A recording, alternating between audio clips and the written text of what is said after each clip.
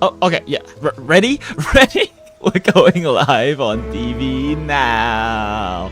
Hi, chat. How are you? I forgot I was still on the top right from when we were playing Path to Nowhere last stream. Hi, chat. How are we doing today? Oh, Stretch. It is I, your favorite Trash Panda Hag VTuber JinJinx, who definitely is not late to starting stream because I was supposed to be stirring something on the stove to Braves so I would have food to eat later. And then in the process of doing so, hopped into Rima's stream because she's my Oshi, and then got distracted chatting in her stream and realizing, fuck, I have to start stream now, and then ran over to the kitchen and cooked as fast as I could possibly fucking cook. Hi, chat, how are we doing? Oh, fuck me. So, didn't end up streaming yesterday, which originally this stream was supposed to happen yesterday. But then, like, after the Path to Nowhere stream, I couldn't really sleep, so I kept doing things in Path to Nowhere and various other games, and then before I realized it, it was like fucking... What my, like, I say I work at a golf course. What the fuck? Very, very broad, happening? and I say that I'm in Wisconsin. Oh, shit.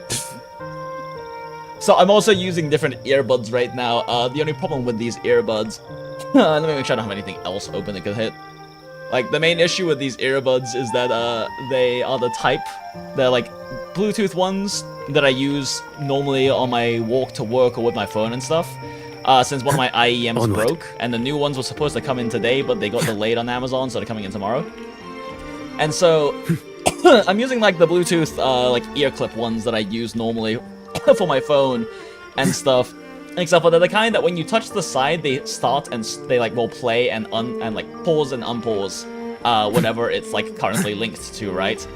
Except the problem is I have really long fucking hair on one side of my head, so sometimes when I shift around, my hair will tap it, and it's sensitive enough that it'll actually start playing or unplaying the thing, playing or pausing the thing. Jesus Christ, words are fucking hard. I need food.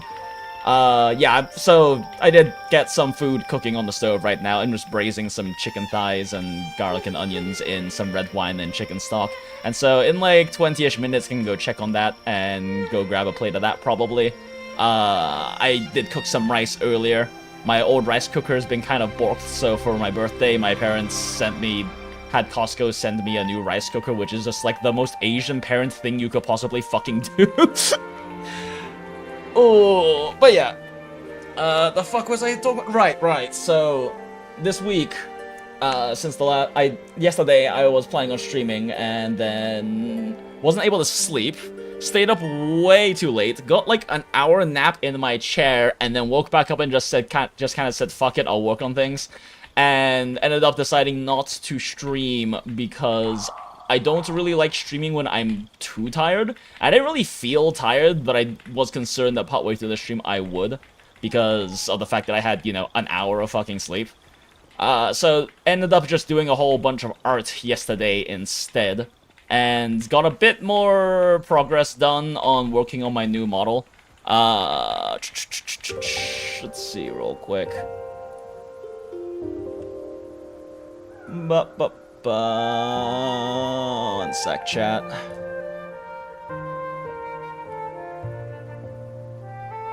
Since I'm taking, like, since I am insisting on making my own, doing all of my own arts and making my own models and stuff like that. Oh. Wait, Whoops. Well, okay, anyway. But yeah, I've been working on the sketch finally for this one.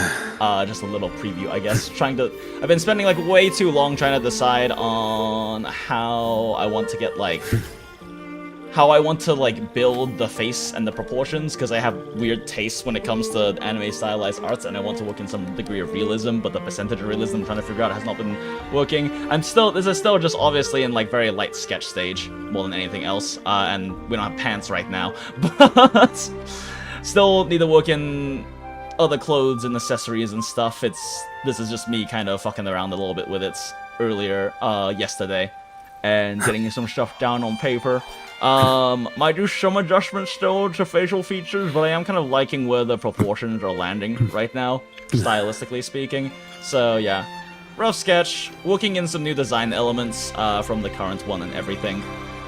Namely, I wanted to work in some elements from characters that I adore as kind of nods and homages to them, and we already had that on the current model with the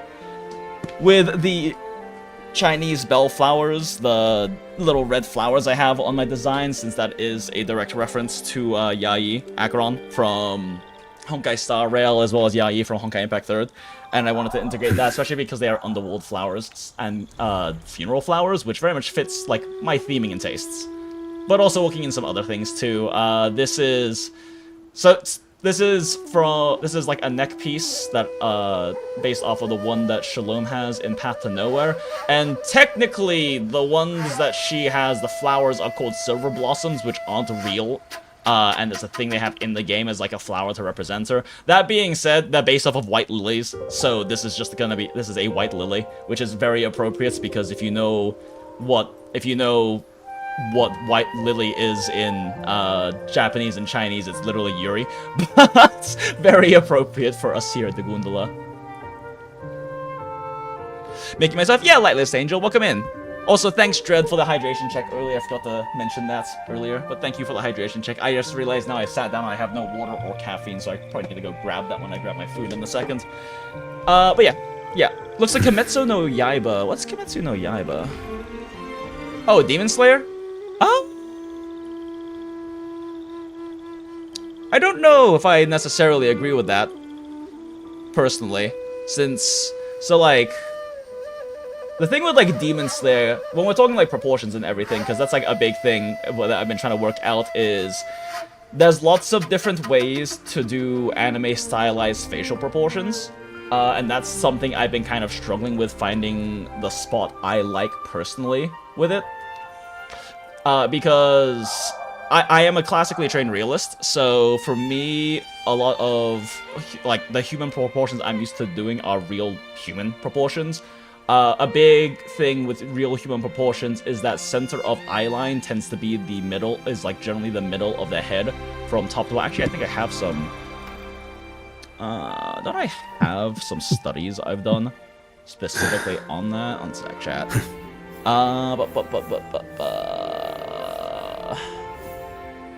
It'd just be easier if I just pull up the actual studies I've done on it, if I can find them in here.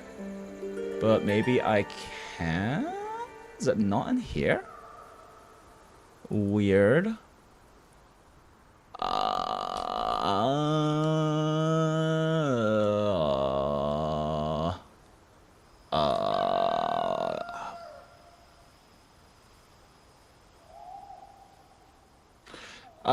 Well, I do have reference photos that we can look at instead, I guess. So, like, real human proportions, though, right? So, like, like, the center of the eye line lies directly in the very center of the head. That's how like real human faces are proportioned.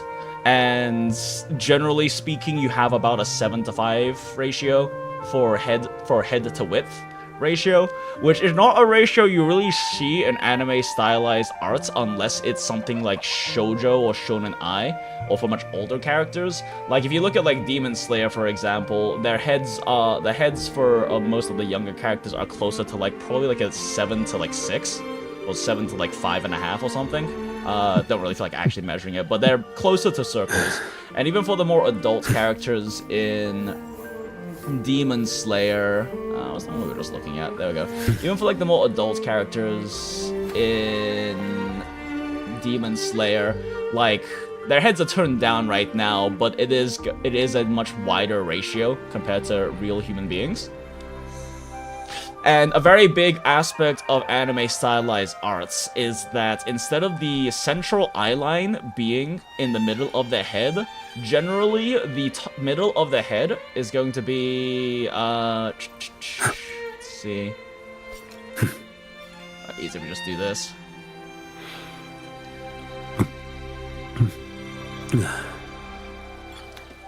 Generally, oh my god, that's too small.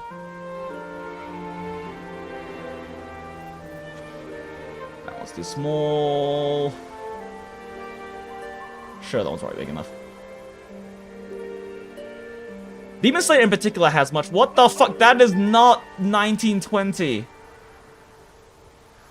Why are you lying to me? Okay, that's still not 1920, whatever. But generally speaking, the center line of the head, proportionally speaking, in anime stylization is either the top of the eyes or the brow line. So anime stylization is significantly, let's see. Yeah, this one's a good example. So like you can see here that the half line is generally either the brow line or the top of the eyes, and that's a big differentiating factor between like realism and anime stylization. The more extreme examples, I would say, are ones like a lot of more classic anime styles, and Demon Slayer definitely follows along the lines with these proportions, especially for younger characters, and even the older characters still generally have those same, like, height proportions going on. I think I have a good reference in here. This is one that Yeah, but that's one of the very big aspects. It's something that if you do studies on like different styles with different degrees of realism in them, a big thing is how they facially proportion. Path to Nowhere has one of my favorite art styles because it is heavily semi-realism. Let me see, let me pull up my PDN folder real quick. Screenshots, PDN. But any good zoom-ins here?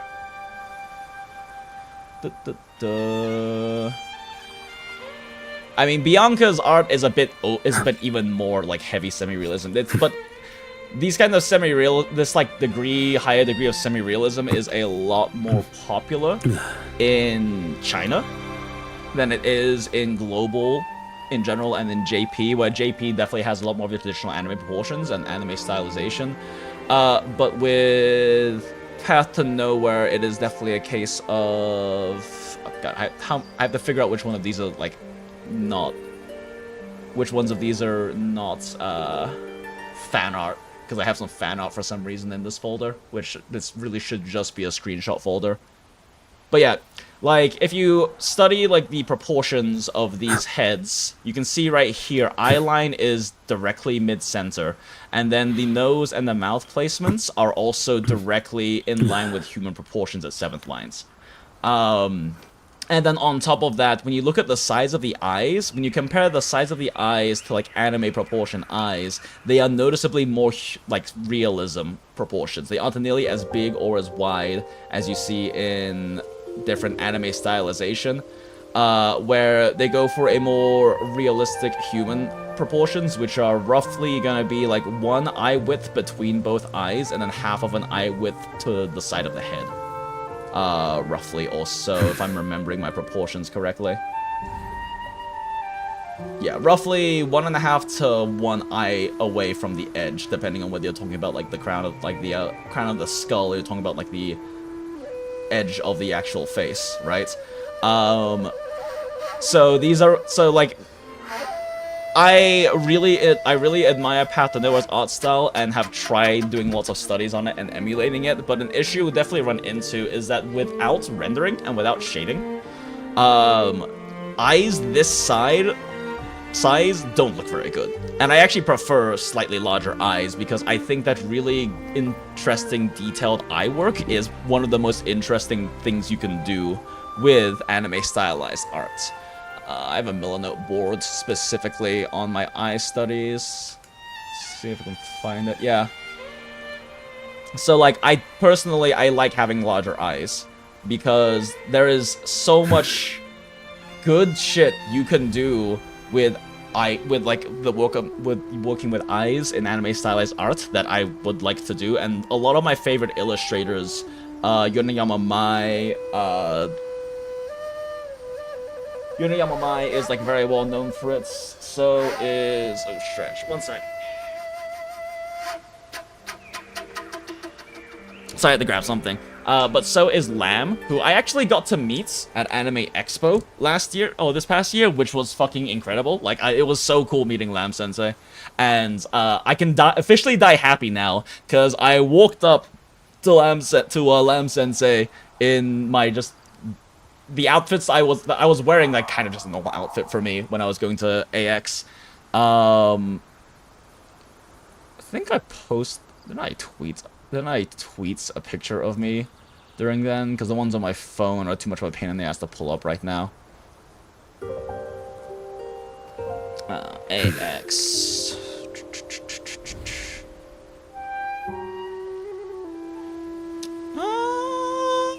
Thought I posted one of me. No, they're on my phone. I'm too lazy to actually grab them. But anyway, I met Lamb at AX, and I was wearing, I don't know, I kind of dress really extra in real life in general. So I was dressed extra, and I walked up to his table because it was for a book signing. It was like for a limited edition book signing. I was one of the few people who actually got the full pack that was very expensive, but had every single limited edition book for the set that they had in there, as well as in a cool box and everything. It's kind of on display on my bookshelf right now, which I want to like go over all the shit that I have on display at some point, but it's not really well organized. It looks great right now because I haven't unpacked everything. But anyway, I walked up to Lamb and he was just like, "So cool! You look so cool!" And I was like, I can fucking die happy now. This is, my life has peaked. My life has officially peaked. Lamb Sensei thinks I look cool.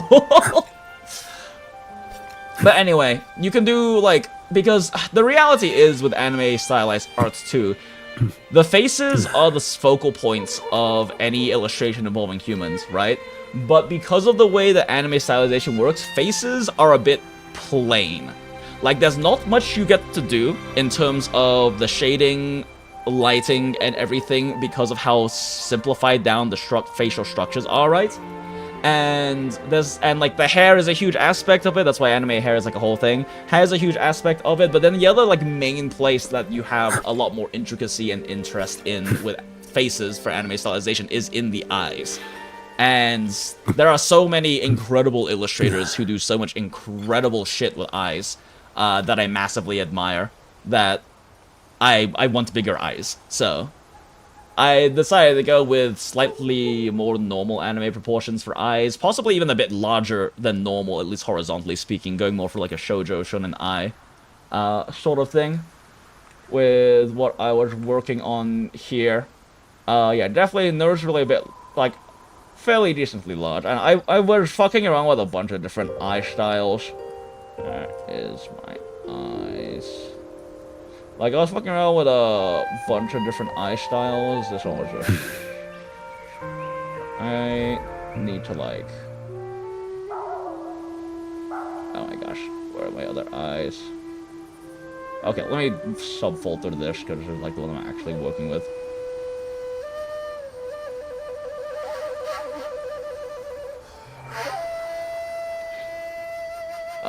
There we go, others. Okay.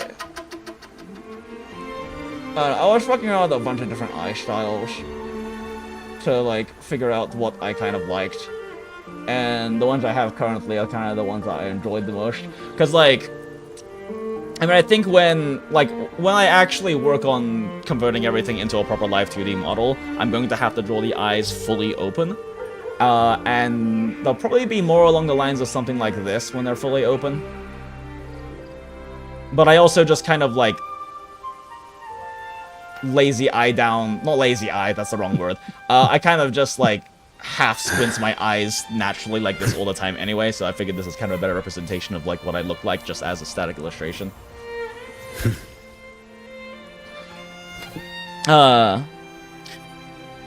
Those eyes are sweet. What did you call that style of eye? Sorry, I didn't know which one you were referring to, Lightless. I did not look at chat while I was doing my big yap.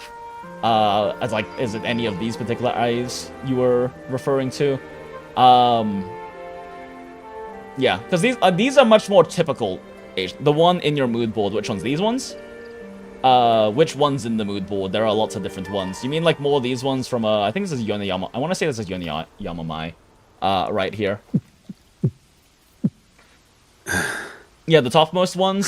These are kind of just more traditional eyes, honestly. Like, I don't know if I would say that... These are kind of more, like, more like what you would expect in, like, a shonen. Just more typical, like, classic anime stylized eyes. For, like, younger characters, where you have the larger proportions, right? You still have that almond shape, but you have, like, this distinct almond shape with, like, the sharper, closer to right angle curve on the center, and then a smoother almond on the bottom side. These are kind of more like the structure of these eyes, like ignoring the rendering and the details and all of that, and the shading and lighting. This is like a very classic anime eye style. It's what you would definitely see in anything that's moe, but it's also kind of just typical for most characters. And then when you start getting to the smaller, squintier, sharper ones, like this, is when you start getting to like when they try to convey older characters. Oftentimes characters who are more supposed to be adults or hags or whatnot will, even some of the signs will have kind of smaller eyes. Vertically speaking. Vertically speaking, they'll be a little bit smaller compared to, like, these more classic anime/moe eyes, I guess. I mean, I guess moe eyes would be a better way to describe them, because they're, like, very distinctly part of the moe style, but they also are just kind of what you see oftentimes normally. Like, these eyes are a bit smaller, vertically speaking, than you would normally see in most anime stylization. But yeah, I don't know. Anyway, been fucking around with that. A lot of the studying I was doing for this one was actually specifically... I recently got, like, really into... it should be on the refs, right? I have mentioned that one's not visible. Because that would demonetize me. There we go. Yeah, it's this folder. I was actually doing a lot of studies of Scarlet from May I Ask for One Last Thing, which I started watching, like, a few days ago, and I've already binged the entire goddamn series, because goddammit, do I love this woman. But I was doing a lot of studies of Scarlet's, because the way that they construct her face, and the way that she is drawn is fucking gorgeous, and I love this woman. For those who aren't familiar with the show, she's basically the daughter of a duke, and is kind of obsessed with punching corrupt nobles and assholes, and it's very entertaining. She is a very refined noblewoman who beats the shit out of people with her fists, and it's a very like well-written show. It's very entertaining. It's got a good amount of comedy to it. But anyway, I was doing a lot of studies on Scarlet's face. And a lot of the eyes that I was messing around with was studies on her eyes specifically. But the thing is, like, this show... Is it a shoujo? Is the manga originally a shoujo? I actually don't know. What is... may I ask? The art style is definitely much more shoujo, along, like, shoujo side of things. Yeah, it's like a much more shoujo style art style. Which means they generally have, like, longer faces. They're a bit closer to, like, they're not, like, definitely not semi-realism. Like, Path to Nowhere, I would say, that we were just looking at earlier, is definitely much more heavy semi-realism, right? Where, like, Path to Nowhere is, like... If we were to consider something like Demon Slayer 100% anime stylization, because I do think Demon Slayer in particular takes some of the more classic anime stylization and like amps it up even further. Like the characters' heads are almost circles, and the wider heads get, the more like anime or moe things tend to look. The eyes are even larger proportionally than they are in terms of the head than they are in a lot of typical anime styles. And so, like, if we considered, like, Demon Slayer, like, 0% realism, right? And, like, all stylization, I would put Path to Nowhere somewhere around, like, the 70-80% realism. The proportions are almost exactly real human being proportions for the face and the eyes. Despite maybe sometimes being, like, a little bit taller and whatnot. But, like, I should probably not be clicking through this. I know there's some fan art in here that's definitely not safe for work. But... I would say that, like, shoujo styles tend to lie a bit more towards semi-realism. If I were to say, like, actual semi-realism is 50%, then they probably lie a bit more, like, around, like, the 25-30% range. Because they tend to elongate heads a bit more. Their eyes tend to be slightly smaller. And everything like that, and they tend to elongate general bodies, because a big thing too about anime versus real life is that the height of characters proportionally is generally shorter in anime.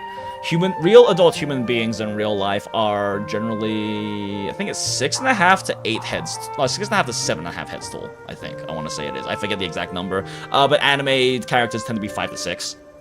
Something around that. I don't remember the exact number of heads, but it's normally about like 1 head less of heights, proportionally speaking, of head to body ratio, but shoujo tends to lean closer towards real human proportions and sometimes goes past that to like 8 heads. 8 head heights in some cases. But yeah. Anyway, yeah, working on things. Working on things, adding in some more design elements that are like homages to specific characters I adore, like Shalom's neck piece here, except for I'm doing a white lily instead of her silver blossom, but they fucking look the same anyway, because Baihe and Yuri are literally like what the slang for Yuri in Chinese, and also literally Yuri is the word lily in Chinese and Japanese. Lapland, putting in some like reverse version of Lapland's clips in here. Apparently now I have Aripathy, and my Originium crystal pattern is based off of Lapland's. All of that, yeah. Just working in more design elements, fucking around with it. Anyway, I don't even know why we got talking about any of that. But you know, is it really a Jinx stream unless I'm yapping about random other bullshit? God damn it, you made me miss drawing and painting, haven't done it in a few years. I'm looking at Yonayama Mai as you recommend. Yeah, Yonayama Mai is fucking cracked. My 3... I will probably say my 3 top illustrators. Yonayama Mai... Yonayama Mai... Proportionally, she's much more traditional anime. And I mean, all of my favorite ones honestly are. There's not a lot of people, like, part of my struggle with me kind of figuring out facial proportions I enjoy, that I kind of wants to base my personal stylization style around, is difficult because there's not really a bunch of anyone who does it in the style I like. It's kind of more a matter of me figuring out what aspects of them I enjoy. But yeah, Yonayama Mai is fucking insane. They are incredibly well known for how incredible their use of colors and their eyes are, especially. And they're one of the Japanese illustrators who has like real IRL art exhibitions in Japan. Like their use of movements and flow in the designs, their use of colors, and the use of eyes are fucking insane. Also, is this like did she actually make a 3D sculpture? That's fucking insane. What a talented woman. But yeah. Yonayama Mai's work is incredible. She's definitely one of my top ones. I would say Lamb.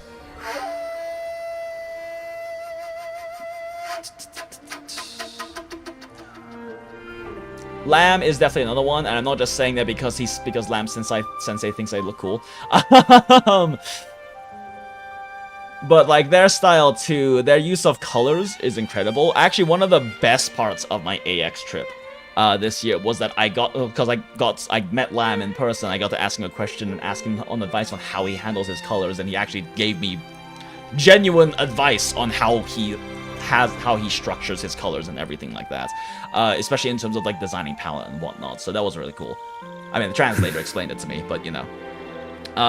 I think like Lam has a lot of illustrations that people probably recognize too, because they tend to be fairly prolific, and they do like quite a bit of like official commission work and things like that. But I still think my absolute favorite illustrator is Dino, and that's because Dino, rendering and painting wise, is exactly what I like. I want to be like Dino Sensei when I grow up. Like, I want to be like Dino Sensei when I grow up, because Dino is a traditionally trained painter, and you can tell. Right? Their work looks like it's painted because it is. It's like, they don't really do much in terms of like soft rendering, in terms of like making use of like, they don't intentionally remove, like, clear out some of the painting strokes and make it look less like it's painted and more like it's digitally illustrated, if that makes sense. Where like their artwork, it's very much along the lines of traditional painting, where from a distance everything starts to look more smooth and blended in. Then you get in close, you can actually see like the brushworks and the strokes and everything like that. And I am a traditionally trained realist. Like graphites, charcoal, sculpture, clay sculpture specifically, and painting were what I was mainly trained in when I was younger. And so for me, this style appeals a lot more to me. It's definitely less smooth. Dino very intentionally keeps a lot of that like hand-painted roughness to it, but I adore that personally. That's something that I definitely want. I want to do illustrations of gorgeous anime women that look like they're hand-painted because they are just on a digital canvas. Like, that is very much my... that is very much my goal. Oh my god, Lamb made this one?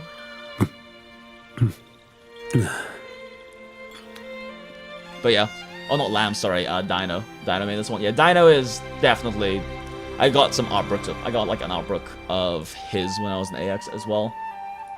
Definitely my favorite illustrator. I want to be like Dino Sensei when I grow up. Plus, Dino does exactly what I like to do with my arts historically, which is Dino loves chiaroscuro and loves high contrast, right? Not to mention they do like a lot of just general human figure studies, and this is like my forte. This is like what I am heavily trained in. I was a sculptor when I was younger as well. I was a classically trained sculptor, and I sculpted basically just people. Also, Dino puts out like time lapses and speed paints, which is just fucking incredible, by the way, because you actually get to see their entire process, which has helped so much in like figuring out how the fuck to do this shit. Because my biggest issue art-wise right now is that I'm a traditionally trained realist. I'm traditionally trained in like Chinese style realism, and translating my like traditional medium skills into digital illustration has been really fucking weird and difficult, but then also trying to transition into anime stylization too is really weird and difficult. That's why I spent so much time like doing facial proportional studies and everything and figuring out how to make like anime faces look right, because I'm used to structuring like them like regular human faces, and bridging the line between those is a weird obstacle. Hey John Harvey, what did you miss? Nothing. We've been spending the past 40 minutes yapping about art. My three faves are Shunya Yamashita, HONKAI Kim. I do like HONKAI Kim. I'm not familiar with Shunya, and Arts Germ Stanley Lau. I'm not familiar with those guys. But yeah, being able to see their process, because a big thing is like getting used to digital tools is so fucking hard for me. It's just so weird not using physical, real tools and translating my things into digital illustration. I mean, I have to get back up to the same like degree of skill I used to be at anyway, because I am not as good as I was when I was actually like younger and trained. I do believe I posted my... I don't feel like finding it in my folders, because that's, like, effort. But I'm pretty sure in the Discord server at some point I did post it. Oh, fuck. If I keep scrolling, surely... Nope, it's not. Yeah, I mean, like, really the only piece I've even gone, like, partway to completing so far is the Scalbrainer piece. And, I mean, you can... trying to get used to, like, the more cel-shady style of, like, anime and everything is weird and challenging. This is, like, the only piece I even got close to completing, though. I didn't really get much further than this. I kind of just dropped the piece, because I've been doing other studies and practice instead. But, you know, you can kind of see the, like, painting style direction I'm trying to move in with all of this. And... art? Let's see if I find my old stuff. Well, that probably just demonetized the video. It's fine. Here we go. Here's some of my old shit. This is stuff I did in, if you couldn't tell, 2007. Back when I was a wee little thing, I did these arts. I did these arts. But I was based in high school. I was a classically trained realist. I worked with Wang Laosher, who was a very celebrated and decorated artist in China before they migrated to the U.S. because Wang Laosher and his wife wanted to raise a daughter in the U.S. But they have a piece that, at least at the time, they had a gigantic carved relief. So if for those who don't know what a relief is, it's one of those sculptures where it's like mostly flat, so it's like sculpture coming out of a flat wall or something like that. That's a relief. They had a relief that was on permanent display at the Shanghai Hall, which is where diplomats go to stay. So, like, they were very decorated, and I lucked out massively that, like, they were in the geographical area I grew up and could train me. But, like, this is, like, what I used to be able to do. I am not at the skill level anymore. And I haven't really put that much practice into getting back to this skill level in realism, because I've been trying to transition into more like semi-realism and anime stylization. But yeah, this is the kind of shit that I used to do.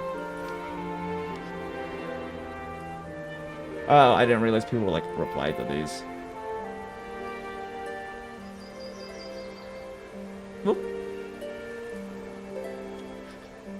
But yeah, this is the shit I used to do. So you can see though, this is from like 07 through 09. So like this is literally half of my life ago. I'm 33 now. It is 2025. These were literally 14 to 16 years ago. The fish looks sick. Yeah, so I'm not good at color. That fish was one of my better pieces when it came to color.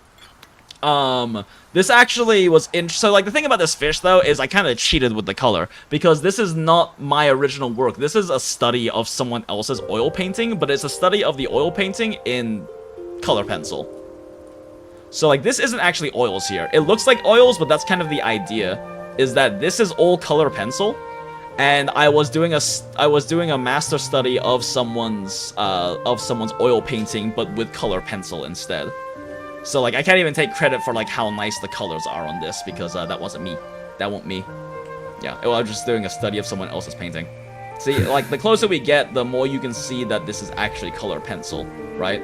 Not actual oils. Time flies. Time does indeed fucking fly, and I am 33. I totally forgot I wanted to do a Frank Reynolds series. I should probably still do that.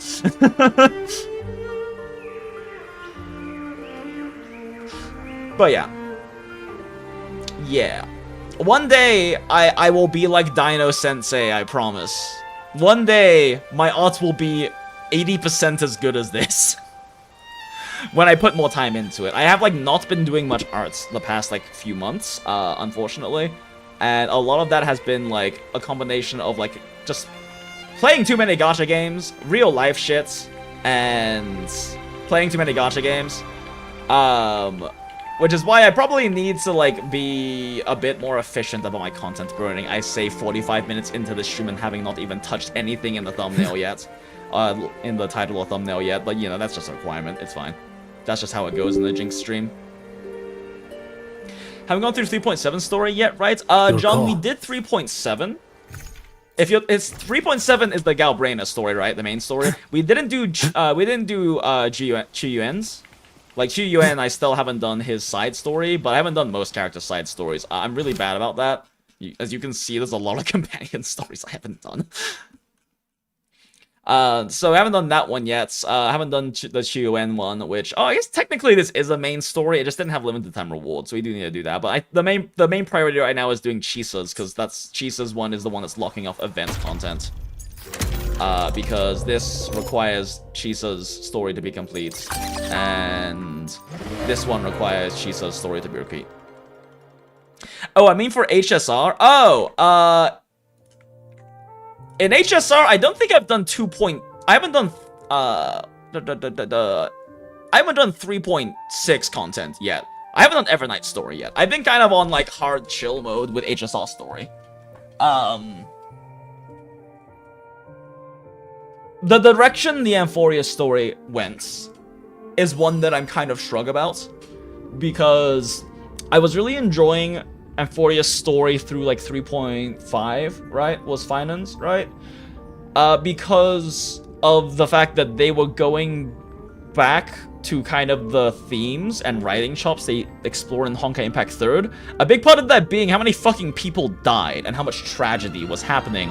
And for me, a lot of the emotional weights of those sacrifices kind of got bitch slapped when we learned that this is the 31st millionth cycle, and that this has just happened over and over, and that these deaths are frankly inconsequential. Like, Cypher's sacrifice, Aglaya's sacrifice, Mighty's sacrifice, Caster's kind of got a happy ending, Hyacinth kind of got a happy ending, but like all of these characters, like, sacrifices and these emotionally impactful moments of their, them doing something for the greater good that cost them their life and their future, all kind of got just emotionally bitch slapped because they were inconsequential. They didn't matter. They were one of millions of repetitions of these people dying towards a very tiny goal that they didn't even succeed in at the end, with Finan and all of his stuff. Obviously with like Evernight, and obviously like Stell and us are like now going to basically finish off the job because Finan couldn't. But I am going to go through the Star Rail story, and we are going to do that. But I've just been kind of meh about it. So I haven't done the Evernight story yet, even though I want to know more about Evernight. I love her design, and I love Evil March. And I love all of the self-cessed Yuri I've been seeing on my Twitter timeline as well. But still, people are still making it. It's still, like, a big thing. But, I don't know, it's... Yeah, I've lost some steam for it when I have so much other gacha story to go through. I would rather go through right now.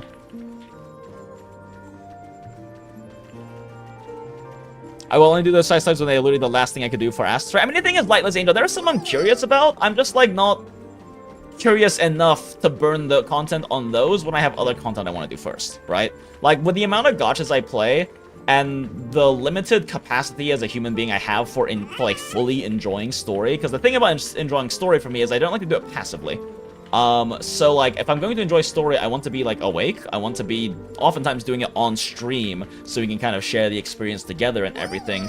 And I want to, like, be locked in when it comes to story. I don't want to just, go through the content and not enjoy it, because stories are one of my absolute favorite things. And one of my absolute favorite things about gacha games is the writing in a lot of the gacha games I play. We did the Path to Nowhere Cedo event, which was not, I mean, admittedly, it was not the best event. I put, like, top 10 maybe, story-wise, but it's still very well written, and I would not have wanted to experience that while very tired or while, like, not fully locked into enjoying the story. So because of that, there's like a limited capacity I have for doing story in my gacha games, and I'm behind on a lot of them. And right now, HSR has kind of dropped down in the priority list, because there are other ones I would rather enjoy the story in first before locking into HSR story. Right now, WuWa is one of them, because I'm not that locked into the companion stories, but A, I have to do the fucking story in order to be able to do the events. B, I'm really curious to see how they're going to be introducing La Roy. Because that is kind of the direction I wanted WuWa to go in, is kind of leaning more into the whole, like, post-apocalyptic sci-fi aspects of their setting, than sticking with the more typical fantasy stuff they've been sticking with, right? Like, Renacita's, like, very Renaissance, Hellenistic, and, like, Greco-Roman, coded, right? And, like, that's cool, but, like, I much prefer, like, higher tech or, like, lost tech post-apocalyptic settings, which is what this game literally, like, the setting for WuWa literally is that. It's part of why I like Punishing Grey Raven, PGR, Kuro's other games so much, and more than WuWa, frankly. I also need to catch my own PGR stories. That's, like, another thing, is I'd rather work on PGR story than HSR story right now, honestly. Because we've done some PGR, like, event stories on stream before, and they're incredible. They are incredible. Luna will forever be our Apple, but yeah, I don't know, I just realized how much thigh jiggle they gave Chisa here. Look at this, chat. Look at that. That is like a Nikkei gelatin level of thigh jiggle. Damn. Can't unsee it now. Soon as we found out Euphorius was a simulation in, like, what, 3.2, and realizing we had 5 more versions of it really dampened the impact of any individual character sacrifice. Wow, spoilers. Look, Neo. I was like, I'm not going to apologize. I probably should have prefaced, hey, I'm gonna be yapping about HSR spoilers here, but also I feel like the moment I started, I was long-winded enough that you could have clicked off. Smile. Anyway, I was actually in the middle of doing a few of those side stories, but then the CZN Nation attacked and took over my spot. Yeah, exactly, too. Like, CZN ate up so much of my time, which is why we're even further behind in content. And now I've been kind of slacking on CZN, too, because I enjoy it, but the amount of weeklies they ask for is too much for me, and it's kind of burnt me out a bit on it. Asking me to do 4 full roguelike runs, like at decently high difficulty, a week, is asking too much, honestly. It's too much time investment for weeklies for me. There's a lot of games I've dropped because the weeklies investment is too long. So I'm a little chillaxing on CZN right now. If I cared about the spoilers, I would have done a story in last year. I'm still on 3.2. Yeah, exactly. I mean, I figure, like, anyone in here we're doing story content, but, you know, I realized that we're not doing story content for HSR, so me yapping about HSR spoilers without prefacing, hey, these are spoilers, might not have been the best thing, but also I haven't consumed calories today, and I need water and caffeine. Speaking of which, I might have overbraced my chicken thighs now, because it's been, holy fuck, it's been 53 minutes of just yapping about art and story. So yeah, BRB chat.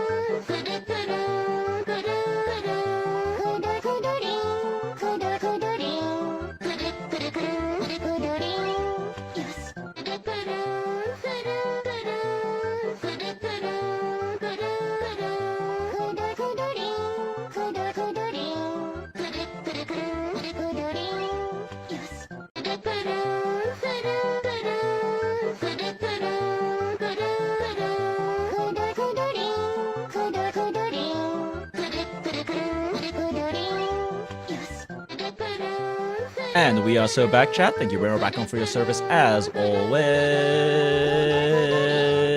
There it goes. Okay, it's gone now. I should probably move myself back, huh? Up. Clockwise.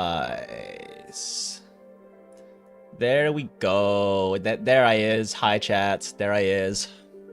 All right. I'm back with food. Turns out it was not really particularly over-braised, which is nice. This is why we love chicken thighs and why we love braising. Even though it probably only needed about 30 minutes to braise, 50 minutes is not a big deal and does not really change it all that much. It's definitely not in much of any way overcooked. And braising is just, like, so lazy and nice, so you just throw all the shit into a pot and leave. A lot of people talk about, like, how nice it is to work with, like, an Instant Pot and stuff like that for that reason, but you can still just braise with a regular pot. You don't need to have one of those. Or like a crock pot or something. That's for sure. Oh shoot, let me message my roommate real quick and let him know that there's food. Because he's sick right now, so.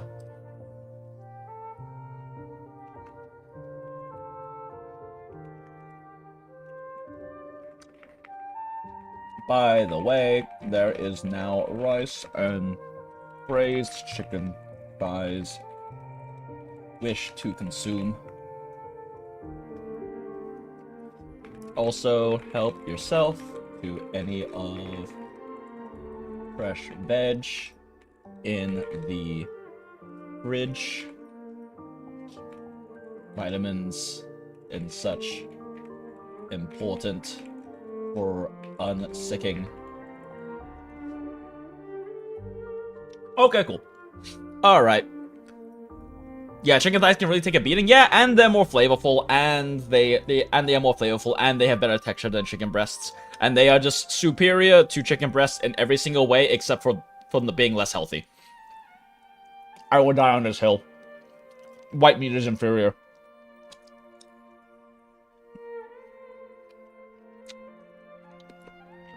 Yeah, it's not really nicely. I probably should have poured some of the braising liquid on my rice. Now I think about it, I kind of forgot to do that, but whatever. Food is the important part right now. I'm also too scared to actually kill off characters in HR. And things like, the thing is, they don't necessarily have to kill them off either. I'm not saying they have to kill them off. Because, like, I vastly prefer the writing in Honkai Impact 3rd. Because I'm in Honkai Impact 3rd fan as well. But the thing about Honkai Impact 3rd, they don't really kill a lot of characters at all. But they have horrible things happen to the characters. And they have characters who have these horrible things and horrible circumstances, and then do what they can to do the right thing and rise above it, and that's what makes the stories better and more inspiring, in my opinion. That is why I like dark stories so much, and I like dark settings, is I think that the stories of, like, the human spirits, of like, trying to do the right thing when the circumstances make it very difficult to do the right thing. Because I'm a big believer in that, is that it's only in times of, like, distress and difficulty that someone's character, like even a real human being's character and making these good choices really matter. Because it's easy to do the right thing when things are safe, stable, and easy. It is hard to do that when things are challenging. That's why I do believe of those kinds of things to be, like, true tests of people's character and things like that, right? And true tests of people's principles and philosophies and their willingness to stick with or actually live by those things. It's only when these things are tested in difficult situations that it is truly authentic to me. And so those are the kinds of stories I enjoy. And Honkai Impact 3 doesn't really kill a lot of characters off, but it does put them in really difficult situations. It does put them in situations where they have to make sacrifices, where in order to do the thing that they think is right, do the thing that is in line with their principles, do the thing for the people that they care about, they have to make hard choices. They have to make sacrifices. They have to go through hard situations and actually deal with challenges. And the sacrifices of the Chrysos heirs originally was still in line with that. They were having to make these hard decisions of, I have to do this thing that is going to get me killed because it's for the greater good, and because it's for the people that I care about, it's for the world that I care about, and because it is something that I have to, that... What's the word I'm thinking of here? One sec. I need caffeine.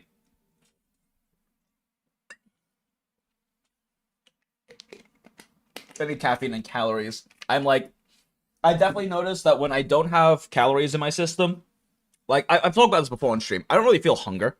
It's very rare I actually feel hunger, but I know I need to eat because A, I can count the hours since I last ate, and B, because my brain stops working, and one of the big aspects my brain stops working is making me a lot less eloquent. Which definitely has been, like, a noticeable thing that happens on stream sometimes, which is why I'm then like, oh, I have to eat. Like, I think it was very noticeable last stream. Probably the first hour or two of the stream, I was not nearly as eloquent, and especially when it came to narrating the parts of the story in the Path to Nowhere event we did last stream, I definitely felt like the first, like, hour of me narrating it was a lot worse, because I didn't have the calories for my brain to really function properly, and for me to actually be eloquent, and for me to actually do words good. And so I definitely need to eat a bit more of this food so I can do the words good right now. So one sec, chat.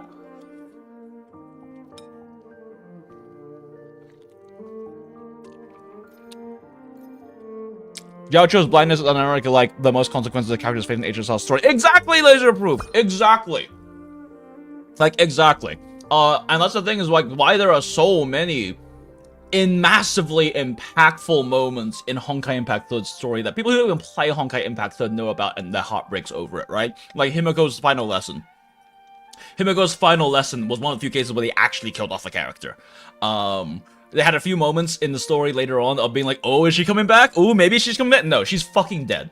And so, like, Himiko's sacrifice is one of the most emotionally intense and memorable moments in Honkai Impact 3, in Hoyo's, like, history in general. Fucking people who play Star Rail or Genshin who have never played Impact, a bunch of them know about Himiko's sacrifice, have seen the animation, and have been very sad about it, if not cried. Like, it is... But that's because it's not just because the character dies, it's because they make very good use of the character death and the circumstances and situation, everything around it, and in context, that it's such an emotionally impactful moment. They make very good use of that character's death.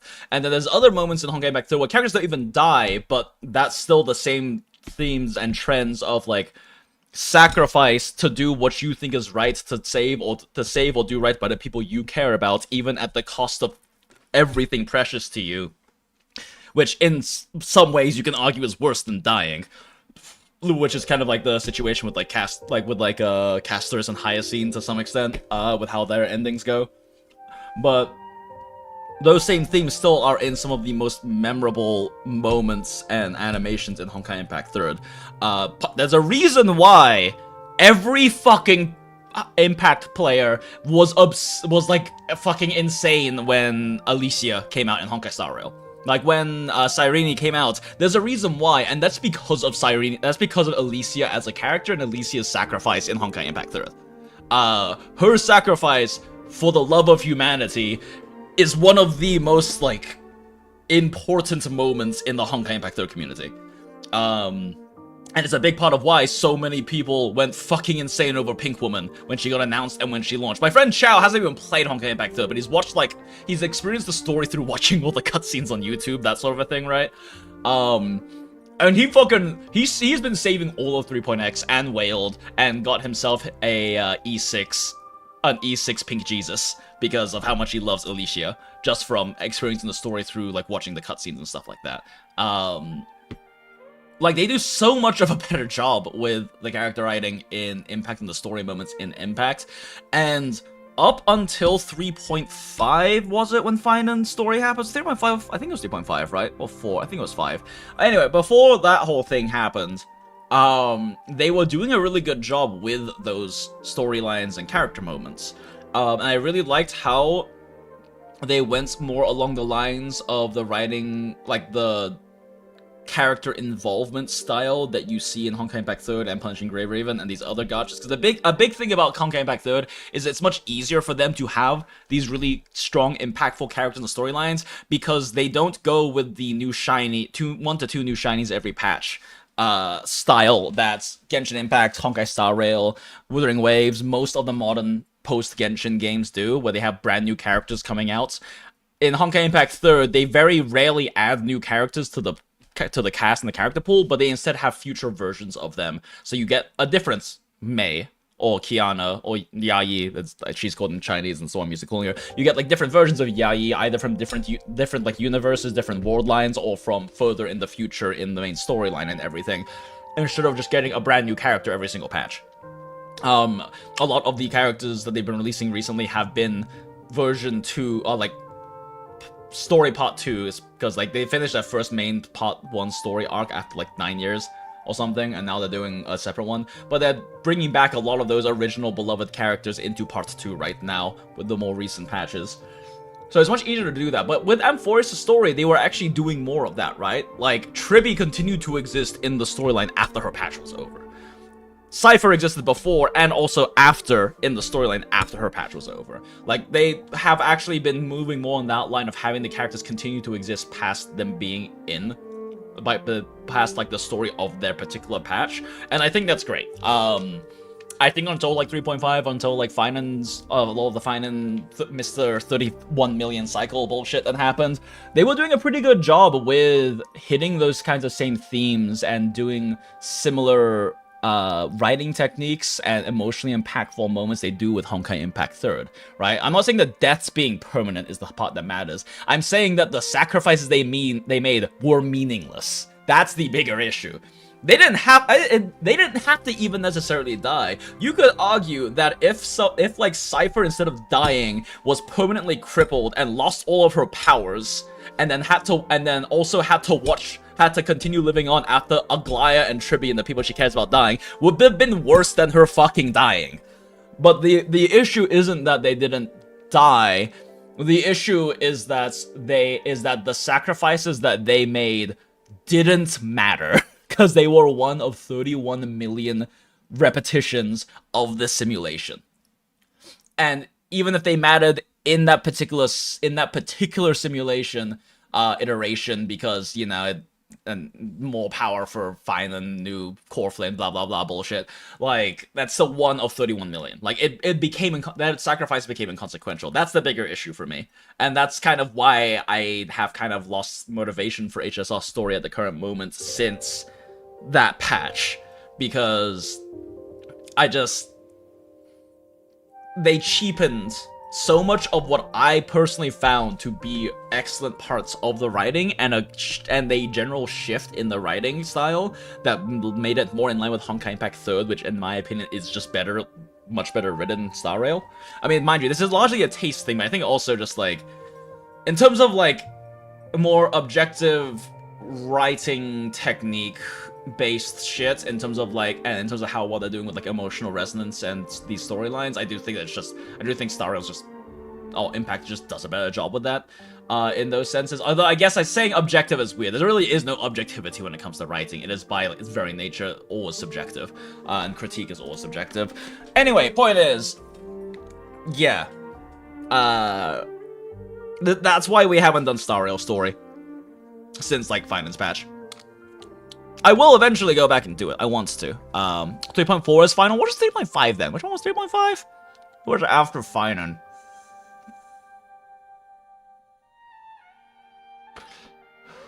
So I do think we did 3.5. We did. I haven't done, like, we didn't end up doing fucking Words Are Hard. I still need more calories. We didn't end up doing Evernights and Alicia's story yet, and I will get to it. Probably try to do it before the start of version 3, or version 4 rather. Heist in the Street. Oh yeah, I forgot, because that's just like a complete fucking non sequitur to everything else. Right, I completely forgot about that. Yeah. Right, that one was okay. That one I think was better because it was already put in the context of none of this shit fucking matters. Although in this case, that particular one, it actually did matter. There were stakes, there were consequences, and the sacrifices and the challenges mattered because it was, you know, last cycle sort of thing. I think that was fine. And so that's also like that same reason is why I'm not against doing the future HSR story. It's just I have other story I prefer to do first, right?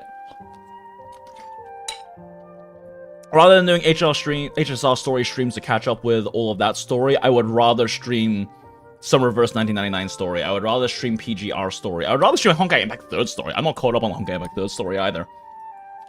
Like, I would rather stream those things over to doing HSR story right now, because it's kind of pulling off a bit for me.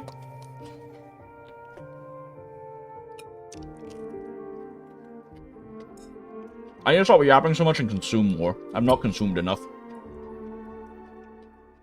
Alright. Now that I've just shit-talked HSR for 20 minutes, let's do some polls, smile. Because one of the things we are doing in this stream is polling for Dahlia. Actually, where is like a spot for Dahlia? To like, where is like a Dahlia spot? I don't know anything about her story. Actually, you know what? Before we do that, we should watch her media. I've avoided watching Dahlia's like accompanying media until the stream. Let's see. Dahlia.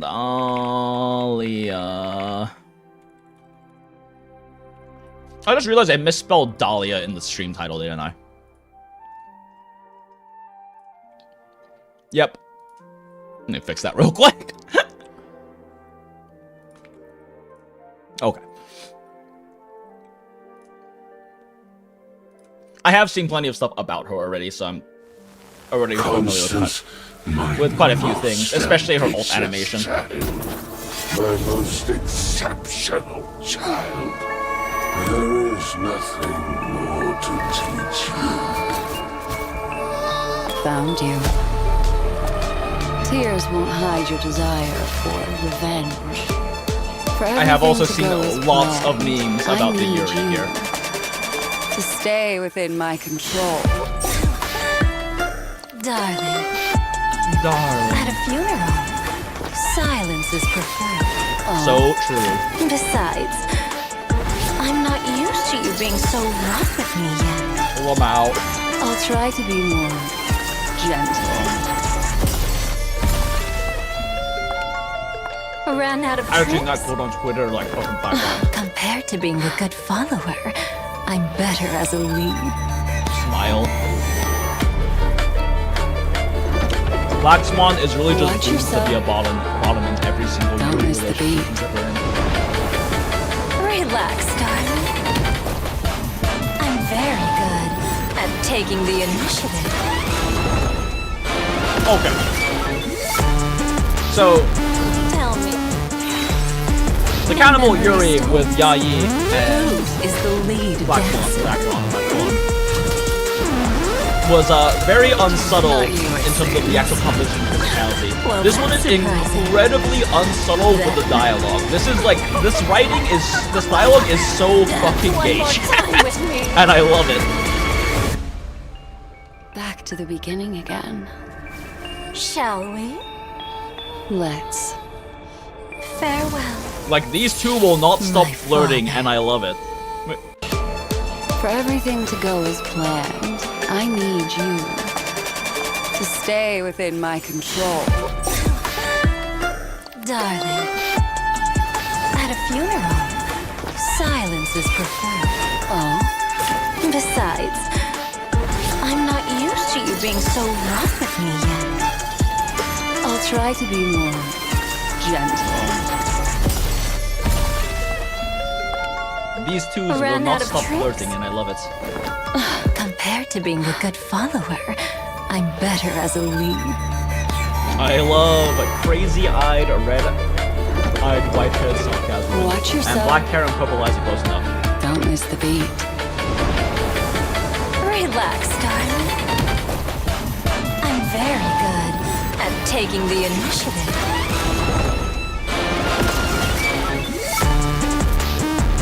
Tell memory stores.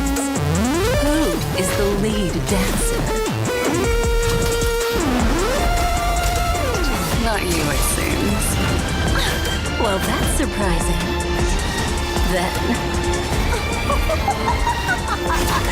dance one more time with me. Back to the beginning again. And I guess the thing is, like, I Shall say this we? isn't even subtle, except for it Let's. actually definitionally is. Farewell. Like, this is definitionally My them father. flirting in a more romantic, feminine, subtle way than just outright just stating attraction and things like that. But yeah, it's very not subtle. That assume with that as a pre-assumption, it's not that subtle. And I love watching adults mature hag flirting in my very definitely not at all Yuri baiting, definitely not a long history of gay Yuri bullshit Mahoyo games. Good. Dahlia Catalyst is Christina V's cover of Bad Apple. Oh, interesting. They make it obvious how great of roommates they are the best roommates. History will remember them as roommates. Two old spinsters who never married for some reason and retired on a farm together. With Yayi. And Sparkle, apparently. Have you guys seen that Sparkle? Have you guys seen that fucking Sparkle voice line? I don't own her, so I can't look it up. I did post it in here, I'm pretty sure. I did post it in the Discord server, I'm pretty sure. Have you guys seen that fucking Sparkle? Oh no, shit, it's not in here. Ah, fuck, I have to look it up again. Actually, I think I pinned it on Twitter. One sec. Or bookmarked it, rather, on Twitter. Yuri. Also, this is just a goat. I reposted this. This is fucking goated. You're locked in the same room with the Dahlia, Black Swan, and Akron. What would you do? Goated cuck chair techniques. So true.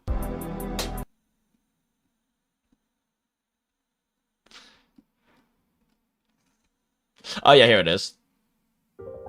This is Sparkle talking about Black Swan. Graceful, entertaining, distinguished, yet dangerous. I'm just itching to bring someone like that down. But hey, her wrecking me is totally on the table too. Sparkle may be two apples tall, but Guri can be dangerous too when she wants. So true. I have learned to love Sparkle a lot more after the Honkai Impact 3rd Star Rail collab, because they do so much better of a job with her writing in Honkai Impact 3rd. It's literally not even the game she's from, and Sparkle is so much better represented and written, and in the Impact 3rd collab that was a limited time thing that is now lost media because you can't do it again.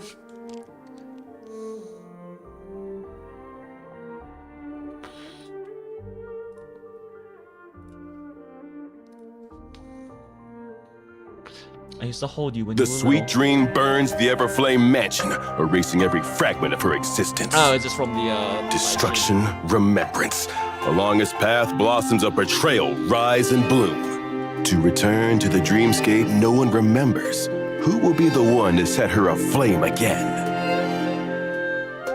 On this episode of Keeping Up with Star Rail, let's look at this mysterious femme fatale. Which kind of defeats the entire purpose of Dahlia. me using them instead of my IAM. We're pleased to invite the Dahlia's former colleague today, Black Swan, who's also rumored to be her good friend. Okay, I kind of don't care much about this. I really don't enjoy the Albert segments in the live streams, if I'm being completely honest. I'm not really the biggest fan of them. So I guess we don't need to watch that. Can you still remember where this journey began? Penacony, the land of the dreams. Someone might have made you forget some critically important information. Your memory of Penacony is incomplete. Oh? A part of it has already been Wait, what? stolen. Wi-Fi's been stolen?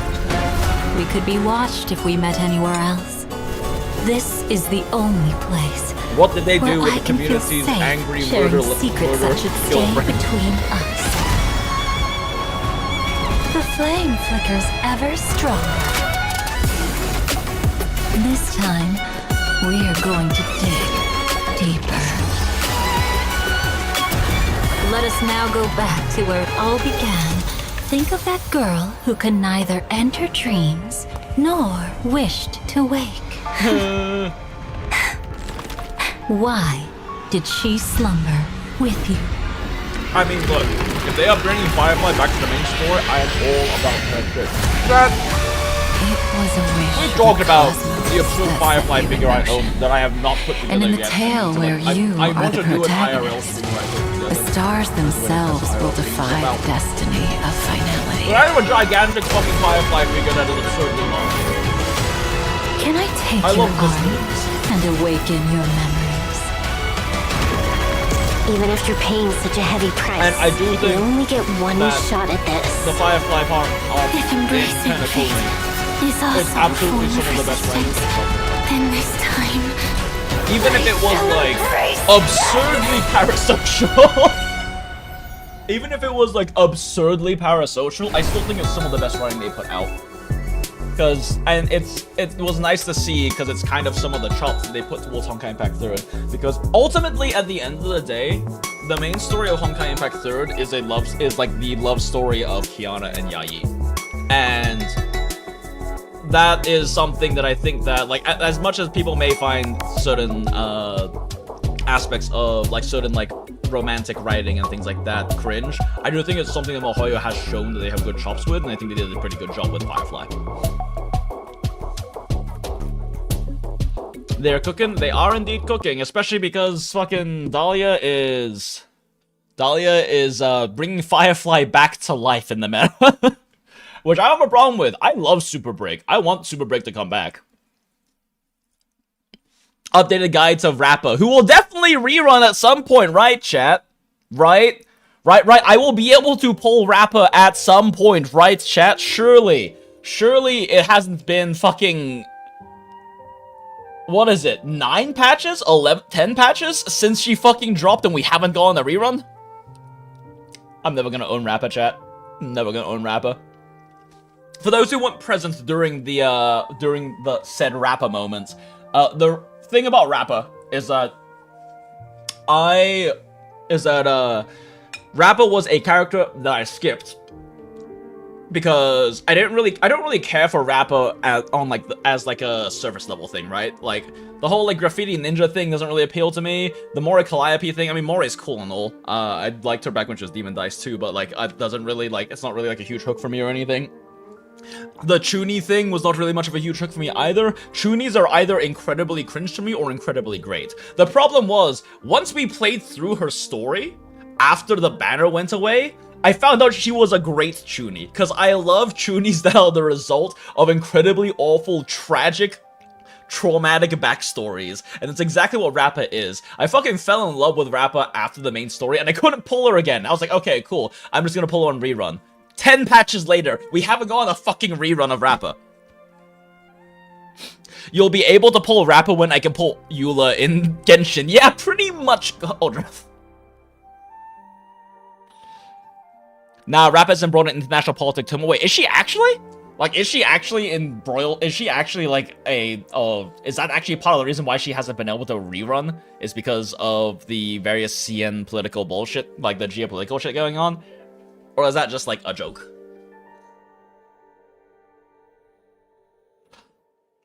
Eula had a Chronicle banner or two. Yeah, my Genshin account does own Eula as well, because that was back when I was... Because that's vampire. Okay, anyway. I pulled it up for a reason. Cause we need to find like a place to pull for Dahlia. Where are they standing here? Oh wait, oh, that's the grave. Okay, but that's a location we can go to. Do they Yuri anywhere that we can go being for? so rough. I'll try to be more. I'm better as a lead. Like, it's just an identifiable spot in the Watch world yourself. that I can access right now. Don't. Not you, it seems. Well, that's surprising. Erishan greater than Rappa if trying to gacha Mori. Smile, but Rappa equal Erishan if with a skin who's actually able to be gacha'd. Smile. There's this theory because of what is happening with 4.02. I mean that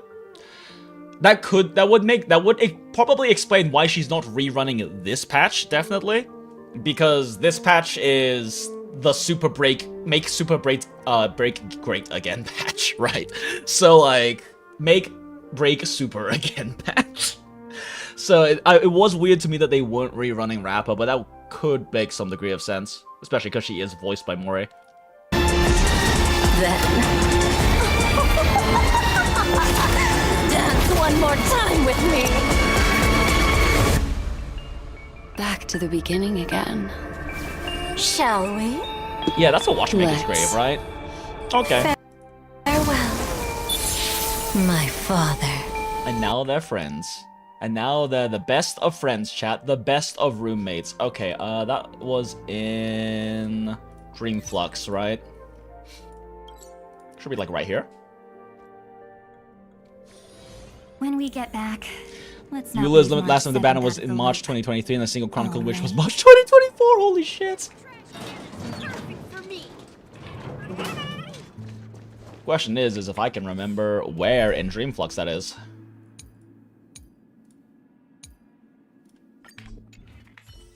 Cat and mouse time. It's in this direction, right? Yeah, because it's like over there by like the right. Oh yep. It's right here. I think. Pretty sure this is like where they were at. It's not the one up there, is it? Cat and mouse time. No, wait. I think it is the one up here because it was facing towards town.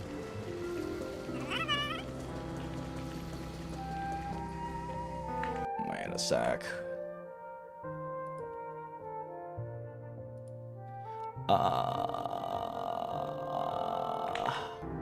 I think it is that one. Cat and mouse time. Because like up here is a different memorial entirely, right? There's even the memorial up here. I think there is. No, there isn't. Yeah, it's not the one. It's not up here. This is just where the watchmaker is fucking dead. Cat and mouse time.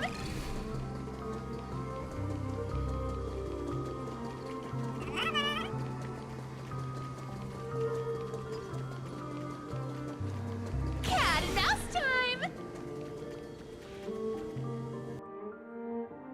Yep, this is the spot. Specifically facing this way. Alright, here's what we're gonna do, chat. Got to... Alright, so obviously we need Black Swan as the leader. We need Yayi because they are a future roommate throuple. I don't own Sparkle. Fuck it, we'll throw Stell and Firefly in.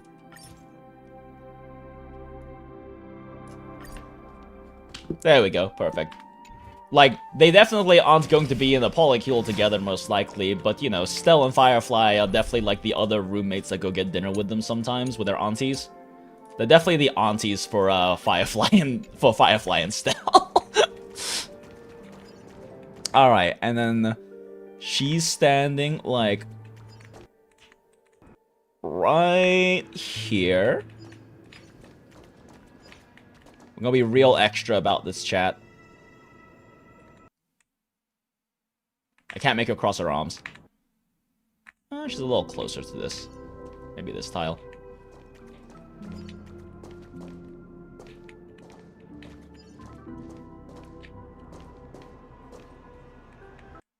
This is how we manifest Dahlia, okay? Yeah, that's about the... like right there? I mean, it's more zoomed out, but that's just about the right angle. Okay, cool. And now we pull Dahlia. This will surely manifest Dahlia in the pulls. I did kind of cheat, chat. I was at, like, 11 pity, and I threw two 10 pulls while hanging out with friends in VC just to see if I could power move, and I couldn't. So we are at 35 pulls in from when we pulled Hyacinth. So we have 35 pulls in, which means that we should be able to get at least one, but we will see if we lose 50-50 or not. That's how I felt about Shenhe, but then she got 2 banners this year that I couldn't justify pulling on. Yeah, it's unfortunate that with the Modern MiHoYo post-Genshin gacha systems that you really, really have to be very selective about who you pull for, which is, I mean, that's gacha in general. Unless your name's Punishing Grey Raven, like, you're supposed to save and like, not pull characters that you don't really want. But it's like, it can be particularly egregious with these systems just because of the raw amount of RNG involved. I'm glad I got a bunch of Tabby Balls to careful. That is fair. Fair. I love red-eyed, white-haired SARKAZ women.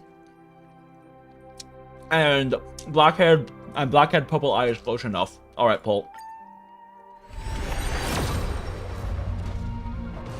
Nothing. What is in the celestial? Alright. There's no one. It hasn't changed, right? Okay. I will never be Yanqing ever again, chat. Oh, my buttons sound better. I also love Nerissa Ravencroft.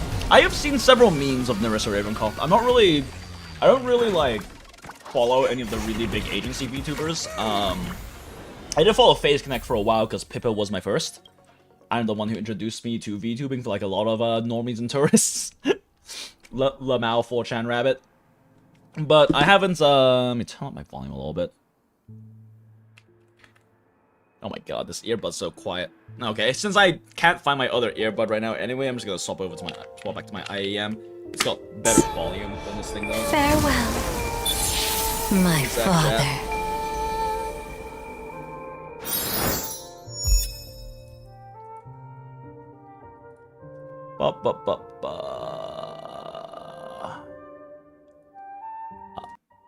There we go. Okay, cool. They just look very similar. Give it a quick. Oh yeah, no, I know what Nerissa Ravencroft looks like. I've seen many memes with her in it because like fucking HoloLive memes just appear on my timeline because I, you know, follow VTubers and VTuber memes and stuff sometimes. So I'm familiar with Nerissa. Yeah, but they definitely do have a lot of similar theming to them, for sure. Okay, well that doesn't help. Well, that doesn't help the similarities. And I do love white-haired, red-eyed SARKAZ women, and black hair and purple, pink eyes are, fuchsia eyes more than anything, are close enough. Alright. This puts us at, what were we at? We were at 35. So now we're at 55, I think? We throw 2 tenors? Is this our 3rd tenor? We at 65? We won't be at 65. Yeah, that's our 3rd tenor. We're at 65. Okay, so now this one puts us a soft pity scaling, technically.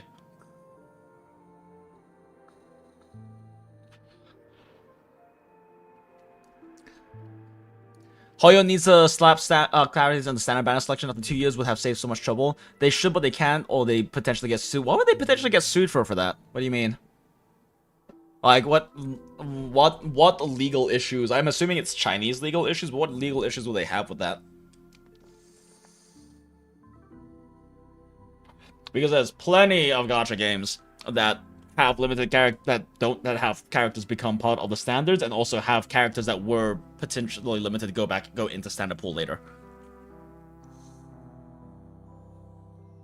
So I guess I'm just curious, like, what exactly would be the suing issue with that?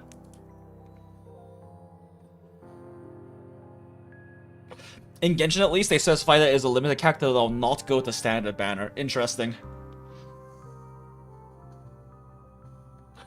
But is that a potential legal issue if they change that later? Like, it very well could be in China. China's consumer protection is insane, which is part of why gacha companies like MiHoYo don't give a shit about Global's opinion. That's why none of the fucking, like, petitions of various, or, like, outrage ever fucking works in Global, because they don't give a shit about Global.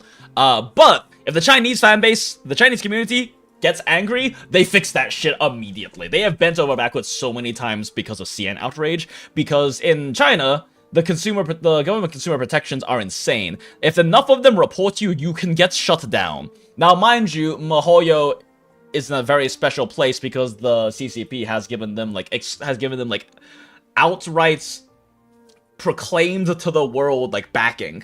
But still, they do have to be concerned about CN backlash. I don't think Sarah has the same wording. Unfortunately, actually has some characters they say will never go to standard, but most limited characters don't say that, so they get rotated into it. Yeah, I mean, a lot of the characters get added to the standard pool gachas, which is kind of more the norm for a lot of other gacha games that aren't like post-Genshin, Modern Mihoyo / based off of post-Genshin systems. Like, they will generally get added to standard pool anyway.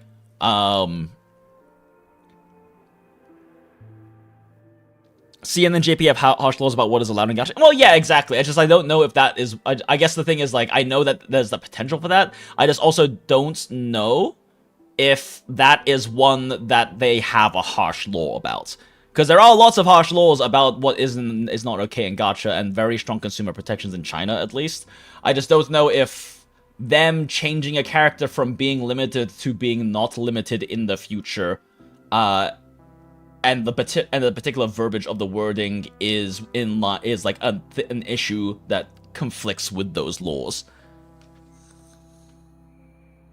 I'm not saying that you're wrong or incorrect. I'm just saying that I don't know personally if that is the case, and I guess I'm just curious if there is evidence that that is the case, or like previous precedent.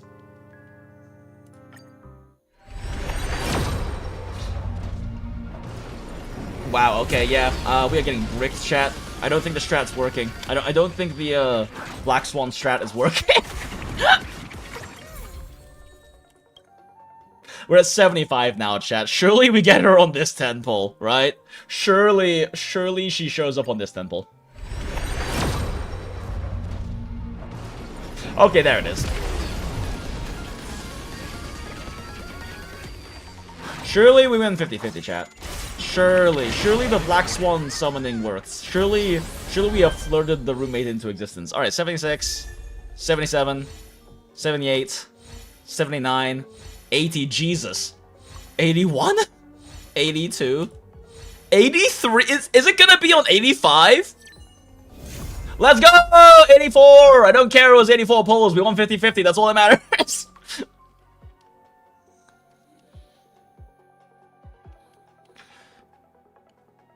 They specifically say it won't go to the standard banner, which is why they can be in Chronicle. Oh, they might be able to add them to the 50-50 hole. 84 is crazy. JD, that's not like crazy for my account.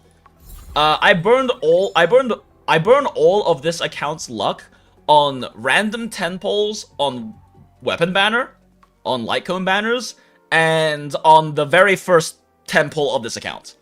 I was planning on rerolling, and then my very first standard 10 pull got me, on my very first like limited 10 pull, got the second pull got me welts off 50-50 loss, and I was like, okay, I guess I'm keeping this account. And since then, I have bricked my RNG for pulls. It's like not the worst of the worst. I haven't actually uploaded my stats to the pull tracker in a while. Or when was the last time I uploaded to a pull tracker?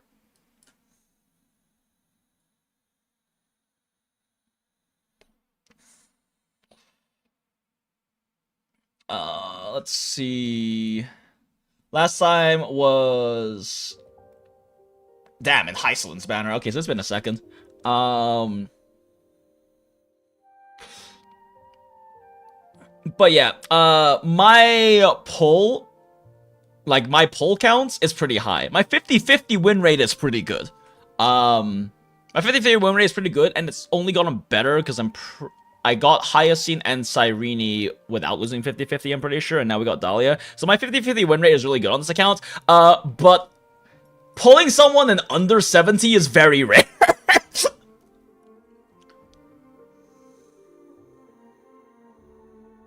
Yeah, they should run Chronicle more than once a year. Wait, Genshin's Chronicles once a year? Holy shit. Genshin keeps them hungry? Yeah, no, Genshin is definitely, like, the most abused child out of all of Hoyo's games. By, like, a good margin, too. Like, Genshin is definitely a, definitely, like, the game that... I honestly think that Mihoyo resents Genshin because it wasn't a Star Rail, it wasn't a Honkai product.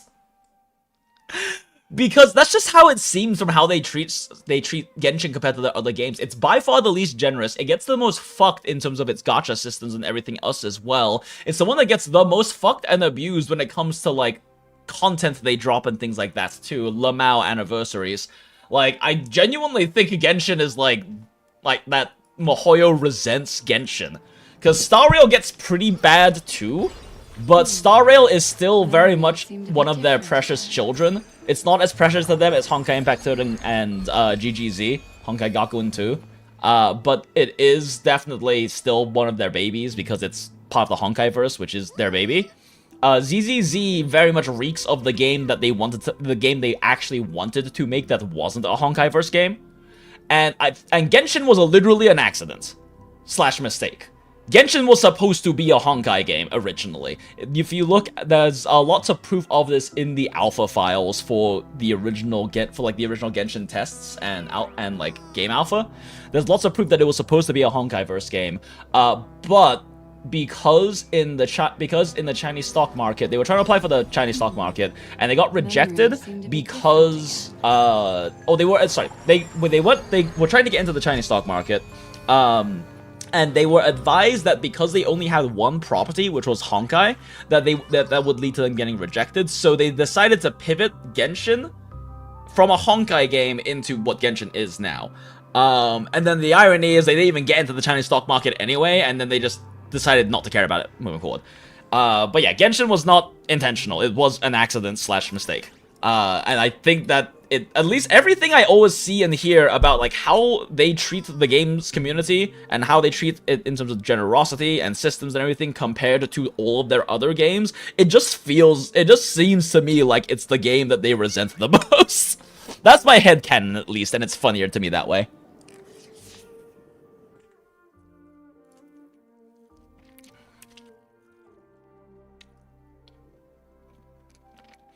The Chronicle banner just worse than other banners. 90 pity instead of 80 for weapon banner, and 50 losses don't carry over like character. If you carry over, that will be less important if they ran more often. It does not. Fate points disappear when the banner ends. The wish guarantee count will continue to accumulate with Chronicle Wish and will carry over to the next Chronicle Wish. As I am misreading that, it sounds like it carries over. Shrug. I swear Genshin is the donkey that gets beat, but is why the farm even exists. Star Rail is the prize horse bought with money made by the donkey. Oh, exactly, Slides of proof. Exactly. The thing is, like, I genuinely think that MiHoYo resents Genshin, but also treats it like a cash cow. And also, I think it's just like, the Genshin community has proven they will put up with so much bullshit. Like, they have proven they will put up with so much goddamn bullshit. I mean, have they had any big CN drama other than the Zhongli debacle? Which I will still always feel incredibly, what's the word I'm thinking of here? Vindicated. That with all of the fucking stupid Zhongli drama that happened in EN, because I was like the only fairly big content creator at the time who was like, yeah, no, Zhongli's like actually garbage, guys. Numerically speaking. That the backlash was so bad in CN because in CN they care a lot more about numbers and theory crafting. Theory crafting has a much bigger presence in CN in general in gacha gaming than it does in global. Like a lot of the very, very, very big creators are theory crafters, which is a bit rarer over here. Also, like maybe I win to lose. Most of the time, the very, very, very big very, very big creators aren't theory crafters. Oh, and Ziox. But it was incredibly vindicating that it was so bad in China with the whole Zhongli thing that they literally had to buff him. They literally had to buff him because of how bad he was objectively known to be in China. Because he was objectively really bad on release. There was people killing cats in CM because of Scaramouche? Wait, what? Zionix? Zionix? Question mark? Who's Zionix?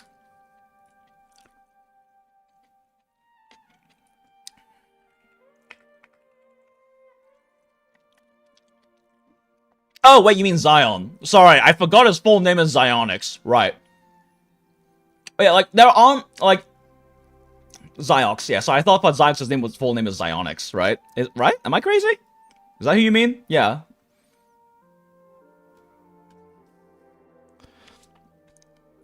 Yeah. Ziox seems like a really cool guy. I never got to know him. I got to know just Jeff, obviously, who was like the main choreographer who worked with him because they were like friends in high school or college or something like that. I worked plenty with Jeff, and Jeff's a really cool guy. I should hit him up. It's been like a really long time since like we talked. I mean, there's like other characters I really should just like catch up with because it's been so long. But I never got to work with Ziox, but everything I've heard about Ziox is that he's a very cool person. And, like, Jeff is a very cool person, and, you know, he's very good friends with Ziox, so I think that also speaks to his character. Now we are waiting for the other Zhongli buff, like the Mondstadt buffs. Oh, wait, really? We're waiting for the wing, like, is that noted the desire for him to, or noted things for him to get another one? Okay, Grim, tell me, how good is her LC?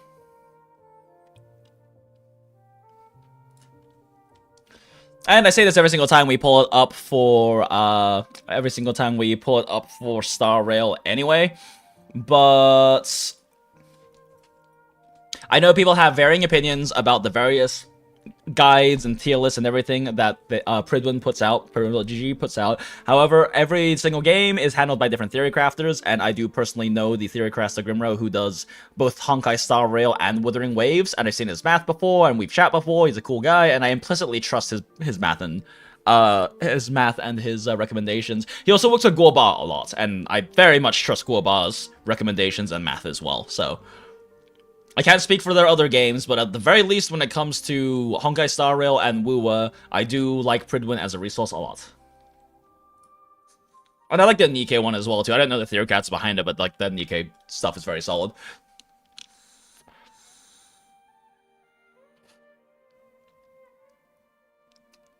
Genshin did a thing where they showed a bunch of characters as cats, and people hated Scaramouche because he was too close to Nihida. It was just one dude, yeah, didn't even do it, just That's so fucking CN though. Like there are some goddamn psychos in CN gacha communities. We like the CEO of Mihoyo, Da Wei, 2 different Honkai Impact third players have tried to stab him over shit that happened in Honkai Impact third. CN gacha communities have like really fucking crazy people in them. And they're just generally kind of crazy. Like, they had to do this whole thing with... We will never forget the Bunny Girl incident. That was one of the ones that almost got Dalway stabbed. But there was the Bunny Girl incident in Honkai Impact 3rd, where they did a Bunny Girl skill, like...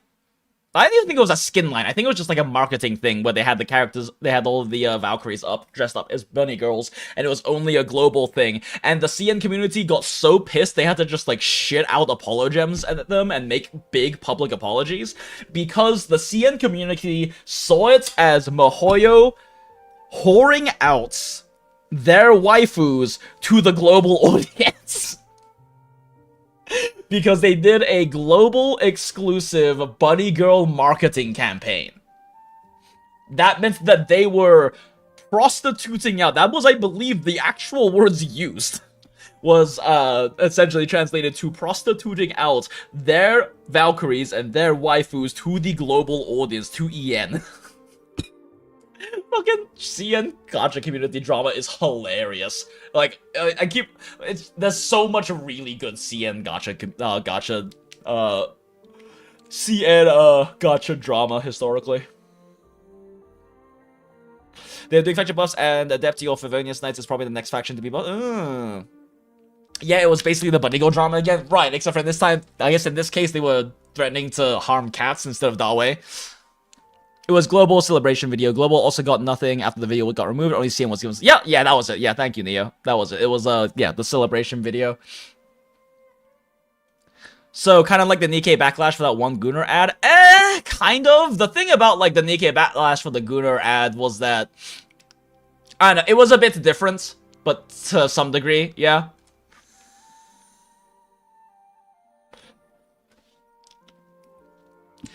I think a lot of the backlash of the Nikkei Gunnar ad, too, was the fact that it was just, like... The Nikkei player base knows that they're Gunners, but they also know that they like the game for many reasons other than gooning, and and I think the fact that the ad... if I remember correctly, a lot of the discourse, too, was about them not liking the fact that they were just trying to hard market just the Goon, when there's so many other things about Nikkei that are great that actually keep the player base invested. Namely, the writing and the characters and the dialogue is really fucking good. It is very much a game that draws you in with the plot and then keeps you with the actual plot.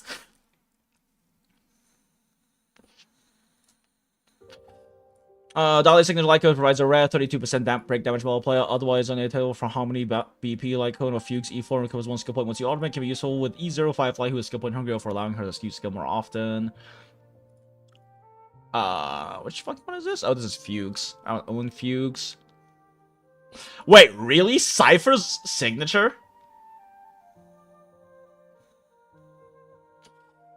Oh wait, that's so funny.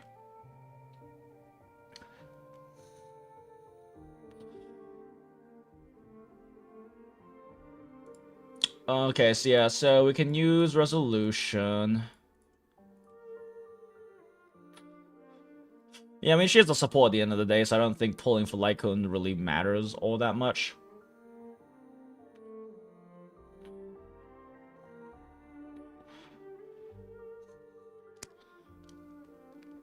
Ugh, why is my vape burn now? Ugh. Defense reduction so strong? Yeah, I'm just like trying to decide if I even feel like going for her Light Cone or not. I mean, I do generally try to pull Light Cone for characters I adore. I don't know how much I like Dahlia yet, though. Like, surface level wise, I really enjoy her. I love SARKAZ Hags. She's a SARKAZ Hag. She's also very clearly pretty demented. She has the Camellia ult. Also, you know, Yuri. But I also don't know how much I care to really go in on her, considering how many pulls it took to actually get her.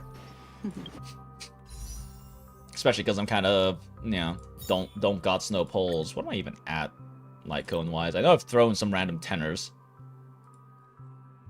Because there's anything that I have like gotten random. Okay, 25. Oh, 20 rather, with 20 in.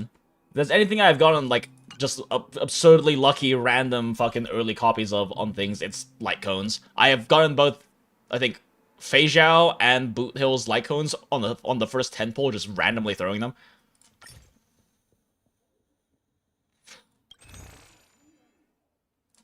Alright, we do have these.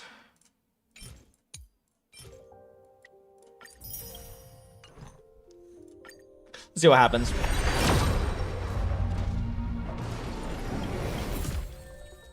And one more.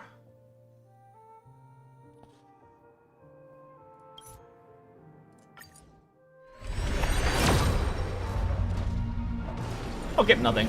Yeah, I don't think I'm gonna push any further for her Light Cone. I have spare copies of Resolution, and also I have Cypher's Light Cone.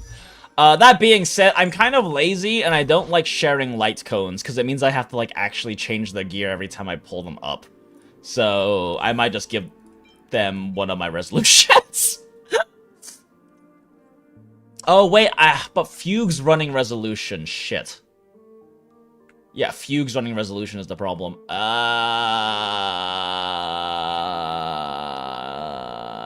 Fuck it. Sure.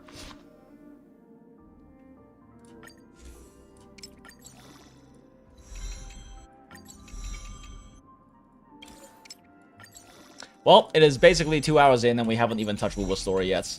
We are so good at doing content, chat. The best. I am the bestest at doing content and doing Ketchup. Smile.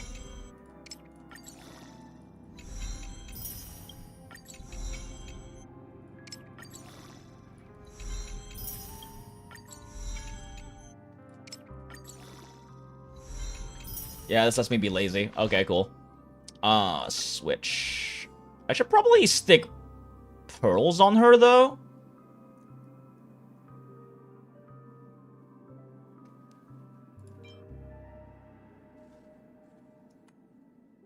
Should I stick pearls on her? Does that functionally matter?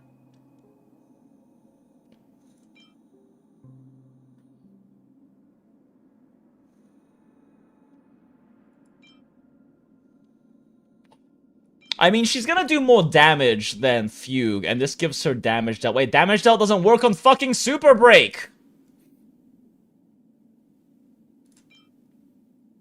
Maybe give this to her, though, just because she attacks more frequently, so uptime will be better. When you are so good at content, you can do it fast enough to have time for yeah, exactly, definitely. We definitely don't spend way too many streams clearing content that we should have been able to clear already because I'm yapping too much. I would never do that. I am great at locking in on content burning. Ever stronger.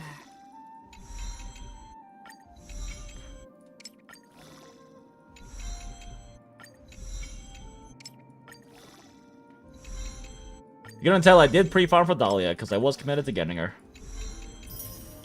The flame flickers ever stronger. God, her design is gorgeous, though. Yeah, her design is genuinely gorgeous, actually, now that I look at it. Consider when to move on to my next destination.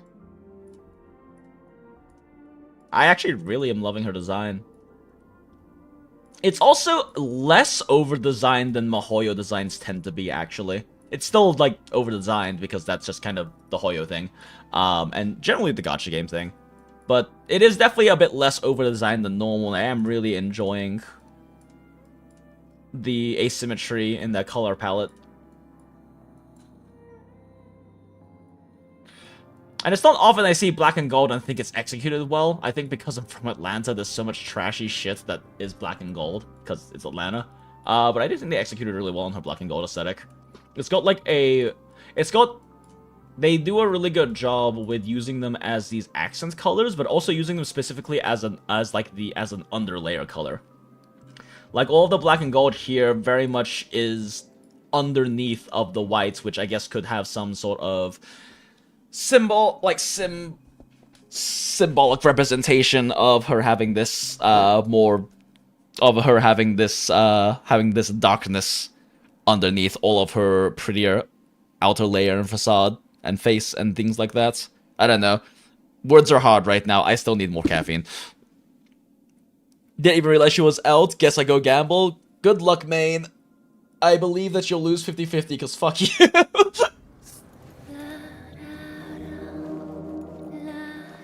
So, Isaac Newton's law of motions are definitely a few of the big pros of pulling Dahlia. Smile. Time the tangent about the current state of Algerian politics somehow. I don't know anything about Algerian politics. That being said, I could definitely watch a video on it. How does having a different color on the inner part of the hair physically work? That's called an undercolor. That's an actual thing human beings do, Caldrith. That's like an actual human thing, the things that real human beings do in real world. It's really not that difficult. This inner layer of hair, you color that inner layer and only the inner layer. That's how you do an undercolor. Yep, and it looks pretty IRL too. Yeah, no, undercolors are fucking gorgeous, but it's also like very much a thing human beings do in real life. I think it's called an undercolor. It's like the color version of an undercut. It's called an undercolor. Underdye. Sorry, it's called an underdye. Yeah, it's called an underdye. Like, this is very much a thing that real human beings do, and it's actually not that difficult to do. This is easier to do.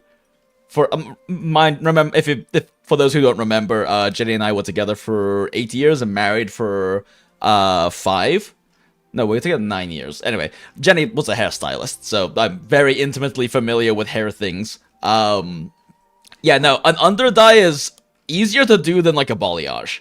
Arguably easier to do than an ombre. This is like not even that difficult of a thing to do, because like what I have is an ombre, and ombres are more challenging because they have to be progressive, right? Like an ombre is where it kind of fades into a different color. This requires a lot more difficulty and technique to do as an ombre. Balayages are also fairly difficult because this has to be hand painted. Like with a balayage, you're hand painting in all of these streaks and strands while also blending them in. These are fairly challenging techniques and generally more expensive to get done.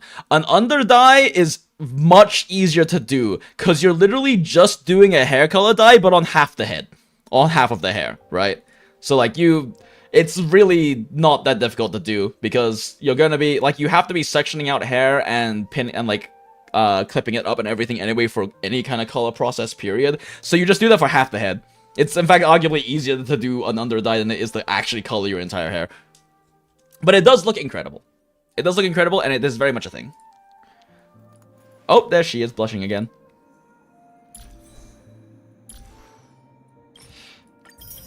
But yes.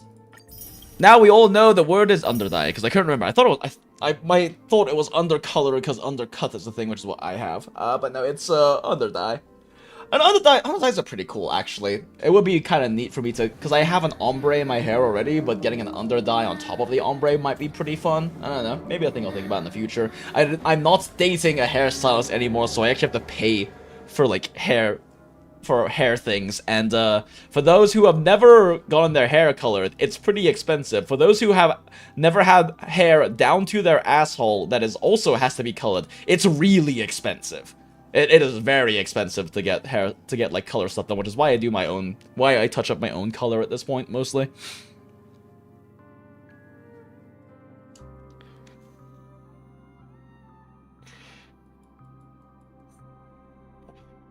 Yeah. Very, very gorgeous woman. Oh, right. Right, traces.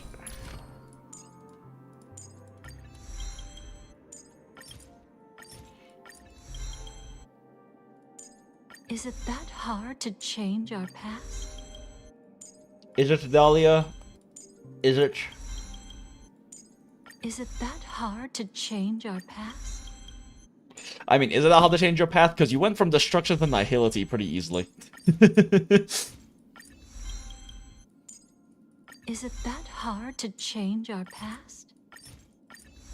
Oh, she's saying past, not path. Never mind.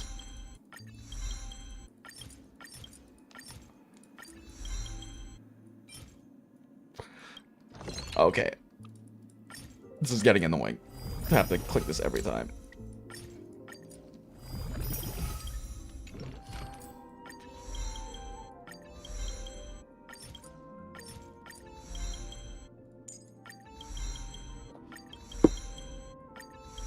God damn it, I overcrafted purples. Okay, if I do this first... I get rid of all of the blues. Then all I have to do is craft everything to purple and then not have to keep clicking this bullshit. Okay, cool. And I can just craft everything into purple.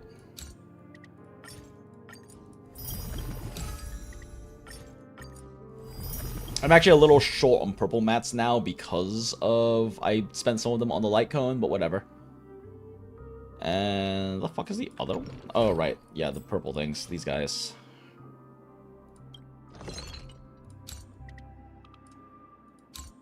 I actually don't have that many of these. Oh, well, we can do conversions if we need to.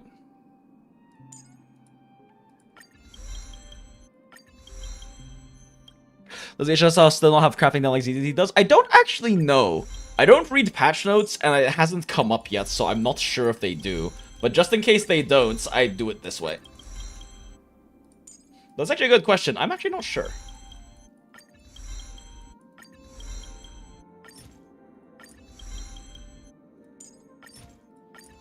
It's not going to cost me a lot of universal mats to do this, though. There we go. Dahlia's maxed out. What super breaker gear do I have for her? What are her stat line goals?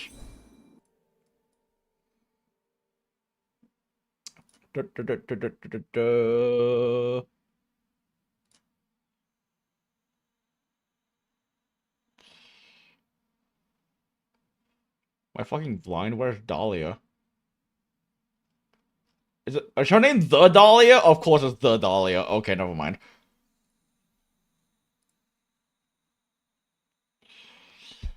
160 plus speeds. Gotcha, yeah, 160 plus speeds. And then 67% effect hit rates for, yeah, I need 67 for this one, don't I?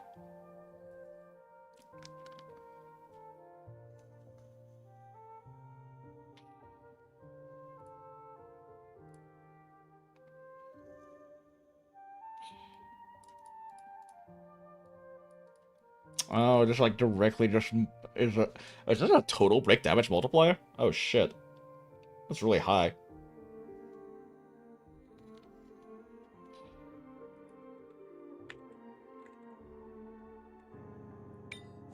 So she needs speed, break effect gear.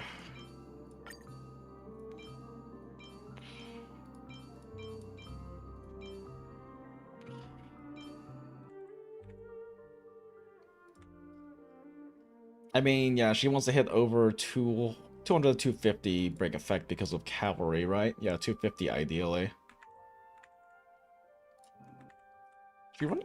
Does she run ER rope though? Or she can run either, I guess.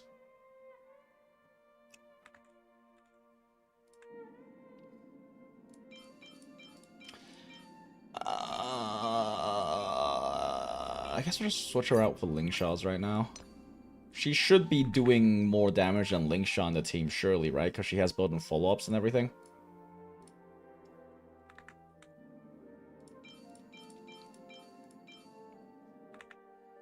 Doesn't have any reason to care about body, right? Oh, right, she wants effect hit rate, actually. Do I have effect hit rate?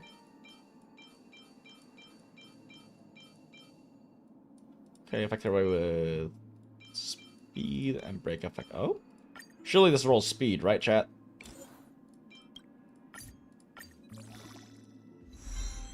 Her name is Constance. Yeah, I do remember hearing that, yeah.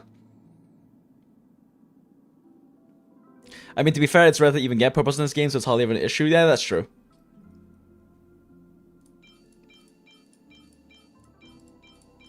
It's probably be easier if I sorted, but whatever. Why do I have so many crit rates?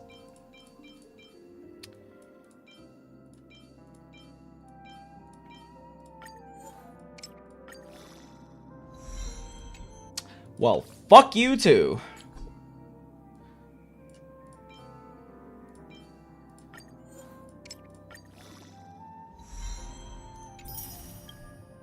Okay.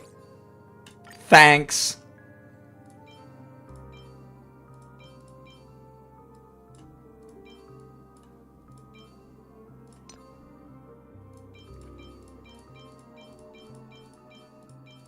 Ugh, don't have enough speed boots. Clearly I need to farm more of this. Oh, not that one. This one. Damn. No break effects. Oh, wait, what? Alright. Right. Stell doesn't need that gear anymore. I forgot. Stell is permanently retired from, hat duty.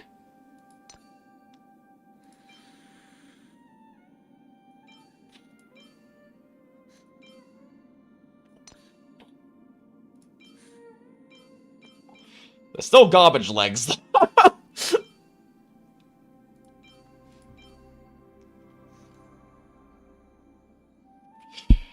She might need these. We'll see what her effect really looks like afterwards. Yeah, orb doesn't matter, right? We just go for defensive orb.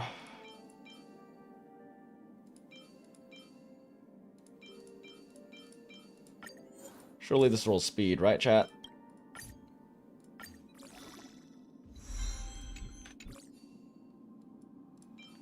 Surely this rolls speed, right, chat?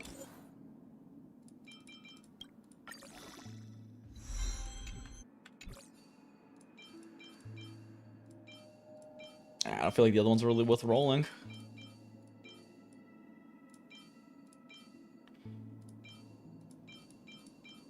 Oh well, this one's fine.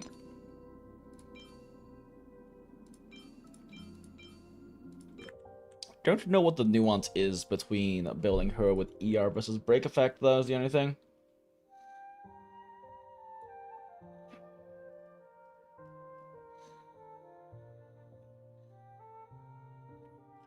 Yeah, I'm sure Guaba's video goes over it, but I don't want to watch the entirety of her, his video right now, since we are already well too delayed on doing event stuff. God, I don't even have any fucking ER ropes anyway. Well, for now, this is fine. Let's have a effect hit rate. What's her effect hit rate at right now?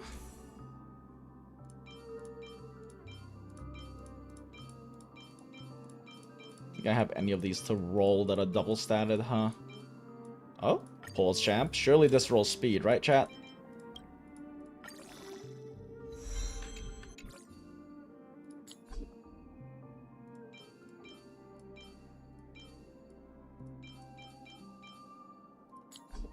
Why do I have these save? I mean, it is like triple stats for stats that aren't important, I guess. That one's not worth saving.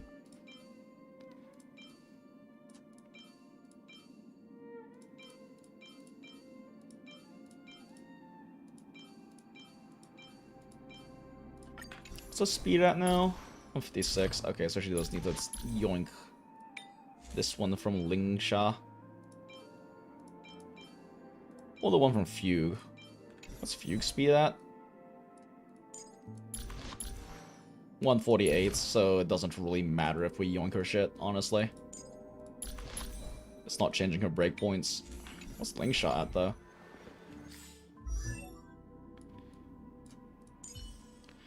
$136. Yeah, okay, I can't yoink any of Lingsha shit.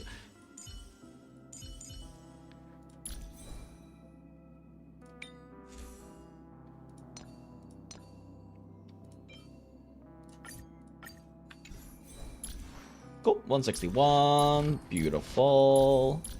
I think I should enhance this. It's not like the stats really matter, but it's just weird for it to not be level 80.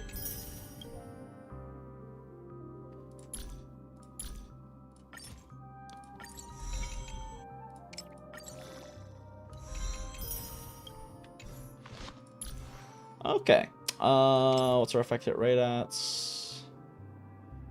50.9. Ugh. So she's still too low on the effect hit rate and the break effects. Yikes. She's only got 164 break effects? Damn.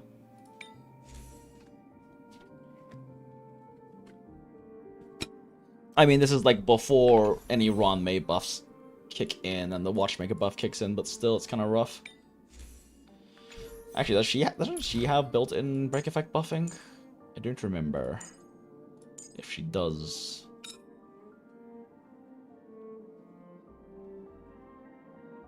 Oh, yeah, her break effect actually matters a lot then.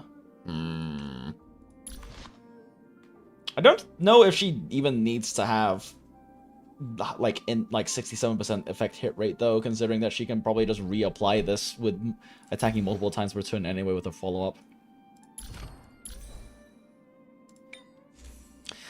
Either way, I definitely need to farm more of this gear.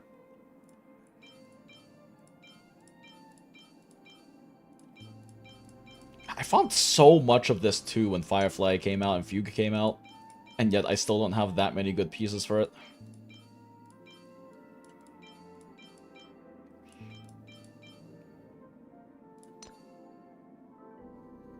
God, these legs are so cope. Oh my god, why are all my boots so cope?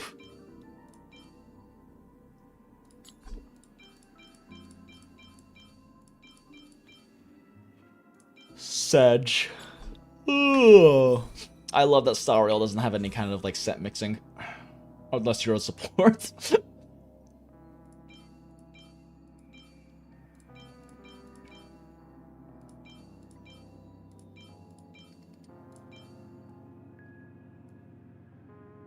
Wait, what the fuck is Fugue using? Wait, hold up, what? Oh, right, she's running Von Wax. Right, she has Von Wax in order to speed ahead of Firefly, but that's not even that important, is it? Like, in Firefly already applies fire weakness, so it's not very important for her to be able to have this applied to her. I don't know. I'll keep her on Von Wax for now, but my Von Wax pieces are so shit too.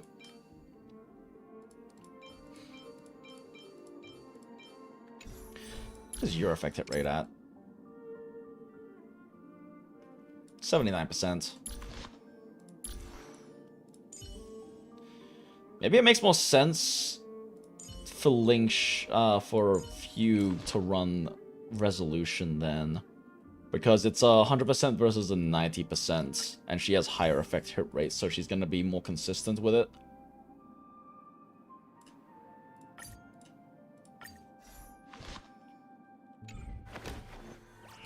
Discard your worthless destiny.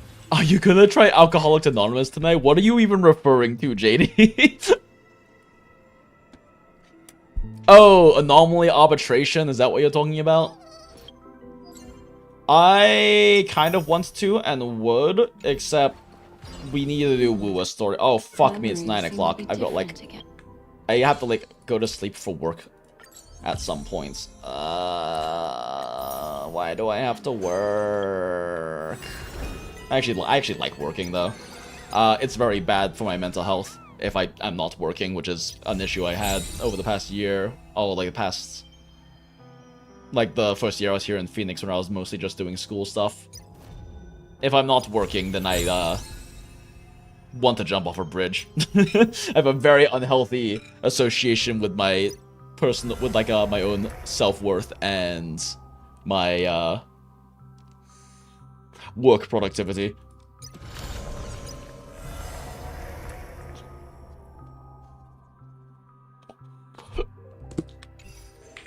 That being said, I would like to do at least, like, one fucking fight with Dahlia.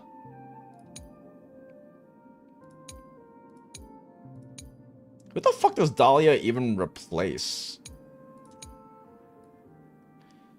I can move this to a different... I can move Fei Xiao to a different slot. I don't really play her anymore. As much as I love her and her team is fun, I don't really ever play Fei Xiao.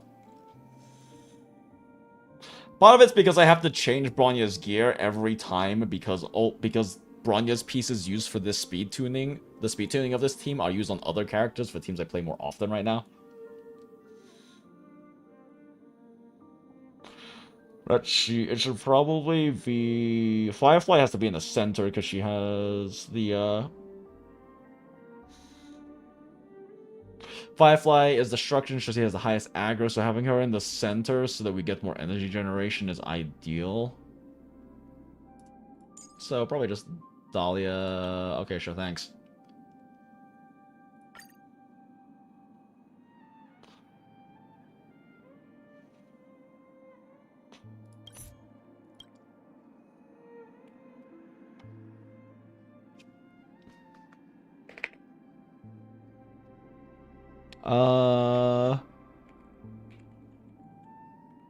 Set the seas ablaze. Damn it, it's too long. Seas ablaze, then fine.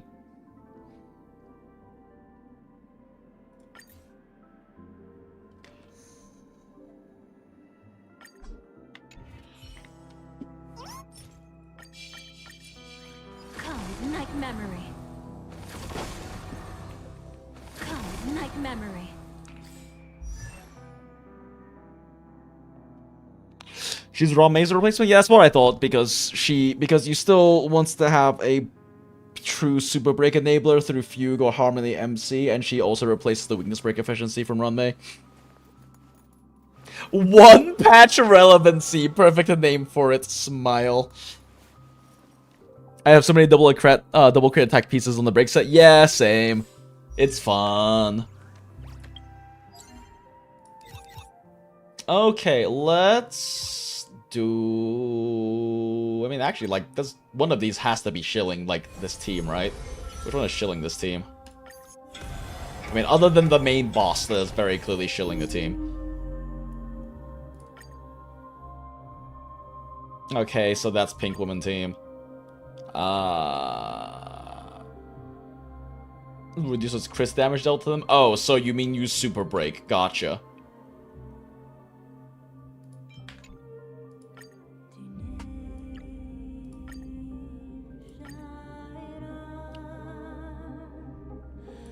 Okay.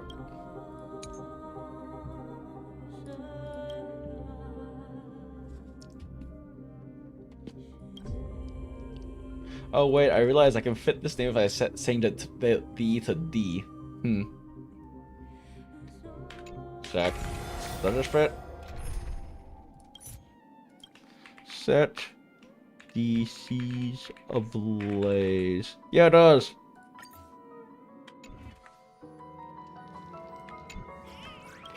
I want to do, like, at least one fight with this team, because now I've actually put the effort into building the team. And also because I want to see Constance's animations. Like, I've seen her animations, but I want to, like, actually play with her animations.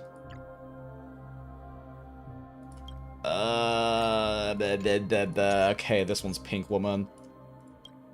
I just wonder, who the fuck are you even supposed to use here? Dot?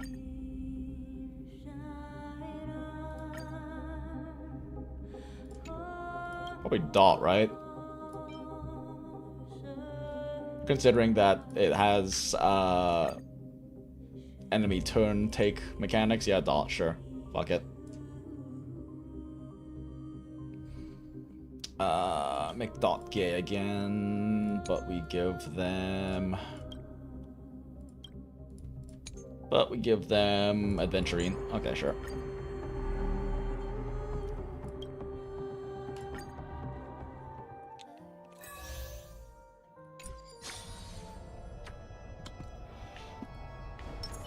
Night 3, you think? I mean, it also definitely could work on Night 3 as well, yeah. But this one, they specifically take less crits damage the lower their health gets, which means that Super Break will be more effective than crits damage. The only concern being that this is an AoE boss and they aren't AoE. And Thurta probably just would Thurta all over them. Incense ascends. Not yet time to Come, night memory. Type 4. Activate. Can't wait anymore. share good fortunes. Oh, why is it on auto? Fuck. Stand in position. Detonate. Until everything burns to ashes! Actually, should I be pulling out after Dahlia's turn? I remember how a kit works. Falling for me already. Immolating my death. Memories too. It all dies. So beautiful. Truly, truly beautiful. No holding back. Clouds scattered. This is getting fun. Get it together. Set the seas ablaze! You want to betray me? Nice. Falling for me already. Damn it, I was too slow. Fuyuen lost 4 AV. How much does her skill matter? I forget. It's like a... Yeah, no, that's right. It's a zone tick, so we don't really need to use her skill here.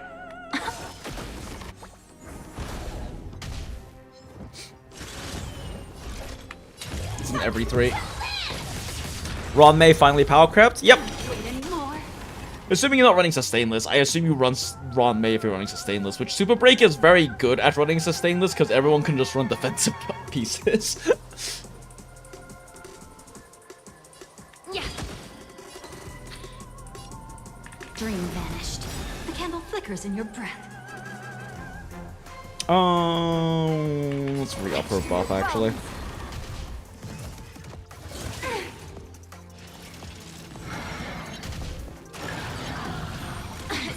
Oh wait, this is an MOC.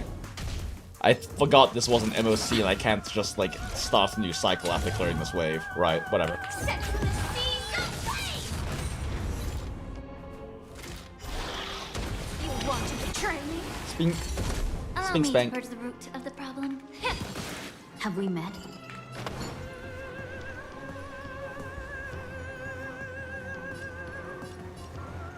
Actually, who is the better target for this?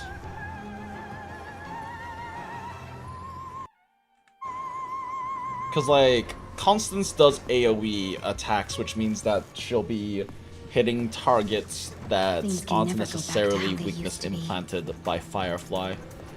Yeah, sure. Share good fortunes. But she also shares... And last words. She also shares her, break effect with teammates. Attack. Can't wait anymore. Like until everything burns to ashes! Probably wants to proc Super Break with Firefly first and then use Constant Salt. So beautiful. This is more. I've seen Dahlia and Noxa do wonders. I'd argue better than Firefly Law. Yeah, I've heard about that combo. I would like to fuck around with it too. But also, you know, this is an excuse to set the seas ablaze. Why wouldn't we take it? Dream vanished. Dreams of a. Let us dance. I should have once waited more. on popping this actually, since he's gonna summon a bunch of little shits right now.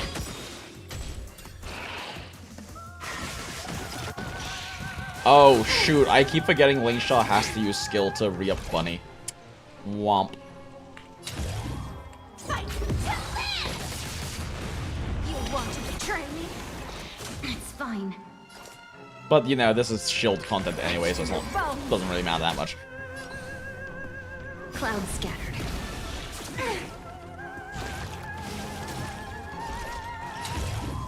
Set the seas ablaze! Can't wait anymore. Immerse yourself and be of your body and mind. The truth, everything Ah, in it's too this slow. world Keep wasting AV on is Fuyuan. bleeding. Any last words?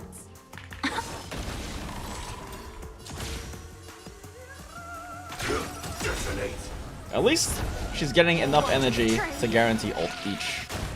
Guarantee re-upping ult immediately. Like Nice. everything Burns to ashes. Firelight, fight to live!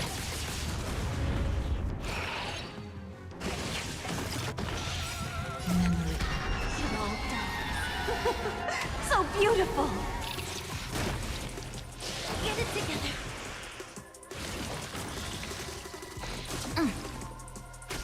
No holding back.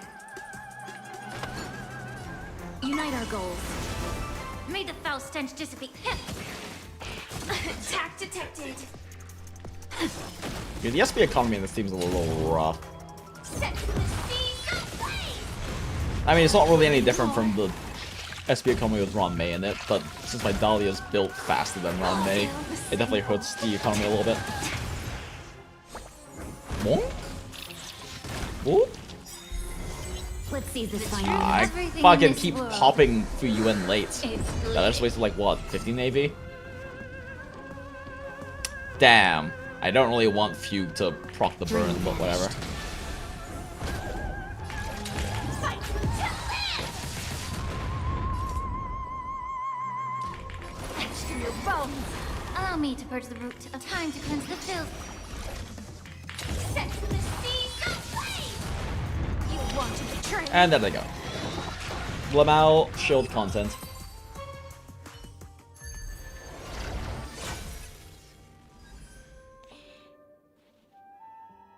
Wait, I took 3 cycles, not 2? Ah, shit. Okay, well, I got him in max a bit more, I guess. Her voice lines are talking about her place in meta. Firefly fights still. So fucking true.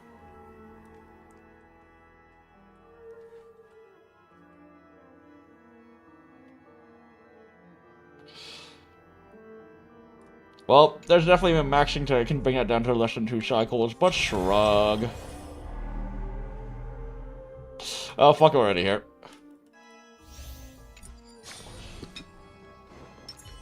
That one's hard to persuade. Turn over this eternal pain. Emerge from your cocoon.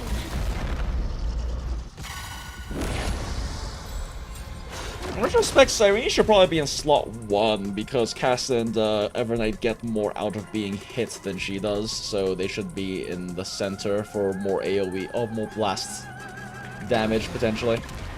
Or blast damage even potentially. May death protect us! Just a small prelude. Flowers bloom for tomorrow.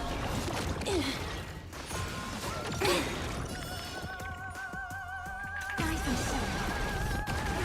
Don't worry, night falls. Good night.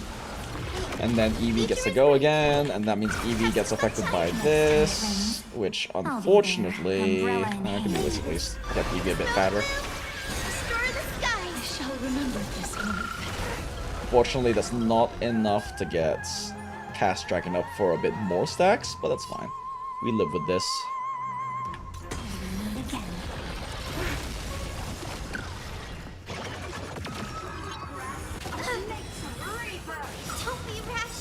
Embrace a new life. Cool, didn't miss the window for that. If I had popped out on Castle's turn, it would have been so sad. We don't have Sirene's ult up yet for overcap building. As you wish. Stop messing around. Again.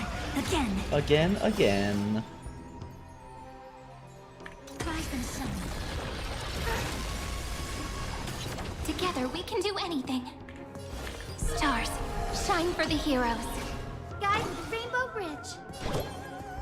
Fill me up with things. All energized. Memories waiting to be woken. I should have by waited a shooting turn so I stars. could do a Cast Dragon first. Fuck. Remember me with Wasn't love. really thinking there. May life and death sprout new buds. Embrace a new life.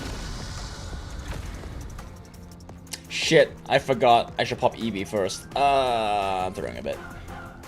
It's okay, I can still pop Eevee here. Night falls. Good night.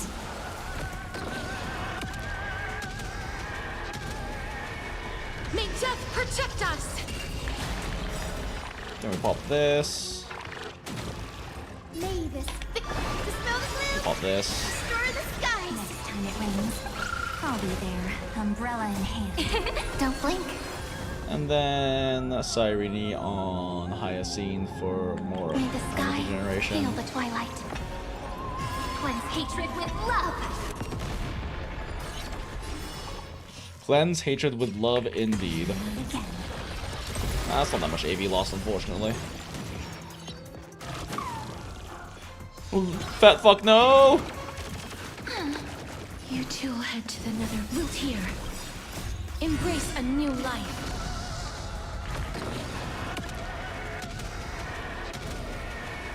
May death protect us.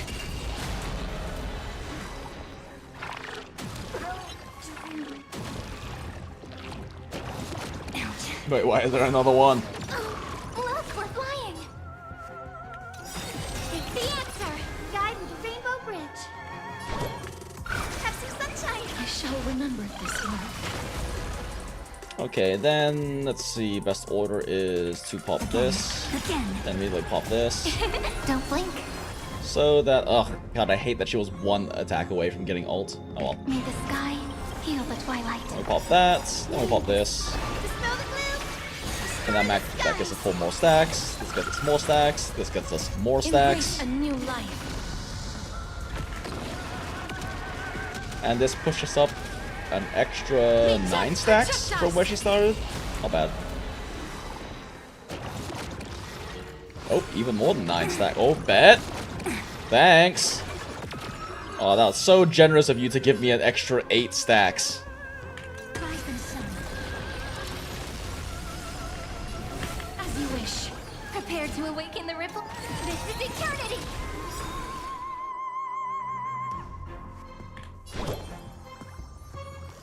Fill me up with We let Pika go. And then we pop this.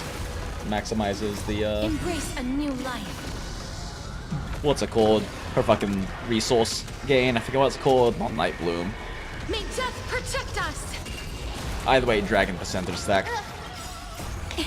Don't blink. May the sky. Oh wait, feel I the should have waited to twilight. do this until after Evernight took her turn. Whoops.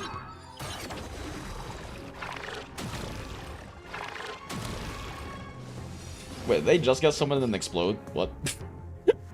Oh. Treat our guests nicely. Again. Don't worry, night falls. Good night. Damn it. Damn it. Couldn't do Hyacinth's turn before. Rise and Womp.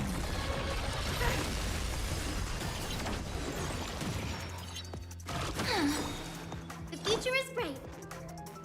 Shit, I should have popped Dragon first. That was a little slow. Have some sunshine. Things. All energized. It's fine. At least Embrace overcap a new exists. life.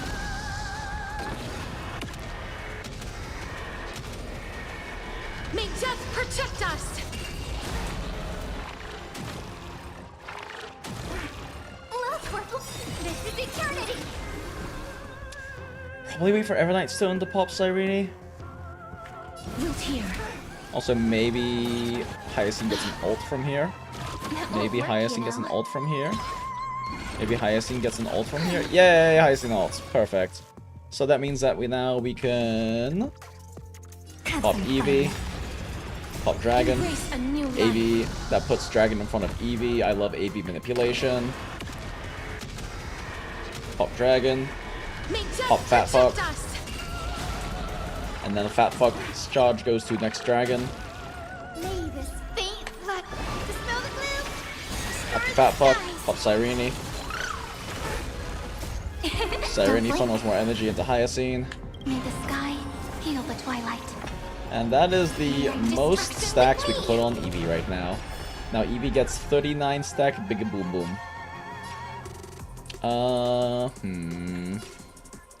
It's better damage distribution this way, but Cass gets a turn after or before them, which is better. Even if it does kind of waste the damage distribution. Please open up. Have some sunshine. Next time it rains, I'll be there. Prepared to umbrella in awaken the hand. ripples? It's the answer. Oh wait, what? Where'd they get the speed increase on? Fuck! I wasn't paying attention. I just wasted 46 gauge towards second dragon.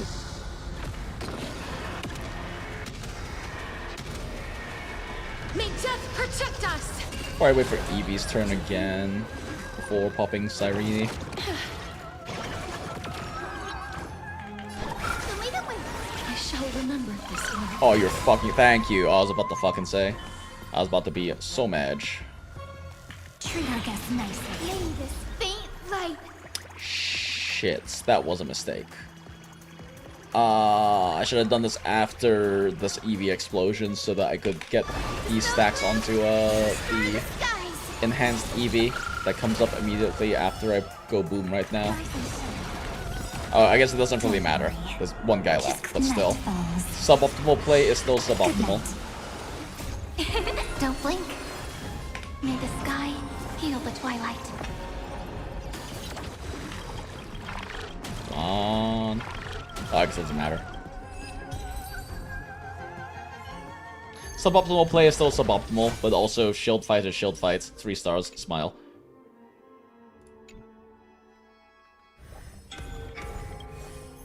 Okay, one more.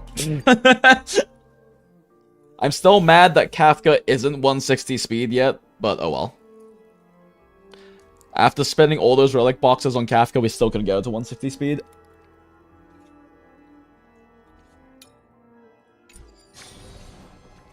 Easy now. Feeling lucky. Make a wish. Does that hurt?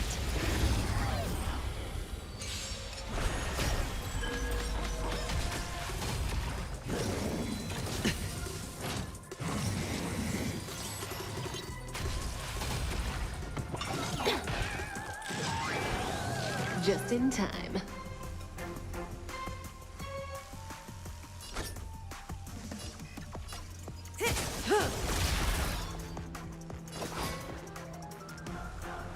Be intoxicated. Stand still. Good time.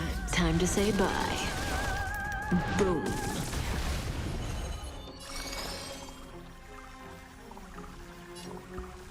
This defense revs everyone. Relax. This is more important.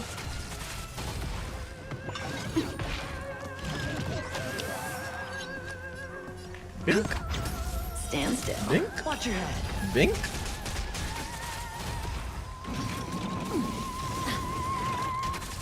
Man, skill point economy in this team is kind of the only rough thing, but at least Ventrine helps a lot with that.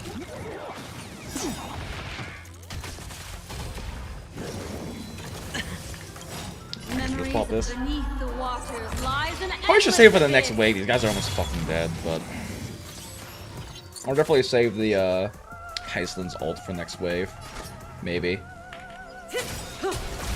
Thrashing and snap. Good time. Time to say bye. Boom. Relax. Yes, it's a little bit of energy leakage, but it's worth it to pop it on this motherfucker instead. Any of this is rebels. Your cries rise. The dice I bust. Or maybe I'll take it all. Destiny. That's one skill for defense reduction, which triggers tutorial. Alright, hit her once. Hit her once. You hit the wrong target, you piece of shit! Okay, never mind, we're fine. I forgot she had a bullet left. Boom. Oh, right, he summons. I should have waited to pop that ult. Whoops. I still don't get like the fucking Banjo-Kazooie music that's playing in the background for this fight.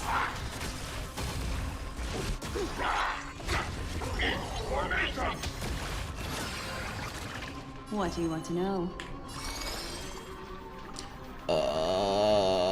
My SP economy though. We should be fine. May as well kill them all. And Tyson doesn't have to skill this turn. Ow! Oh. Current has carried you back. Well. That happened. Aventurine might not be able to sustain this chat.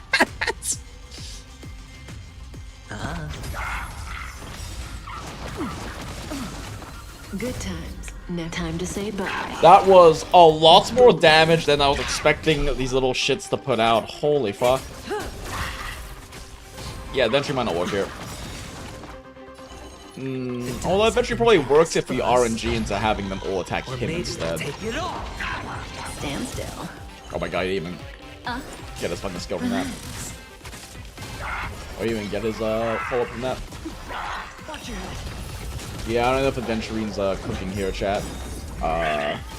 He seems to not cook. He is definitely not cooking. Oh my god, why do they do so much damage?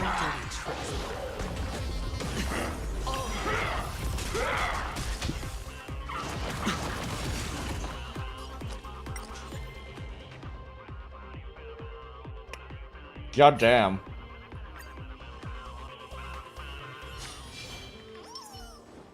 Make a wish. Feeling lucky. Any fish take. Does that hurt? Yeah, I need a different healer probably.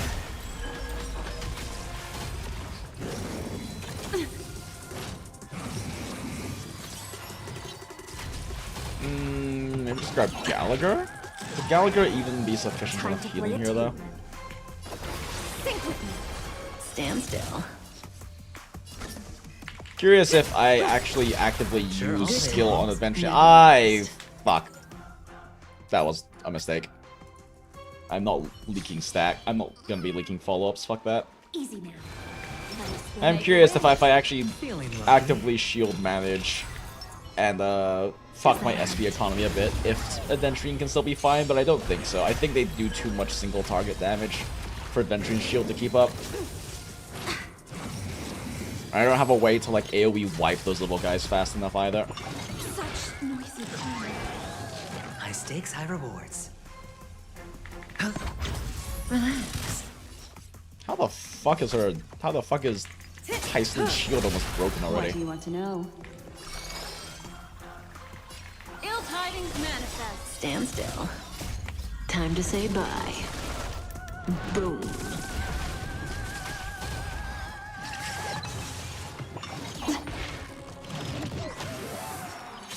Don't let waves open your Yeah, throat. the AoE is not AoEing enough, Jesus.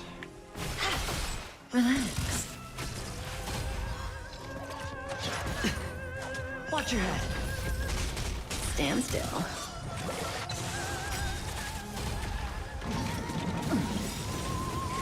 Memories beneath the waters lies an endless abyss. They are definitely not AoEing me hard enough for Adventurines to stay. Oh my god! Say bye to breathing. Good times. Time to say bye. Boom.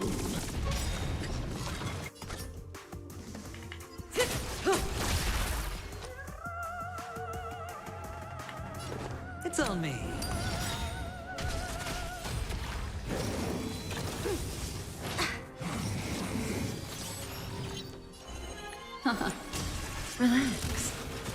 Thrashing and snapping, not worth fearing. Stand still. Oh, come on, just die, you piece of shit. May as well kill them all. Sigh. Actually, I don't have the skill here. Yeah, that works. Endurance. The dice have been bust. Or maybe I'll take it all. Relax.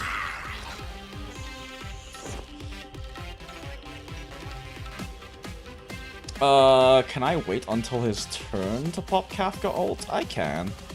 It's not wasting anything. Spend freely. Destiny isn't chosen. Ill tidings met. Defense red. Need vulnerability. God, I'm gonna waste. Fuck it.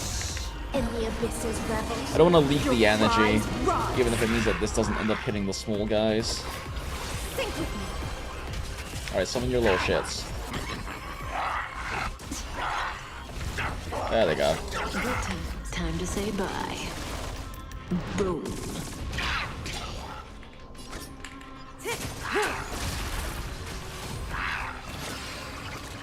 Sure, I'll play along. Stand still.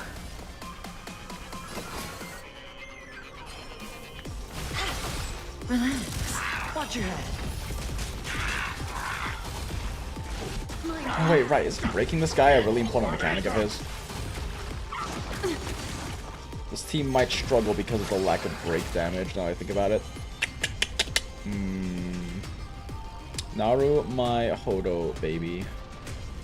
How much longer does defense shred lasting? Just one turn, right?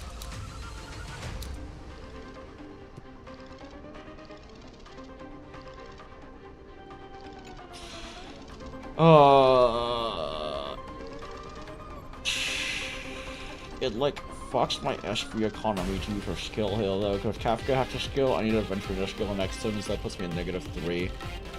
Heistlands can basic once.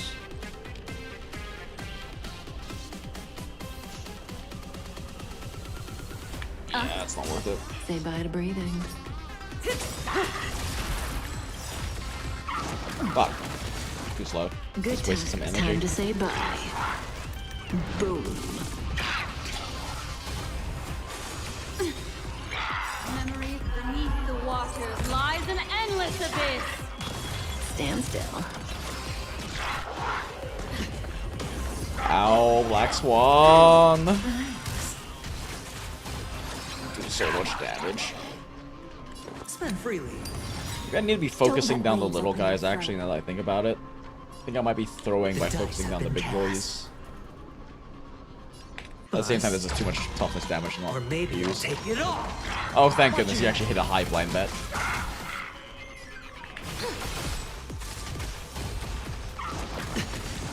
Yes, please, just keep attacking him, please, please. Ill fate descends. Oh, you're fucking kidding me. What is that HP? Cutting the net. Oh, there we go. Nice. Good times. Time to say bye. Boom. Stand still. Offer you a re-intoxicating. Relax. Ah, shit, that just In the abyss's accelerated that revel, turn. your cries rise.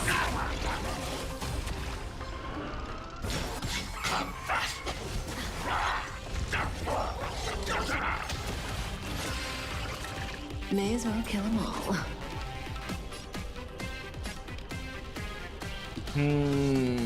Probably still better just hard focus this guy though. Good times. Time to say bye. Boom. I need the SP. Stand still.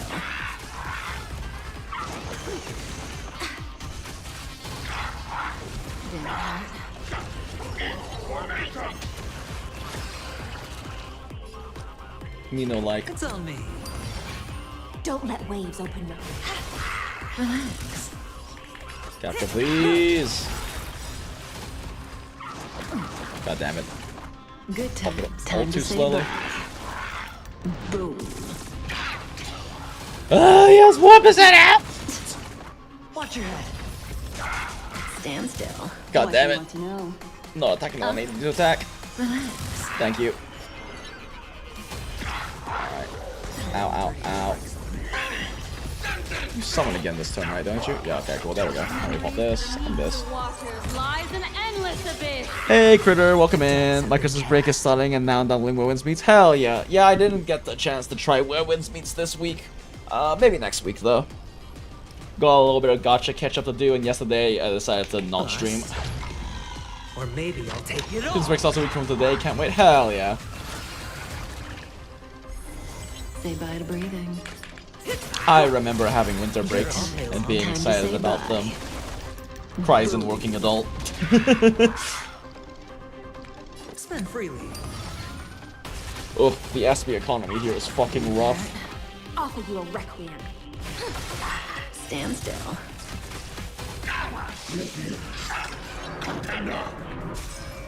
Oh, yeah. No! I meant to put on Adventurine! I might have just thrown chat. Watch your head. I'm still alive. That was supposed to go on Adventurine chat. I think I just threw this run. Fuck. I can't afford to use her skill for the defense shred, unfortunately. Unless the economy's too fucked. Good times. Time to say bye. Probably should have waited until after some of the new guys out. Well. Oh, thank you, please. Yes, hit Adventurine as much as you goddamn want. It's on me. Don't let waves open your That's why I work for a school, so get winter and spring break. Yeah, that is a really nice thing about working for a school. Bust. My mom did some uni, worked in the uni for a second. It's really nice having access to the breaks. Even if you have to work through a good chunk of it still. Oh wait, shit, I just fucked up. The abyss's revels. I wanted to Your remove the cries vulnerability though. But now Kafka can't skill. Wait, no, Kafka can skill! Wait, where did skill point come from? I don't remember what gave me a skill point. May as well kill them all. Yeah, I don't think this is the right team to fight this boss chat.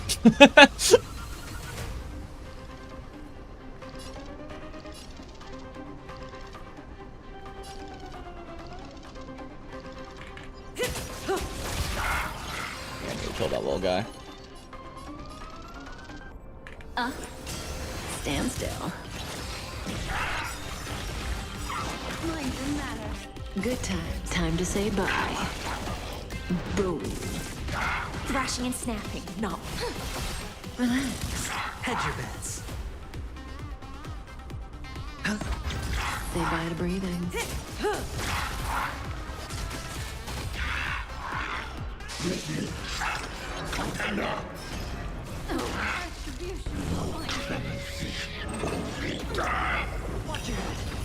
I can't believe I fucking put that. I fucking killed Kafka earlier. Good times. Time to say 5 bye. cycles, chat. Boom. Ill tidings manifest. Relax.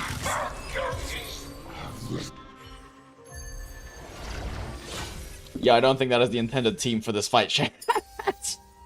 Holy shit. Could have been a 4 cycle clear though, but still. Well, fuck it, we're already here.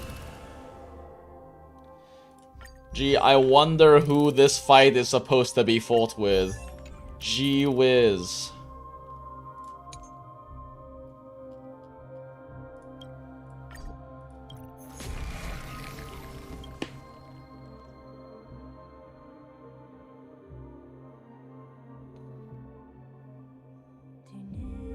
Oh, that's kind of neat.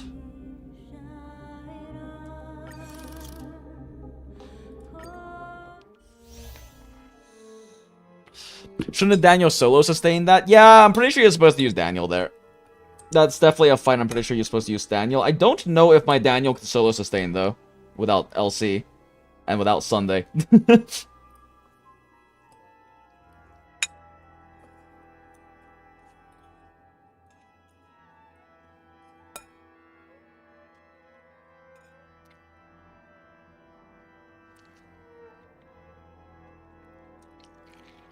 I'm trying to get a third-party Vietnamese translation for my Where Winds Meet. Pray that the big netties won't ban me. Best of luck, critter.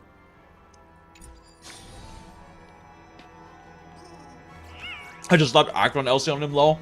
Yeah, my Daniel's not super built, I think, but I haven't really tried using Daniel that much. So I don't know how much a Daniel boy can actually handle sustain-wise. Not yet time to return. I'm just pretty sure that my Daniel... You want to betray me? Right, I'm pretty sure that my Daniel doesn't sustain as well as my Adventurine. Which is why if Adventurine was having a bit of issues sustaining there, I'd be concerned Daniel does. I'd also be very concerned about SP economy with Daniel. That's part of why Daniel works so nicely for that one. Thinking real quick. Part of why Daniel works, why Adventurine works so well for that team is because it helps with SP economy a lot.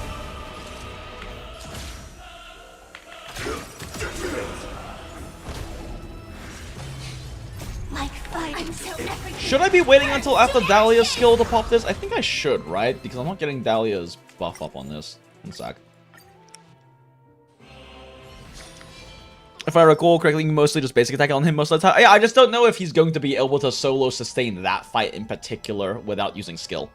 Because Adventurine was having a hard time, but Adventurine also was having the issue where they weren't AoE attacking enough, so he didn't get his follow-up attack all that often. I just haven't really played around much with Danny Boy, so I'm not really sure what the limits of his, like, solo sustaining looked like for mine. Can't wait anymore. There'll be a way. Unite our goals. I think we just wait for Dahlia first. Because this applies debuff, and then we do this. I mean, she loses 5 AV, but whatever. You want to betray me? Immerse yourself in it. Yeah. Cloud scatter. That's unfortunate that Feud gets the second break. Train! I love watching Robin run a train through her brother.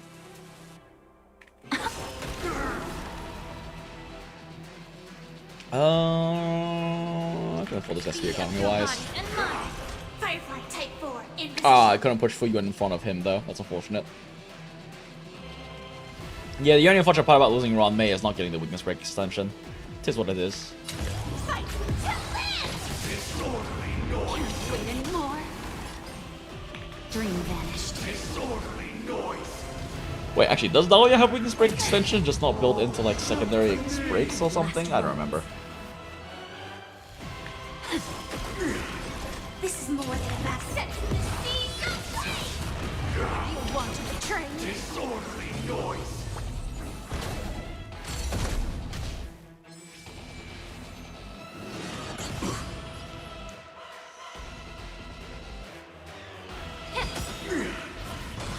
No holding back. Where the fuck is Fuyu went? Oh, Fuyu went so far away. I might as well Everything pop in this. this world is bleeding. Share good fortunes. She just also lets you super break, so you don't need break extension. Well, yeah, but you're not doing full damage super break when they're not broken, right? If I remember correctly, she only does. You only get partial super break damage when they're not broken.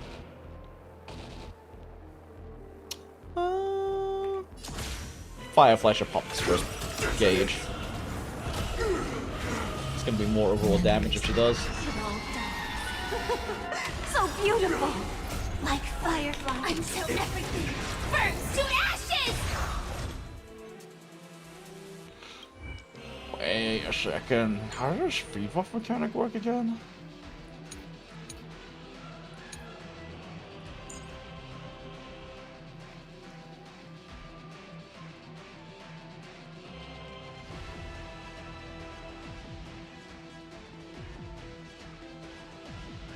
Okay, nah, we're good.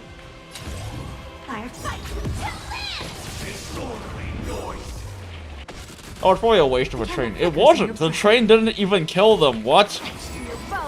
Oh, my SP economy is in shambles.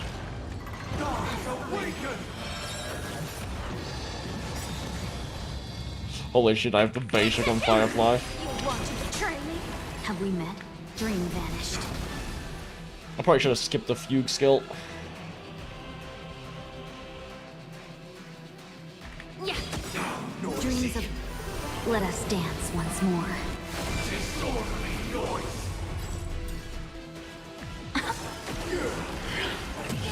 Uphold the truth, and you will.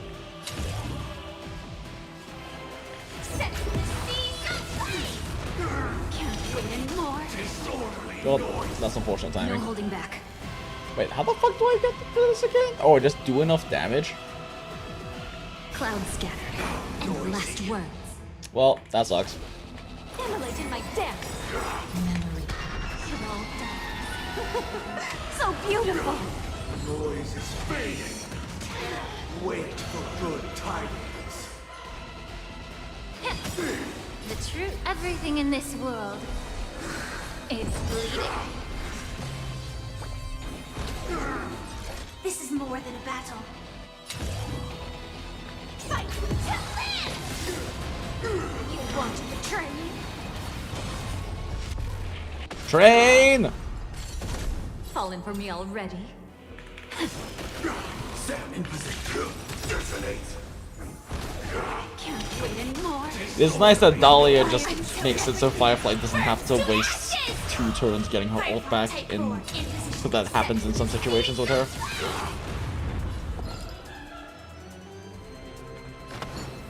Share good fortunes. Oh, got my SP May the economy. foul stench dissipate quickly. Is it worth doing?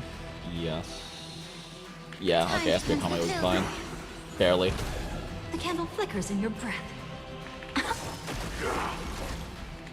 Fight to live! Disorderly noise. You want to betray me? Have we met? So I think about it. What? Wait, shit, is anyone running watchmakers? Shit. Do I have watch... Oh, I don't think I have watchmakers on Ling Sha. That explains so much. I fucking forgot to put watchmakers back on her.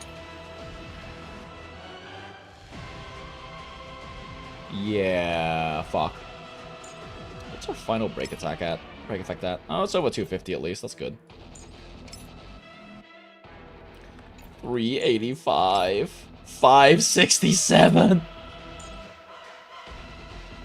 That's also only with like the current, with like the buff though.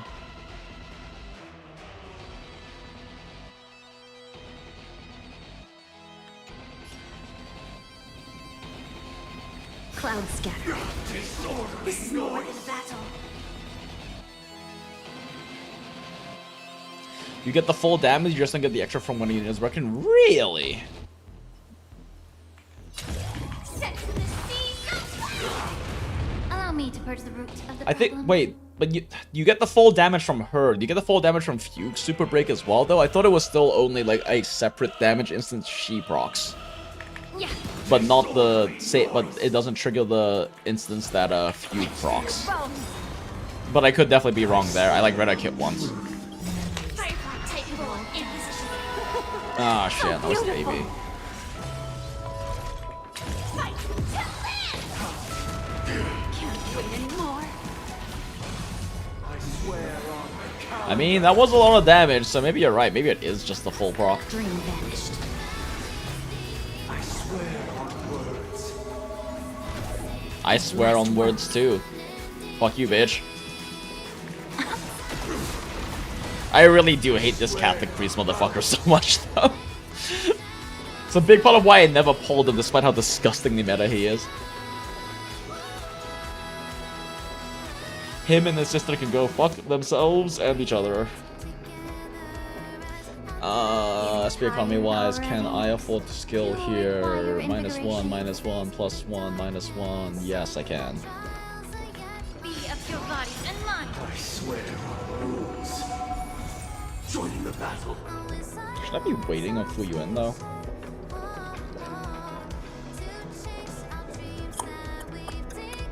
The truth. Everything in this world Oh wait, it's like 10 AV on Fu Yuan, but whatever. is bleeding. Insolent. Attack. Insolent. Want to betray me? Like fire until everything burns to ashes! Set the seas aflame!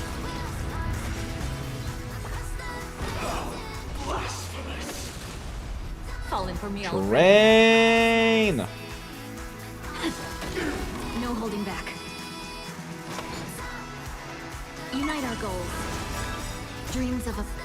Let us dance once more. She converts 100% of toughness damage into super break, so it sounds like it should work. Where's Fuse conversion at? And yeah, we hold our ground. Whoa, in life we stand and stride. Our victory 100%. starts, we weather through. And we hope in the light of truth. Whoa, to break free from chains and come anew. Hands up, the wheels are spinning across the plains. The reluctant thing about enemy targets while not wings can also be converted into super break damage. Okay, so yeah, that does kind of sound like it's equivalent. But during break specifically, she gives you an extra 60% super break instance, so you still do more when they're broken, assuming this can't apply beforehand. But this does sound like it apply, because it says can also be converted, which means that it is likely means it's converting Fugue's super break instance. I don't know if it converts this instance though, because it does specify a weakness broken target. But maybe it does apply as well. Maybe.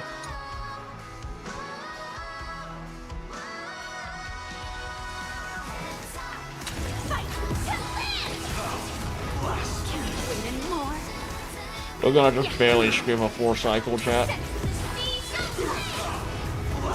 Oh, fuck you! What? Eat a dick, Sunday. Wow. Wow. 2 AV off of a 4-cycle.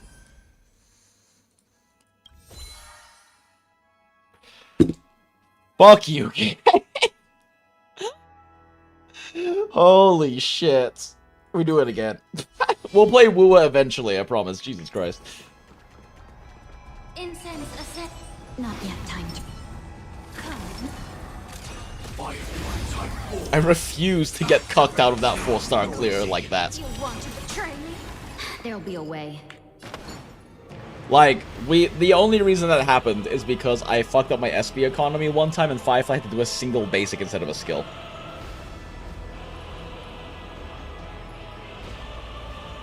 Share good fortunes.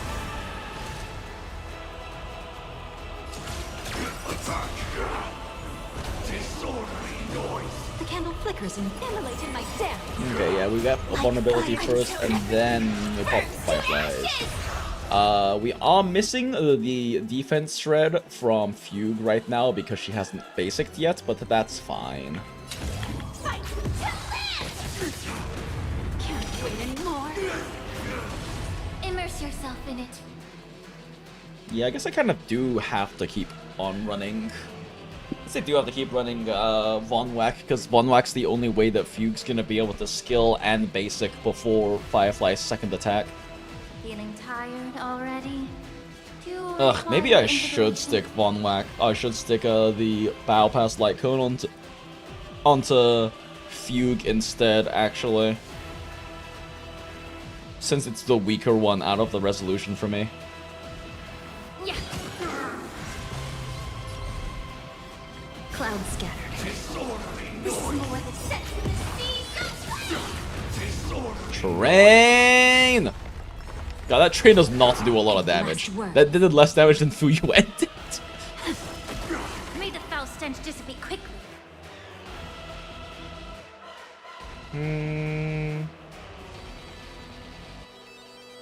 I can actually skill here. Disorderly noise. If I don't, I get close to overcapping the skill points. Have we met? Dream vanished. Have we met? Disorderly noise. Sing together. The candle flickers in your breath. Yeah, we would have overcapped by 1 skill point there if I hadn't used the Lingsha skill. Can't wait anymore. Ult economy is also a bit rough in this fight because he just doesn't fucking attack you enough. Fine. No holding back. Everything in this A world. little late on that actually, I just wasted some ABM for you. Unite our goals.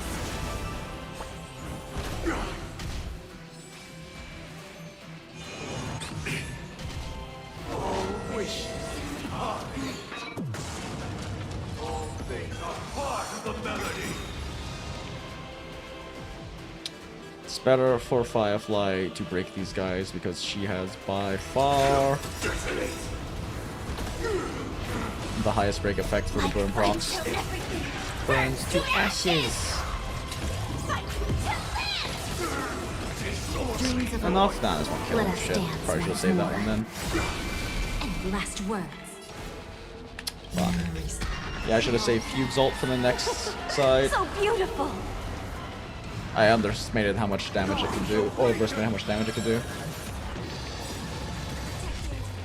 Train! Disorderly noise. God damn it, my SB economy.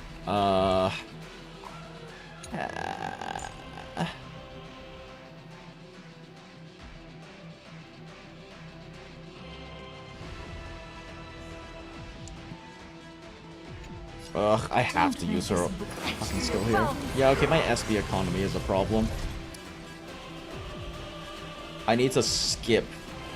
I need to skip a skill on Fugue, because her skill isn't actually that important. Can't wait anymore. No holding back. Dream vanished.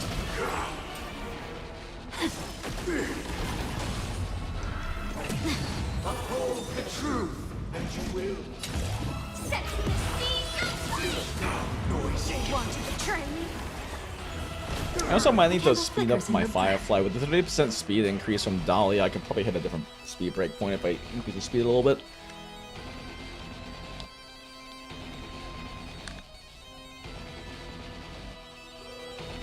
Shouldn't the R attack be used for depleting the break bar because I don't think the attack can super break?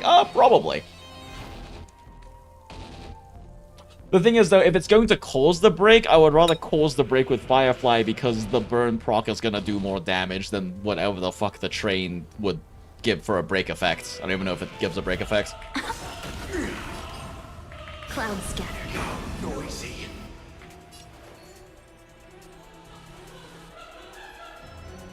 Be of your body and mind. Noise is fading. Fine. Eternal prayer. This actually works out okay. Maybe. Does this break his shield? So beautiful. Yes, perfect.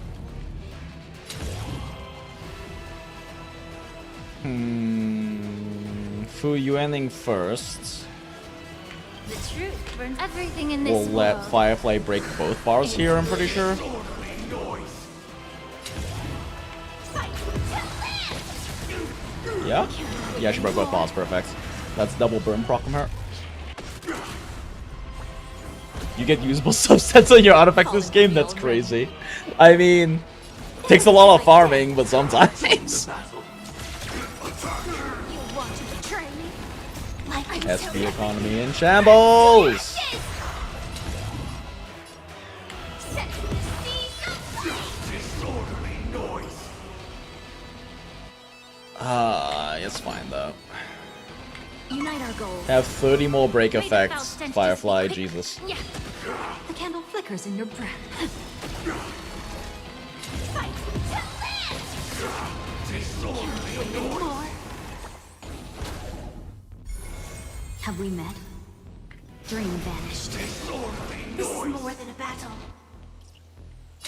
Set the seas free. Disorderly noise. Dreams of. Let us dance once more. Allow me to Ugh, break the I roots of hate the problem. how close to dying they are. This doesn't skip for you and far enough ahead, does it? No. Disorderly Last noise. words. If I skill here, does this kill him? If I skill here, like my SP economy gets more fucked, but Firefly's next attack can go to the next phase. Gamba. To your bones. Fuck! Gotta be fucking shitting me.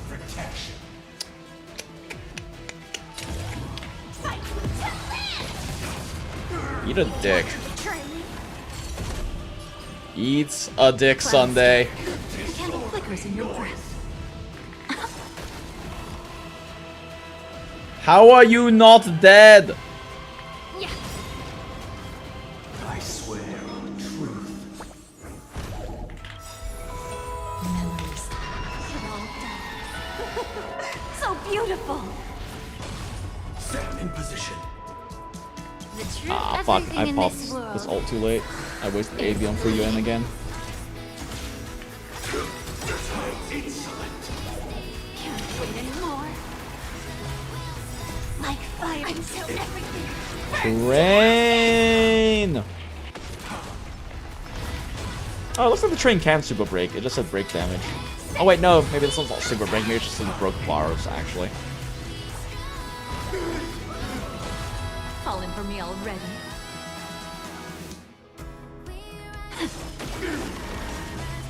No holding back.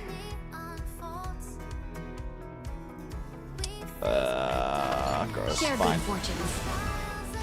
Fight, fight, You want to betray me?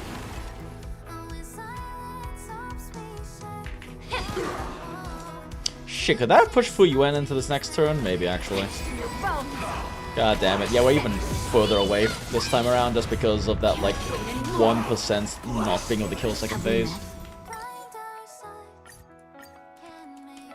I should be playing WuWa story chat, but this is doable.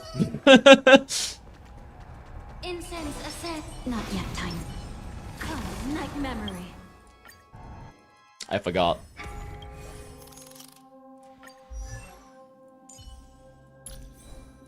She needs watchmakers. Actually, should her or Fugue have watchmakers?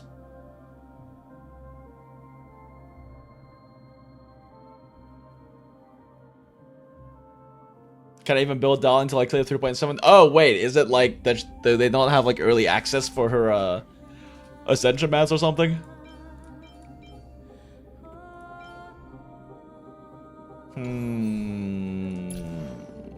Probably Lingsha.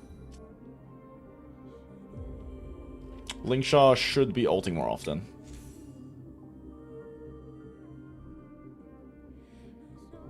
I don't think Few can really use watchmakers. Yeah, her energy cost is pretty high, isn't it?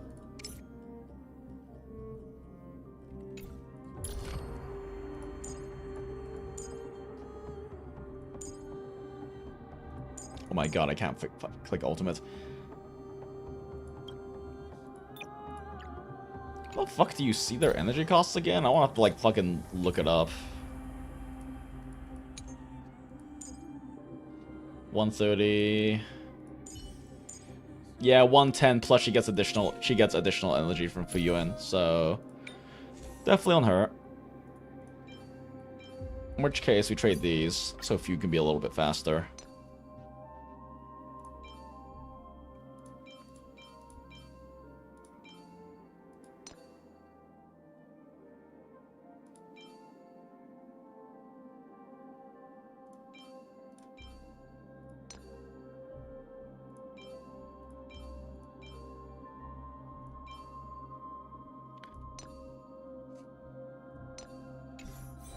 Okay, let's see here. Watchmaker.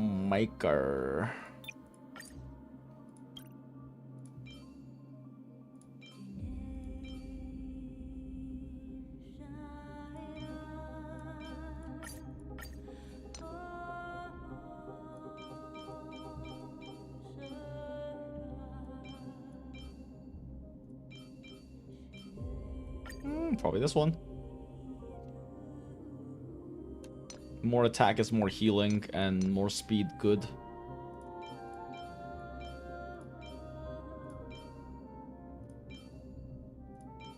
Fucking crit rate.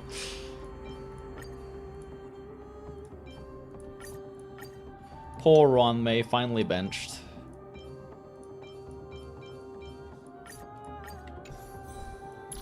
.149 speed. Ugh. Not really all that fast.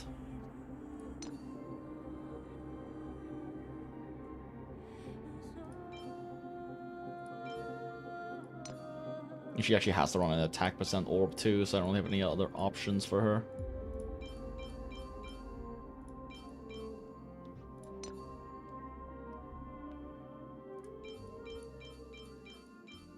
Do I literally only have one ER rope? Jesus. I guess only the ones that didn't roll any substats.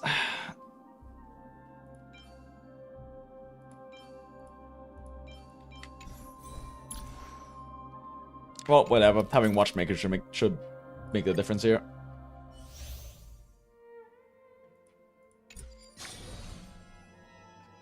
Shouldn't there be a better like for link shot? I feel like I can get Firefly up in time if I don't have quick protocol and link shot. Yeah, but Dahlia fixes that.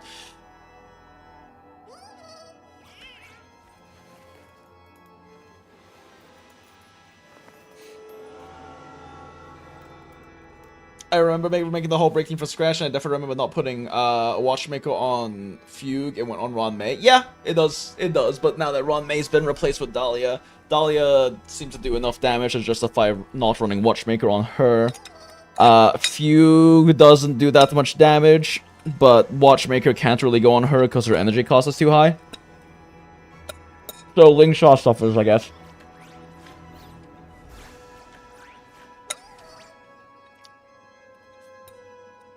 I do wonder, though, if it's still maybe better on Linkshot than Dahlia.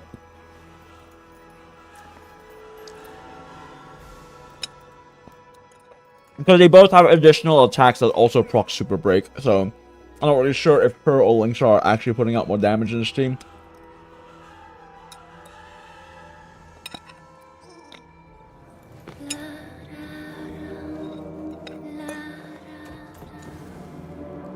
And since Dahlia is faster too, she would have better uptime.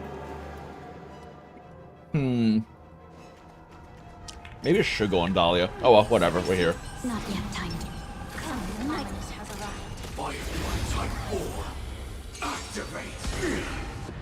Can't wait anymore.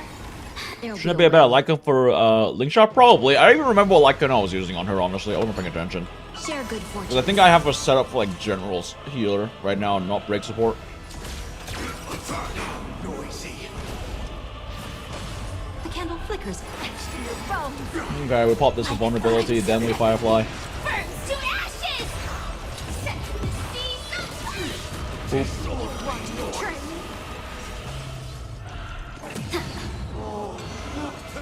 Allow me to purge the room. How does Linkshot have so little energy though? Let's see if this fine dream vanished. Disorderly noise. This is more than a battle. Fight to live! Disorderly noise. Train! And last words.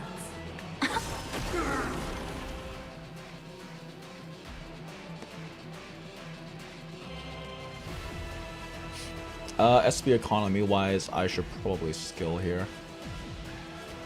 Time to cleanse the filth. Disorderly noise. Can't wait anymore. So I have the Linkshot skill at some point, and her getting her first ult up faster is a good thing.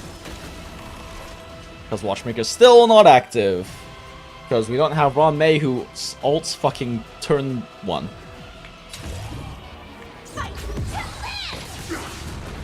You want to betray me? Bonk? Disorderly noise. The truth. Everything in this world is. And everyone finally has fucking Watchmakers, Christ. No holding back. And Firefly is out of form. Smile. Maybe I should have waited until Firefly took her first turn actually before popping that in retrospect. It's like, Fu Yuan loses AV, but I don't think it's better than Firefly losing Watchmakers on one attack. Oh wait, shit, is this the one I have to skip? That would be 3 AP, or 3 skill points. Firefly makes 2 skill points, makes 1 skill point. Dahlia makes 0 skill points, so no, we should be fine.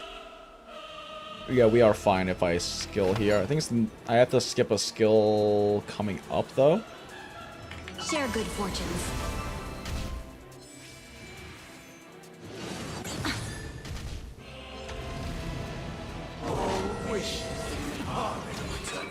Bonk.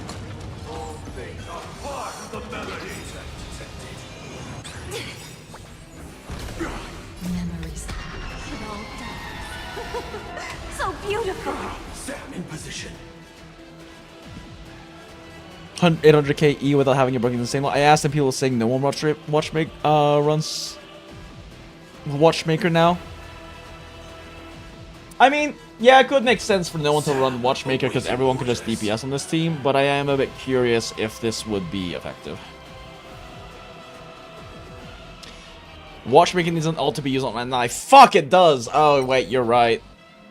You're right, I forgot.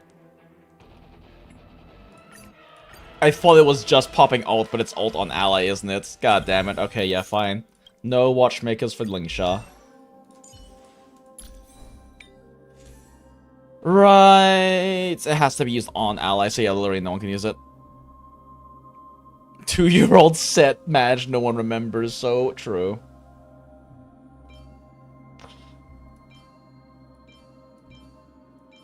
Does explain why it wasn't even fucking listed as an option.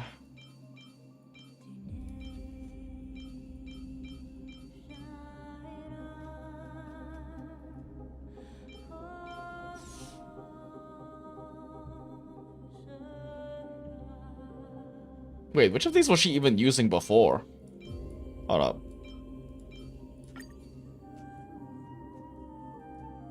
That feeling when can't even use Watchmakers anymore on Break Team.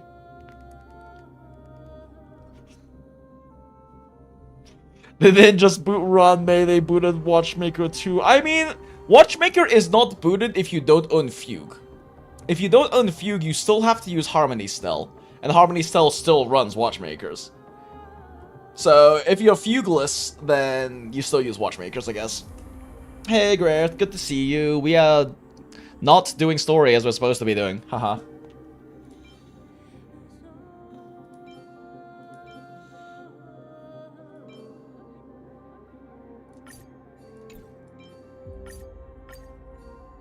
Oh, that's so little break effect, though. What is this roll?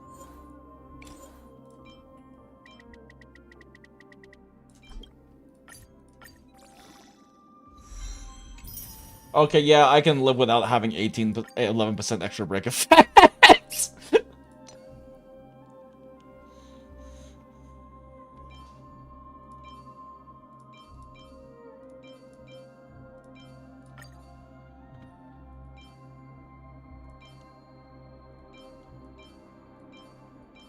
Ugh, I need to farm more of this gear.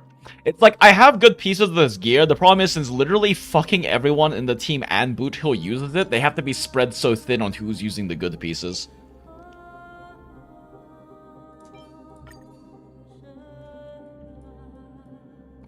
Give me your shit, Stell.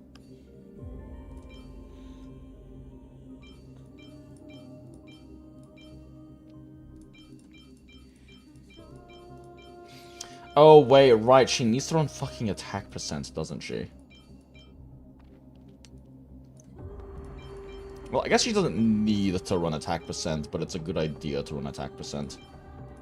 It's not like there's a lot of stats on that one anyway.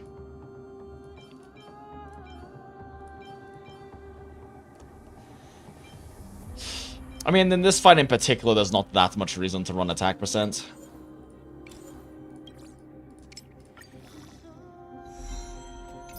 What are these stats? Why is it on this piece? Fuck you! Jesus fucking Christ.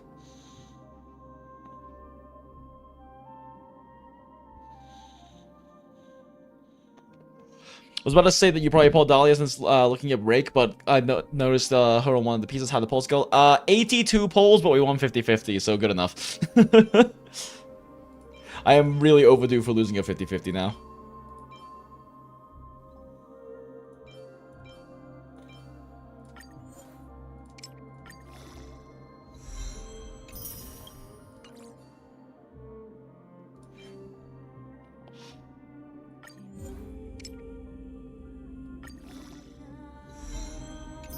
Well, this one's trash. Yeah, I guess I just spend all of my... I just farm fucking Kalpagmi for the next patch.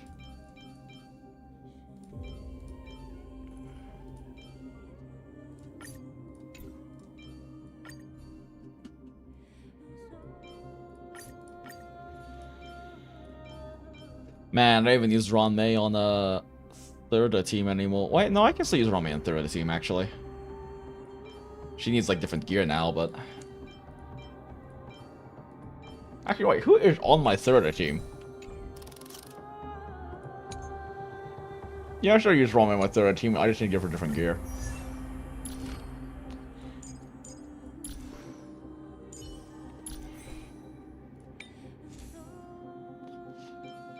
She does not have that much break effect. But it is what it is. She has a lot of attacks, so her healing's pretty decent at least.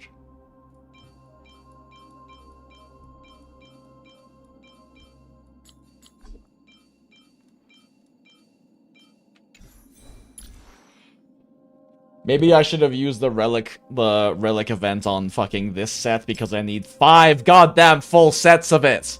I'm gonna need 6 when I get Rappa. She has 20% crit rate, chat. Is that really all she has?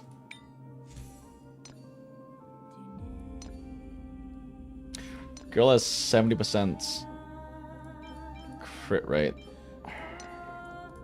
Oh, 70% break effect. That's really bad. Real bad, chat. That's real bad. What was Firefly's attack scaling again? And how much was how much did she cap down on it? Oh wait, it's like infinitely scaling actually, that's right.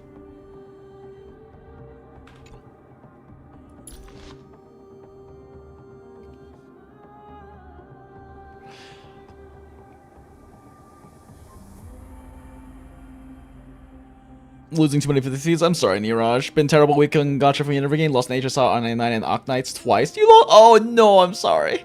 That's really bad. On 999, I also lost 50-50, so now it's just a matter of farming up Pulse or Robuska. To this day, I'm not sure what the fuck Boot Hill's crit rate chases are, because Boot Hill actually technically scales off of... Like, Boot Hill technically scales off of it, I guess. Technically, right? Like, yeah, it's... Yeah, sure, why not?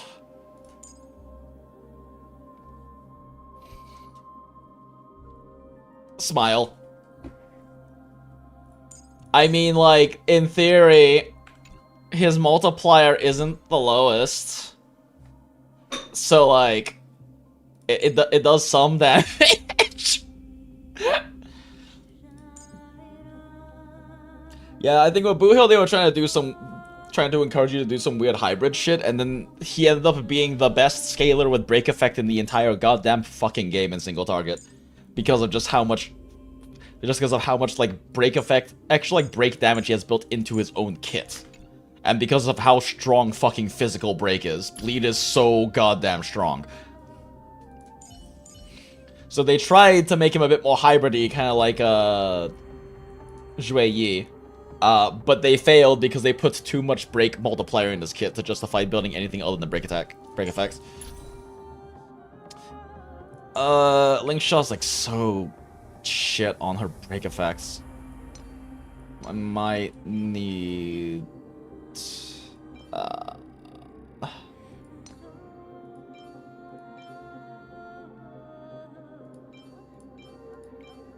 Do I yoink this from Firefly though? I don't know if it's worth it.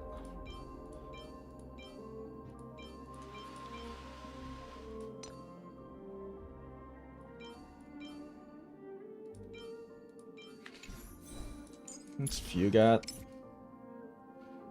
81. She can probably afford to lose some break effects so that Link Shaw can have more.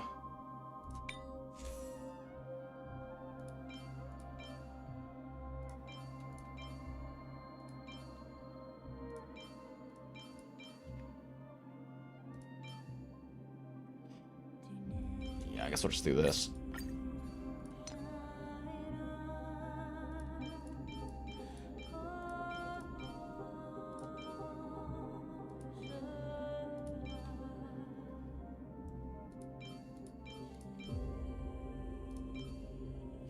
God, my pieces are so cope. Okay, she's at what? 91? She's at 89.5% break effect? Jesus. She gets 40 from this. Does she have anything else on her kits that gives her break effects? No, but Dahlia does give break effect, right?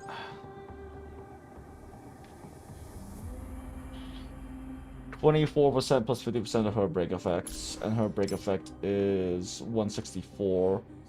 So that's 8. Wait, 50% of hers? That's 80 break effects? What? Oh no, 24% of her break effect plus 50%. Okay, cool. Yeah, that makes more sense. Okay, so that does mean that Link Shell will be fine for the 150 breakpoints with Dahlia's buff. So, whatever. Sure, fair enough.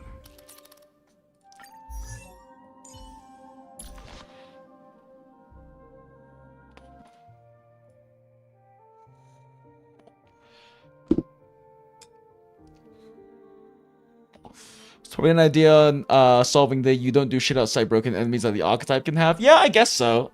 Although Boot Hill also like does the most break damage and like does the most weakness break in the game as well. Like the amount of like he has the highest weakness break. He has the highest weakness break efficiency in the entire game as well.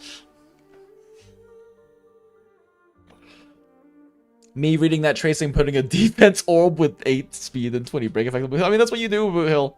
It's like you could run like an attack or a crit chest, or you could just run it. You could run your HP or defense chest that has the most substats. Hey, when Skull doesn't fully in full screen, and when I reach for the X button, it closes 20 tabs in my browser instead. Lama.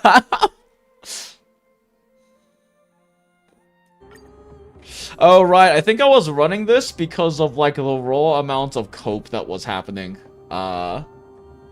Yeah, because of the amount of cope that was going on with trying to sustain through the first anomaly arbitration.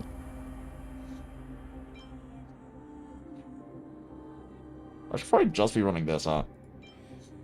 It's like either I run quid pro quo or I run more break effect.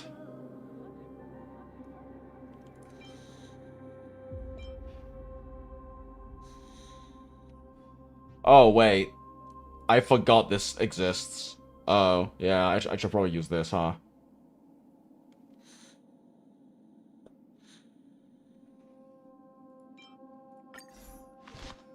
It's either this or I run quid pro quo.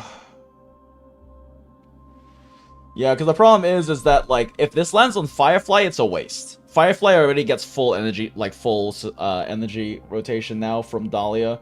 So, this is only, this quid pro quo is only good on the other 3 units. But it's not terrible either. All of them like ult uptime.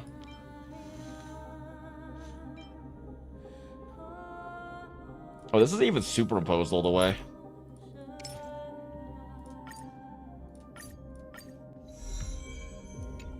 Yeah, okay, I'm using 48%. I did not realize how much this gave you.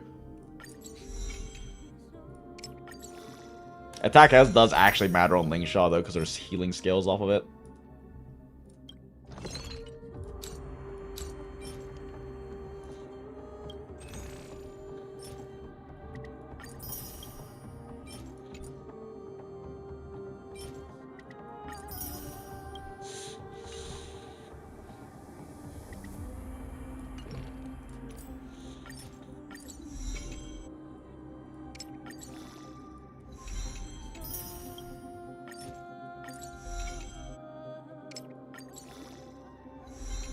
Oh, I got my Vapor so burnt. Now I gotta swap to a new coil.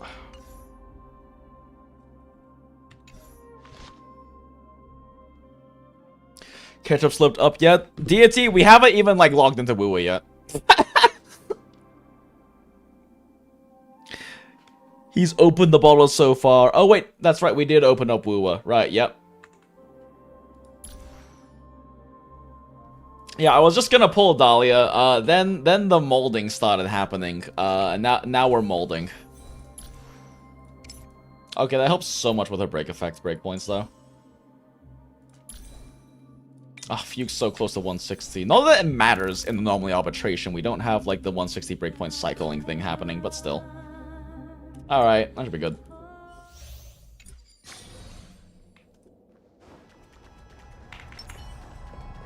Spicy. Oh wait, I should probably stick resolution on Dahlia instead, because she gets the uptime on it faster than Fugue does. Wait anymore. There'll be a way.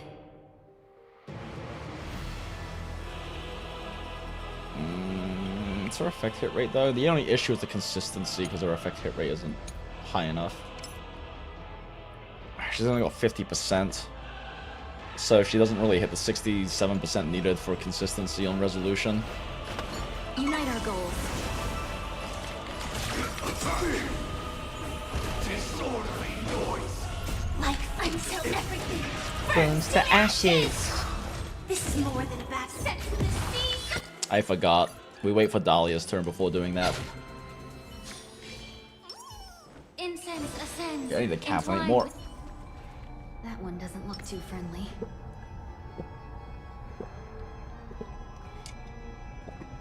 Come.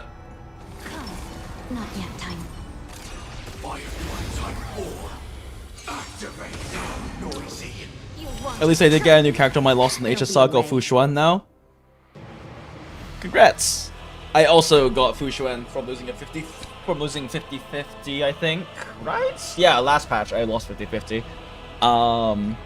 Who, you know, she's a neat character. I hope they give her buffs, because she's actually a very neat character in concept. She's just so, like, thoroughly, disgustingly power-crept at this point, it doesn't really matter.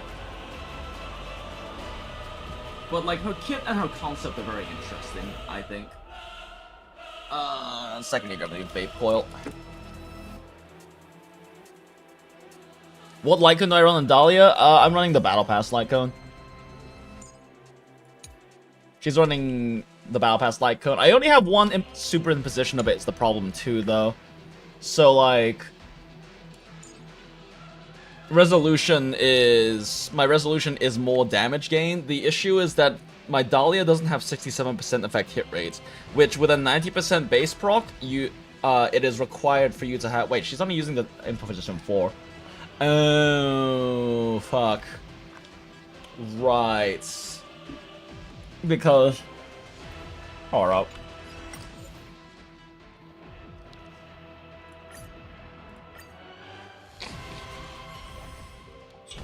If I'm really molding this, I should not be lazy and, like, actually swap to my Superposition 5. Oh wait, that's right, I got another one.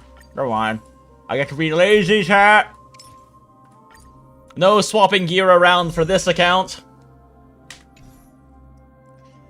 But yeah, the only concern is Dahlia doesn't have the 67% needed to consistently proc it, which this lasts 2 turns, so it means that you have to proc it less consistently to maintain 100% uptime on it. But Dahlia also gets a bunch of follow-up attacks is the thing, so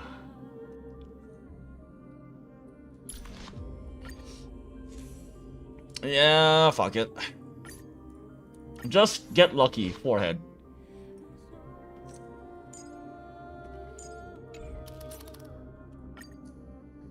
I mean, if I really wanted to get Dahlia, like, max powered and sweaty mode, then I would just use Cypher's light cone. But I'm also like being lazy and not sharing light cones. And I know we can clear this in 4 cycles without doing that, so like, Share good fortunes. we just mold, I guess. We could make the molding easier, but shrug. Alright, skill, and then we Firefly. like until everything burns to ashes. Set to the seas of flame. Can't wait anymore. Immerse yourself in it. No holding back. Clouds scattered. Fight to land. Rain! The candle flickers in your breath. Wait, can you build up a second train in this one? Do I have to be popping train the moment it's ready? No, right? Maybe? Because like in the actual fight, you can build up 2 trains, but can you build up 2 trains in this one? Dream vanished. Firefly set to the seas of flame. Want to betray me?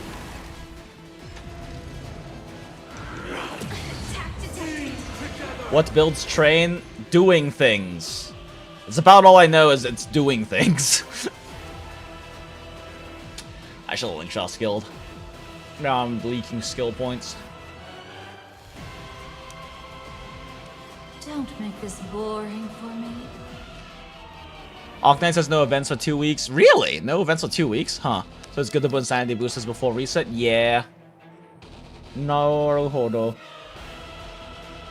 Oh, right, because we have like, yeah, wait, no, yeah, after Lazy, we don't have any events, really? Huh.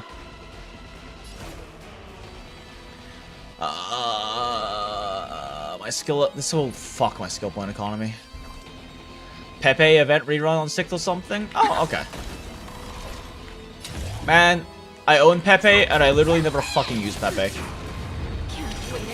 Because I didn't intend to own Pepe. I threw the single free 10 pull for the limited banner on Pepe and got Pepe. Share good fortunes. Allow me to purge the root of the problem. God, my SB economy is in shambles now.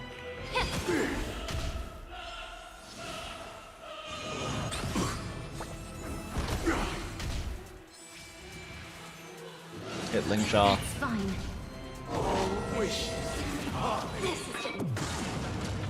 Noise is fading. Do I wait for Fuyuan? I don't wait for The Fuyuan. truth. Everything in this world is bleeding.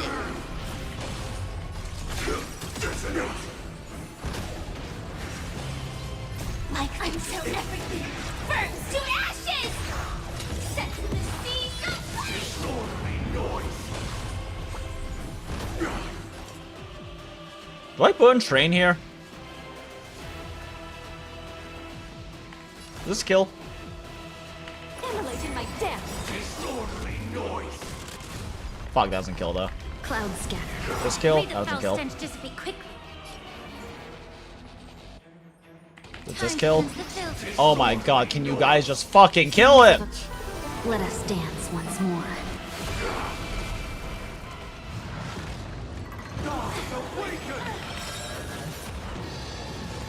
Memories. It all dies. So beautiful. Fight to live. Can't wait anymore. Yeah, I think that might have cost the run just now though. I lost too much AV there holding ults. Also, my SP economy is in fucking shambles. You want to betray me? Let's see if dream vanished. Disorderly noise. Yeah. The candle flickers in your breath. Disorderly noise. Fight to live. Disorderly noise. Can't wait anymore. Have we met? Ugh, I need to count SP. So this will put me at 3, puts me at 2, puts me back at 3, and then I double skill on Firefly. Okay, yeah, no, we can afford to Things do can this. never go back to how they used to be. Share good fortunes. Etched in your bones. Train! Disorderly noise. The truth. I Everything probably should in have this just waited for world Fuyuan's turn, actually. is bleeding. Then again, we get the super break damage out here. Do it this way. You want to betray me? Like fire until everything burns to ashes! This is more than a battle. Oh, IS-6 is coming out. No, Venison. Right, that's right. Pepe is cute, actually pretty nice if there's dangerous elites that aren't stun immune. Bonk, bonk, bonk, bonk. Oh, no, she's good. I just don't use her. Ever. Set to the sea of I also haven't been bothered mastering her, though. Uphold the truth, and you will. Fucking course. You have this up. No holding back. Dream vanished. And last words. Memories. it all dies. So beautiful. Disorderly noise.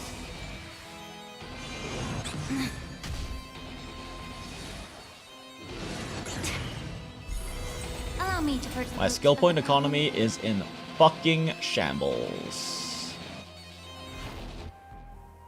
Still need the skill though here. Body and mind. Should have just enough, but Firefly set to the sea, so can't wait anymore. I swear. Okay, we're actually making good time this time around, though. We're not even on cycle 4 yet. The candle flickers in The your changes breath. did seem to make a pretty big difference, even though I threw my skill point economy early on. Clouds scattered. Oh, you're fucking kidding me. This is more than a bad fight. To live! You want to betray me? I swear on vows. May the foul stench dissipate quickly. Yeah. Fuyun's 51 away, I might as well wait for Fuyun. And last words. Your bones. I swear on meaning.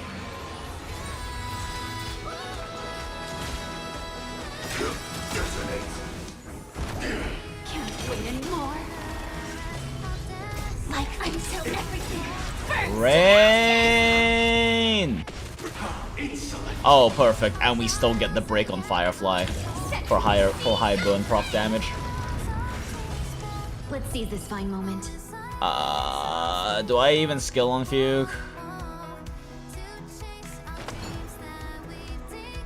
SP economy wise, I'm probably just better off basic attacking actually. 30% break effects Things can never go back to how versus. they used to be. I mean, Linkshot skill doesn't help me though. Dahlia's skill does though, because Dahlia's skill lets her get her ult up, and she won't get off basic probably. So yeah, we do this. Dreams of a... Let us dance. But once Yuan more. goes. Bunny. More bunny. Everything in this world is bleeding.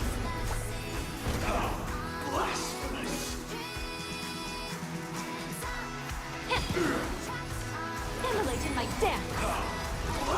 Fuck! I thought that would get her ult up. Ah, fuck me. You want to betray me? Oh, there we go. There's her ult. Perfect. It all dies. So beautiful. Okay, cool.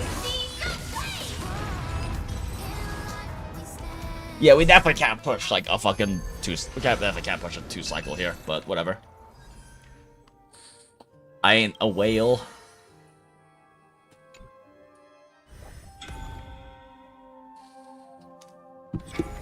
Scraped it, but it's fine. I fucked up my SP economy, but not badly enough that we couldn't clear there.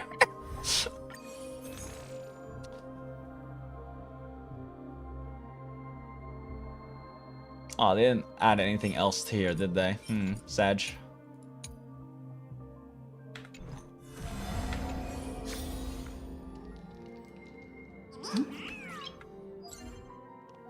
Still haven't done dailies.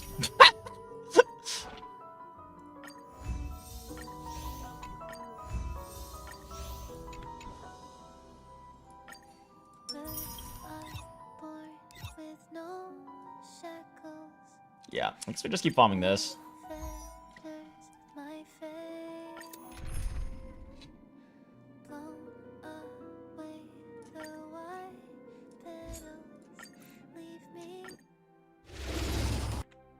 Okay. It's been 4 hours. Oh my god, it's been 4 hours. So we've got 3-ish hours for me to do story. Fuck. Okay. On Sunday, I should be able to stream a little bit more story. I spent so long not doing the content, chat. Fuck. Okay. Okay, lock-in time. Actually, P then lock-in time, but...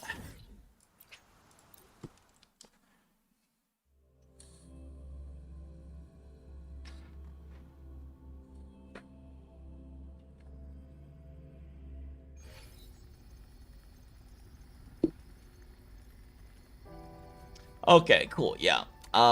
P then lock-in time, so BRB chat.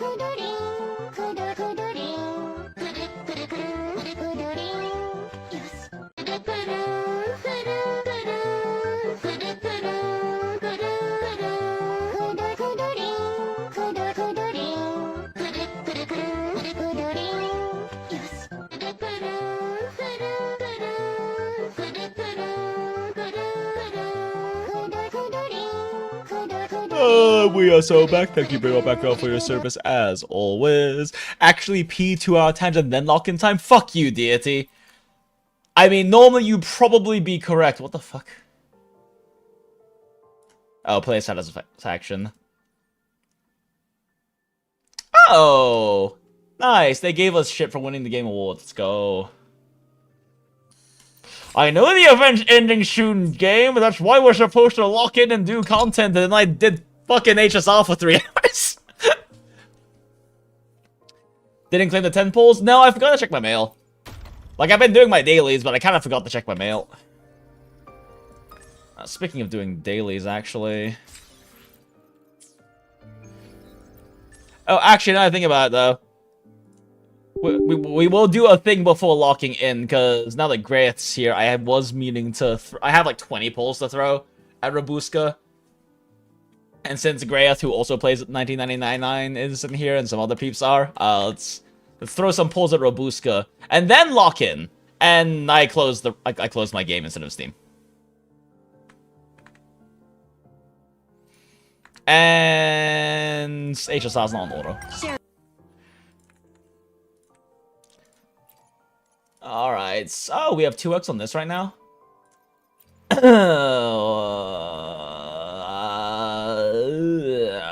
guess we keep farming this.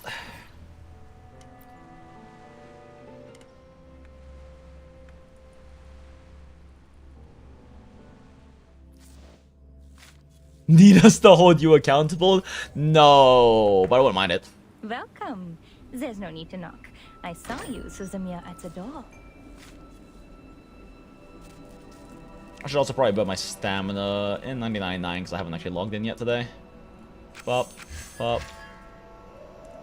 Oh, I haven't logged in, so that means my dream well's fucked. Oh well.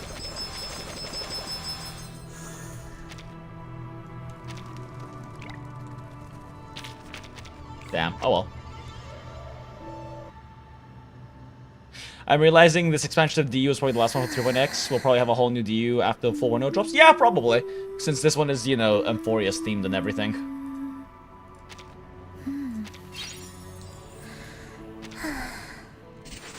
Click, click, click, click. Oh yeah, Greth, speaking of, Arc Knights, I can't believe Super Senpai noticed me. Definitely the highlights of my Arc Knight's career so far is Super Senpai noticing me, and Super Senpai noticing me, noticing them, making them happy than when they got married. Smile.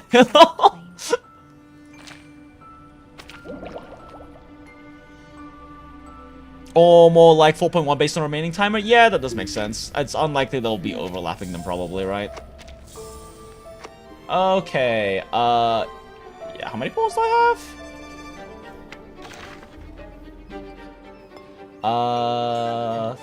20 polls. Yeah, I have 20 polls.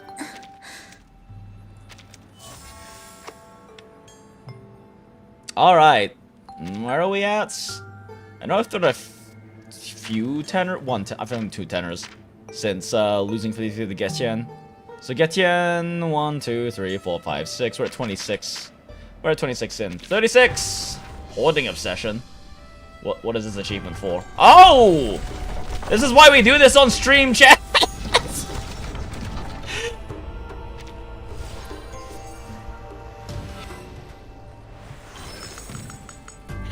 Robuska, the greatest vampire of the century, Robuska. with her presence. Now where is my welcome banquet? Oh, I do hope there's Manita. Aw, little Robuska. She needs head pats and noms. Easy clap. Yeah, I've been like, I mean, in R1999 the rates are good, so you don't normally hit that high anyway. But I have been hitting kind of comically low pulls on 6 stars recently. Cause Getian was 30 after I got Karen. Karen was, oh my god, 1, 2, 3 was 30. Karen was 37 after I got Babel. I lost 50-50 to Babel. And then 36 from me getting Flutter Page. And fucking 14 from Flutter Page to losing. I lost 50-50 to the Fatutu, which is very funny. Which was also... Oh my god, what is my fucking records? Wait, I didn't realize it was this cracked. What the shit is my R99 pulse been like recently? What the fuck? Yeah, 17 from Sentinel. 48 from Moldier for Sentinel. And then also, where did I pull Fatutu? Because that Fatutu was my second Fatutu. Yeah, and then it took me 1, 2, 3, 4, 5, 6, 7. It took me 18 pulls to get Fatutu from the Yearning of Water banner when it was up. So I've been averaging a 6-star every like 25 pulls or something since like Nautica. Oh my god. I saw someone say she's Bulgarian. Yeah, I believe it. I mean, she's some kind of Eastern European. Robuska, not the Russian, the Bulgarian.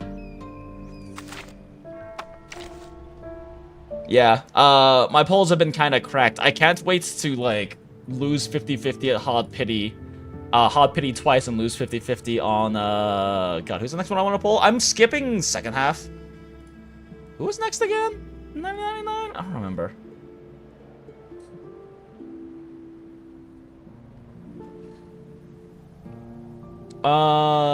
Broom? Oh, that's right. Next patch is half Annie, isn't it? God, it feels like Nautica was just here. So we're getting Broom and Beryl. Yeah, I can't wait to lose 50-50. I can't wait to lose 50-50 Hard Pity on Broom and Beryl, both. Smile. Right? Beryl's an anniversary limited, right? I forget. Alright, where are you, little shit? Ah, so you've come knocking at a vampire's door. That's how all the best stories start. I see we are locked in on WuWa. We're about to lock in on WuWa, Neo. Since Grayeth is here, I had to throw polls at R1999, and apparently it worked because we got Robuska in the tenor. I already was like 30 in, but still. I don't have her side cube up yet. Oh well, max insights.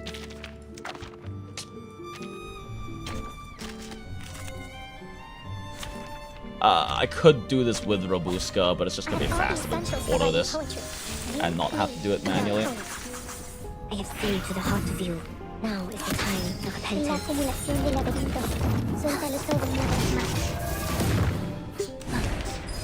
Are we there yet? Rejoicing. Witness. I haven't had a eureka moment. Wait, was that another one? Oh, I only did one. Fuck. I have all the essentials for writing poetry. You deconstructed that poem. I have seen to the heart of you. Now is the time of repentance.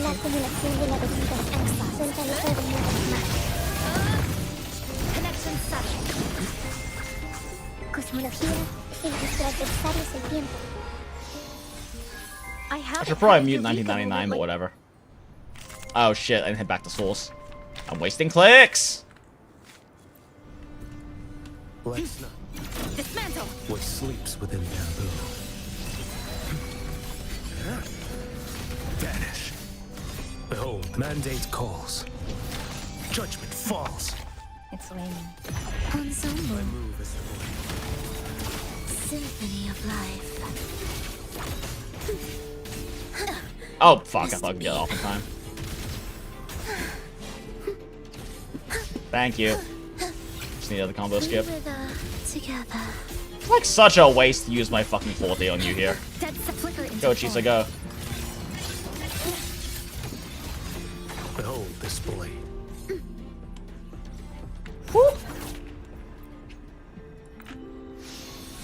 Robuska, where are you? Ah, fuck, where is she? I pinned her, so she should be up here. Yeah, okay, cool. Ah, so you've come knocking at a vampire's door.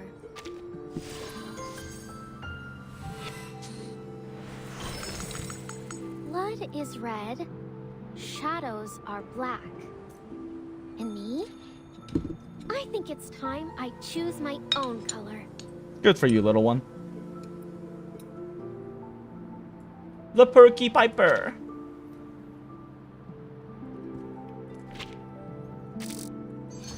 Man, between her and Fatutu, why are so many good sustained kids?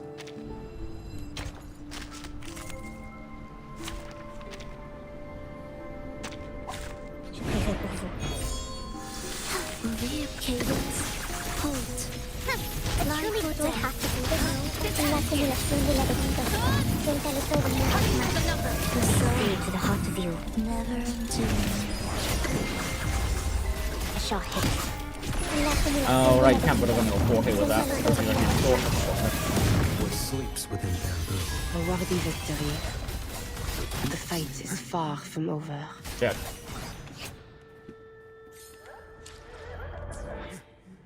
Oh no, her forte's gone.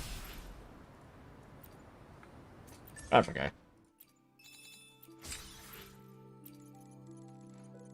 Let's burn... Oh wait, no, I'm actually... don't need to burn any extra stamina. Yeah, wait, no, I have to, shit. Right, because my fucking battle pass requires it. Or am I good? Nope, I'm good. Okay, cool. Right, because I burned it after reset yesterday. Means we can go get this.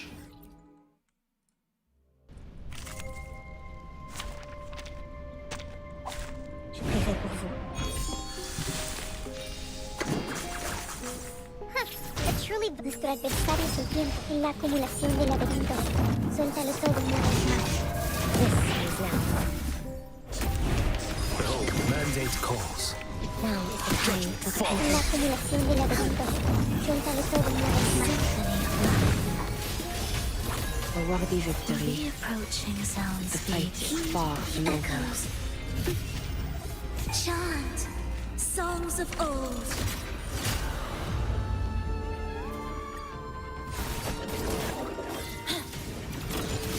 Come, meet your end. Just gonna let WuWa in the background real quick. Like, oh, cute. Come feel my teeth. Do you think they're getting sharper? Oh, okay, that's the only voice line. Structural Sure. integrity intact.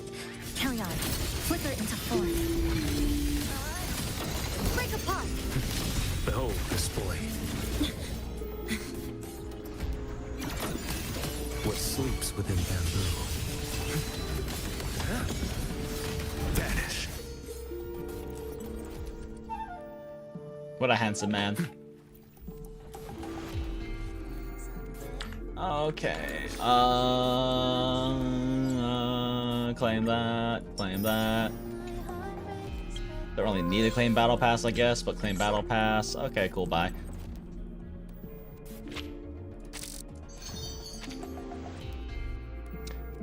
Okay, I guess we farm this. There's actually enough of this here, though. It's probably worth me to like actually run a team with a Robuska, and it's Fatutu maxed out? She is. I'm so glad to have you Okay, here. let's throw a little Robuska in there. Fangs out. Time to feast. Guess I'll just stick this on her until I actually get her fucking thing built up. Ah, so you've come knocking at a vampire.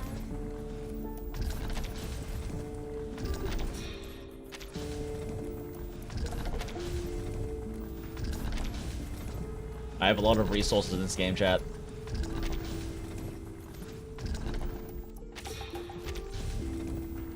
The like quick crafting quality of life is so nice. Oh wow, I didn't actually expect to have enough to R10 her immediately, but sure, fuck it.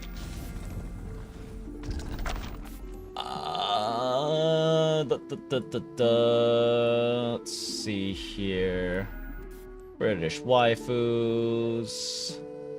Community tier list. Where is Yuribuska? Robusk. Where's the Robusk? There's the Robusk.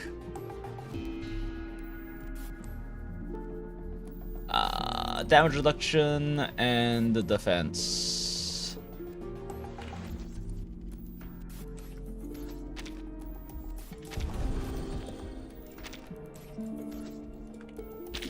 Fuck.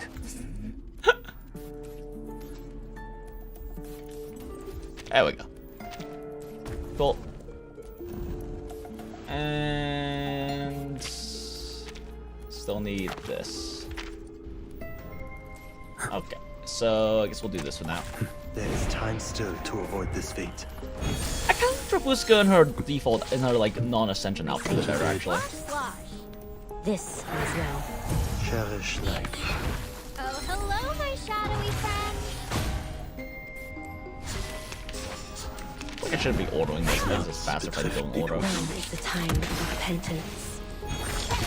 The enemies of peace shall be stamped out. Don't waste your time. The red of my sight shall unveil the hidden. Listen to this. I have seen to the heart of you. Now is the time for repentance.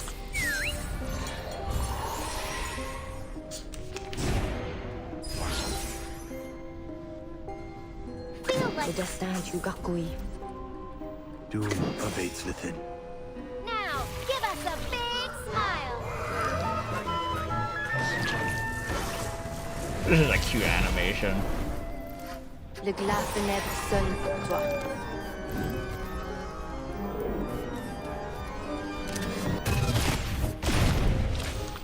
Boop. Thank you, sexy French doggo. As tough as waking up an old factory man. I'm at 3 and I need another 13, so that means I need to do another 6 runs of this. So 2 3s should be good.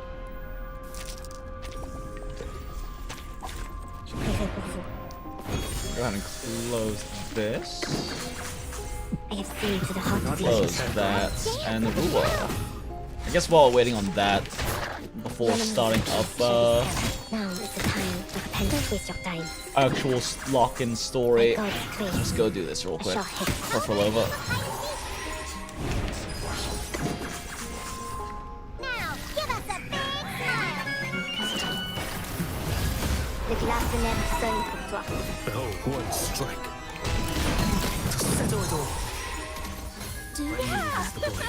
Vampires don't just thirst for blood.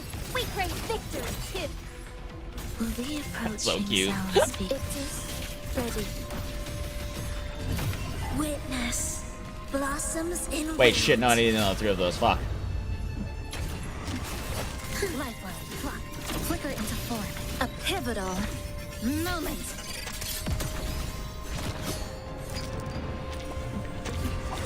There is time still to avoid this fate. Break apart. Behold, cherish life. Hello, my shadowy friend. I shall hit you. Now is the time of Your repentance. life is mine By to God's take. grace, I shall hit you. Think. Now, give us a big smile. Le glas funèbre sonne pour toi.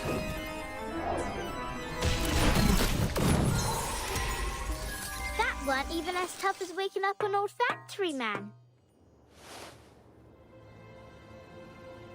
I can't count anyone more, god fucking damn it! Anyone queasy seeing blood? By God's grace, Do not let yourself go now. Dance with us. Oh right, I was building Guling the without. enemies of peace shall be scattered. Now is Wait, the time of Guling. repentance. This is now. Tell me the enemy is peeled by the fire. Now, give us a big smile. Le glace de neige sonne pour toi.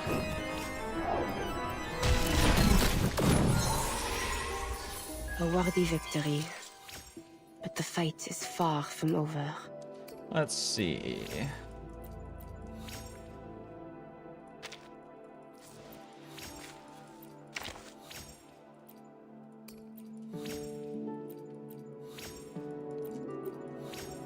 I don't remember what you actually max out on bullying, but we at least get everything to 5.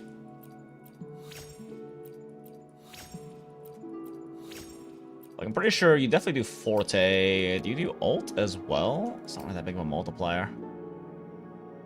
Neither is Resonant Skill, though. Neither is Intro. But it does increase healing on Intro.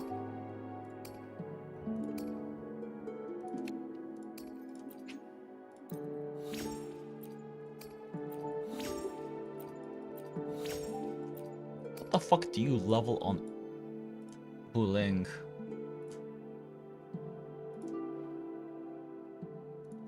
And same thing I mentioned when we were looking at the HSR stuff earlier. Same theory crafter Grimro does also handle WuWa, and I trust his math and his recommendations and calcs implicitly. So I do find it to be a very good resource for. I do find Pridman to be a very good resource for both HSR and for WuWa. Can't speak for their other games they cover because different theory crafters cover those.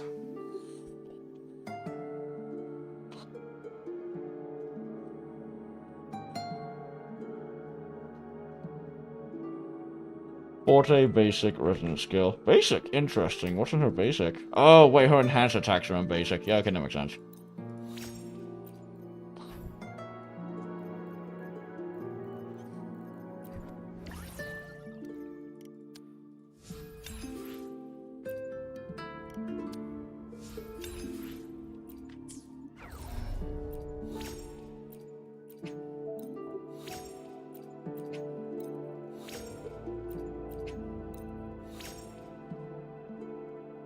Res skill, is res skill that important though?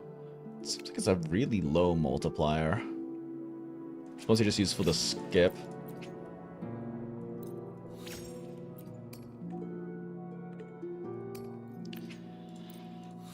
Let's say let's get everything to 7.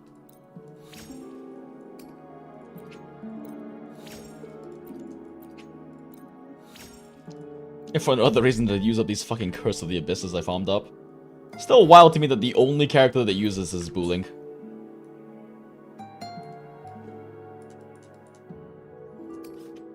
I mean, I suppose I can level up this more.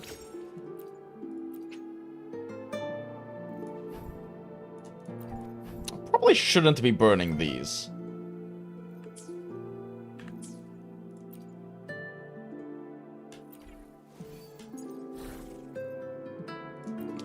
Rejuvenating glow.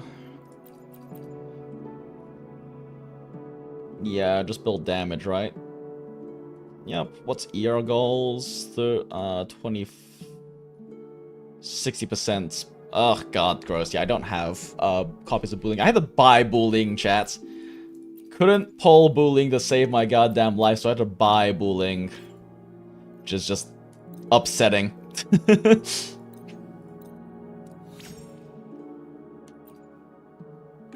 What subs does she want? Okay, yeah, just damage subs in ER. Okay, sure. Not very good, but whatever. It's a support set. It's a healer set. I'll worry more about this being cracked later.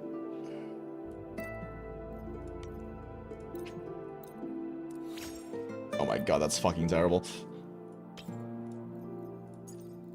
I will definitely need at least one ER main. One ER main should be enough, though. I think we can just go to Electro.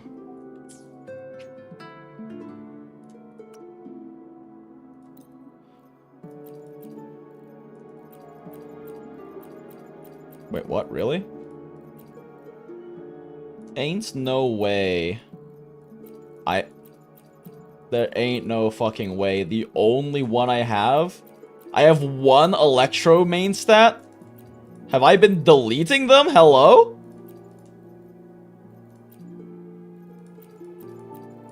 What?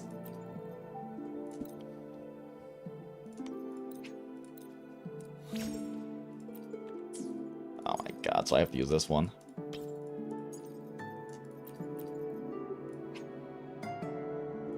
Surely I don't have that set for deletes. What the fuck? I mean, I haven't farmed this set in God knows how long, but still.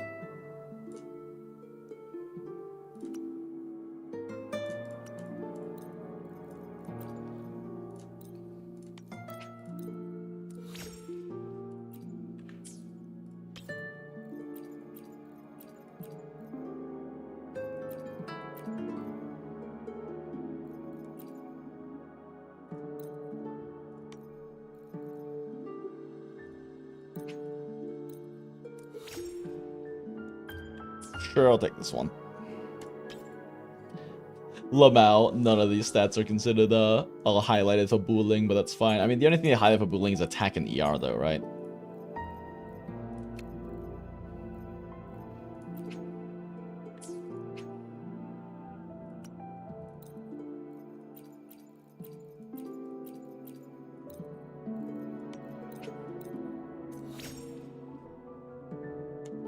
Yeah, I guess I'll take that.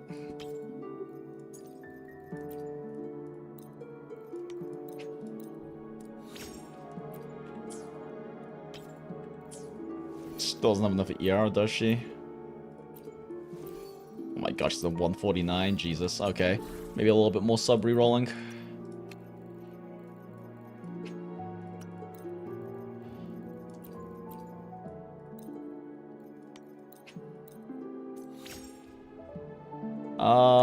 Sure, it's a decent ER sub.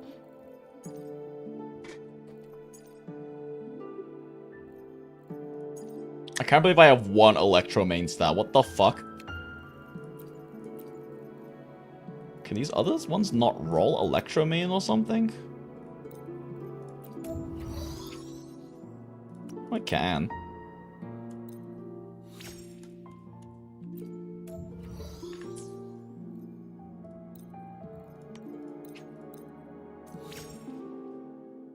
Fuck it, it has ER on it, whatever.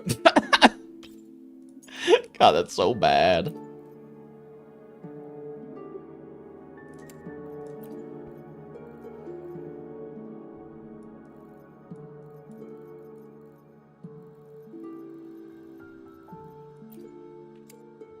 And these are so bad.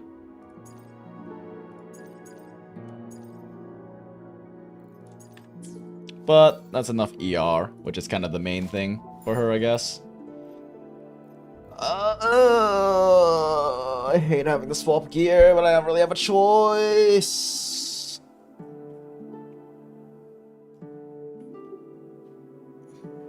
Yeah, you just run Rip. Just run Cosmic, right?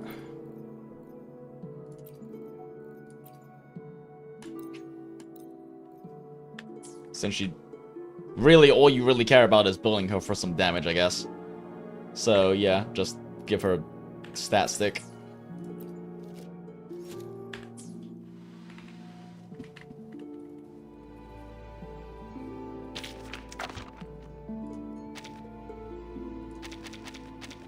Oh, wow. I need more keys. Winged Key sucks for me to farm, though, because I haven't pushed far enough in story to unlock the good farming stage for Winged Key. Oh, actually, they probably have some of these in the fucking event shop, surely. They normally have mats in the event shop. Yep, they have a lot in the event shop. Jesus.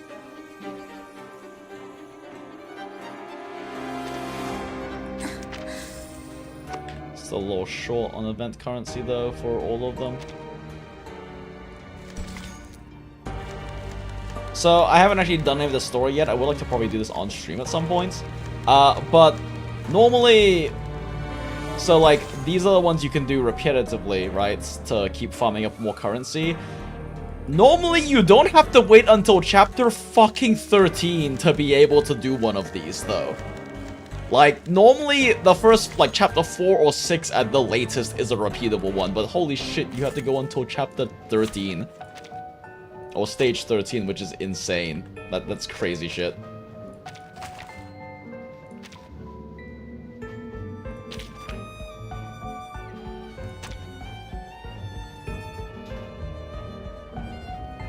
Why does this song's music sound like Oh the Misery? I didn't notice that. Everybody, wait, you mean like everyone wants to be my enemy? That one, Arcane. Oh, of course my inventory is fucking full. Oh right.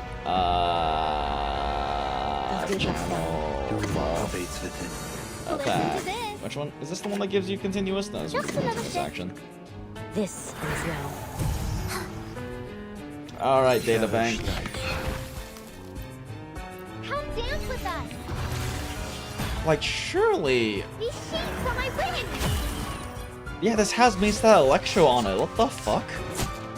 How do I not have any main stat Electros for that set? That's crazy. Now is the time for repentance.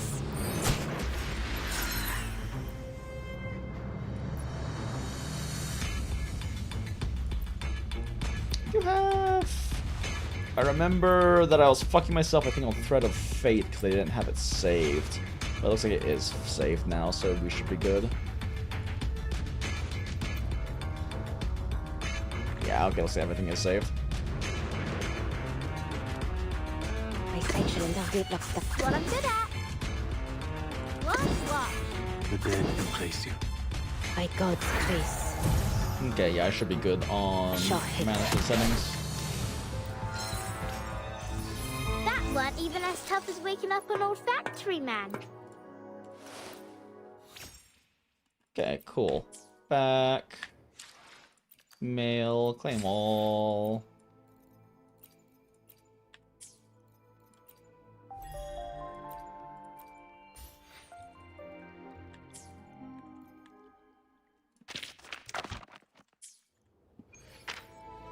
I just want to finish building Robuska, chat. We will lock in soon, I fucking oh my god, it's almost midnight, we haven't started WuWa story. Ah.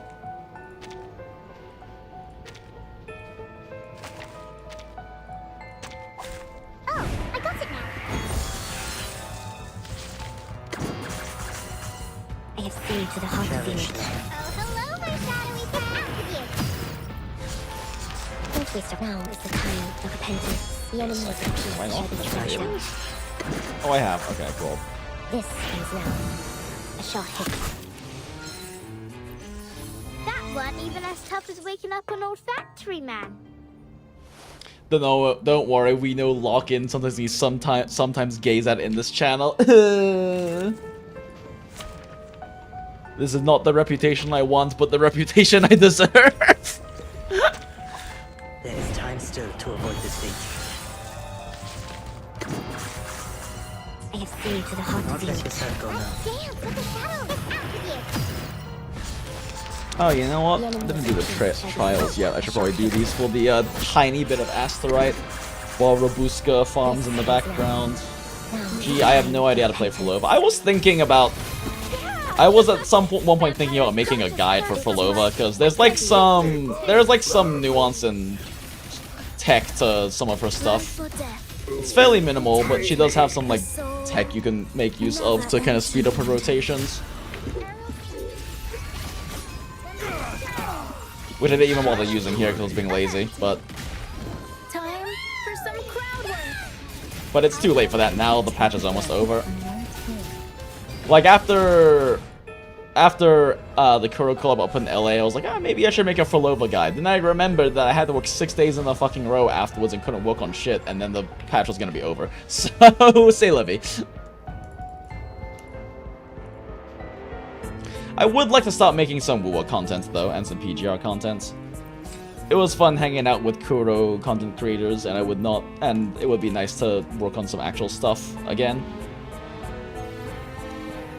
It's actually funny too, because there's been like so many different like WuWa things I could have put together at the different points, and we even like did a tiny... We actually did that sort of once on stream for, like, the Zani, when Zani came out. But I just haven't really... I mean, we've talked about this. I haven't been taking streaming as, and content creation again, as anything other than a very casual hobby. But perhaps it is time for me to, like, get back into, like, actually doing some stuff with that, because it was very fun hanging out with other CCs. And I would like to do that in the future, because that's something I didn't really ever get to do back when I was doing this full-time, was actually meet and hang out with, like, other content creators, because most of the I knew several, like, lots of theory crafters and speedrunners I actually worked with, but most of the stuff for that was handled by Tuner. And so, like, Tuner got to go to TwitchCon and meet up with people. I did not, nor did I actually, like, really get to know much of any other content creator. The only, like, for gacha stuff specifically, the only other main, like, decently sized content creator I ever really chilled with and chatted with that much was Jeff. Cause Jeff is a theory crafter, and I honestly yapped with other theory crafters, but most of them aren't content creators, you know? They just like doing theory crafting and testing stuff. But it was a lot of fun hanging out with and meeting people, so that's definitely something that built some desire to maybe start taking some of this stuff more seriously. Also part of why I spent a lot of yesterday working on art things and making some tiny progress on my new model, since I guess before I do much of any content, I would like to have an updated model at least. I don't really like my current model all that much, even if I just make a fresh PNG tuber model, because I don't really like my model that much. It's just, I literally threw this together really fucking quickly right when I got back into streaming at the beginning of this year when Wilds came out. And, like, it's not bad or anything, but I'm not a huge fan of it, and I would rather have an updated one before I actually started doing content things. WuWa, but only quick swap. That's easy. For every new character who releases, make a team for them with Changli. And use the clear tower. WuWa, but only quick swap. I haven't actually been playing Changli that much lately. At all. As fun as she is quick swap wise. I think partly because I've just, like, fallen so hard for Frolova. I would not be against making a new team with Frolova in it every single time, though, because Frolova is, like the Changli thing is kind of a fucking meme. If the team can quick swap, Changli fits in. The problem is so many teams are hard designed to not allow quick swap to even function. Like, you literally can't do quick swap in Augustus team, or a third of her kit doesn't function. Like, they hard code it so that you can't play quick swap with Augustus because of how her stack generation thing works, right? And how her outro works. So with Augustus, you literally don't get to quick swap. Other teams, you get to quick swap some during cooldown rotations, but you literally don't get to with Augustus. Or Augusta, sorry, Augustus is Path of Nowhere.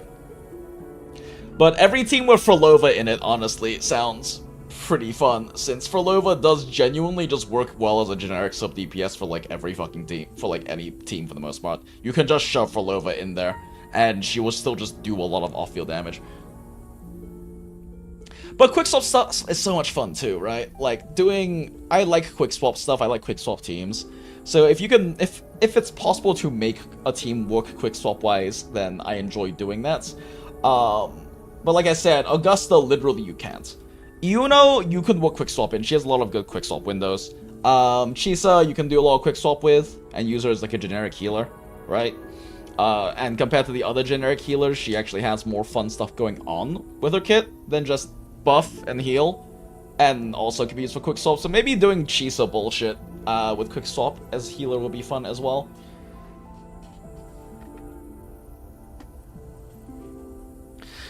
I think I got 3k for a Silent Infinite Torrents using Frolova for the first time ever. Still haven't probably read a kit limit. I mean, the thing about Frolova is that she functions really well with very simply, and there is some tech and some optimizations you can do to make her function even better. But fundamentally, she has a pretty simple kit, because her kit is build 6 stacks, hold charge attack, press ult, and swap off of her. That's basically it. Like, that is 80% of her kit. Anything past that is just kind of more min-maxing and more nuanced information around that, but her kit fundamentally comes down to build 6 stacks, hold charge attack, ult swap. Like, she doesn't really have anything more than that. It's just she has other tech and other nuances that that you can use to enhance that base kit. I mean, to be fair, a lot of characters, especially sub DPSs in WuWa, are like that though, right? Like, their kit is fairly simple to boil down. Shorekeeper is build up Forte, press Alt, leave. Zhe is build up Forte, press Alt, leave. She just has, you know, some complexity in terms of how you build up Forte through her combos and her intro and everything like that. A lot of character kits are fairly simple to boil down. It's just for Lovas, you don't even have to worry that much about stuff, because there's lots of ways to optimize her, but fundamentally, because she builds stacks by spamming basic attack, you can literally just do that till you have 6 stacks, right? And your resonant skill as well.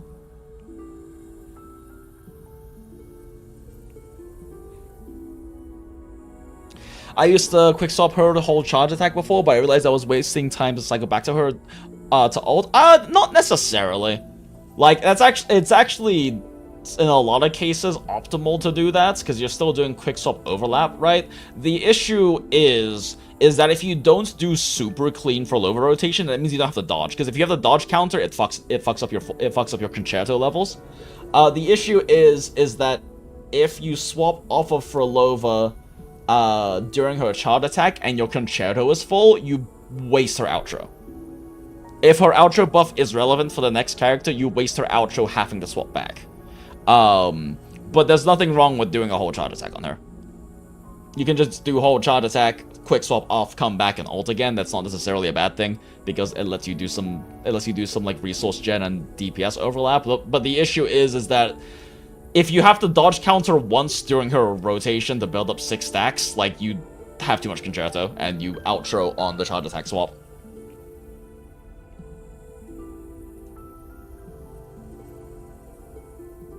It's like a 1-second animation. Her charge attack is a lot longer than 1 second, Niraj. Like, it's a lot longer than 1 second. It's like at least a 3-second animation before you can ult. You're not supposed to outro on that. You're supposed to outro on her ult. Like, you're supposed to outro on her ults. Like, for Lova, because the thing is, you can outro on that if the next character doesn't her charge attack freeze time? Yes, but you can also have another character doing things while time is frozen. So, like, why not?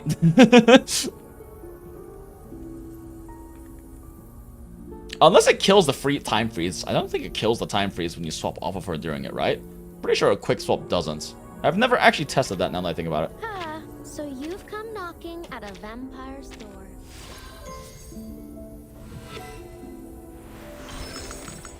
Blood is red, shadows are black. Ah, she just used the same voice line again. Sad. I think it's time I choose my own color. The Fergie Viper.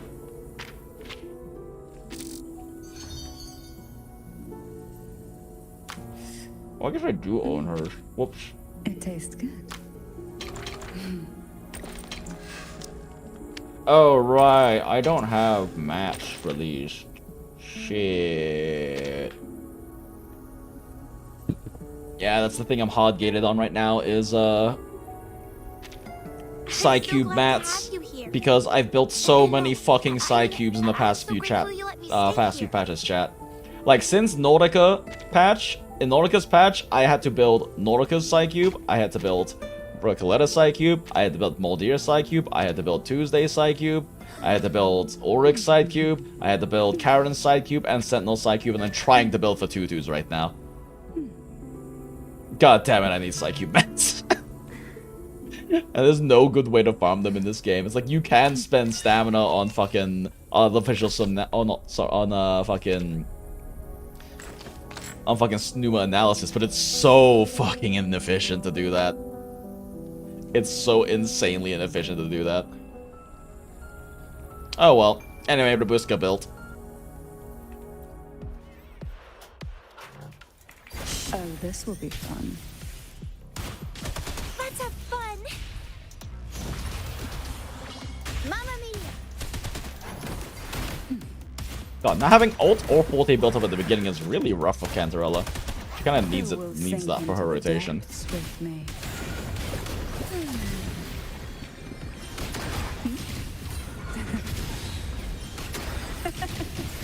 this will be Sprout of budding seeds! Oh, it's over already. Well, shit. All right. Yep.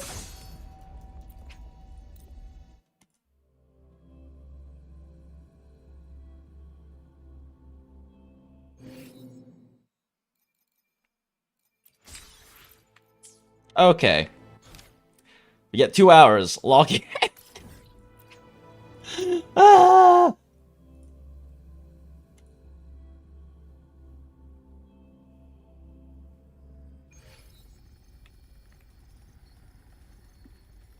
You're in preparatory beats. Begin. 4 hours and 48 minutes in chat, and What we is are it? finally Do you doing have any WuWa questions story. for me? I've been looking for an opening. Based on what I've observed, Neon Tower in the center of I the remember city is already most reading these in the likely past. key. The frequency there is highly unstable, and it shows the lament's most severe spatial fracturing. Could be the source, or maybe the endpoint. But I can't get close. The space in Honami is twisted and overlapping. I've tried every method I could think of, but I always end up looping back to the same spot. It wasn't always like this. There used to be someone else. They caught the misaligned pieces, pointed out the right routes. I made sense of it all, because I had another mind with me. Well, good thing Rover's here. Now, it's just me. Do you have any other questions?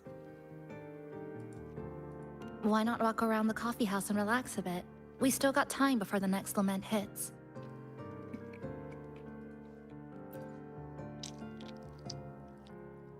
This fucking Greetings, capybara. passenger.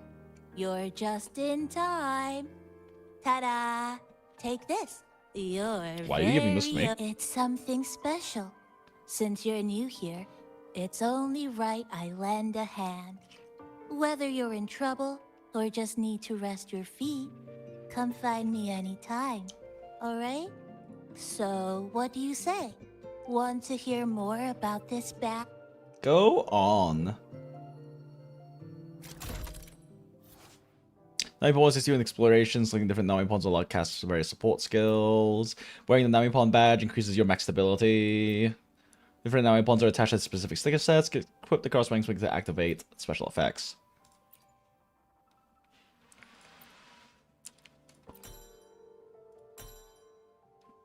Havoc Bane, Desert Prep, 6 removes launch combo attack, blah blah blah blah blah, and gains an attack buff. Okay, gotcha. And a all damage bonus. I'm sure these are very cool mechanics that I will barely have to engage with because of the fact that I have all my teams are built for endgame.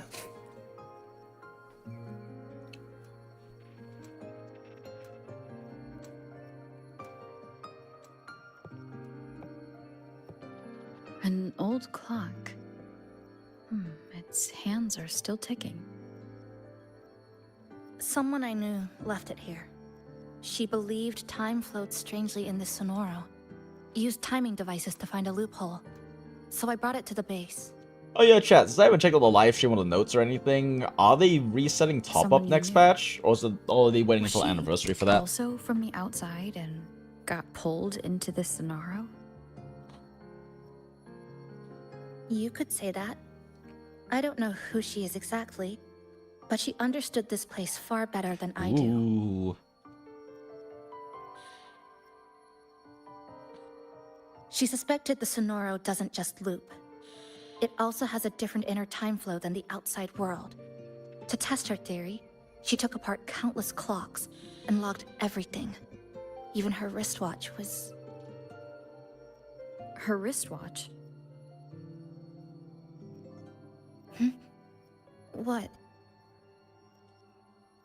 Was it covered in moss? Yes! Whoever pulled me into this scenario wore a watch like that. Also, goddamn, fucking Chisa's eye models are so pretty. Have been her. Why is Kuro so good at making But eye why? models? If she reached you, she found a way to contact the outside. So she did figure it out. Then, why didn't she leave? She was always careful. Never acted without calculating the odds. Cute shoes. And one of the more practical pairs to wear, considering how many goddamn characters wear heels in this game. Unless she knew that was as far as she could go. Maybe she brought me here because she knew that's where you are. You said she never acted without weighing the odds. It must have been a calculated decision. I'm here because she figured you'd need some help. All is right with the world. Finish the Maybe story she couldn't as move Jinx forward starts it. herself. Hell yeah, laser proof. Maybe she See, got and stuck that's somewhere. exactly why I waited this She long, didn't so give that up. specifically She you kept could looking finish for the a story breakthrough, before we and started. I'm probably part of her plan.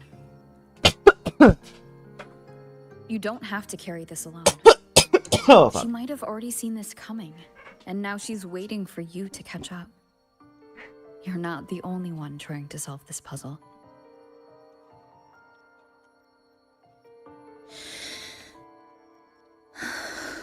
Girl got a lot of rings. So do I. I like You wearing said rings. she knew But... a lot. Where is she now? Finish the story, 2 events, and TOA! She's in the tower.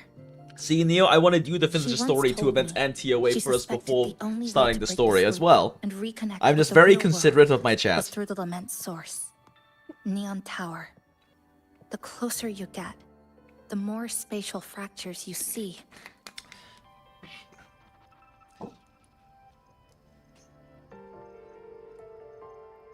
And the more dangerous it gets.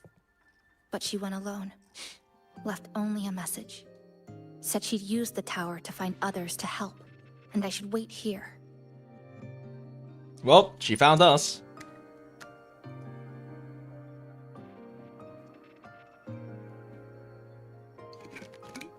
That is a lot of camera angles then? and pans for dead silence to happen there. She never came back. Oh no, your friend. After that, I left our previous base and came here, hoping to find her. I kept trying to reach the tower, but every time I failed. At the lament's edge, space splits apart. You might feel closer, but in truth, you're not.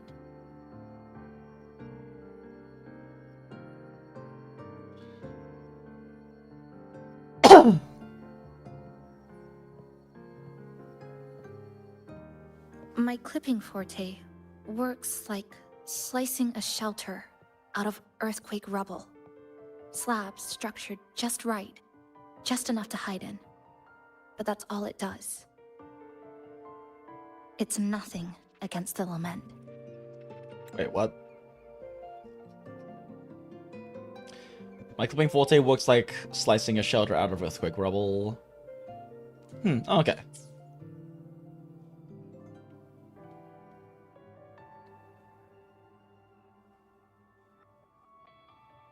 Well, I used to be able to. No spoilers, open this the whole chapter path feels like to they're experimenting with Neon even more dynamic Tower. story presentation. Yeah, I'm not against that either. I mean, they've done quite a bit of... They've done quite a bit During of, the like... lament, my existence One was thing I torn will definitely apart say that once, WuWa has been so better I about lost in that version 2 ability. than The HSR has Hanami been you about see in now version looks whole, 3 but inside, is that they it's have been been making cut a into much more countless use of like tangled paths, cinematography techniques in the pieces general Kirigami. dialogue sections like these. Just to keep it more engaging, you know? And to like hopefully use it for better would've been better conveying executed. and executing the story. Cute. Wait, what the fuck did you say?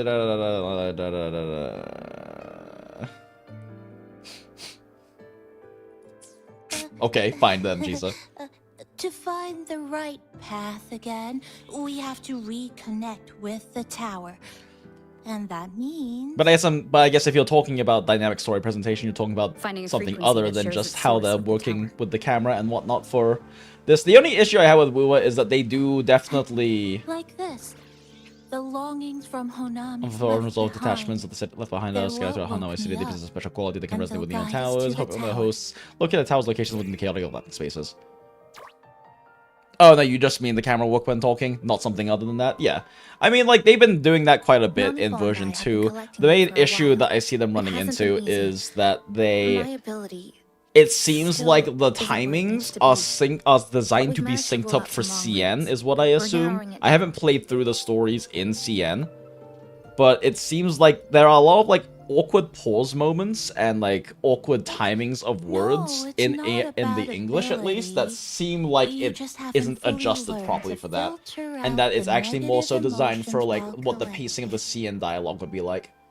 I could be wrong there, but it definitely strikes me that way. And we already know from version So, 1 you that collect them CN with gets a this better bottle? storytelling experience. Lamau, For Camillus, some reason, companion quest. these longings resonate with the tower, the source of the lament. Namipon believes they can lead us to the Namipon. right route.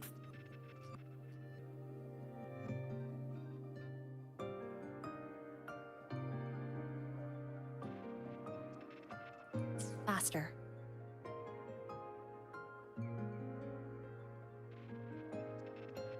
Count me in. The more of us, the faster we can do this. Most people's But also, abilities yeah, maybe won't you're right. protect Maybe them they're from just this doing level of it much emotional more interference. frequently. Having you there might only... Since they definitely do a lot of camera cuts and pans and whatnots in the previous story. But it does kind of seem like the frequency might be kicked up a bit, which is not a bad thing, as long as they're using the techniques well and not overusing them. I just still find that there's a lot of moments where they have awkward timing, and I can only imagine that I'll the be the awkward judge of timing that. is because they haven't She resynced chose to things bring for me the here. English dialogue. And that means she believed I could help. Maybe it's time you believed in a new possibility too, Chisa. Then let's Have move. some hope, girl. New variables have entered the equation.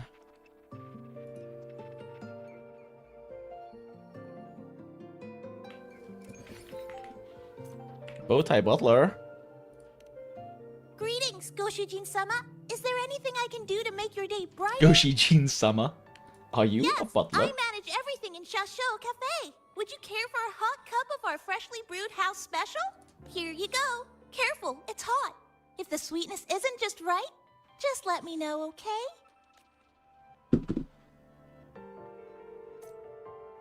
Oh, the cup of coffee is character experience that I will never make use of because I have so goddamn much of it already. I feel like I should level everyone to max just to use up these fucking mats I have. Eyes on the... Let's reach... Why hesitate? There are a lot of them I haven't leveled up. Sometimes I... Although I probably never need to touch Yohu ever again. The only reason I ever used Yohu was as like a third healer for a tower. And at this point, I have Buling, Sometimes so... I get a little carried away. I see my way clear. Make this quick. I see my way I should clear. probably max out Kalkara. I never ended up doing that.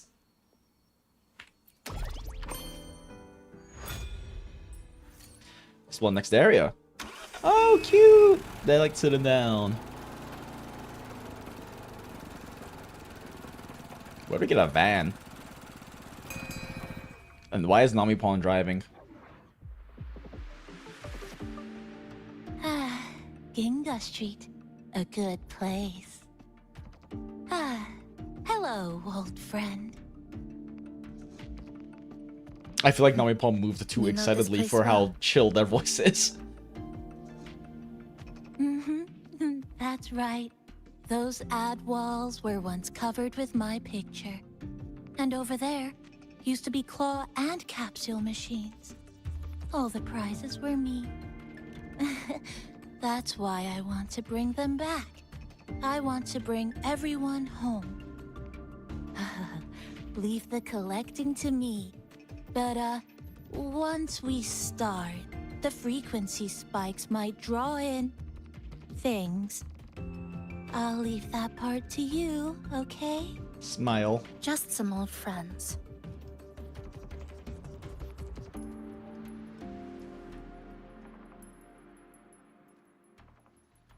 Chisa, passenger, help! I can't be interrupted while collecting. Wait, but I can summon a separate Namipon. Alright. You hear it too? Desperate voice. The voices are getting Oh, I louder. killed him too fast. Fuck. No Echoes voice of the lines. people's longing. When too many gather at once, it's like someone hits a replay button in your head.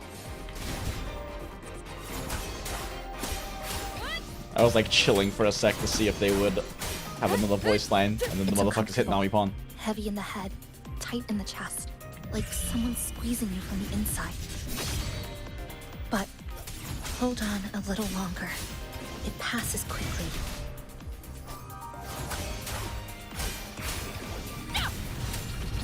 The wicked will face judgment. Nami-pon fucking nuke, Jesus. Actually, now I think about it, maybe I will engage with this mechanic more than I was thinking because of the fucking trials. The trial characters might actually make it important to engage with the mechanics. Just to clear faster. One second as a string. First knowledge sexual efficacy basic to consume one of the team test resident skill on one flow. Okay, cool, neat.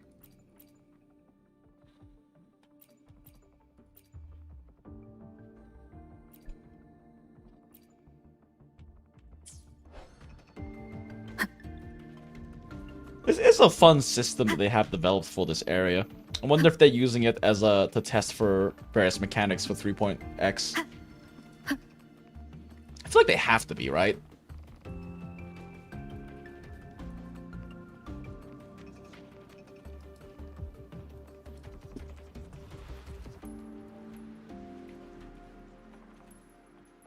That's direct. Well, efficiency first. Might as well make use of it.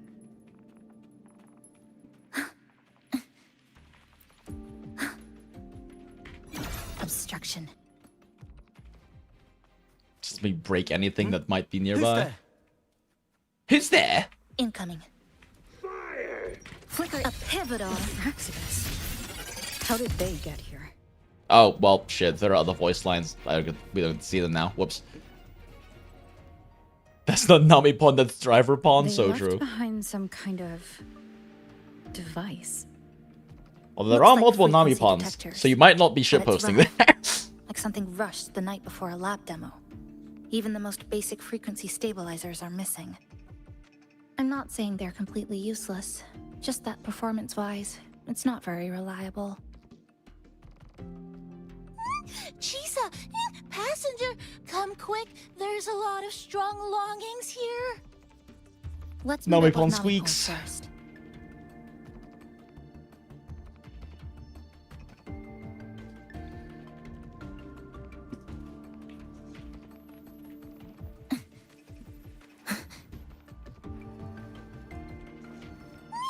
This way, over here. You can start collecting now. Oh, and more troublemakers might show up. That's it. I'm counting on you again.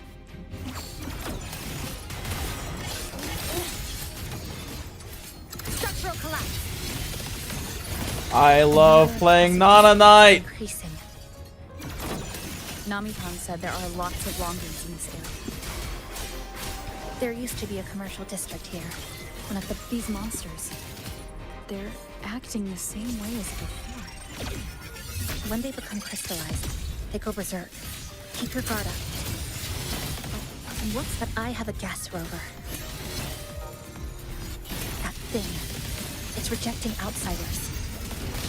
It's using the tacit discords as blades, driving them into a frenzy to stop anyone who doesn't belong to this city.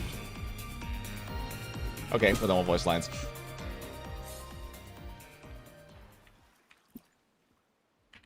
Give me some loot.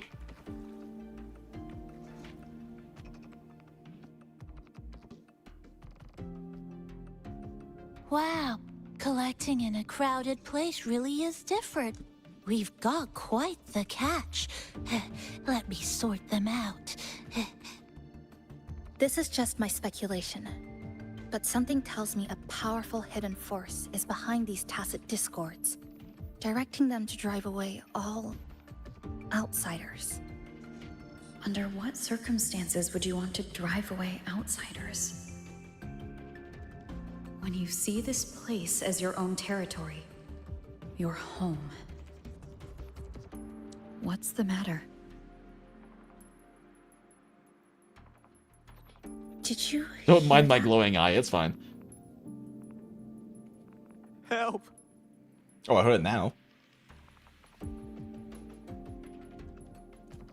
The flower needs help, chat. It hurts. Help. Please. Help me.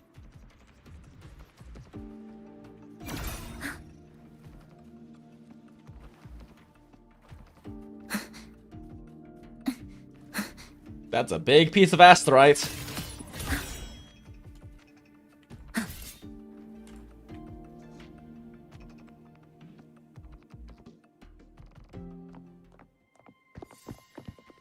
Oh dear.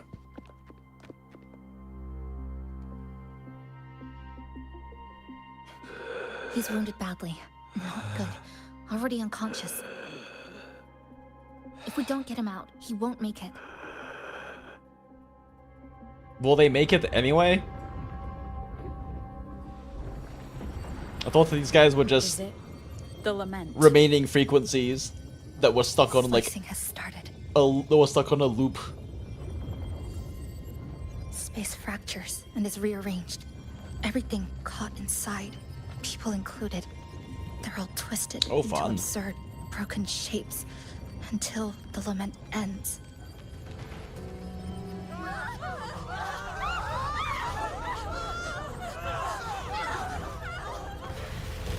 Oh dear.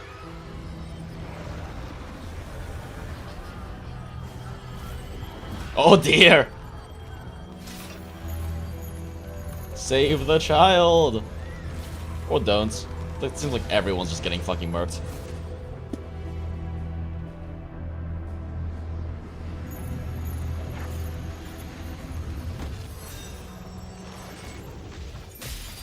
Girl, chill.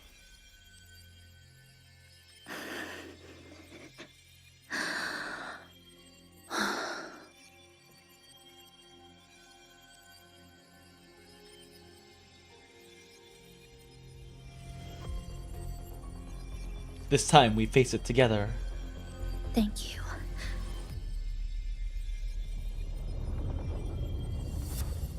The slicing is getting closer. Space I will think pick she up would any be moment used now. to seeing those little fractal, We need to get out of here Jesus. remaining frequencies just getting fucking murked. But it's probably a good thing she's not used to watching people get Hold on killed. to him. And hold on to me.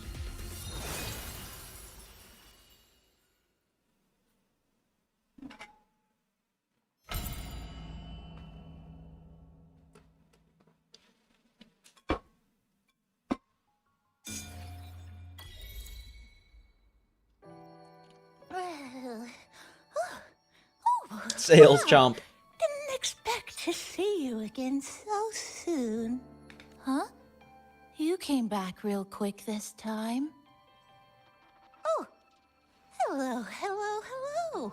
I'm your friendly mall guide, a gold star sales barra.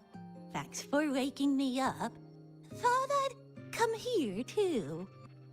Like, in case they do any, like, camera panning and some interesting things on screen, I don't want to skip the dialogue, but the Namipons talk so goddamn slowly, chat.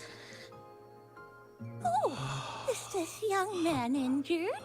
Hold on, I've got some meds. They talk so slowly, chat. Sales champ rustles through his pouch, pulling out some meds. You lay the young man down on the sofa and tend to his wounds.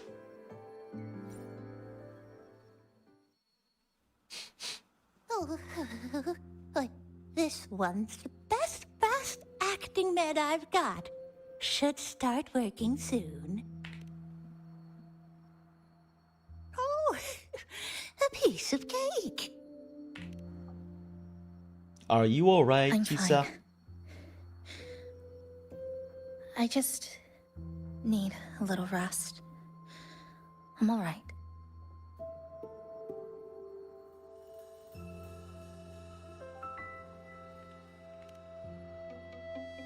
Oh, when we first met, you caught up in space, just like I today. thought you'd be sent straight to this safe house. But my forte was unstable. You ended up at the bus stop nearby. Still a very handy ability.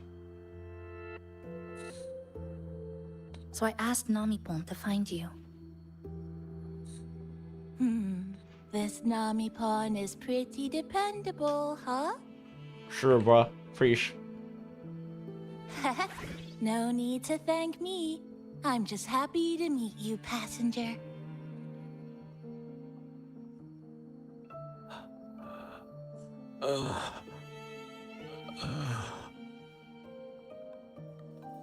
Oh, he's awake. He's awake. How are you feeling?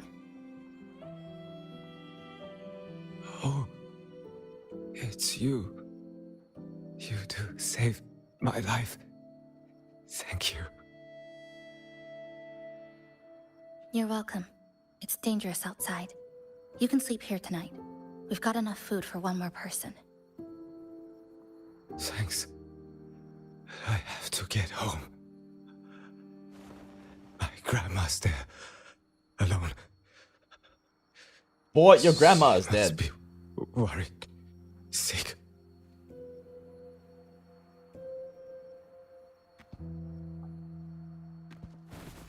Oh, shit. Just focus on recovering first. You can leave once you're back on your feet. No, I promised her yesterday. I said we'd watch TV together when I got back. Aw. I can't Good lad. leave her waiting there alone.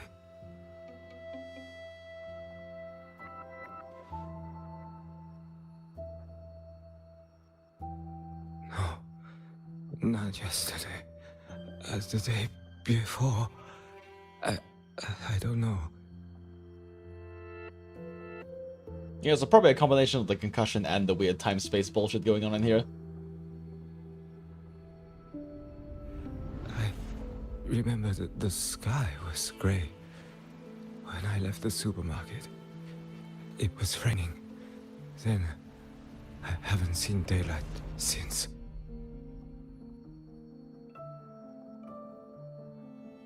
The TV had no sound. The phone wouldn't connect. Oh no. The road outside the window was... I keep trying to go home every day. But why?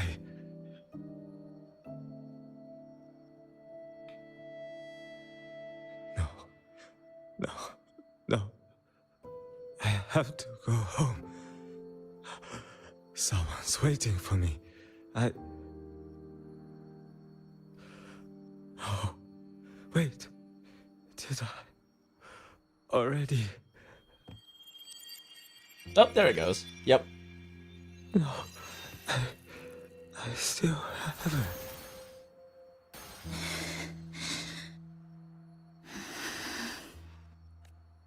You know, if we had just left him to die instead, he wouldn't have had to have this, like, emotional breakdown before disintegrating.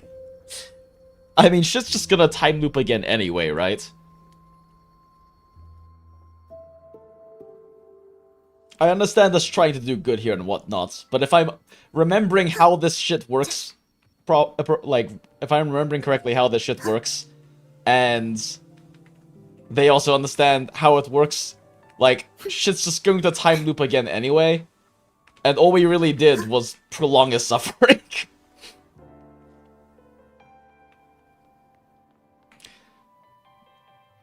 Like, until we break the cycle, we can't really help anyone anyway, right? That's my understanding of how things are going right now.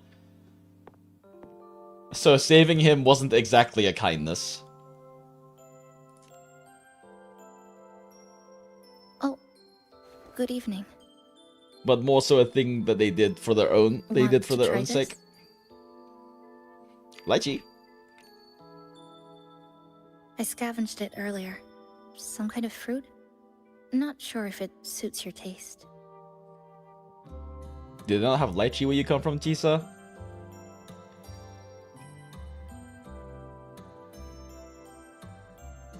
Ever since Honami fell under his lament, food here became part of the remnant energy. Living things in this Sonoro no longer feel hunger. But to me, that's dangerous in itself. Le chat. How goes High School Romance I Arc? don't want We to locked go in, John. We locked in, and we're like 25 minutes into playing the story now. Smile. I don't want to get used to people. It only took 4 hours and 45 minutes to lock in. I don't want to get used to this loop. Yeah, I that have does make someone sense. To find, things to do, and a place to return to. Yeah, I was mentioning earlier that it seems like she should be used to watching the people, the remaining frequencies, the people getting fucking murdered feel by the a same, bunch of tacit discords, right? but it's also a good thing that she isn't. It's good that she's trying to not desensitize herself and retain some of her humanity in this situation. So we will leave here together. Look, John, we're locked in now. The locking in just took almost 5 hours. Our goals align. I don't care how impenetrable the tower is. I'll cut a way right into it.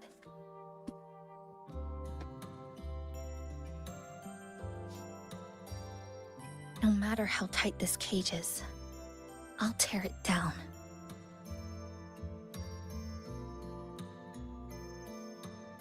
The more longings we collect, the more leads we have. I trust that day will come.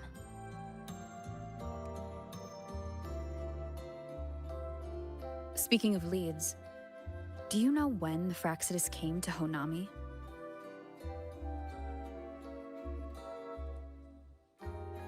The Fraxidus? You mean the ones in red we ran into just now? So that's their name. Sorry, I wasn't familiar with it. It was my first time in that zone. I've mostly explored the port area. Still no confirmed route to the tower, but at least we've rolled out several dead ends.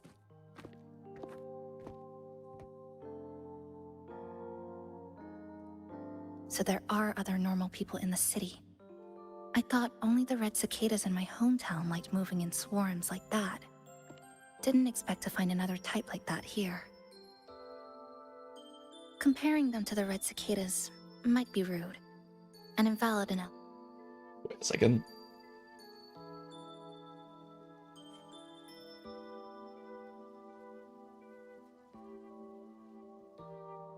Apology too. Forget it. Sorry. I am definitely locked in chat and not reading things on Discord on my right screen right now. I am very engaged with this plot right now. And they've been running experiments here. I can't decipher their methods from their files, but something's clearly wrong. Space in Honami is already shattered glass. Anything too forceful could make the entire city collapse. These are hardly ideal conditions for experiments. The Fraxis don't give a fuck. Dangerous experiments? That's their Wednesday. I think they must have discovered something. Maybe a clue about the tower, or some secret of the lament, hidden in this Sonoro. Something so important, they're willing to take the risk of their experimental site crumbling. We're not the only ones looking for Again, a really way just out. sounds like a Wednesday for them. They might already be ahead of us. Well, time to go interrogate some. Our current priority is... Find out what clues are in the baskets. We could start from the commercial district. That's where I first arrived when I was pulled into this Sonoro. If we're lucky, something's still there.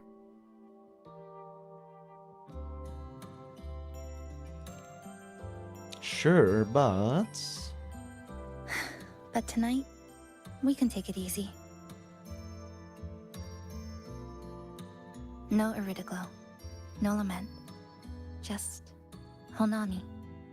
A quiet city at night. Pale rainbow-colored light surging in the surrounding of Honami City is a wave of phenomenal unique display. Traces of Iridoglow corruption can be found everywhere in Honami during period. The lament outbreaks, Iridoglow condenses into a physical form that cuts through space, capturing and devouring everything it meets within the Sonoro. Residents with long-term exposure to Iridoglow have a high risk of losing control of their residence power and may even overclock. Thanks for sharing this late-night snack with me. Even if it's just canned fruit. Hey, Cheese, don't shit on canned fruit. But still, Asian canned food is actually Thank pretty you. legit. see you tomorrow. Especially canned lychees. They're quite tasty. I enjoy canned lychees and canned longan. Good morning, Goshijin-sama. Did you have a good rest? Still a bit tired, forever tired, never awake. That's a fat slice of cake, holy shit. Oh, yes, yes. It's such a nice day today. So, Chisa went out scavenging for supplies. Okay, I'm sorry, you take way too long to There'll talk, be girl. space for a few new decorations? It might be a nice surprise for Chisa. Passenger, do you have any ideas? Wonderful. Wait, we gotta decorate? Please.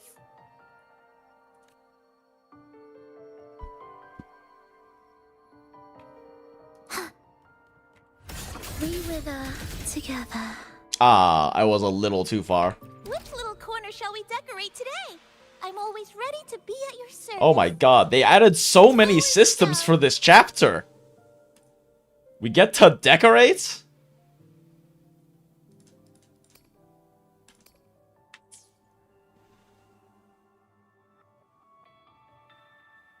They show new standard weapons not coming. Oh, so they are releasing new standard weapons. Good, good, because I've been saving my standard bolts.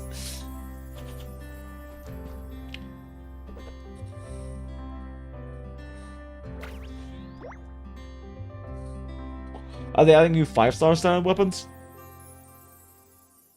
Like a new batch of 5-star standard weapons? Because it would be nice to have a 5-star, Good morning.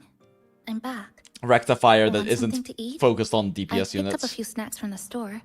Figured it'd be good to have some variety. Didn't expect the cafe to be this clean.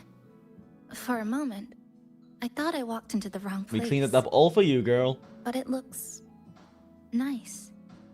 It is Really important to boosts have the a mood. clean space for your mental Thank you. health. I actually did some All of cleaning you. in my room today. It's still Mom, disorganized. I are didn't you get ready around to to like go? actually organizing much of anything, but at least it's cleaned up. All the trash has been taken out. Swept up most of it. Most of it is swept. But then my friend came over, and then they were only coming over to pick something up. We ended up chatting for over an hour, which is part of why stream started late too.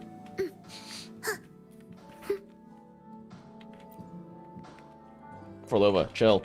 Which There we little go. corner shall Oh, we okay. decorate today? I'm always No ready more to decorating. be at your service.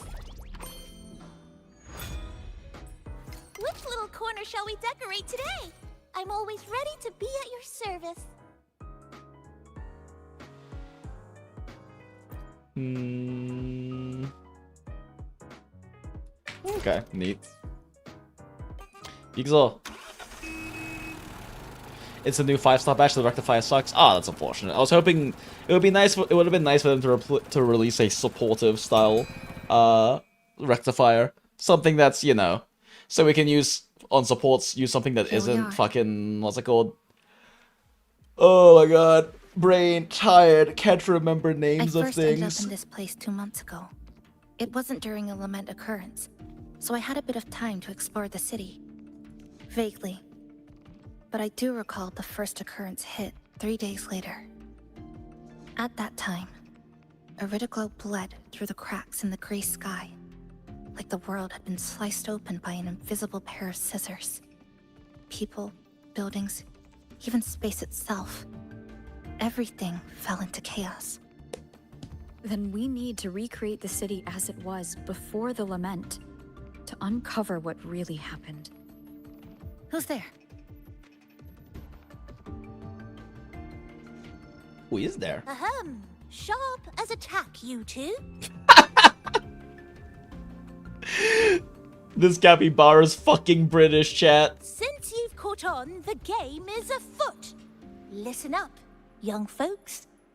This district is full. Did you just call Rover a young folk?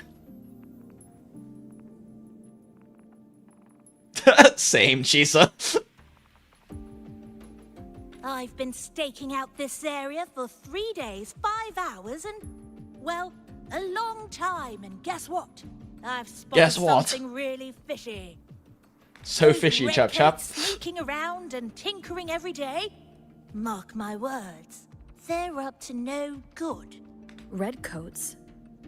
Could it be the Fraxidus?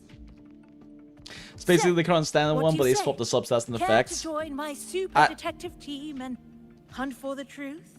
If they swap the substats and Super effects, detective don't you just mean that it has the same base attack Hunt then? for the truth? Exactly. Just follow me. We're 2 clues away from cracking this wide Like, open. the substats and effects are what make a weapon, no? Other than its base attack? Question mark? There's only like 3 aspects to a weapon, which is base attack, substat, and its passive. Naturally. So swapping the substat effect doesn't it just make it a completely different weapon? Question mark? Over there. That's it.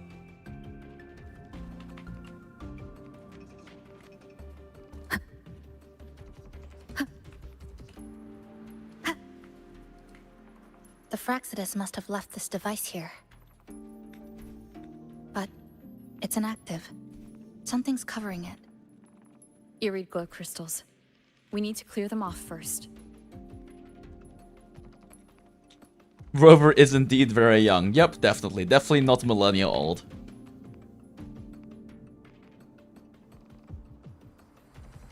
Oh, you mean they swapped the 2 around? It's ER substab and effect gives attack percent instead of attack percent substab and ER from effect. Oh wait, okay, that's what you mean, Neo. That's really funny. By Jove, my Do you want a little bit more attack or a little bit more ER?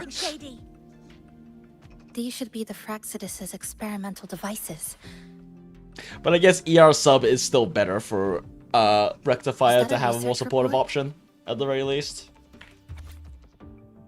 Oh, objective to expand the existing solar sphere, identify weak points of the spatial prism barriers, decaying residual lament energy, and establish control over the Sonoro. Progress, field test number 20. Iridoglow capture efficiency increase of 4.16%. Small amount of light iridoglow crystals detected. Components lament residue. Status field collapsed in 11 minutes and 23 seconds. Normal spatial rift formed. Core coil of containment unit failed due to meltdown. Status assessment. Lament frequency of this period deviated from 4.2 by 4.23% from the baseline. Oh, that was a weird hiccup. Current containment protocols are insufficient to support continued experimentation. Remarks. The observed periodic resets within the Sonora are likely introduced by Lament's residual power. First time seeing a report like this. Lament residue. Could Detective that Nami be Bon is not those educated in the impressive sciences, things we just saw? just in detective work. Why so quiet, all of you? They even both have a basic attack buff tack on the effect. That's so funny. Could that really be their goal? This is absurd. If the Sonoro could be controlled, then why hasn't this loop been broken? The left behind are still trapped in this false memory of peace. Controlling it can't.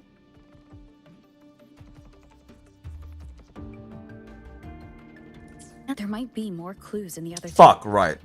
Drawing can't be their objective. They're using Controlling it. Can't be their objective. Official main occurrence is slower or the decimal They're oldly. It's using like it. throwing people into the fire just to test the temperature. Seeing I mean, if yeah, each Chi, so element that's kind occurrence of is slower. what the Fraxidus deaths does. more orderly. It's like throwing people into the fire just to test the temperature. It's kind of the Fraxidus' thing. Inhumane experiments is kind of their whole deal. That's right. There's another one close by. This way.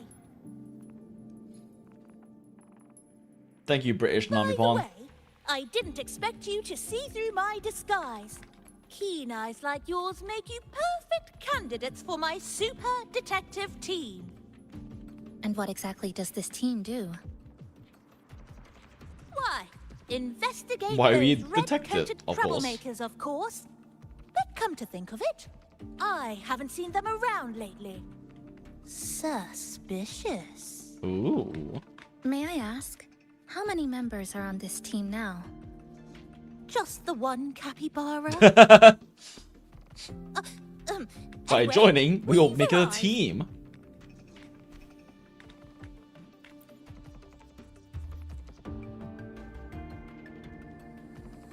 The Gaunt and Broadblade both have crit subsets though, so they look good. Ah, interesting.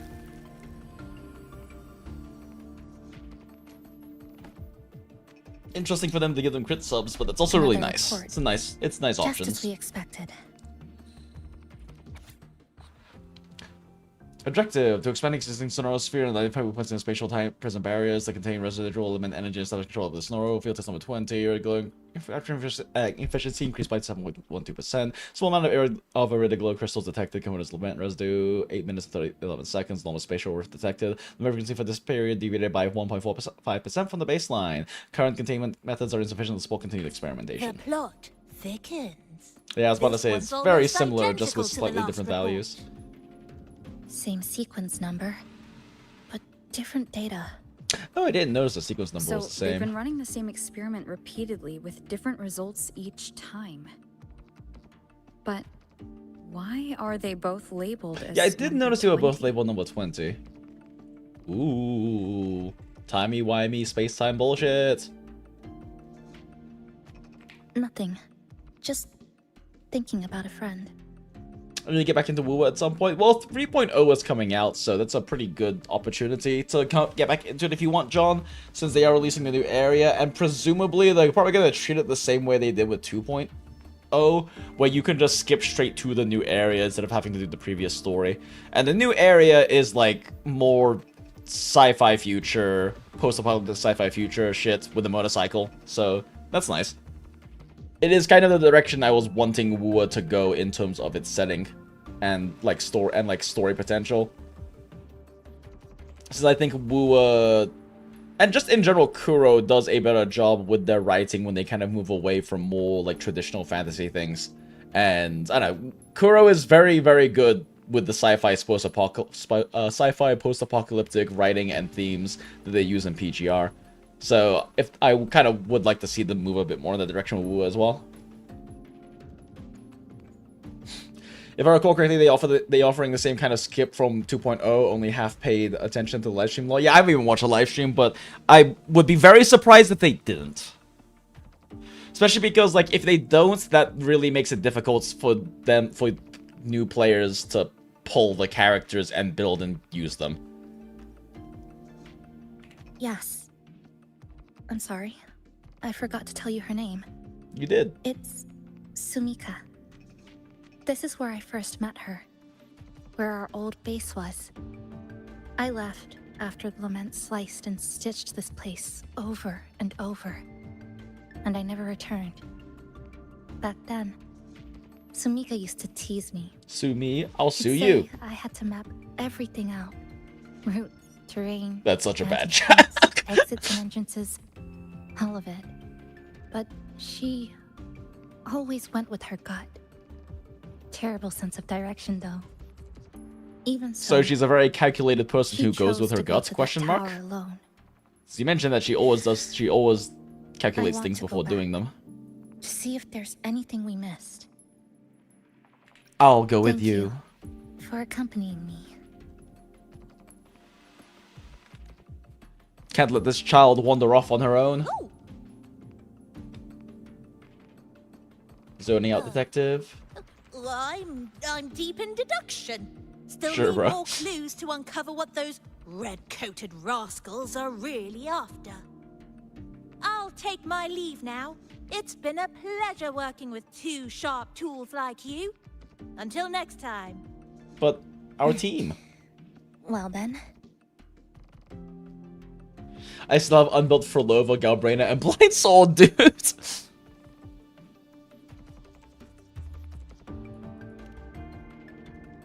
I mean, I guess you're not that far behind then, are you, John? If you were pulling just less patch.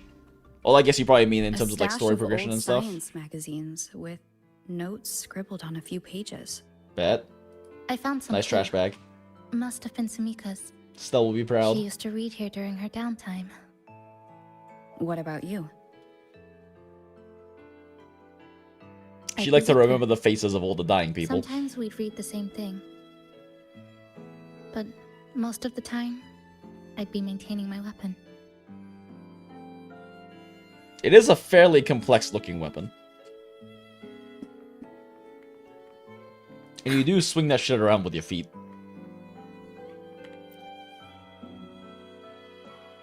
That stash in the corner? They're all clocks. There used to be more. Sumika collected them, placing them all across the city before the lament struck. Then she went back to retrieve them, one by one. It was pure madness, but it proved her theory. The closer you get to Neon Tower, the slower time moves. One of the few times he's just being more responsible than I am doing Ketchup. I still haven't done anything, all lol. of Hanami's Lamau. city might be I mean, like a big part of the the reason I'm outside doing world. it is because, the main story is required for Remember that most I would events. watch? And That's since it what ends up first like 6 makes me days, means I notice still also something need to was do off the about the events city. after doing the story. Also, I don't know how responsible we're really being with the Ketchup acid, considering that we only just locked in and started doing story less than an hour ago. Got a little distracted with Dahlia pulling, and then I was like, oh, let's do one, let's build Dahlia and do one run with Dahlia. And that one run turned into clearing all of Anomaly Arbitration.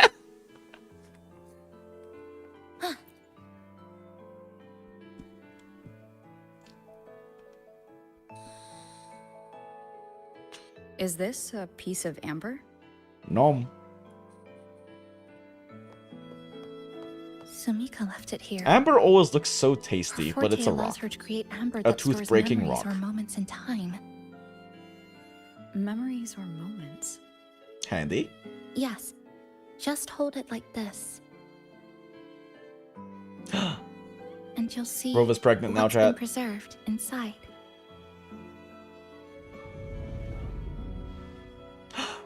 Sumika's such a cutie! Day 1, unknown. The sky looks like broken fractured glass. 1549, I'll never forget this number. Just 1 minute before the observation was complete, a doctor suddenly tore open from the device in front of me, shredding the stream of data across the screen. My boots were still stuck to the lab floor, but my upper body had been pulled into a strange, chaotic storm. That was the beginning. Now I find myself in a city I don't recognize, having just survived the bizarre lament. It slices through buildings, people, space, everything two-dimensional, three-dimensional, and maybe things beyond that, though my eyes can't quite make sense of it anymore.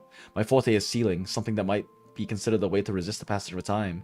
Maybe, if I keep trying, I can use it to record the abnormalities in the city and figure out how to break it through it. I'm not going to sit here and wait for it to end. Day 7, cloudy, if what's above my head can still be called weather. When I woke up and checked my watch, I noticed something odd. Moss had started growing beneath the glass. The city, fractured and folded in on itself, seems trapped in some kind of temporal loop. Time moves forward and backward in a fixed range. But oddly enough, the plants don't seem bound by each resets. The moss shouldn't be able to grow between the gears, unless time isn't flowing normally here. It's eroding, rushing, and spawning things that shouldn't even exist in the first place. Still, I'm grateful for this strange, unreasonable growth. It made me realize the city isn't beyond saving. There is a way out. The pen seems to pause, leaving a small blot of ink on the paper. There's one thing I still can't let go of. That rift. In my blurred memory, it sealed shut almost as soon as I was pulled into the storm. But if I can figure out what caused it, or how to stop it... But if I can't figure out what caused it, or how to stop it, period. Okay, there's no way to guarantee it won't open again. And if it does, someone else could get dragged in. However, time's against me. Sumika mentioned the strange flow of time here. She told me that time within the Sonoro moves slower than it does outside.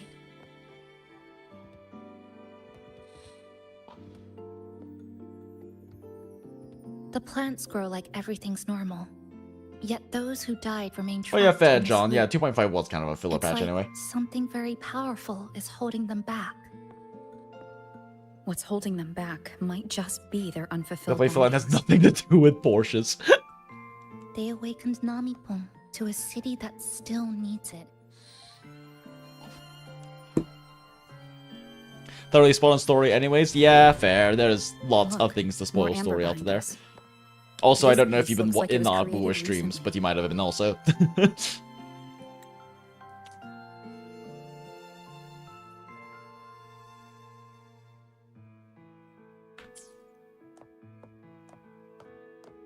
Go on. Hold it like you did before. Her eyelashes are so pretty. Stop getting Rover pregnant! Day 136, abnormal pressure. If this constant pressure in my ears counts as such. Amongst the supplies Chisa brought back today was a can of oranges. The label printed with the production date long past, but that hardly matters anymore. These so-called foods are really just compressed from energy. Chisa gave the can to me. She sat off to the side with a piece of spring steel she'd salvaged, slicing it into a curved blade using her forte, turning it into a new weapon. Watching her, I suddenly recalled another day. She was sitting just like this, halfway through organizing supplies on the sofa, when she turned and asked me what my forte really was. I showed her a small amber, the one containing a preserved memory of the time we worked together at this home base. The lights were dim, she was repairing a weapon, and I was taking notes on anomalies in the city's time flow. It was a rare, peaceful night, as long as we could ignore the fact that we were still trapped in a city sealed off from the outside world. To hold out against the erratic occurrences of the laments, I once tried to learn Chisa's practical skills, but I failed. Of course I did. Still, she taught me a few special ways to leave markings. I remember what she said back then. Stop treating everything like a science experiment. Think of every piece of scrap metal as a blade that never misses. The pen pierced the page, leaving a blot of ink. And I know she truly meant it. This city, drenched in lament, is riddled with danger, and yet she always throws herself forward to shield everyone else. She thinks I haven't noticed how much she's burning herself out. Doesn't know how her body's running at the edge of collapse. But I've done the calculations many times. I know exactly how long she has before she crosses the breaking point. The only good thing is that the Sonorosphere seems to have stored time and her condition. But I can't let her stay like this forever. I want to take her back. Back to the Black Shores, to the people I trust. Oh, Black Shore? Oh, okay, so she's a Black Shores member. There has to be a solution waiting there. I'll bring her back, no matter the cost. Aww. Day 159. Sunny, a rare clear day. Today, Chisa told me she found a new spot that could serve as a base, an old, spacious cafe. From the large terrace on the second floor, you can see a beautiful view of the city center. It's been a long time since I've seen her this excited. It feels like we're one step closer to breaking the loop. And in fact, we are making progress. The handwriting sharpened slightly. Based on my research over the past few days, I'm now fairly certain of this. The key to unraveling this endless Mobius loop lies at the heart of the city, the Neon Tower. I did not realize that the O in Mobius was a double dot. Huh. It is the center of the lament, the origin, and more importantly, the point that lies closest to the outside world. If we can reach the top, perhaps we'll be able to contact the people back at the Black Shores. Perhaps that's the way out of the Sonoro. The moss has already crept past the gears of my watch and reached the surface. Still, I haven't replaced it. It reminds me of time, and that something can keep pushing through these falsehoods until it reaches the truth. I'll head for the heart of Neon Tower tomorrow morning. If time here is clay, then I will mold it into a road, one that leads us home. Alright, one sec, chat. BRB. I gotta pee again, and I also need to swap out laundry. So, 1 second.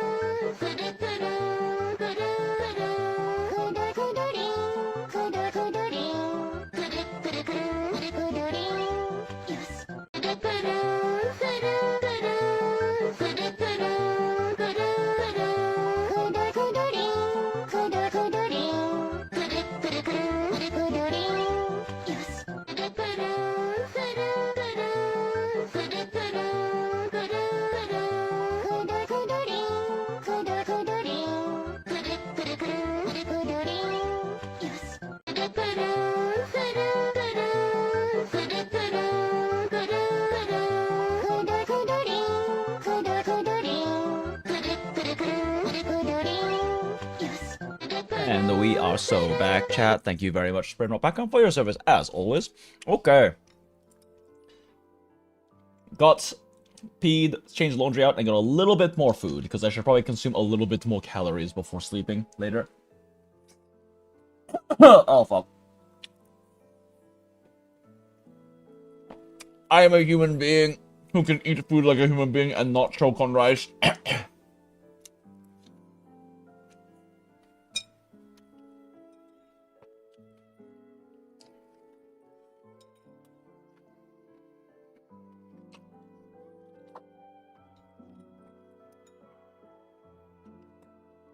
Jenny is convinced that I will die choking on rice. And honestly, with how frequently it happens, I would not be surprised. Fucking, like, old Granny Jinx will probably choke on a piece of rice and just fucking die. Just drop dead.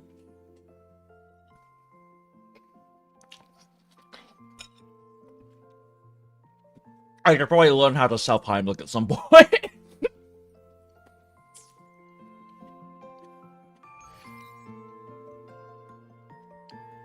Judging from her notes, she really did make it to Neon Tower.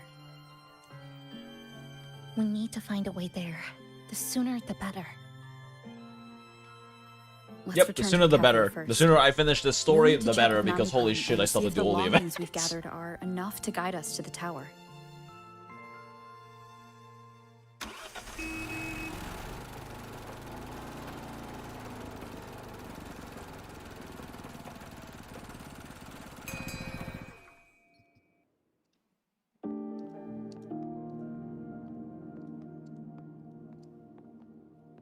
I am also pretty genuinely excited for 3.0 and La Haroi, though. After reading Sumika's And I know note, it's mostly cope, noticed but it would be very, very cool if they were to What is it?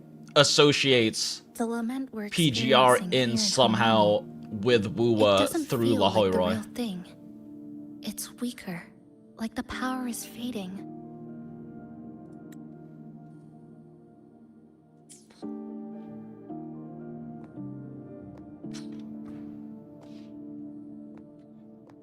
Is the power fading naturally, or is the Fraxidus stealing it? And honestly, if we got some PGR, unless some actual PGR XPs, that would be so lit. Welcome back, dear passengers. Because if anyone ever tries to say that we'll need to reach the Lupa source. or Yinlin are Vera XPs, I will slap them. Yinlin is Vera's, like, awkward third cousin that always wanted to be like Vera when they were a kid, but is actually really cringe. And Lupa is Vera's child. At the very least, we can now confirm this is tied Well, to good the thing that the Fraxidus' control latte of art Sonara capybara project. can actually make latte art. Pink Nanami is what Cyrene in WuWa is being dubbed. Yeah, no, fair. That makes sense. Look, if they are actually Nanami though, like, we are in for a treat. Sorry. Didn't mean to ignore you. The We got Nami a is little great. Distracted. But I haven't really looked at any of the 3.0 stuff. I haven't watched a live stream. I haven't watched most of the trailer stuff because I haven't finished this story yet. I want to, like, actually do so first before watching any of that. Something I need to tell you. I sensed a frequency that's closely connected to you. It's not from this space, but it's calling for you.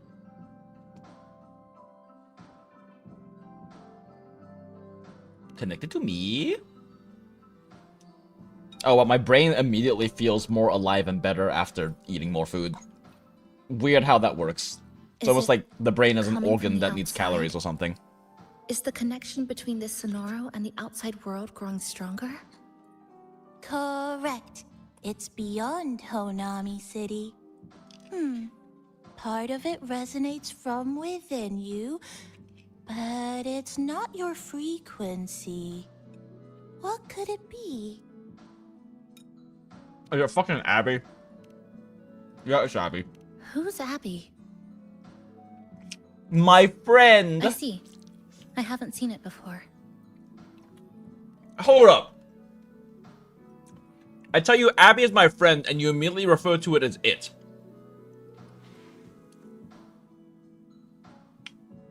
Hold up, Jesus. Why do you immediately assume my friend Abby isn't it? You're not wrong, but why do you assume that? Maybe it's looking for you. Just like Namipon said. So rude. Exactly, John. But this space Imagine should be me being like, completely oh yeah, surrounded. no, this person is my friend. You're like, oh, I haven't seen it The before. restraints around Excuse the me? Sonoro are weakening. Could it be because of the longings we gathered? Gender neutral woke. See, the thing is, though, is that it isn't gender neutral, it's dehumanizing. That's the difference. I can try recalibrating neon towers. Like, coordinates. they is gender neutral, but there's a it'll reason take why a we little use the more pronoun they and not it, because it is Please wait dehumanizing. And Abby isn't a human anyway, seem and it is concerned about arguably this accurate to Abby refer to Abby as an it. It's just weird that Shisa immediately assumed and dehumanized Abby.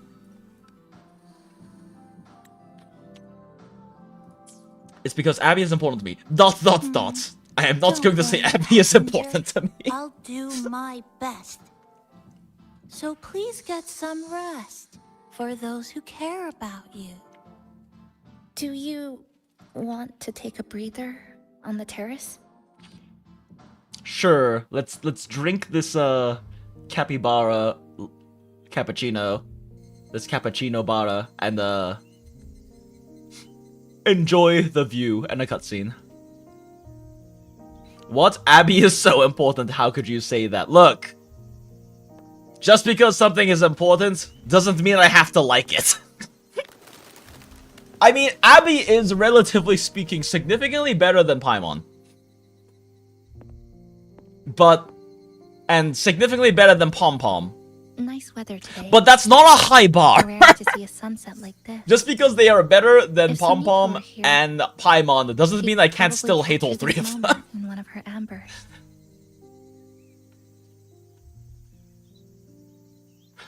Seems like a handy ability. Oh, this isn't a cutscene. They just decided to do cinematic bars. Interesting. Looking at it does take a weight off. Because it's beautiful, you say as you stare at No. Chisa. To investigate what could possibly cause a sunset so unusual.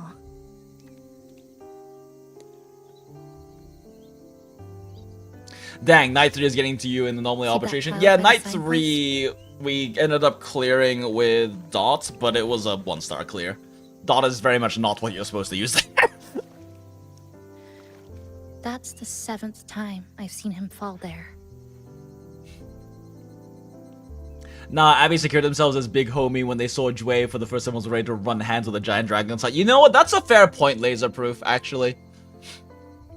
Yeah, that's a fair... Like, Abby does have balls, I will say that much. If they were to, like, accurately draw Abby, he would be... Like, Abby would have, like, a gigantic hanging swinging sack, for sure. But that doesn't mean I have to like them still. The cashier keeps wiping the Full on stain Tanuki. that Exactly. isn't Like, there. Abby should have Tanuki sack for walls sure. are But barely that still stained. doesn't mean I have to The like them. uniform is spotless. Or their dialogue. Just like I it think it's was. mostly their dialogue. I just don't enjoy their dialogue very much. The vending machine is due for restocking, with soda bottles that are already decades old.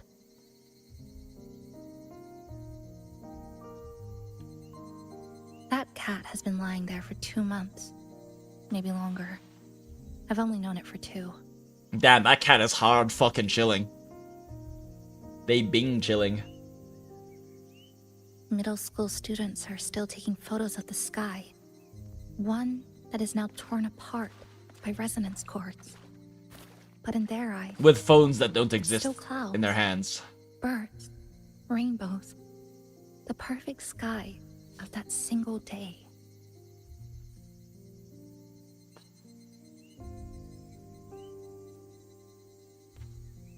The store keeps playing pop songs from the last century. The window that never shut all the way is still stuck at the notch it was left on years ago.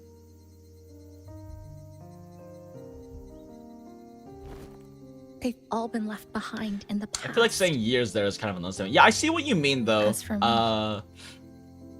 I'm starting to I definitely forget see what you mean what day it is by them experimenting with more This kind dynamic of life presentation. This is much more cinematic than they've done before. I mean, the cinematic black barring helps, but no, they're definitely making much stronger use of like camera angles and composition here, which I'm enjoying. Yeah, I see what you mean. I do see what you mean now, Laserproof, with them playing around with that. Because the previous sections were still, like, not that much of a departure from, from the previous, like, dynamic camera work they've been working with, but this is definitely a lot more cinematic. An anime episode that got cut halfway. Let's go. Interesting analogy. When I was little, every summer break was spent with cool fans, watermelons, and an old TV. Wait, so anime is canonically a I thing. loved Let's watching go! and was always curious about those special worlds. Like, even the black bars aside, though, this is, like, significantly more cinematic think presentation in general. It's kind of like an unanswered call. The black bars My are a nice parents touch, were though. always busy. Whenever I missed them, I'd try calling. But most Yeah, of this is, the like, time, incredibly dynamic they camera couldn't work. answer. Even when they did, we never had much to say. After I became a resonator, and was I forgot placed that I under bought a bunch of supervision, bubbly water when I got groceries today. those chances became even rarer. I think Been getting the things grocery people said store about brand me ended ones up that putting a are lot peach of flavored. pressure on them, And they taste too. like peach rings. Not sweet though, but they taste like peach rings. In my hometown, resonators aren't really accepted. Someone who can't control their abilities is like a ticking time bomb. She says with a bomb around her neck. Feared and resented. After I became a resonator and was placed under supervision, I Unfortunate, didn't but want also my parents understandable. to suffer because of me. So I thought I mean, through Camelia's maybe if I storyline, we've stayed seen away, what the they wouldn't have consequences to of deal a with the powerful looks resonator or overclocking the can look like. whispers. It makes sense for certain societies to view resonators that way.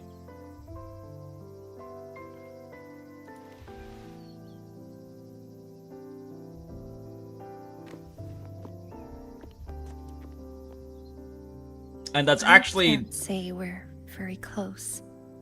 an It's interesting not that thing. I hate them. Things were just ordinary. That's actually an interesting had their thing that I now jobs, realize they I haven't had really school. explored much in We WuWa, and maybe they hardly will spent more in the time future. together. But The idea that sometimes society can view I do resonators miss as a them. dangerous thing Just due a to the little. risks of overclock. Due to the risks of overclock and the risks of being able to control their fortes properly. Because so far, both in, oh my god, what the fuck is Jinzhou? My brain kept saying Luofu, and it's like, that's HSR. But both in Jinzhou and in Nasita, like, resonators are looked very well upon. But definitely also a big aspect of that too is the fact that, you know, they have strong combat abilities, and both of them are constantly fighting off TDs.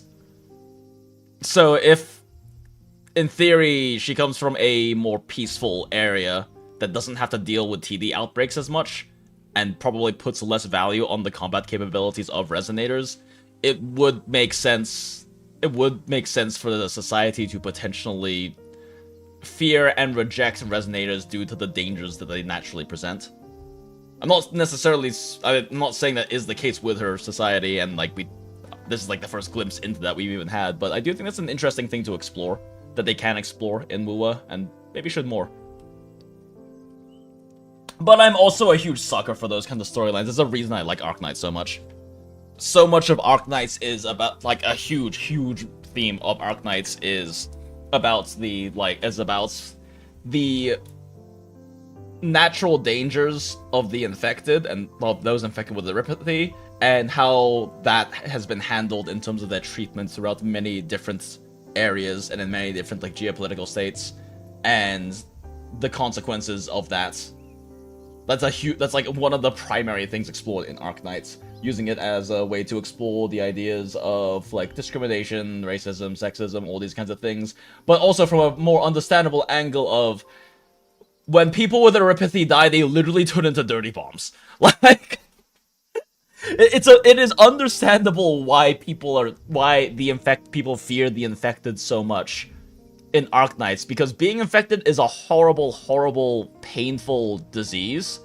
But also, when you die, you literally explode into a Reginium dust, and are a huge infection risk for anyone around you when you explode. So like, there are very understandable reasons why people are afraid of them, but definitely the degree to which that has led to mistreatment of the infected, and the ways in which the infected have risen up in like as a consequence is kind of like the main thing about the first like 10 chapters of Arknight's main story. That is a huge theme that they explore, and I enjoy that. I enjoy that in the way they explore it. So maybe that's why that's why the idea of exploring a society where people reject and fear resonators due to the inherent risks that they present is a story concept that appeals to me. Yeah, they haven't delved into overclocking as effects so far. Exactly. We know very little about overclocking. We just know it's a thing and it's bad. Like, as far as I can know, I haven't done all the companion stories, so there's potentially stuff I've missed in there, but as far as I know, the main things we've really seen explore overclocking is we know Sanhua overclocked, and it was bad. And then we know that in one of the... Still not even sure if it was, like, timelines or whatever that was being explored in Camellia's storyline, but in, like, one of the, I guess, like, world lines that existed in, like, that simulation sonorosphere that were explored in Camellia's storyline, that there is one where she overclocked, and it was really bad. We know it's bad, and there are risks, and it's not necessarily just bad for the resonator, because I'm pretty sure it's confirmed in in-game lore.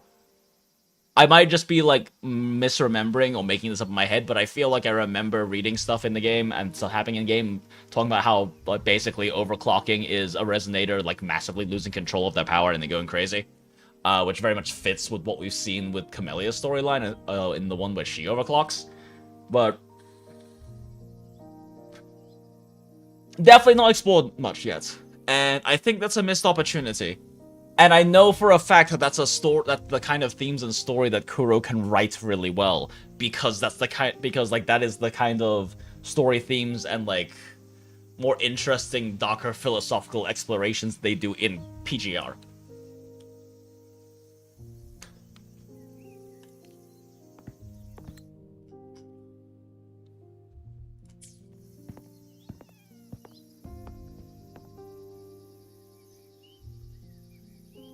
You need to get back to keep living your life. I really, really want to end this vicious loop.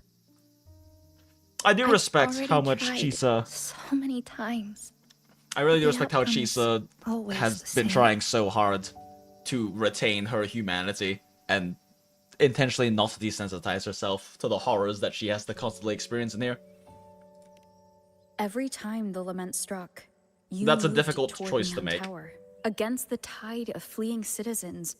It knowing is full easier well to it was the desensitize most yourself dangerous place to to these be. things, especially when you have to be witness to them You knew you couldn't constantly save those and who were already frequently and gone, repetitively. and still, you reached out to the mother and daughter, to the injured young man, Yeah. to me, when I first fell into this city. That's a really admirable thing.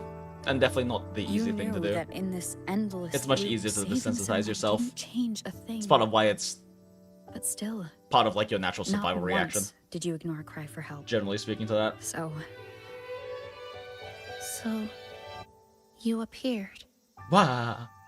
Rising score. at a time We no love one rising should have. strings.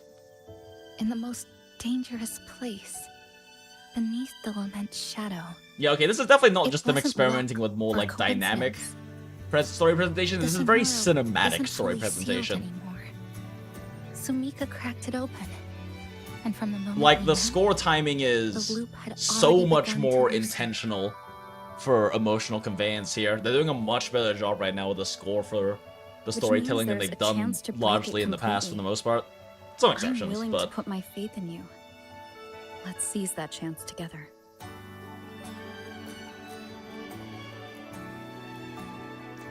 Why would you? Because we're partners.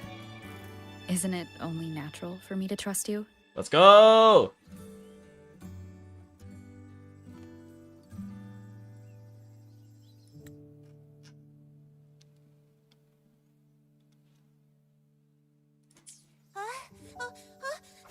Chisa, What a heartwarming moment. I just confirmed Neon Tower's coordinates.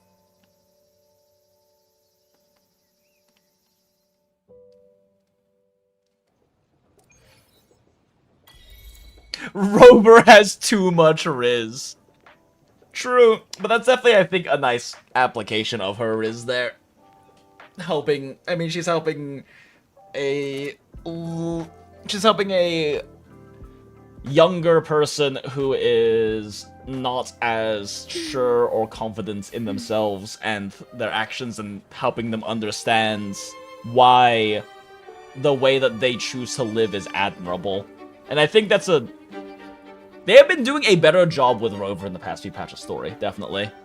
Like, Rover is still a Mary Sue, but they are doing a better job with Rover's Mary Sue-ness being used as a strong plot device for the other characters in the story, instead of it being a cop-out plot device, which is what generally happens with Mary Sue's, right? Like, it's not special necessarily that Rover's willing to put her trust in Chisa, because Rover also just kind of knows that things will work out and they will win because they fucking do, because they're a Mary Sue. But in this situation, it's kind of heartwarming, and it's kind of heartwarming that they are doing this for Chisa and helping assuage their, like, doubts and concerns, because they very much have been doing a decent job presenting Chisa as a, like, younger person, as a teenager. Because outside of them just, you know, being, like, canonically, high schooler slash maybe uni students, like, Chisa's very much has, like, this level of uncertainty about herself and whatnot, but also this, like, very intentional desire to maintain some of her humanity and, you could argue, innocence. And, I think that's a nice touch. I think that's a nice touch.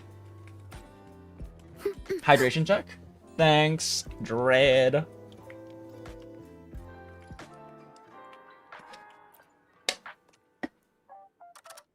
Excuse me, could you take a picture of me on the rooftop?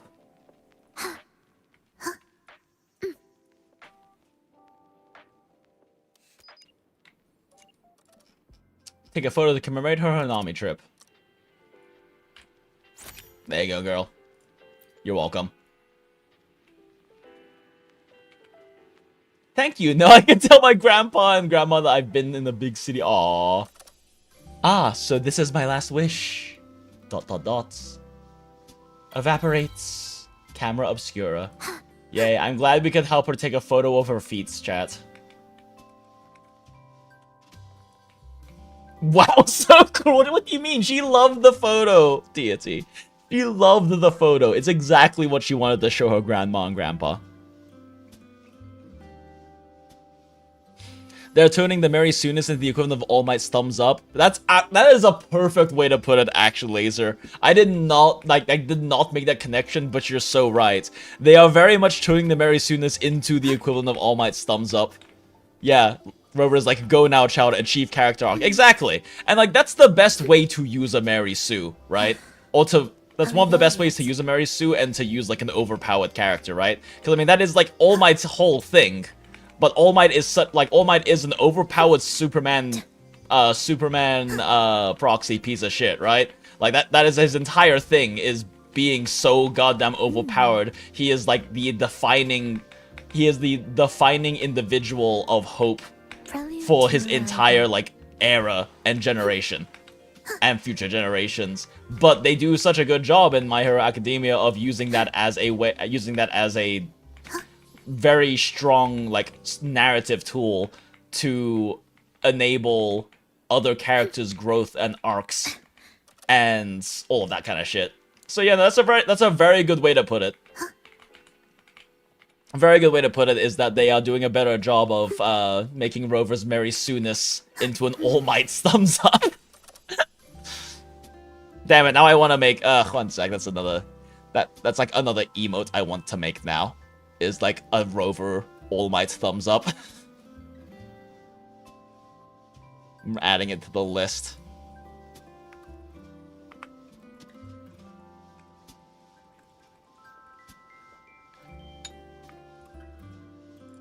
Dang, my FF doing 2 million, 5 doing 2 million damage. Never thought I would see the day. Yup. Yup. Thanks, Dahlia. Thanks for being incredibly, very specifically designed to breathe life back into the community's girlfriend. The way to Neon Tower is in disarray, but lucky us, we've got this. Press this. And that should do it. Now we have a route to the tower's base. Once you're all set, we can move out. Oh boy.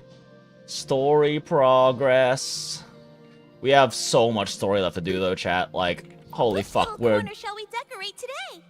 This is how far we are in, like, this. Oh my god. Oh my god.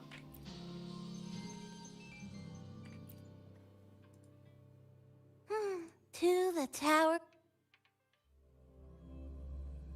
Like, I have a feeling this story is going to take a lot longer than previous stories that you could kind of burn through in, like, 4 to 8 hours. The story itself isn't actually that long, to be honest. Oh, so there's a lot of the stuff, like, meta progression stuff post the main story for this area. Well, that's good, at least. Over here, over because here. kind of need to get the shit done. The big tall tower hiding in the broken city. It's finally opened up for us. Let's go! This is a gorgeous illustration. Screenshots.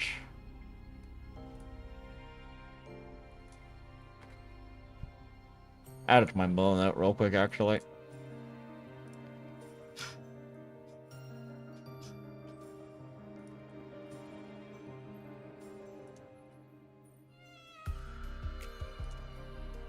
Yeah, that is a gorgeous illustration. Actually, I wouldn't even call that an illustration. That's a gorgeous painting.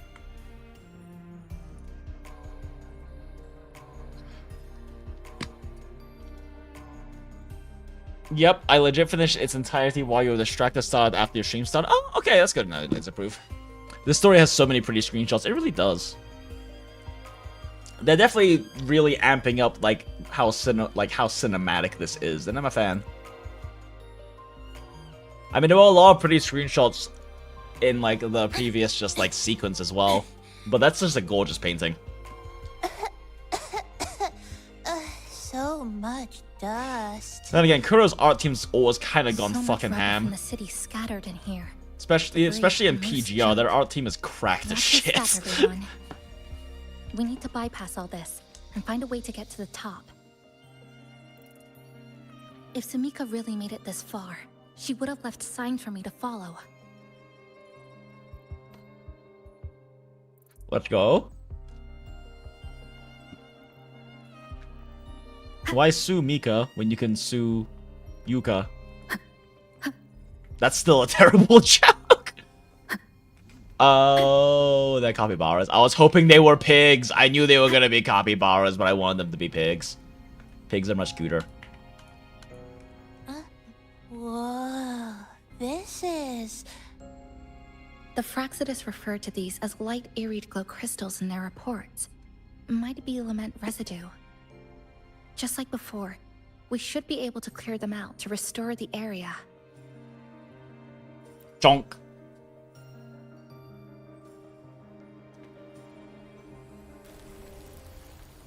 Oh, that's not as interesting of a splitting as I was hoping. But sure, we can soak it up.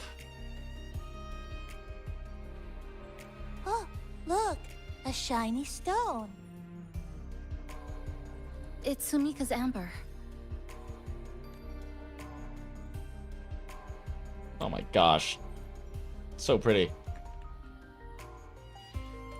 So when do we get to pull Sumika, chat?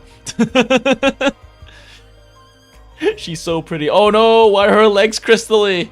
Surely nothing bad happens to Sumika, right, chat? Surely she will be perfectly fine. Surely she will be perfectly fine and we will pull her in the future. Yep, definitely. This is my headcanon and we're going with it. Nothing bad happens in Kuro games to any characters that are pretty.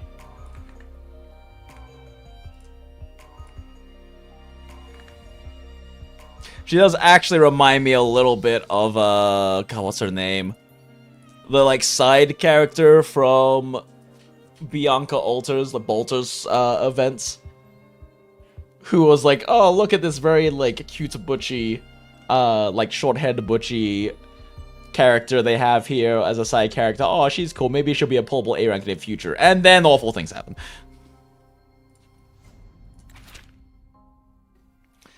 The handwriting is noticeably rushed. It should be around noon. I've reached the third floor of the Neon Tower. Rubble from the building is scattered and floating around like a sad kaleidoscope. Some pieces of beam stuck to my clothes. It looks like I'm covered in rainbow frosting. But my body is getting colder. Turns out I was right. Either these sugar crystals or the entire city are slowly draining the body heat of anyone who doesn't belong here. I need to keep moving. I have to find the right path to the top. And fast. Sumika might have taken this path straight ahead. The koi fish Let's go path. check it out.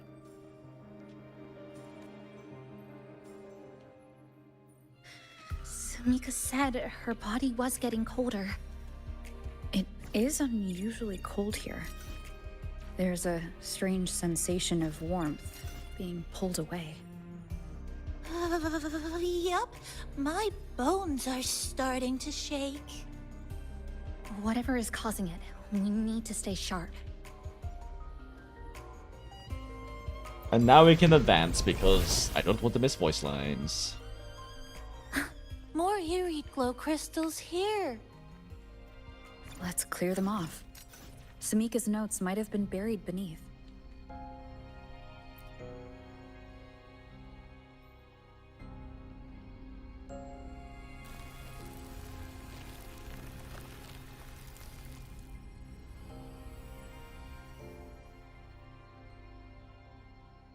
Oh, this is it. Sumika's amber. I remember when Grand Blue had an event where one character was a joyous potato with a giant hammer and a love of fruit juices. That character died and we got Hot Lady as the gacha character. No one was happy! That sounds great.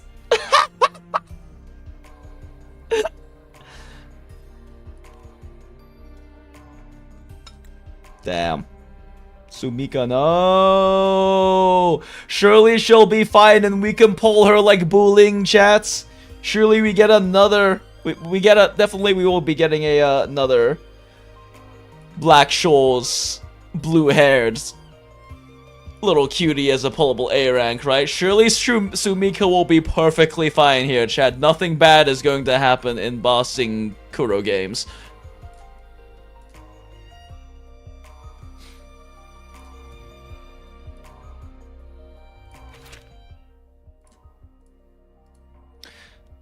(15:23). It's been 5 full hours since I entered the tower. Nearly half that time was wasted because I took the wrong path forward. My watch is almost entirely covered by moss. It spread so quickly. There's no doubt now. Time inside the tower flows differently from the outside. No, the entire city of Honami is out of sync. I passed through countless time fragments, saw my 10th birthday party cake, the balloons and flowers for my coming of age ceremony, the lab coat I first wore when I joined the Black Shores. Okay, the moment she mentioned the birthday cake, I just thought of Luna's backstory from PGR got sad. Anyway, it was happiness, surreal like a dream, but I couldn't let myself get lost in it. I took off my protective gloves and ran my fingers across the corroded surfaces, trying to touch the reality in front of me. Surprisingly, it felt warm, like the vein of some living creature. The writing wavers here, as if the hand holding the pen is starting to shake. Or maybe that warmth was a hallucination born out of being so cold. My mind is slipping, but I can't stop now. I knew from the start this would never be an easy path. She said the path ahead is wrong. Between Sumika and the other Black Shores members we talked to before getting dunked into the city, Black Shores got good hiring practices. Hell yeah, they do. We need to go back. Only the best. Only the best for the Black Shores, and then Alto as well, I guess. Hey, wait! Wait for me! I'm freezing here. Like, can we just get Sumika as the representative for the Black Shores in the story instead of fucking Alto?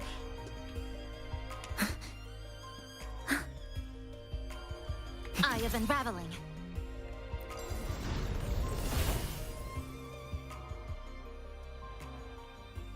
Oh, look how big. How And big? that tree. Look at those chairs. Not really climbable tree. They're covered in irid glow crystals too. Sumika's notes must be hidden underneath. Oh, you can knock the umbrellas around.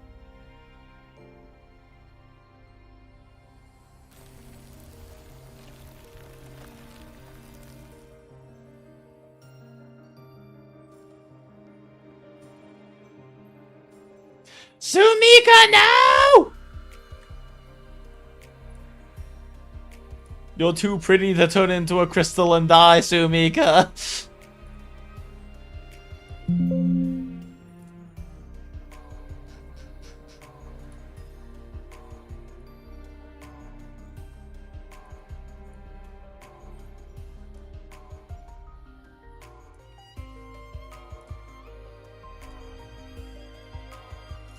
If I do this, I can click through a bit more easily. Okay, cool.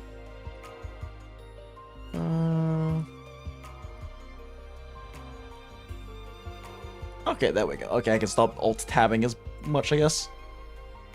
I think the story was best in JP. Yeah, DT, I heard that from a lot of people, that they swapped to JP for it. It's okay, though. I kind of still want to experience it in the end.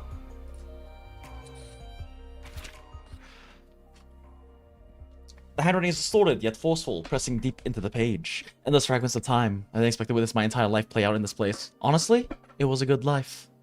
The repeated crossings and blurring of my senses have made it impossible to judge the passage of time. Even the hands on my watch have stopped at last, caught in the moss's hold. But that's okay. I achieved my goal. After countless trial and error, I finally mapped out every correct path. I know I probably won't make it to the top though. It doesn't matter. Even if I don't live to see the end, it doesn't matter! All I ever wanted was to lay down a clear road, so those who come after can walk across my bones and reach the light. That's enough for me. In fact, the next words are nearly illegible, being smudged by a trembling hand. I feel content. I remember that night when I was 18. I just passed Black Shores assessments. I stood overlooking the sea by the Haven of Sprouts, gazing up at the sky. Back then, I believed the truth was hidden beyond the stars. Now I'm caught up inside the steel maze of Neon Tower, watching the laments tear space apart, watching fragments of my past, my whole life. I've never been this close to the truth. Across time, I reach out to my 18-year-old self. Space collapses around me. My mind catches fire in the lights. I feel myself unraveling, being stripped away, broken down, and engraved. Then I hear my 18-year-old voice saying, "So, you really made it here." I'm saving that. Sumika, no! Why am I so attached to this character?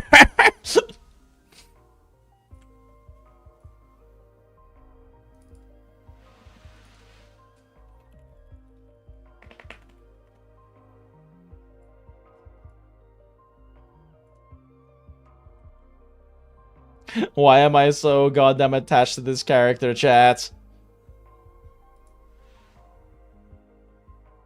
Although I think a big part of it is...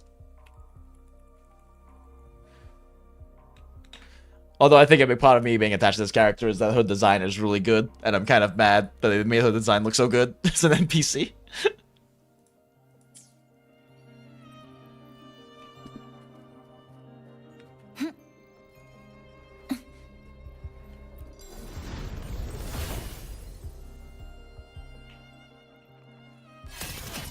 Excised in a breath.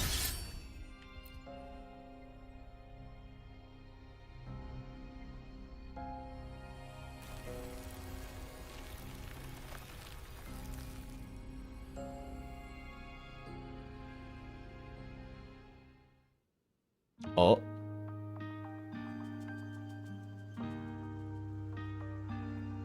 Oh no. It's her last amber, chat. Why does it look so tasty? Forbidden cough drop. Sumika, she marked every correct path. That's an amazing deed.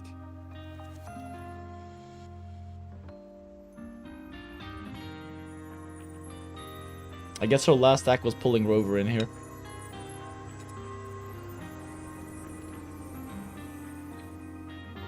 Sumika, no!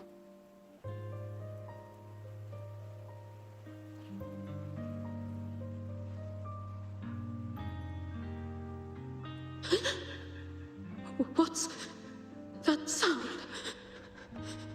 Am I just hearing things? Oh no!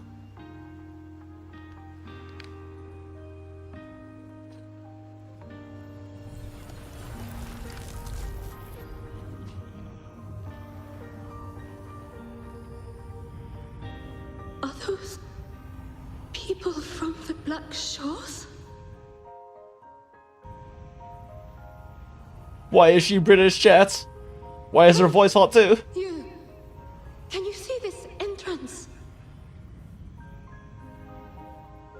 Please, help the people here. They're trapped. Oh wait, no, she isn't British. My friend, she's trapped here. Oh no! Please, just once.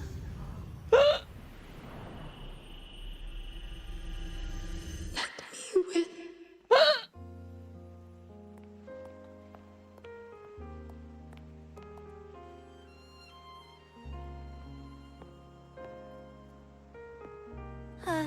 What an incredible girl. Incredible woman, thank you very much, She got Capybara. so close to finding the source of the lament in the city. But as long as someone keeps going where she left off, she wouldn't have regretted it. Not once did she live with regret. Sumika, no! Huh? Did you hear that? Best older sister. Oh.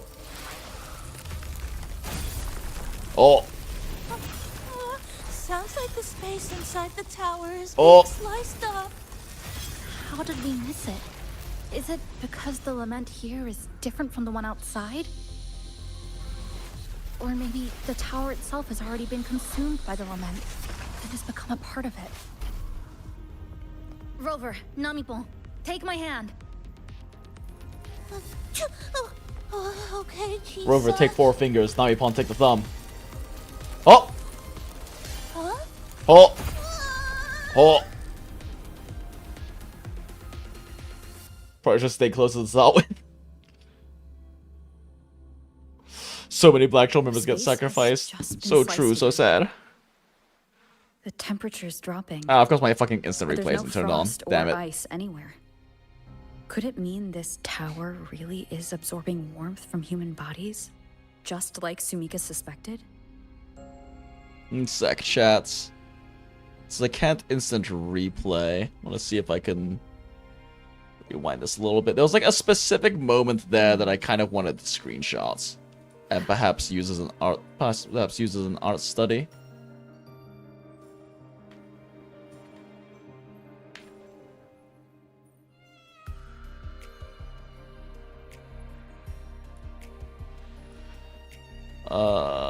The resolution's really low though.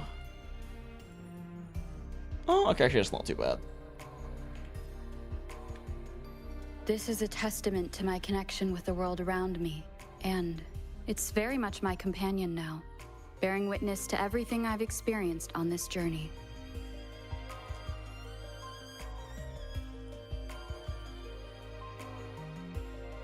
Sumika, no. At least she was fulfilled in her life and didn't have any regrets. That's more than most of us can hope for. Over there, I see something.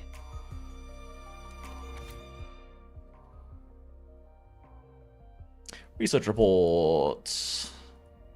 Whoops. Oh, I'm fucking things up on my side monitor. Okay, there we go. Control boards in our project. Test log. Test site. Core zone. Level L4, formerly Neon Tower Power Distribution Room. Irregular crystallization level. White square, white square, white square, black square. Surpassed level 3 alert threshold. During field test number 20, a containment unit overload triggered a localized spatiotemporal fracture. The element capture intercepted a powerful frequency of unknown origin. Signature analysis complete. Preliminary regional goal. Roy. Frequency decryption failed. Signal dissipating. All personnel evacuate immediately. Test number 20 again. Who's there? Who's there? Why are all the Fractus members British? Huh? Is this the British? Is this the Cockney department?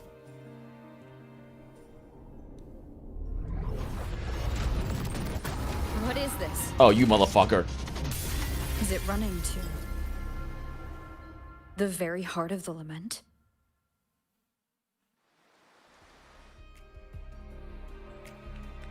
I mean, one of them is super stabby, so that makes sense. Look, people don't only get fucking shanked in London, okay? A lot of them just do. Whee!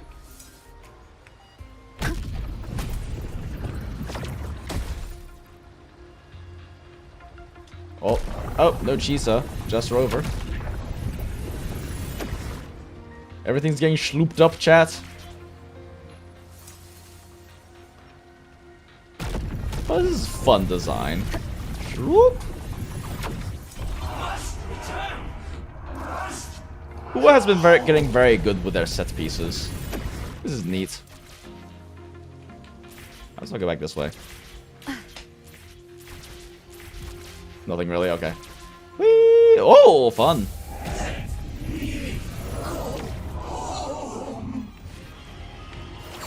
Aw, he doesn't want to go home to his grandma. Ow, ow. Does the animation look myself out of dodging there? Hopefully this helps.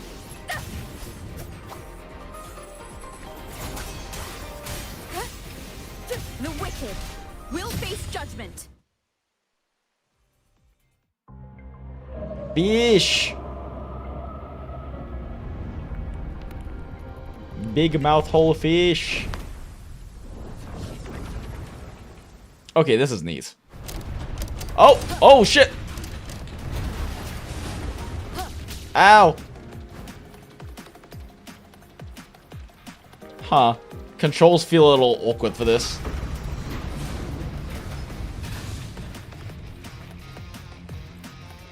This is neat, though.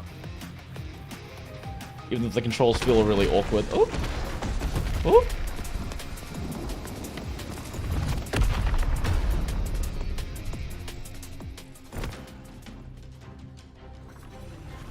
Yeah, and when we got like that first little experience of like stuff in a city, especially like a weird getting destroyed by the Lament City, like pre-Lament City in the Shorekeeper storyline, I was really hoping they would do more with it, because that was a very enjoyable that space now? chunk for me.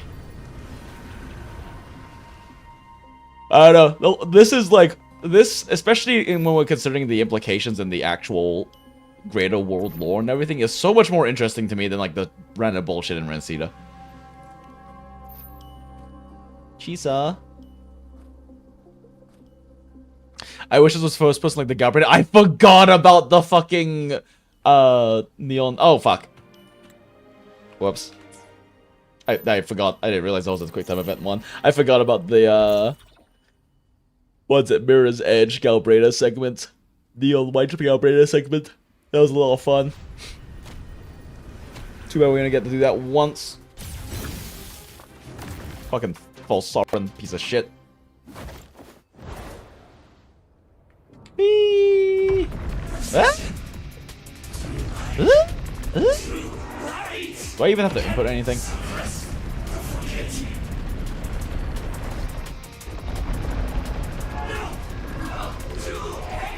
Nope. I might as well, though.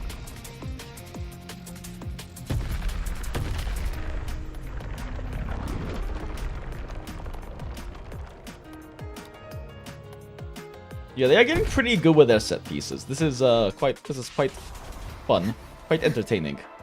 Fun might not be the right word, but entertaining.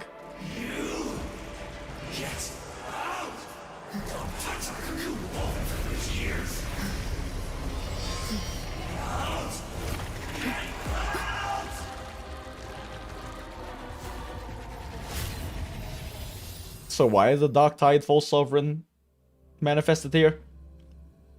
Ooh, we gotta sort the Chisa's perspective now. Ooh, perspective switch.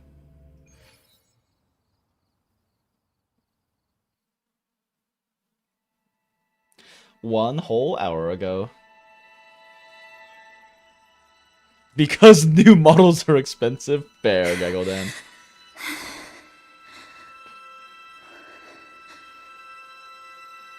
This is Skule. another space sliced apart by the lament. They're not here.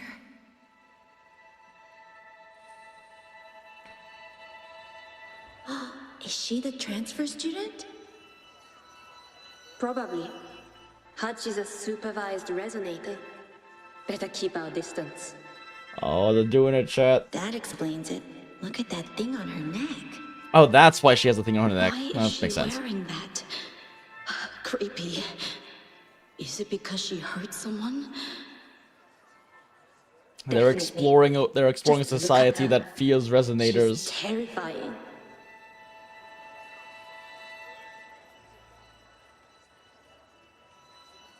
What are you doing, Kuchibachi-san? Just introduce yourself.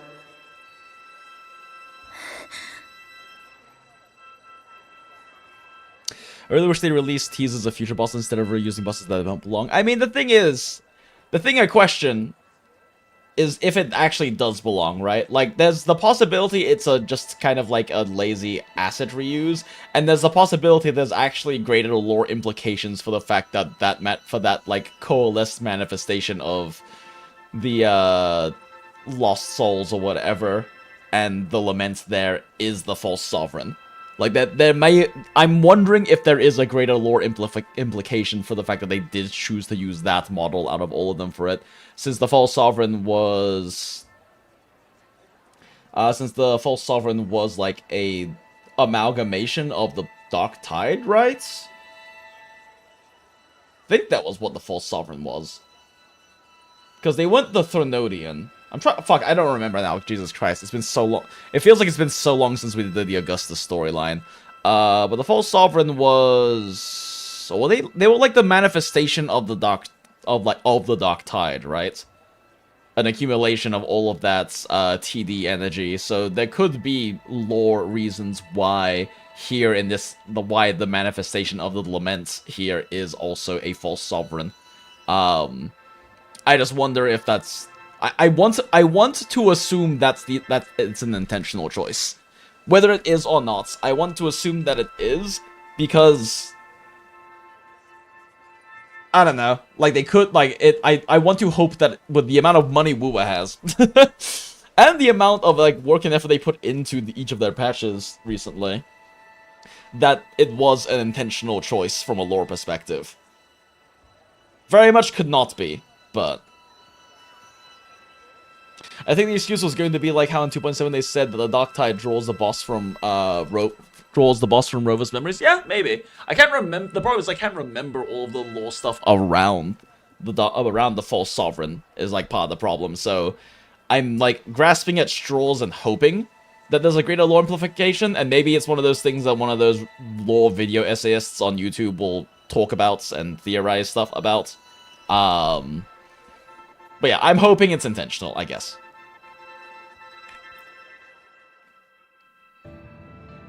My name is Kuchibachisa. My homeland is a solitary island, walled in on all sides, much like This is so pretty! The colors here are peak! The color palette is so good! And very Chinese! Like a whole thing with, I recently watched a video kind of talking about and breaking down, like, a lot of Chinese illustration, color theory. Voices. And there's a very big thing with like Chinese illustrators. The color theory is based less on realism and based more on mood and vibes and emotions. Don't be afraid. It's based on what kind of emotion you want to convey with the scene and with the illustration, and basing your palettes as well as the context, as well as like the palette on that, and like contextually on the other colors around in the palette. Making big use of like relative color perception. I'm doing a bad job of explaining it, but there's a lot of that happening here and I enjoy it. Chisa, no! In Aww, conclusion, strict little oversight of Chisa. resonators is essential to ensuring societal stability. Hey, did you hear? They're doing it, chat. They're exploring the thing I wanted them to explore. Who would have thought, right? I feel bad for her parents. Clients have been canceling orders lately because of Chisa. Are you blaming this on our daughter? No, I didn't mean it like that. Oh. I'm sorry, Chisa. Mom and Dad should have done better. Enough. What does that even mean? I've had enough. Okay, this is fucking great. I love this.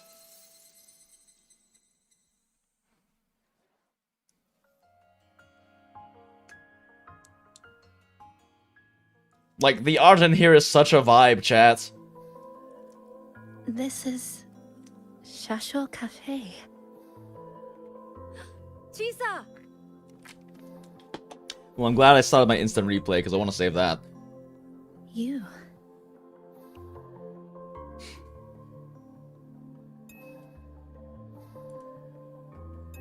Shit, it's 1:51. Auto chat. Dailies. We already did them on Star Rail, so just need to do it on ZZZ real quick.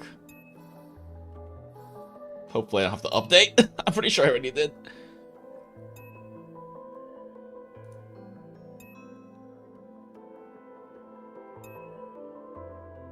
Lane should be a good buffer for carry Chisa. I'm hyped. Oh, is that a new character? Is that a character they announced in the live stream? I haven't like looked at anything in the live stream.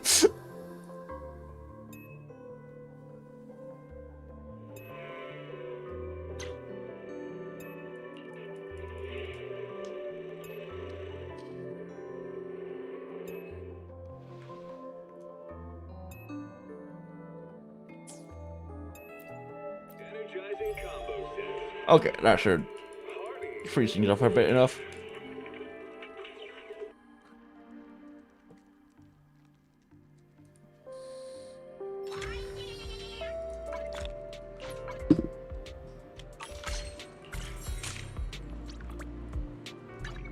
Alright, let's do this quickly and efficiently.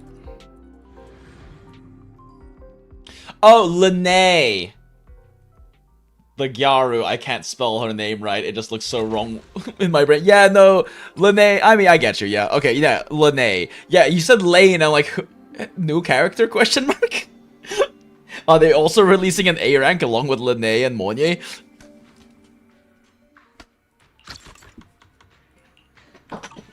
Yeah, I haven't seen the live stream, so I don't really know what her kit looks like. But I'm glad to hear that if that's the case.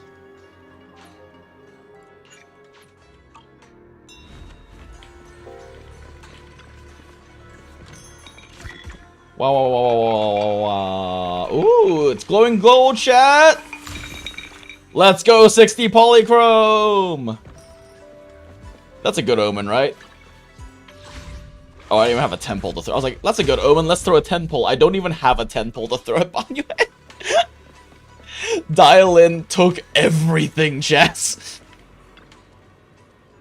Fucking lost 50-50 and hit like 70 plus each time.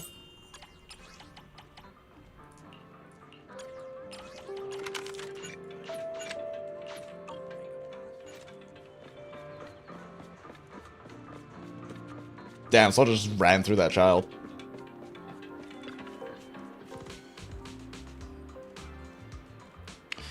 She's a tune buffer and a res liberation buffer. Oh, neat.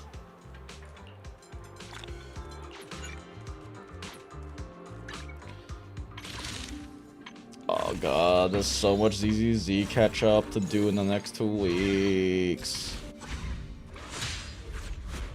Damn, look at that man. That fucking ab zoom in and pec zoom in, though.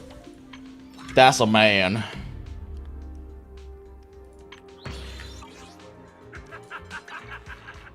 Mostly just checking if there was like some sort of event right now, but there isn't, so... How am I doing on Denny's? 2 mil, not nearly enough. Okay, more Denny's. Well, Denny's are more plating, actually. What am I doing on plating? Ah, fuck it, whatever, just do it.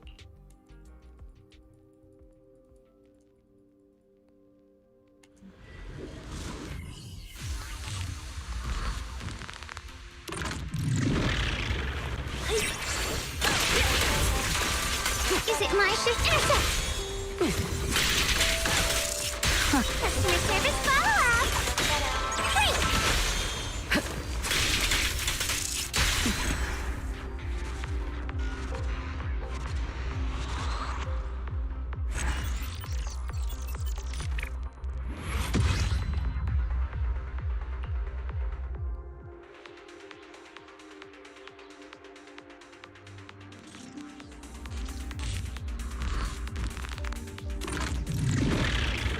My time to shine!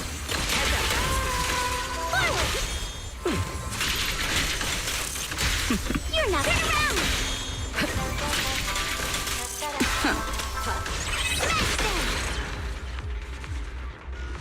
God damn. Fucking, there's just something so funny about all of Dialin's attack animations of her just doing giant hand things through her ring. I don't know why it amuses me so much, but I really love her. I just love her combat animations.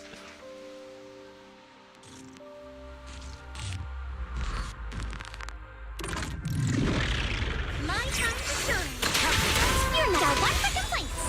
Dial 2 for a shot! Ah, damn, she doesn't have enough energy for level 3, huh?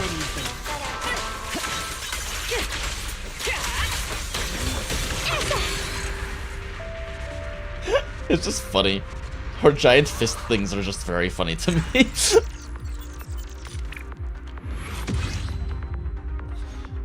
Funny 3.0 comes out on Christmas. Thank you for the gift, Kuro. Yup. Definitely not calculated timing at all.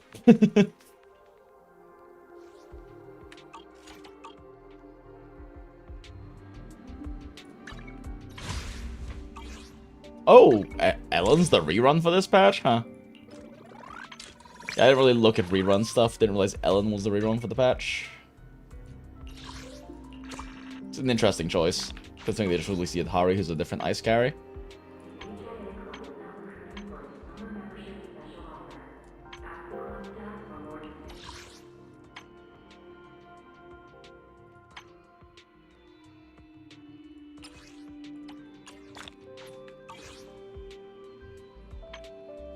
God, I have a lot of content to do in here too. Damn, I actually don't have enough pulls, huh? It's not really a way for me to get... Oh, not really a way for me to get a good chunk of extra pulls right now quickly. Like, even doing DA wouldn't give... Even doing full clearing DA right now wouldn't get me enough for a tenner, huh?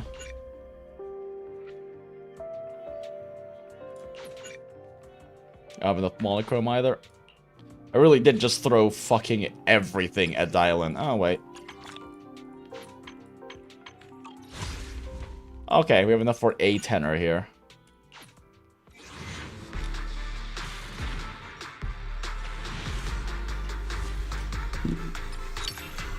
And nothing. What the fuck is this? Alright, Slice of Time. I forgot that's a pullable one. I thought that was a craftable wedgeon. Just because I got so... Well, I guess I have a fuckload of them. Yeah. I mean, there's a lot of content for me to do to get pulls. At the same time, like, I'm definitely prioritizing, I definitely am prioritizing, like, Xingguang a lot higher. So I don't really want to go necessarily too hard in on Banye. Because losing 50-50 at Dial-In and hitting such high pity each time, really hurt my current pull economy. What do I even have left for whaling options on that matter? I've only got... Yeah, okay, I've only got 21 worth of 2x bonuses left. Everything else has been bought.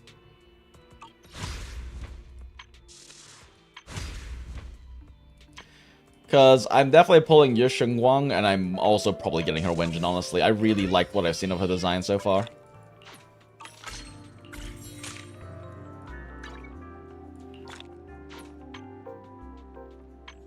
Let's see... Since we're already here, just reopen video store.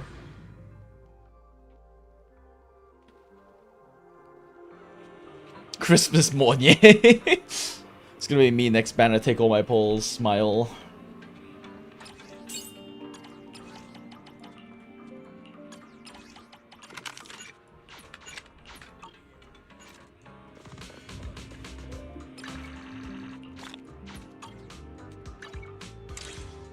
But yeah, what, like, little I've seen of your Shengguang is she radiates a lot of, like, OG Sushang energy, which I think is really adorable. And I do like OG Sushang from Honkai Impact 3rd a lot more than Star Rails. They really did Sushang so fucking dirty in Star Rail. It is Sushang and Raven so fucking dirty in Star Rail. Like, Natasha from Star Rail is like a character called Raven from Honkai Impact 3rd. Because her name is actually Natasha, she just goes by Raven. It's a, like, mercenary moniker. And she's such a cool and lovable murder character in fucking Honkai Impact 3rd. I love Raven. She's great, and you get to see a lot of her too because she's a big part of the roguelike storyline.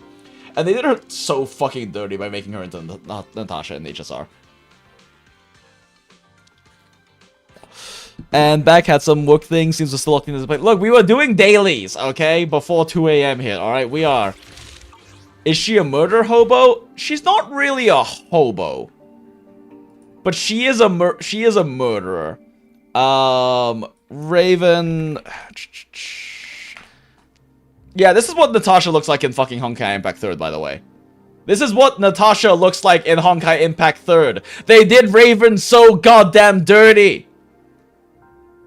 How do you go from this to Natasha? The thing is, though, like, she is actually a genuine XP, is the thing, though. Like, it's not like they just kind of, like, took her name and made her not the same character. They did a good job in that she is a proper XP because the core of the character is still the same.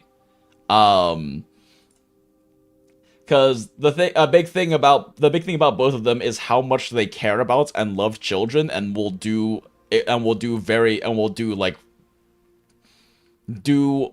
what they have to protect them.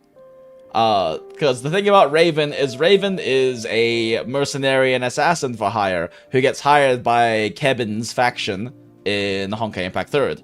The Serpent, what's it fucking called? World Serpent. And But the thing is that the reason Natasha is a mercenary is because she's good at it and it makes her a lot of money. And she has an assload of orphans that she takes care of. And right before Honkai Impact 3rd, Raven saved up enough money to buy them a fucking island to live on. And then the day after she bought the island, a Honkai disaster sunk the island.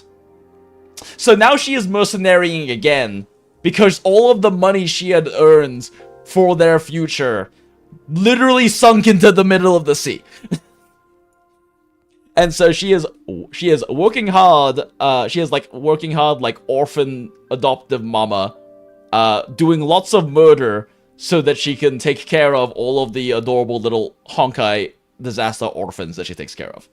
Which, you know, the whole like love of children and like doing difficult, challenging, and morally ethically questionable things for the sake of protecting like these little kids is very much a core aspect of Raven's character, and that's something that they very much retain with Natasha.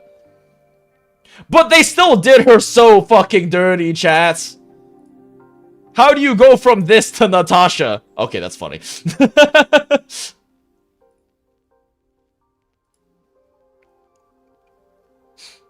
Okay, anyway. Right, WuWa.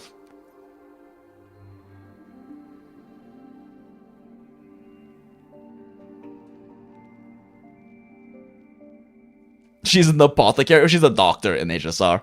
She's like shit of a doctor.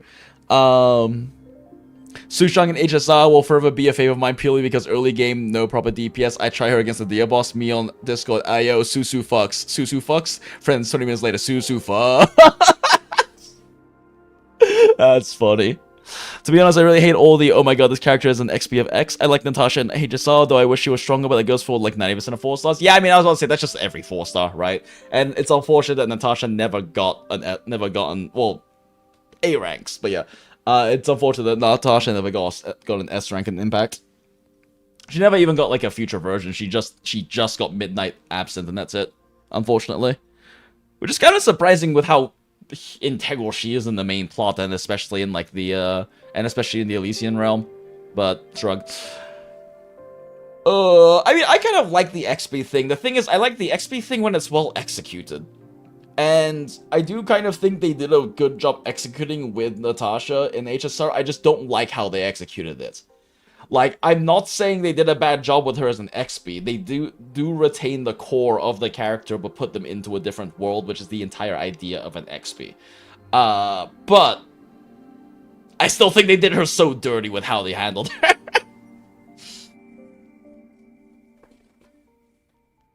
Because I do like the core idea of an XP, where, like, the idea of an XP is not for an XP to be a, like, cameo, or for an XP to be like a little hat nod or like an Easter egg sort of thing. The idea of an XP is you take the same, well, in CN they call, like, translates to seed of a character, and you place them into a completely different world, different circumstances, different environments, different upbringing, and different people around them, and you kind of explore what that character would be like given those circumstances, given all of that. That's why I like Acheron so much. Like, the way they explored Yayi, what Yayi would be like without Kiana ever having been in her life, and with being the sole survivor of her entire society, I think is really interesting. I think the way they handled Acheron is really interesting, and she is still fundamentally very much Yayi. She's very much Raiden Mei, in terms of like the core of her character and in how she cares so much about other people and is willing to sacrifice what she can for them, and how she is the type to very much coldly shoulder the burden of all these things herself, etc, etc, etc. And I think that when they do that and they explore characters that way, it's interesting. I find the whole idea of XP is very interesting. But it's also part of why, like, I talk about how if people call like Yinlin or call Lupa an XP of Ver from PGR, they fundamentally don't understand what an XP is and why it's interesting and how it should be handled. Because the idea of either of them being an XP of Vera is kind of more of the cameo idea, right? It's the surface level thing. It's like the whole like, oh, this character looks like this character, they designed them to be like this character, right? But they don't have that same core of the character. Like Himiko in HSR and Himiko in Honkai Impact 3rd have have the same core as a character. It's just one isn't a funny drunk auntie who has an incredibly emotionally impactful moment of sacrifice that is still like massively remembered and beloved in the community and outside of it even. But yeah, I like XPs when they're handled well, and I do really like what they did at Emphorius because they handled the XPs well. Like it's one thing to be like inspired by a character and similar, and another to be an XP. And that's why like I don't consider Mighty an XP because he's not. Like he's very thematically along the same lines as Calpus, but he's not Calpus. There is nothing about him really outside of the thematic elements and surface level stuff that is Calpus. And I was hoping we get like an actual Calpus XP because I really like Calpus. I really like my destruction bents, chaotic, like actual murder hobo Calpus. But there's definitely inspiration from Calpus in Mighty, but he's not Calpus. Cypher is part of Phyllis though. Cypher is very much part of Phyllis. Had part of Phyllis been in very different circumstances growing up, and had part of Phyllis had very different things placed upon her. Kevin is Kevin. Like Finan is Kevin if Kevin actually got to succeed at the things he wanted to do and didn't actually lose the people that he cared the most about, and was in a very different situation when it came to being the messiah of the world. But he is very much Kevin. He is Kevin through and through. And that's why myself and every Honkai Impact fan was waiting for 3.4 to finally watch Finan become Kevin. Because Kevin is not Kevin unless he's incredibly depressed and has a massive world-carrying messiah complex. So when 3.4 happened, we finally got to see Finan become Kevin, and it was very satisfying. But yeah, like, Anaxa's a really interesting case, because Anaxa is very much Sue if Sue was a fucking dick. He's very much Sue if Sue never got into being a Buddha, basically, and into that spiritual, calm aspect side of things, right? And instead was just a fucking dick. Like, I love Anaxa. I think he's a really interesting exploration of Sue as a character in a very different way.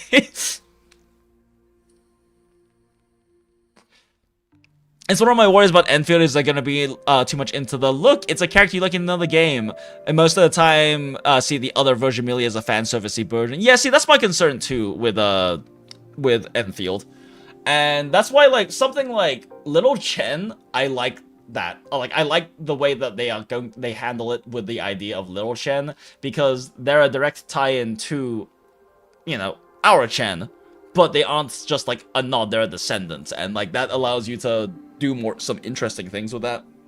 The Angelina thing is interesting. The Surtur thing is interesting. I haven't really looked too much into it because I'm kind of wanting to go into Enfield with a bit more of like virginal experience, and I don't really want to consume too much outside of it before it actually releases for that reason. So I don't really know a lot of the specifics. I still don't know much about Angelina in general. Her popularity and adoration was before I started playing, really. So I didn't really ever get into her. Same thing with Surtur, honestly. But I have some concerns with Enfield about that. I have some perhaps naive hope that Lowlights and Hypergriff and everyone will handle it well. But honestly, even if it is just a fan service nod, if they put Lappy in the game, I'm throwing every pull on her. I will be so happy just because it's Lappy, but I really hope that they do something interesting with like the XPs and with like the cameos and whatnot that they do. Because like the thing in Enfield is that like as far as I know, they don't really have anything that's really necessarily like like XPs yet. I have heard at least there's some lore explanation for why Surtur, like the Enfield is Surtur, and why the Enfield Angelina is Angelina. But we'll see.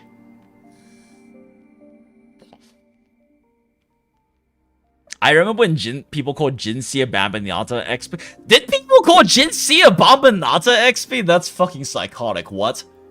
How? Since their story can hit, but X wouldn't do that, so it limits what the new character does. Well, so I don't know if that limits what the new character does, though, right? Because that's fundamentally not that different than saying this character we designed wouldn't do this because that's the character we designed. It's just the character you design is like has a similar core to a character you designed before. I don't think that's necessarily a problem. Like, every character has limits to what they would do based on their character if they're written well. I don't know if that's necessarily a problem, but yeah, something we can have nice things. Yeah, I'm hoping that Enfield handles it well, but that remains to be seen, right? There's a lot of things I hope Enfield handles well that I have concerns that won't be handled well, but I am going to be naively optimistic about it until I am proven otherwise. Because one of my biggest concerns about Enfield is how they're going to handle the greater world building and lore and geopolitics. Because that's part of the most interesting part of Arknights. And the thing that I think a lot of people would argue writing-wise that Arknights is at its best at is world building. And part of world building, too, is like the racial histories, the geopolitics, the geopolitical history, and all of these things that make up the very rich, thriving world of Terra. And the fact that they are literally abandoning Terra and cut off from it as like the basis of Enfield and have this blank slate, I am concerned about how much they are going to detach themselves from that when that is like, I would argue, the biggest strength of their writing is their world building in Arknights. But we'll see how they handle it.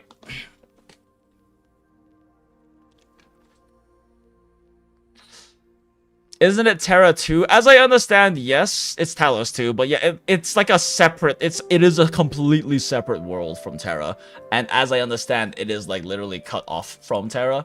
So that's why I have concerns about it. Like, I remember, I don't know how it's been handled since, but there was like a whole thing with there being like a SARKAZ and Sancta characters in like not this current beta, but the beta previously, who were all very like buddy, and their interactions and their bios had really like no reference to or really integrated anything of like the SARKAZ and Sancta lore, which is really fucking important, by the way, because there are probably not two races on the in the entirety of Terra who have as much justifiable reason to hate each other as a Sancta and a SARKAZ. It's a whole thing, but like they have literally millennia and generations of hate and genetic hate towards each other. It's a whole fucking thing. And hearing about that made me fearful that if they were to just have like a SARKAZ and Sancta be friends and just completely ignore all of the history and lore and world building around those two because it's a flat blank slate, and instead it's like, oh look, there's a SARKAZ and a Sancta, wow, it's an angel and a demon and they're like best friends, isn't that crazy? Like, that would be incredibly disappointing to me. Incredibly disappointing. I have been hearing things about people like I've been hearing like seeing like random bits about like the one of the SARKAZ characters and then like actually canonically being a cannibal and all these things. Because the SARKAZ are cannibals, by the way. It's like a whole thing. They eat each other's corpses and gain their memories, and it's a big part of the ancestral memory thing that is a huge aspect of their race. But lol, so there is Talos 2 and Solaris 3. There was relation about how we ended up there, but I don't know if you want some more spoiler on it or / know it. Yeah, I'm fine. Yeah, it's fine. We'll just like, it's fine. You don't need to mention anything about it. I don't really necessarily care if it is a spoiler, but like I said, I might as well just go. At this point, it's so soon and so close. I might as well just go into it relatively blind. I kind of want to just experience it relatively blind at this point. Isn't that a bit sub-race specific though? What, the SARKAZ cannibalism? No, that's like a primary trait of the majority of them. There are sub-races that don't do that, but cannibalism is a big general part of most SARKAZ, of general SARKAZ stuff. They don't necessarily all engage in it, but it's not a sub-race specific thing. I think it's more of a sub-race specific thing to not do that. If I'm remembering correctly. I'm not an expert on SARKAZ lore. But as I understand, it's that general sub-races might not have the whole ancestral memory and cannibalism thing, but it is like a general trait for them. Like, I don't think gargoyles and liches engage in that. But liches have their own whole weird phylactery shit and everything, and different ways they pass on ancestral memories.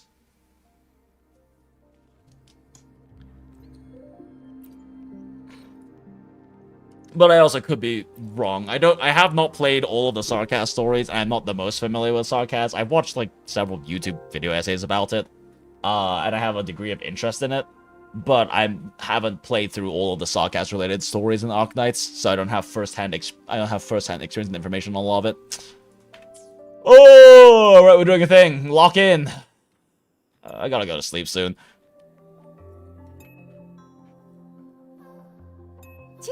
Chisa, thank you so much. Thank me? For what? You forgot already? For helping me with my homework, of course. You're a genius. No one else in the class could have solved that tough equation but you. I was so wrong about you before. Oh, please don't be mad at me, okay? Can we still be friends, Chisa? You're smart. Let's be friends. I just knew you'd forgive me. You're always so kind, Chisa. So sweet, so bright. Honestly, you're like the bestest ever. Yes. All of you are my friends.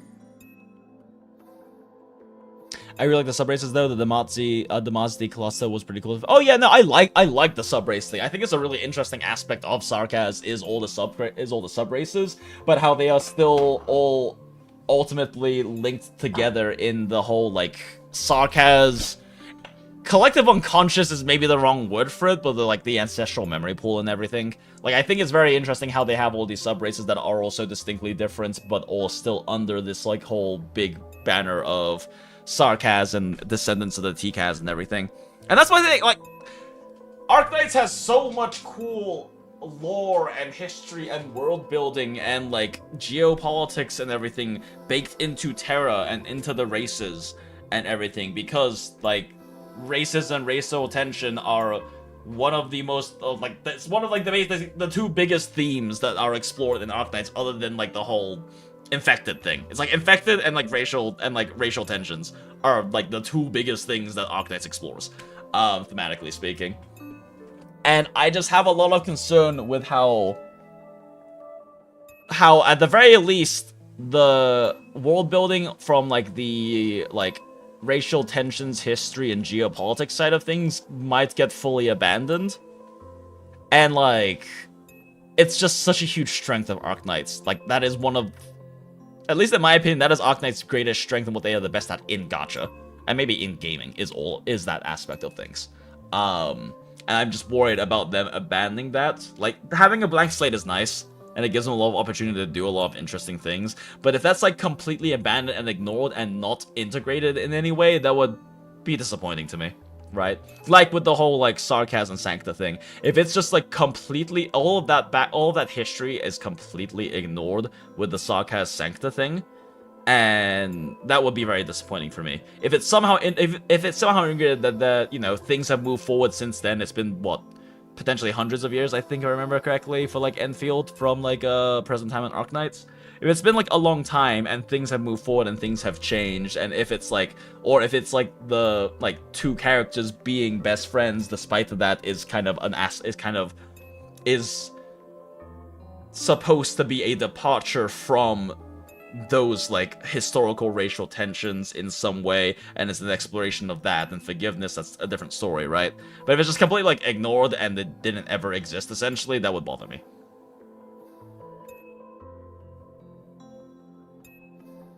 Whenever someone says politics is boring, they should read some history or fictional politics like Arc. I mean, like, the thing is, like, politics are interesting in stories. Whether modern-day politics are interesting or not, or are boring or not, is a whole different thing, right? Especially just because keeping up with current events is a pain in the ass and depressing as shit. But but in fiction, politics can be very interesting. I mean, the politics are a big part of what makes Attack on Titan good, and it's considered a modern classic, right? Like, that's a big part of what makes it good is like the politics and the politics that occur in the actual story. It can be a very interesting aspect of stories. Whether you like modern day contemporary politics and whether you like historical politics is definitely depends on the person, I think. But it's definitely a very strong narrative element that can be used in stories. Thank you for saving us. Saving you? That isn't Like, for me right. personally, I don't have that much interest in historical politics, and Stop being so I mean, there's interesting stuff in We there, wouldn't but be it's never here really if it been weren't something for I'm that you. into. We all But owe you so much. politics being You're our handled savior. well in We are all here fictional enjoying life stories in the is, I cafe think, a because of great you, narrative tool Chisa. and experience We to can't have. imagine this place without you. Metal Gear, that is my response to that statement. Let's go. Did I actually help you all? Of course. Don't you remember? Look over there. See those teachers and students? We are all here because of you. You. I don't know how I feel about the Japanglish.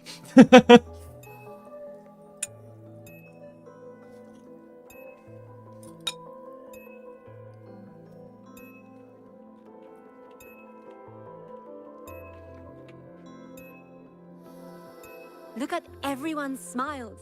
It's all because of you. Without you, this place would be cold and empty again, right? Come to see everyone, Chisa. We all like you so much. Everyone needs you.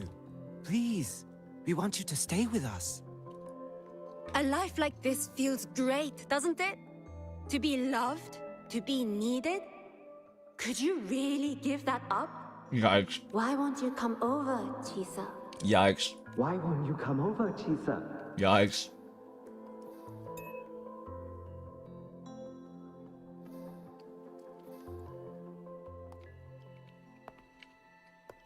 Historical fiction is apparently just as good with falling IRL.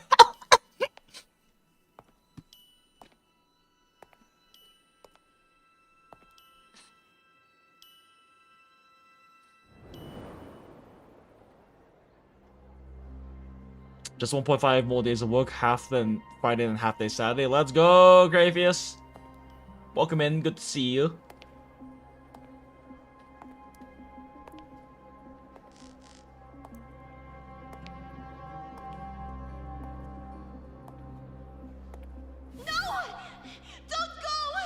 Yeah.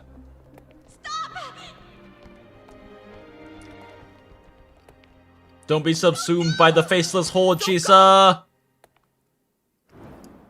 Oh my gosh, she's about to walk off the fucking building.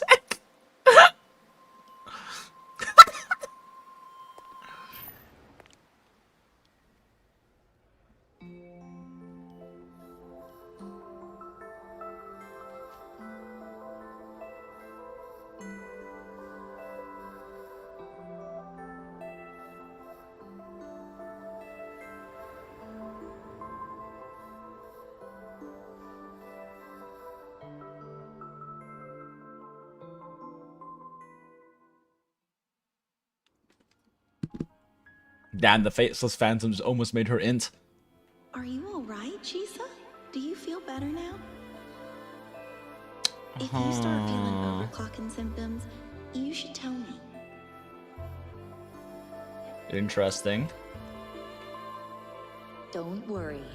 I've installed an overclocking detector in your collar. If anything goes wrong, we'll know immediately. Aww. There's nothing to be afraid of. We've always seen you as someone we can really count on. Just enjoy believe in yourself every more, too. moment of your student life here. Since we ended up here together, that makes us partners, even friends. Huh, so the Chisa gets shipped off to La Hoi Roi? To chase the stars, to go where the torch of truth burns bright.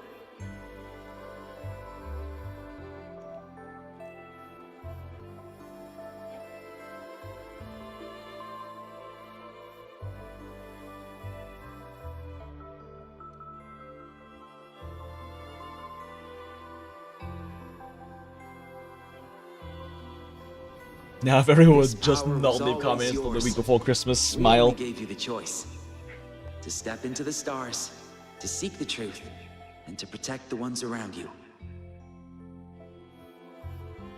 Welcome to Star Torch Academy, Miss Kachiba Chisa. Let's go! Can't wait to enroll here, smile. I don't know if we enroll at Star Torch, like I said, I haven't really looked at any of the La Hoi Roi stuff, but I know that we apparently enroll in school. This is where you've been hiding from us these last few days. Don't shut us out, Chisa. We know you overclocked, but that doesn't change anything. You'd never hurt us. We know that. Aww. Yeah, we were super worried when you ran off like that. Wow, all of these La Hoi Roi white-coded characters are so much nicer than the Japanese-coded characters. Maybe we can ask the instructors at the academy. I'll go with you.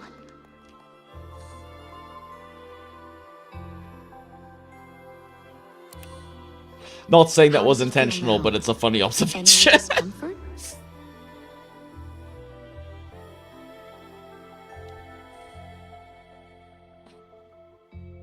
You see, Chisa? You can take it off whenever you want. It Not familiar with the won't Rebuild bind you series, anymore, Agratheus. and it never should have. You're a bright, remarkable child. I believe you'll reach the farthest stars together with your companions. Y'all are really big about stars. Why would you? The question is it a metaphor or not?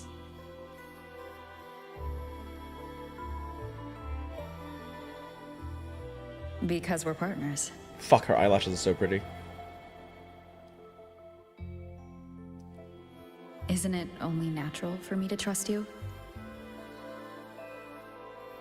You're Chisa. Of course you can do this. There's nothing you can't overcome. You carry a strength deeper than anyone's, Chisa. Even if you fall 10,000 times, you'll still find the courage to rise again. You just haven't realized it yet. We're gonna go so far together. Just wait and see. What a good roommate. Great roommates. Don't give up, The best of Chisa. roommates. We're all looking forward to the future you'll create. Aww.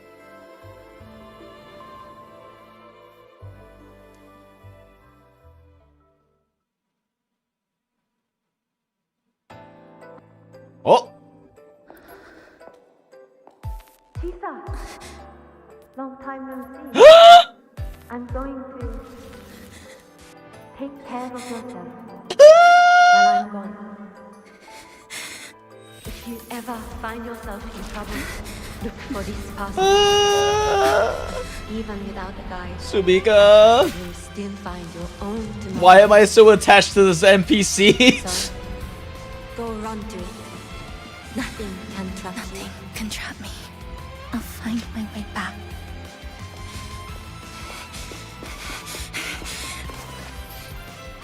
Even if I have to shatter myself 1,000 times! Let's go! Fuck, why is my heart screaming at me? Why was that so heartwarming? Why am I tearing up, chat? I thought the trigger was from Accelerated from Tower. Yeah, that was more that was more my first thought when I saw it.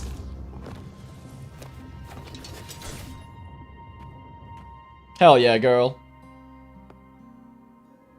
Defeat your inner demons and remember those who care about you. Hey, Chisa, passenger, you're finally here. I've been stuck here for Neon Genesis ages. Evangelion, the ESS triggers a bomb. If the fourth impact was detected, off comes Shinji's head, the divine suppression. Oh, okay, yeah. I really need to, like, actually watch all of Eva. Right over there. It's one of the classics that I really want to watch that I have not actually gone all the way through yet. Are you alright? I'm okay. Just got turned around when the space split.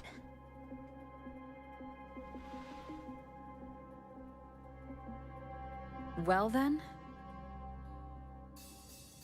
It's time to send it back.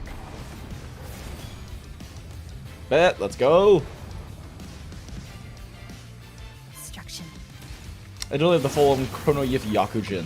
Interesting. Ow! Rude. Flicker into form.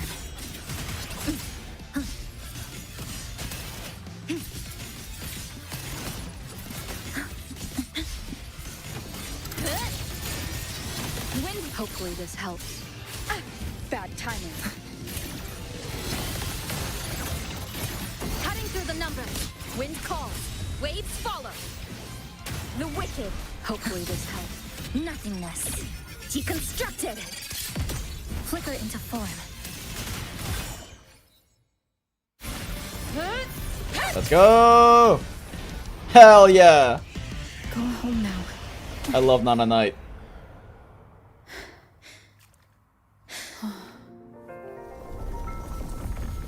Ultimate to Spectator. Or whatever the fucking Japanese line is that everyone always quotes from Nana. I play in CN. I play in Mandarin, so I don't actually hear the voice line. But Nana Knight's alt voice line, JP voice line is very, very popular in the community. Time to clock out. I need a proper rest. Mommy, what's that? Look at this. I managed to buy the newest bread special. This is the end of this story. An ending that gently mirrors its beginning. Aww, but is that it?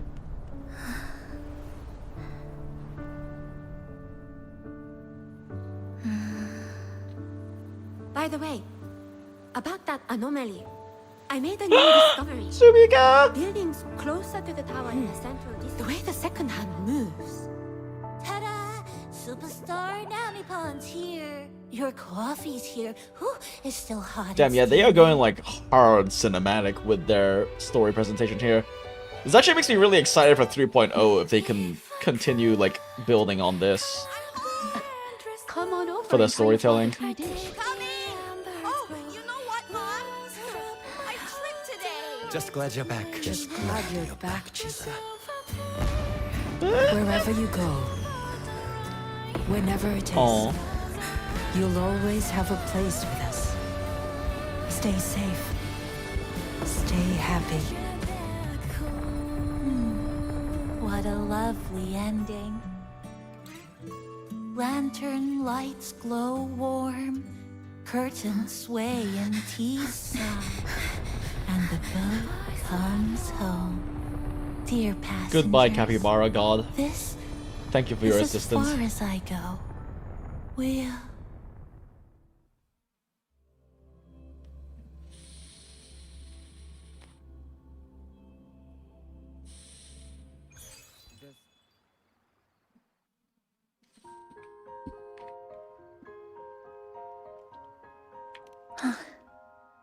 Why are you out here alone?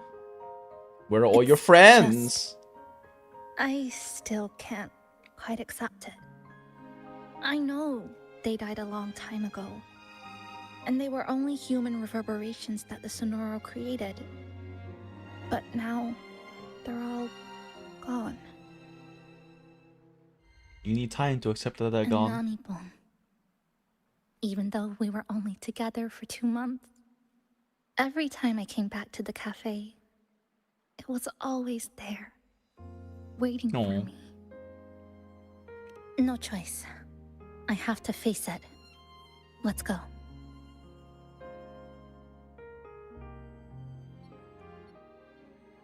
I think it's rare for anime-sized games to actually do a good job kind of capturing the Sugar cubes uncertainty crackling, son.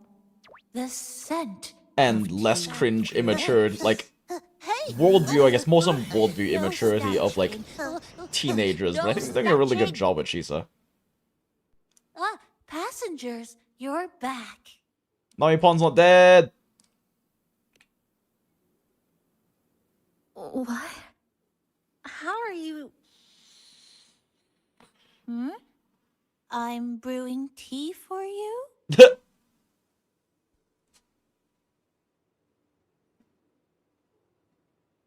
But you said this I go. I mean, yeah. Yeah, you did say that. Yes. It was as far as I could You go piece of because shit! I had to go back to the cafe first.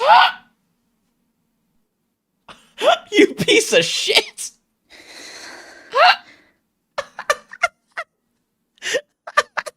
It just took a bit longer to finish that sentence. Holy shit!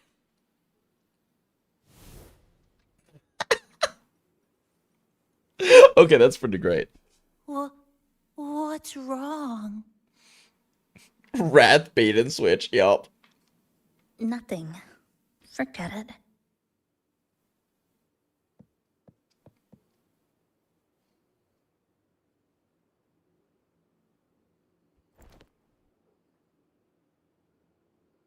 I'm just glad you're back.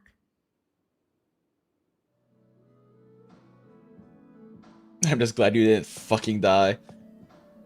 And it was all a entertaining misunderstanding. What's your plan next? There's something I need to finish. I mean, I knew we were gonna still have Nami-pon because they're kind of a core mechanic of, like, the map area here, but still. But for that, you can handle something personal. Coffee bar is too strong to die the plot, so true.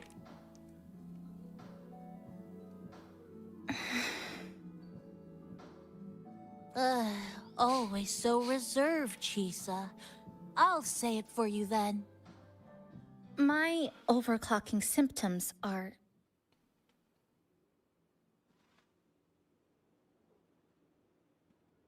Oh. My overclocking symptoms. They're not fully resolved. Oh no. Inside the Sonoro, things are stable. But once I leave... Yo, will we finally get to it'll explore spiral out of overclocking control. more as a concept? In La Hoi Roi?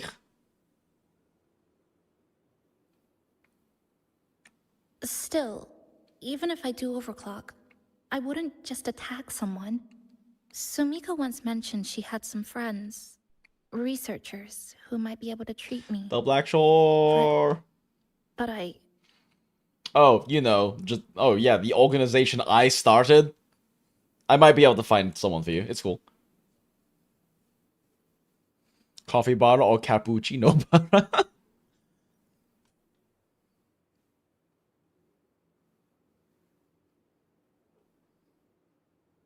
I happen to know her friends. Come to the Black Shores with me. To the place where Sumika once lived and worked. To where a new beginning awaits.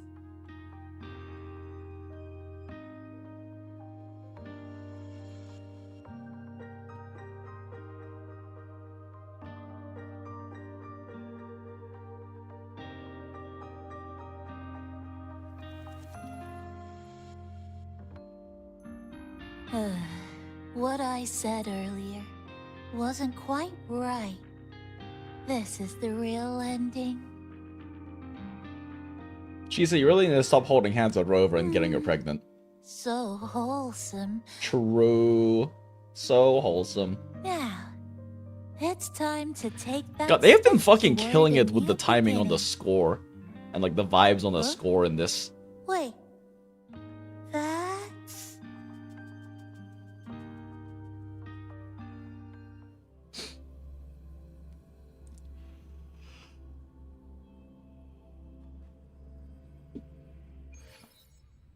Wife keeper, we got a daughter. Yup.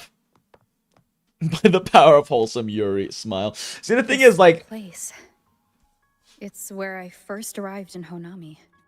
the way Gego Dan is putting it with, like, the we got a Doro part, it's kind of how more my brain is processing everything. I think because I struggle to, like, romanticize, like, high school students with adults. So my brain is like, oh, she's just, like, adopting a younger sister. At last, we've reached the end. Plus, their relationship does kind of scream more like adopted older sister sort of thing. With how much she's helping, like, I guess, explain and help Chisa recognize various aspects of herself and things that she's... I'm coming! I'm coming! I'm coming, says Abby. He's so ready to goon. Why didn't you answer me? I waited outside forever. I had to force my way in to find you. Seriously, I thought you were... We are her senpai. Exactly. This Sonoro was sealed off. As much as I joke about the hand-holding getting people pregnant Looks thing. like it's reopened now. But you know, that's how Yuri works. Yep, all thanks to our pals at the Black Shores. They've been working non-stop to install all kinds of devices. And with the connection getting stronger, I finally managed to slip through when the rift popped back up. And... Wait.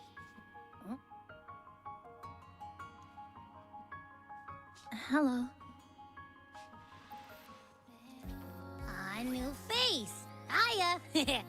Is she coming with us? Abby, what the fuck is that look? Just about to leave.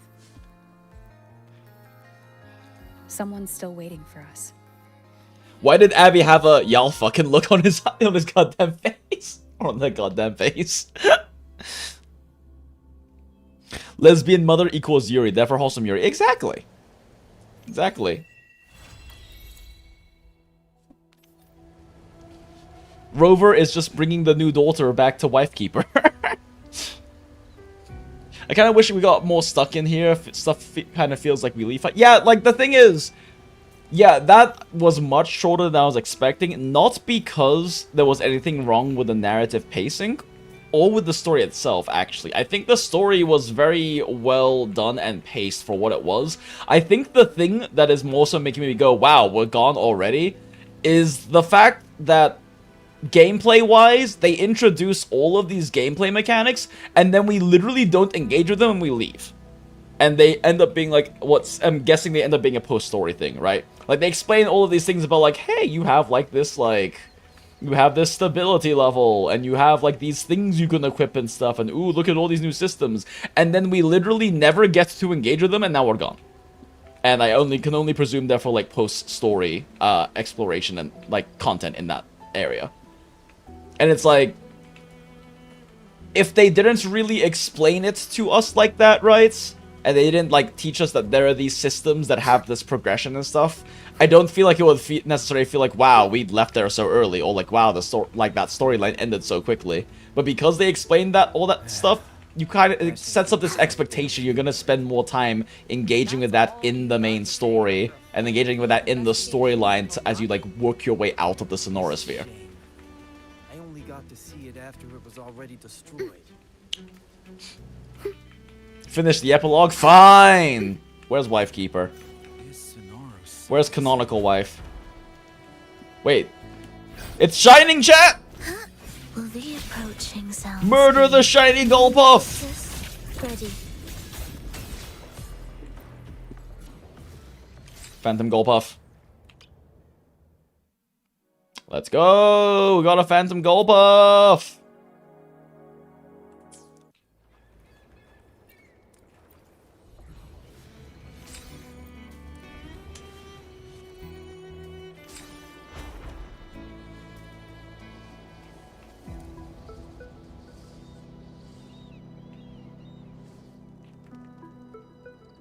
Waits for a while. Right, feels like, yeah, like... Which Jesus treatment over, he wants to get rid of the Black Shores. Oh, Rover. Perfect timing. There's something you need to know. Since we took charge of the Honami Sonorosphere, we've been noticing some changes on the inside. The link between Hanami and the real world is stabilizing, and the city's time flow is almost in sync. Why is this so pretty? Why is Kuro's art so goddamn pretty?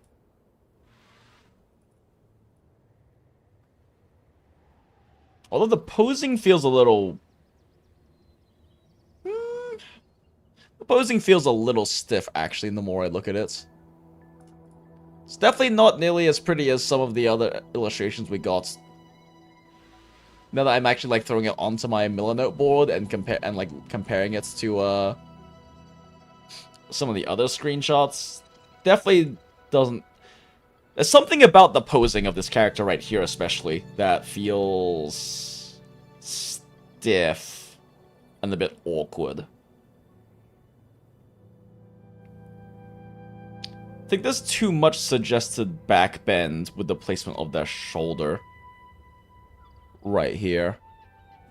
When you actually, like, follow what would be the contouring of the side of the body here. There's definitely a bit too much bend here, so it feels like they're, like, really leaning their shoulders back a pretty extreme amount. Anyway. But scans from THIS indicate that much of the recent frequency exchanges weren't passing through this rift. Meaning it could either just be a misreading due to overlapping data, or there's another access point to the So Hanami many British sphere. people in this patch. On top of that, the city's buzzing with unidentified phenomena and unconfirmed hazard zones. We'll continue to monitor them closely and run further analysis. I think they don't want the story to be segmented by all the daily grind stuff, because people will want to pull story and do dailies and spend stuff. I mean, yeah, but also, like, you have the option to leave and come back in any time during the actual active story parts and return during checkpoints. British VAs, if I recall correctly, are cheaper and don't have a union. Ooh, interesting. That also, though, deity, so, like, part of the reason, though, a part of the reason why WuWa's 1.x voice acting was so rough, too, was because they ended up going with a British studio. Which ended up being a problem because a lot of the, bigger American EN voice actors that they could have otherwise gotten couldn't record because the majority of voice acting recording still happens in person. So they couldn't fly them over to England to have them, or to London to have them record for the game. And that was a big part of apparently why the launch English voiceover was so rough for WuWa. She's just completed her treatment. Everything seems to be all right. Her rebel's curve is within normal. But also, parameters, considering the and there amount are of no European significant accents lingering in this overcloaking version, symptoms. like, they definitely have at That least a said, European studio they're I working don't with. recommend repeating. So, whether it's because the British voice actors are cheaper or not, there's still kind of an intentional choice to have them have a British voice performance for this character. Good thing I don't play in English. 2.x was really good about the English voiceover. 1.x got good after, like, at, like, 1.4/1.5-ish range. It got better. Excuse me.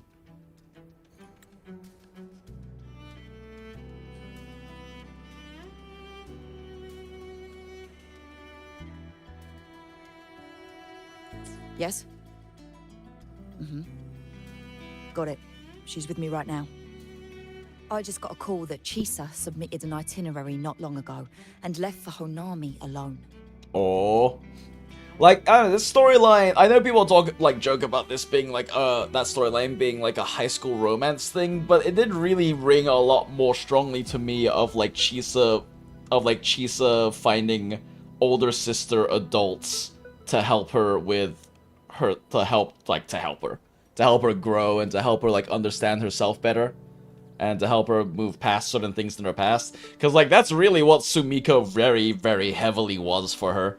Sumiko very much was an older sister type, and even at the end of the day, was very content and satisfied with sacrificing herself so that Chisa could have a future, right? Like, that's much more of an older sister vibe or an auntie vibe to me than it is, like, a romantic roommate vibe. I didn't really get much, personally, out in terms of, like, your more romantic roommates out of any of the particular interactions that were happening, even if I was joking about like getting Rover pregnant with handholding. Like, I didn't really get that personally, but also maybe that's because I personally have difficulty with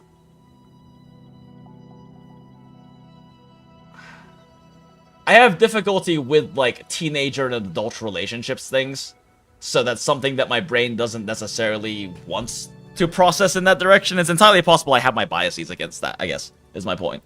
It's very possible that I was interpreting things differently due to my own biases, because I just don't really like the whole high schooler slash teenager with an adult's romantic partner thing very much. It's one of the big issues I run into with things like a lot of yaoi's really bad about it, because the whole seme-uke thing, right? They're really bad about having like the much younger person exploring their gayness with a much older gentleman or something like that.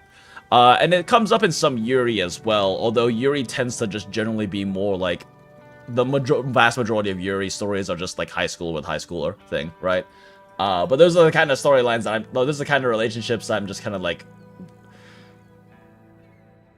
I guess it kind of weirds out my brain a bit because of my opinions and experiences and my friends' shared experiences with the whole, with like grooming and things like that. So I guess for me it's just maybe there was more of that subtext going on that I just kind of, my biases made me not really fully recognize that way. But to me at least, that story was much more one of like older sisters helping to guide this like lost teenager.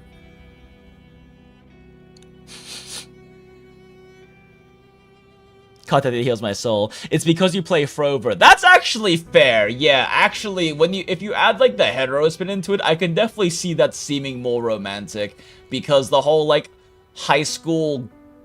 teenage high school girl being like led by an older man is just kind of a thing, and it's being a thing in real life kind of upsets me. So yeah, that might be part of it. It might be it definitely might be because of the because the interactions are much more older sister than they are older brother, I guess. The inciting scene for the date allegation is still ahead. Naruhodo. She didn't specify. All she wrote was, I want to go back. You can find her guide to Kuroro in the Haven of Sprouts. It may know something. I'll go check it out. Knowing Chisa, she usually doesn't act without purpose. Ugh, I have to sleep soon. Oh my god, there's a new story! Anything else you'd like to know? As long as it's within my authority, I can answer. What Hanami's time After flow? Honami was devastated, energy from the lament sealed the entire city into a unique sonorosphere, like congealed amber. Its time flow was slowed down compared to the rest of the world. A similar case would be Mount Firmament. Being on the inside for a day means up to 100 days might have passed on the outside. But it's not permanent. As Honami's connection to reality grows stronger, the flow of time begins... Wait, if that's true...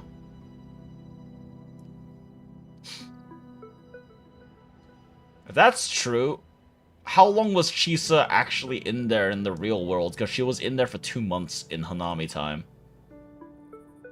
Is everyone Chisa ever knew, like, dead of old age now? You getting sucked into Honami through that rift has got Shorekeeper worried sick, and she's been closely monitoring everything that's going on over there since.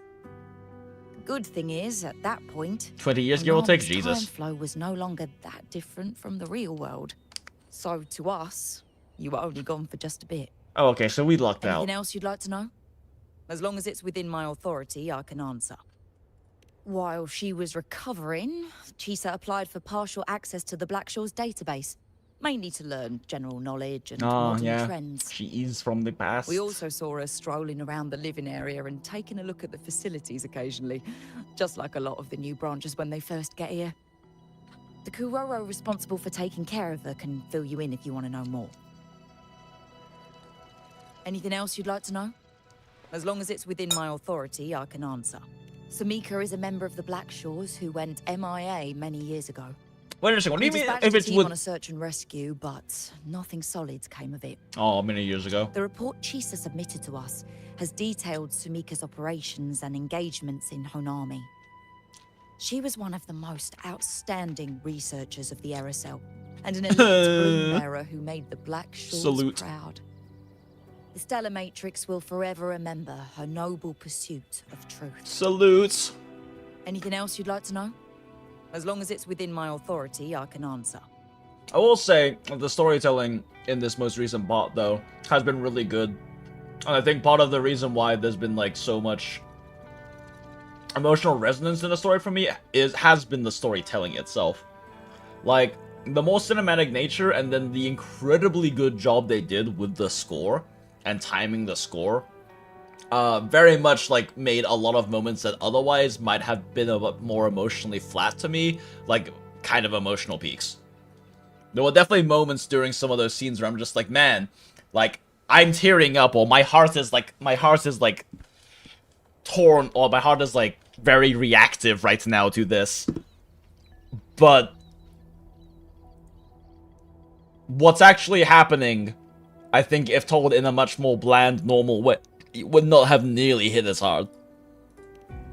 The situation in Honami has... I mean, that is part of what makes a lot of the really huge moments and incredibly emotionally intense, memorable parts of Honkai Impact 3rd so strong for myself and for the community, is just how good of a job they do with the storytelling in those moments. Like, if you ever watched the Honkai Impact 3rd animations for a lot of these big moments, they're incredibly good. Like, they often have unique songs tied behind them. The timing for the voice acting is on point. The timing for the score is fucking incredible and really adds massively to, like, the emotional intensity of the scenes. And I think they just did a really, really good job with that there. You can, but be careful. That Sonoro still hides more questions. Story skippers won't get the same experience even if they go back and rewatch missing cutscenes. Yeah! That they skipped? Yeah. No, definitely. Yeah, that was really good. That was really good. I mean, we got some similar things, actually, now I think about it, from the Camellia storyline, but only in Chinese. Is kind of the unfortunate part.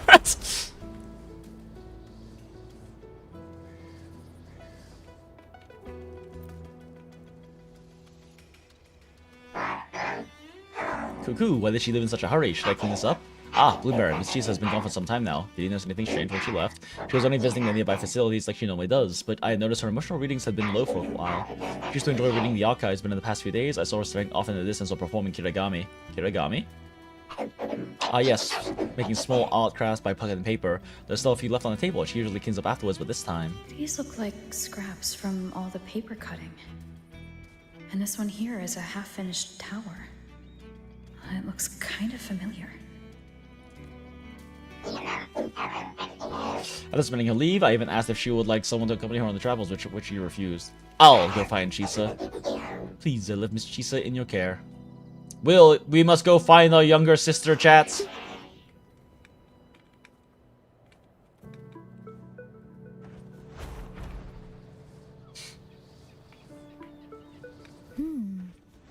Wait, what? We saw a girl looking off in the distance. Who? What? Shit. I didn't really... I half read the first part of that and realized that I didn't understand that full sentence. But first, murder! Be cadence, halt.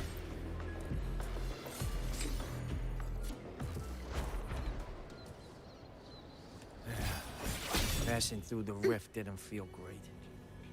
That's all you've got to say after a full field investigation in Honami? It's a shame. I only got to see it after it was already destroyed. Right, I forgot. It's fucking Joey Wheeler. Come to think of this, Plateau Hometown is actually Honami City, isn't it? Yeah, she really mentions that. The one time she did was because her platycodon had spawned. I recently learned a little long saying from Uncle, the closer to home, the more timid you are. That's probably why Platia felt like she saw her hometown as Sonora. Maybe a nice meal will help cheer her up.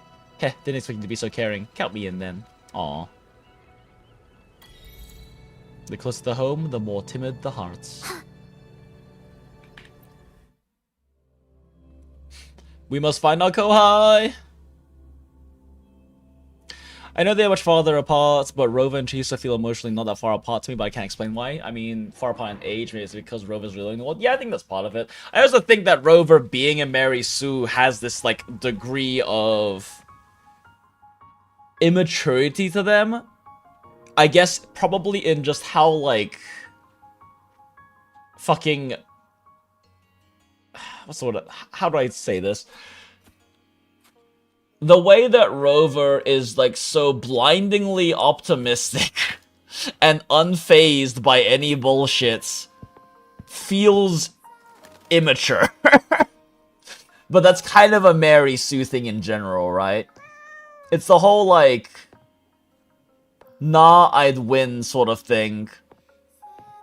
But I don't know how to put it. Because, like, Gojo doesn't really feel like that in Jujutsu Kaisen. But I guess in Gojo's case, it feels more like kind of general, general understood cockiness. Are you I don't know. looking for me?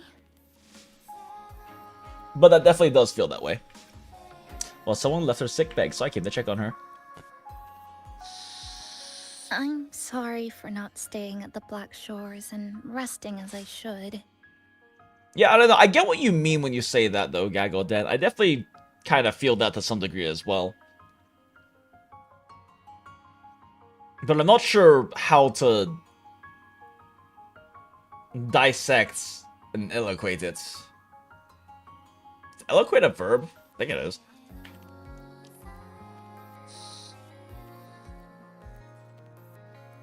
I'm in stable shape, and the Black Shores approved my temporary travel.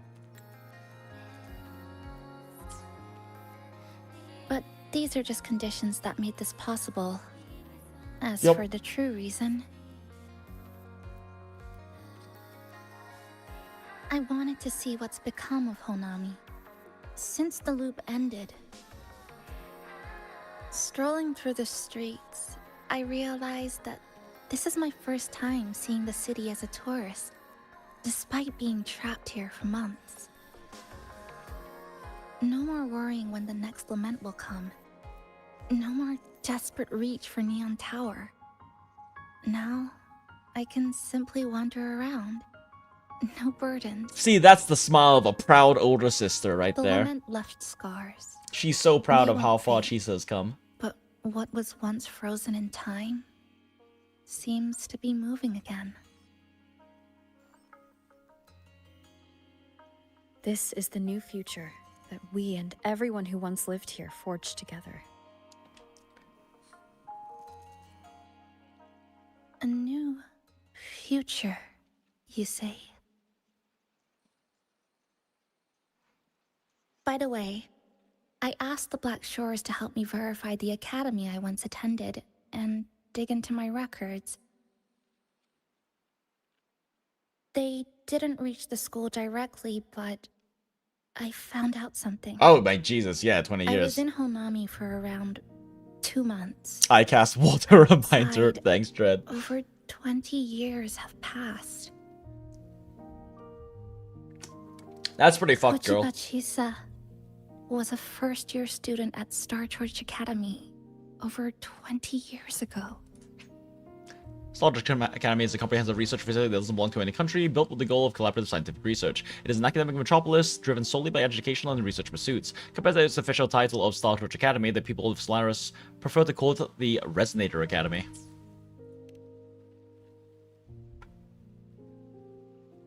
Yes, I had a feeling this would be the case when Sumika mentioned her findings, but I didn't expect such a huge time difference. Yeah, that's cute. That is the actually nice huge. orientation ceremony still feels recent, but the classmates I met have long since graduated.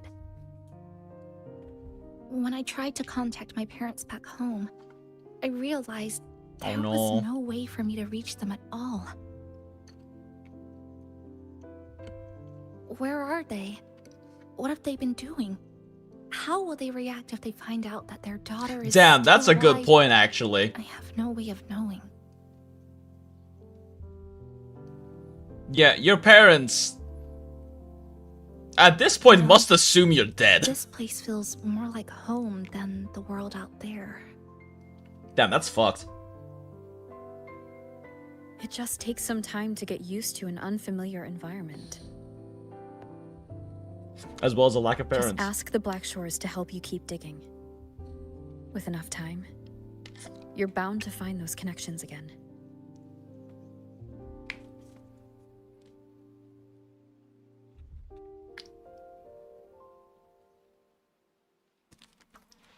Since you're here, would you walk with me? I'd like to see what Honami looks like now. Together.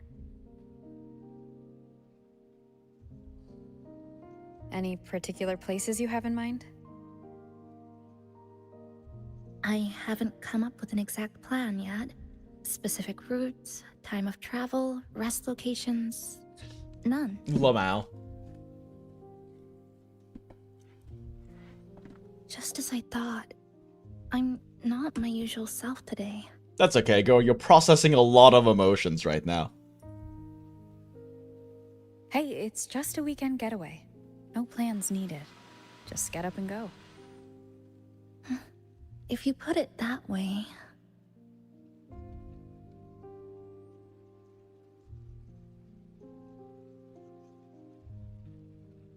How about that lake surrounded by cherry blossoms?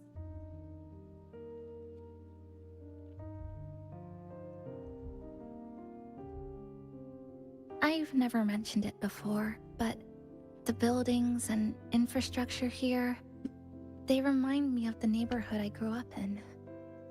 Brings back old memories? I mean, the place you grew up was apparently very Japanesey, and so is this place. Walking around here brings back memories.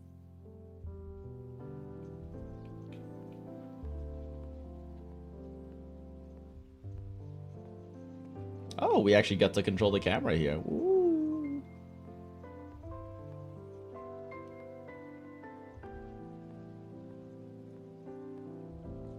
Yeah, I'm like trying to simultaneously imagine what this would experience would feel like, or be like, if I was male rover right now. As a thank you. And this still doesn't feel particularly romantic to me at all. But I can definitely understand why it would feel more that way if you were male rover right now. Because, like, a lot of the interactions they're having are very, like, older, younger sistery. But not really older brother, younger sistery, I guess.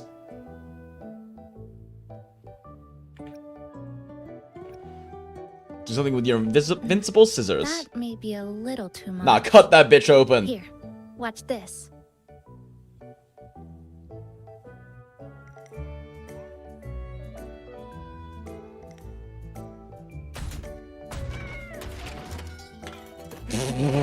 Just beat the machine. I love fizzy lychee soda. I love having it shoot its wet lychee sweetness all over my face when I open it. Simplicity works best.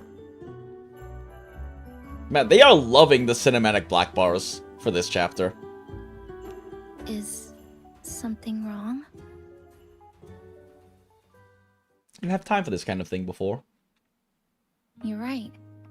We were always running from something or chasing after something.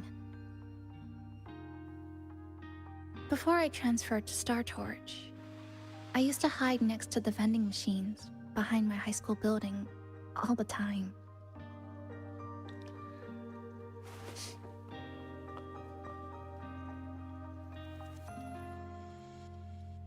No one else really went there. It was quiet. The sound of soda cans dropping down would make me feel relaxed. So pretty.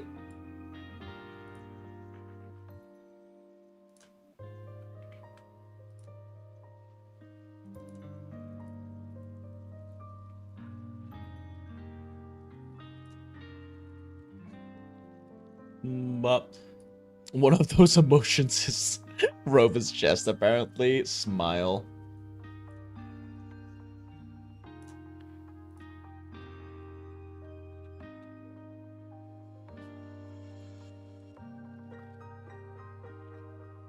I hope Star Touch is like academies like Taro, Espers would be resonators instead. Oh, that'll be neat, yeah. To be fair, all of this is going straight over my head. So Star Torch seems more like college. Oh yeah, no, I mean Star Torch very much seems to be uni-coded, right? Which is why, like, as I understand, I don't know if it's Star Torch, but I know that because I haven't really consumed much of the like La Hoi Roy stuff that's been put out there. But as I understand, we do enroll in school, right? But that makes a lot of sense when you consider that it's a uni instead, because unis have adults mixed in there as well. That's how unis work. Like, it's a big thing too with like Tarasen Academy from Uma Musume, is that even though their uniforms are sailor uniforms, right, which is also a high school and middle school uniform thing in Japan, but also there are unis that have that kind of a uniform. And Tarasen Academy, where the place that Uma Musume takes place, is a uni. That's why there are also hags mixed in there. Maruzensky is not a hag-coded teenager. Maruzensky is a hag. Yeah, I'm like 20s. I'm like, yeah, exactly. I went back to uni when I was 29. And at this point, I'm not even sure if I'm going to be continuing, but life goals and things that I want have changed since then. But I went back when I was 29. Jenny went back when they were 27, and there are lots of people in their 30s who go back to school, or even maybe go to school for their first time, getting a bachelor's, right? Like, the nice thing about uni is that uni stories can involve people of a whole variety of age ranges and life experiences. And that's why I find those stories so much more fucking interesting. Because you can still have younger characters who are exploring maturing and growing up and understanding themselves better, and all of these fun themes you can explore with like high school stories and coming of age stories. But you also can, have adults doing adult things and being adults that aren't just like the adults of like the teachers and shit like that, right? You can have more breadth of interesting stories that you can work with in unis. It's like Academy City in Tauro with different schools and different research organizations, and it's a city itself. Okay, yeah, that makes sense. Interesting. I mean, I do like Tauro a lot, so. My industrial design class had me fresh out of high school and the 40-year-old exactly. When I attended Georgia State University for the 1 year I was there before dropping out, like a lot of my classes had people who were 30, 40 plus in it. Yeah, I remember specifically my computer science class had like a lot of people who were in their 30s and 40s in it. But that's also because a lot of people in older age go back to school to work towards like tech and IT things, because it's generally a better career path for money, for like salary, than what a lot of people might have before and might be a reason why they go back to it.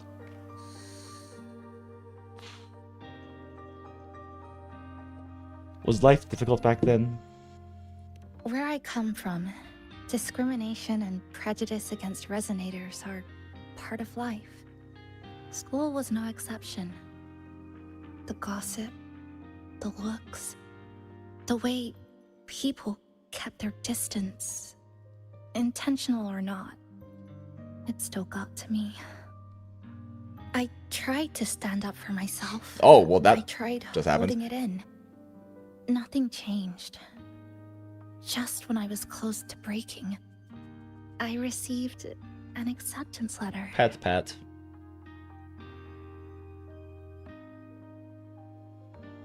And so, with my family's blessing, I left home and went to Star George Academy, far away in the Lahai Roy region. Aw. With my family's blessing. Star Torch Academy. What was it like? So it's true. You... No, it's nothing. It is a multinational school built specifically for resonators. A metropolis of science and research. Oh boy. I wonder if we'll go there next. I know, I'm very excited about the stories that they can tell and the things they can explore with La Hoi Roi. And it's so much more to my tastes than Renacita or Huang Long have been. I met people who dreamed of reaching the stars. This Because I've talked about this before on stream. just like the one back home. Like, I've talked about this before on stream about how interesting the power system is in this, and how interesting the integration of technology is, in that this is like, the setting of WuWa is still essentially like a sci-fi leaning post-apocalypse, right? Sort of your post-apocalypse world having been rebuilt for a second, like post-apocalypse. And I don't know. I mean, it's much more to my taste, the idea of us doing those kinds of doing those kinds of stories with that kind of setting and I also know Kuro are very good at that because of PGR. And I'm kind of glad to see we're moving further away from like the more like traditional older fantasy types that you see in things, especially like things like Genshin. Because it's nice to see WuWa departing further and further and further away from the initial Genshin influences. Because, like, Huang Long, even though Huang Long was, like, more wuxia cultivation, like, Chinese fantasy leaning, it was still very fantasy leaning. And Renacita is, for fuck's sake, Renacita is, like, Greco-Roman and, like, Renaissance coded. But I'm excited for us to move more towards the more potentially sci-fi aspects or futurism aspects that are kind of more fitting for this setting, in my opinion.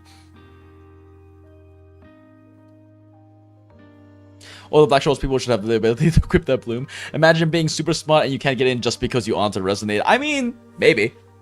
I mean, I wonder if they... I mean, surely they let non-resonators in there too, right? It's just it was specifically designed for resonators. But surely they have, like, staff and shit that aren't resonators. I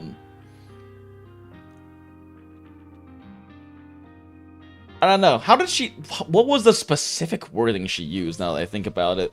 Because the way that I interpreted what she said was that it was a city built and, like, designed for resonators to exist in and be in, but not exclusively for them.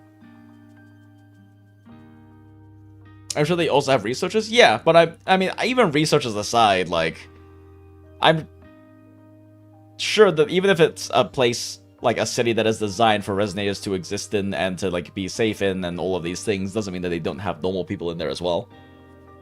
At least that's how I interpreted it, but it's possible that I was interpreting it that way and that's not actually what she said. Solaris the Chisa. I hear you. I'm just enjoying the gentle sway. Especially when someone's beside me. Everything feels so peaceful all of a sudden. When you're ready to move on, I'll get up.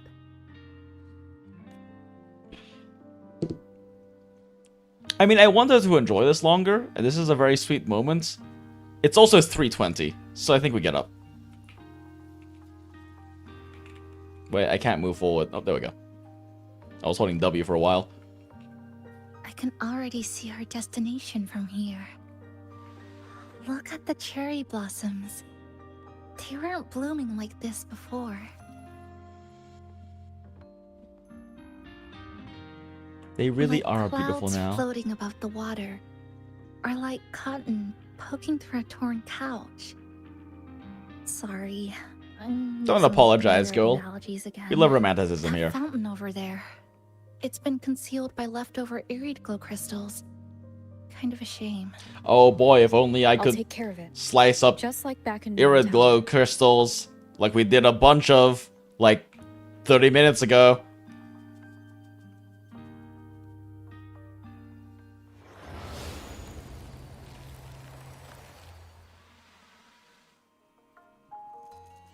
There's something in the water. Let's fish it out and see what it is. This looks like a cassette tape.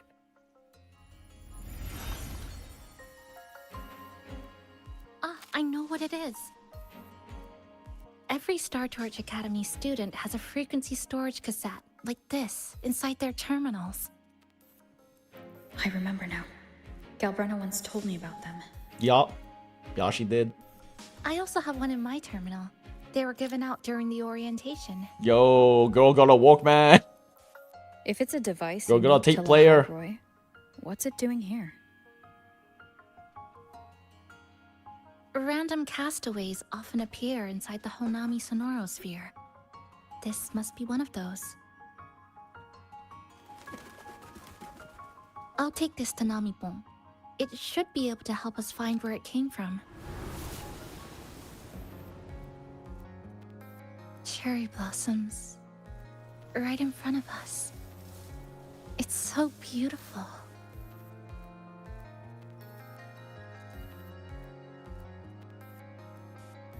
This right here is a photo moment. It's Namipon's mixtape. Sure. You and I, together.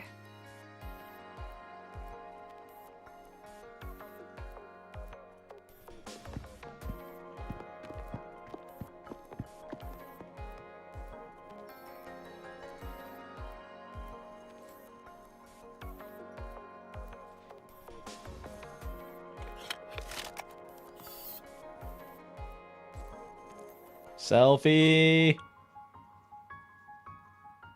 Make sure you look towards the camera. I will.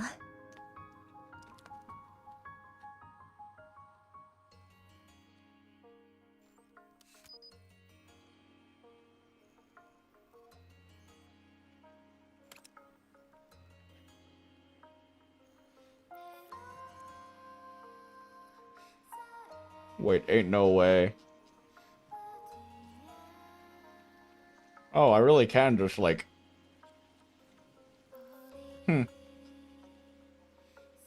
Yeah, fuck it.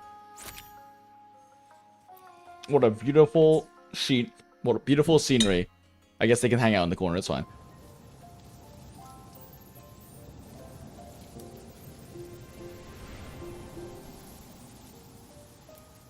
Would be really funny if everyone had to be resonated, like even the lush lady and janitor.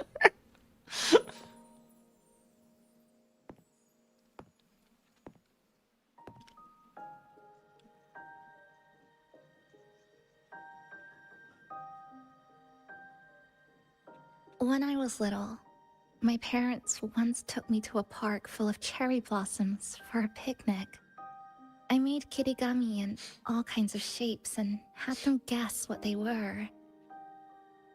The kirigami didn't really look like anything, but when I told them, they'd always smile and pretend they understood. Those cherry blossoms, they looked just like they do now. After being away from home for so long, drifting around, I feel like I'm home again.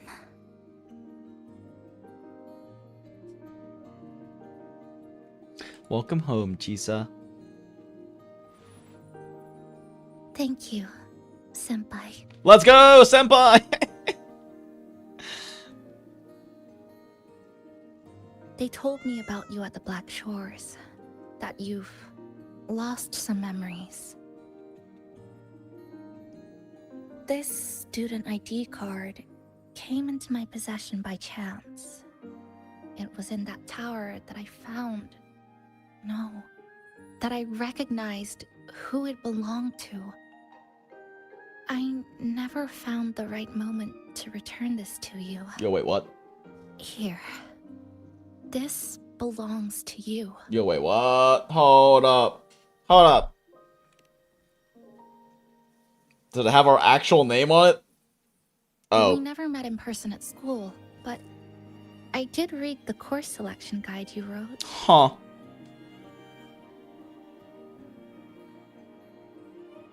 I don't remember anything.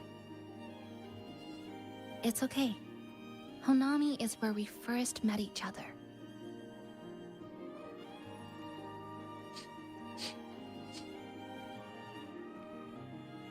But I've been talking about myself this whole time. Why don't you tell me about your story so far? I'd like to know more about you.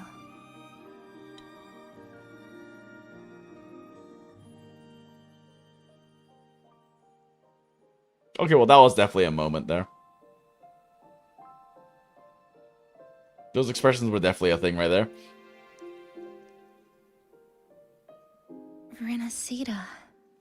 Sounds like quite an adventure. Only someone like you, Senpai, could accomplish so much. The goons that called this moment too romantic didn't get this. Yeah, like, I mean, I am trying to also imagine what this would be like in the context of, like, playing as male rover, and I can see it, but it really doesn't strike me as that romantic, frankly speaking. Like, so the thing is, contextually, at least for me, if we were also, the MC was also, like, a high school character, this would probably seem a lot more romantic to me. And again, part of it's definitely my biases, with the whole, like, teenager and adult relationship thing.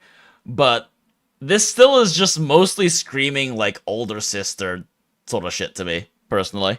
I definitely see it. That last moment with, like, the expressions was definitely a thing, too. And I can see where people are coming from with this, but, like, it doesn't strike me as particularly romantic.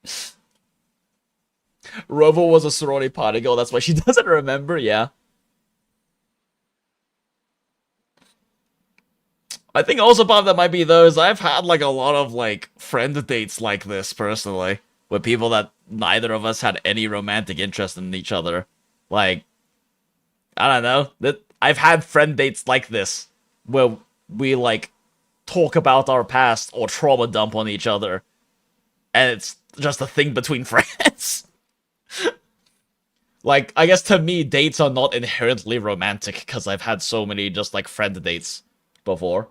And I also just don't think dates are inherently romantic, because friends have dates.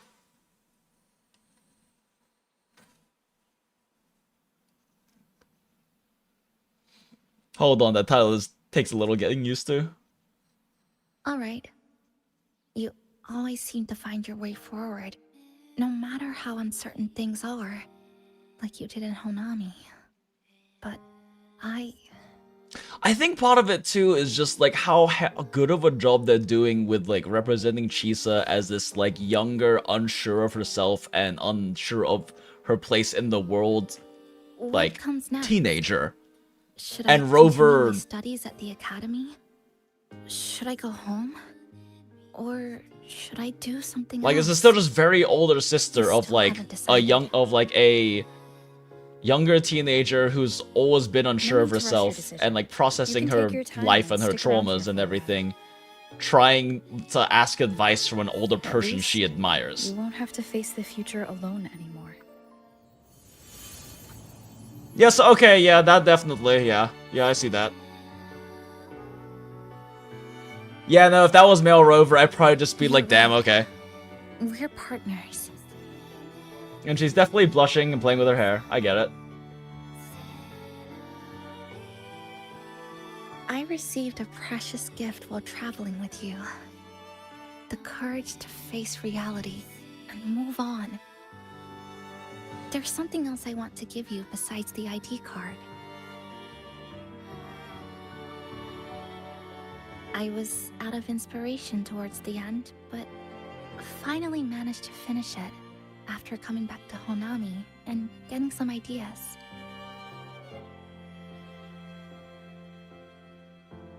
So this is what you're working on during recovery.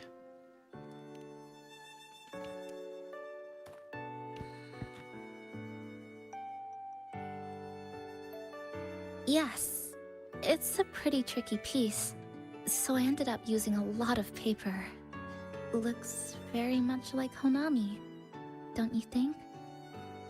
My hometown was built next to the Tacit Field Cute! by Honami's fall. Even though the lament still haunts us, some stubborn souls have rebuilt that familiar tower again. We still reach for the sky, still hope radio waves break through the blockade to connect the isolated regions left behind. The painful memories of home will never fade, but I won't turn away from the beautiful ones either.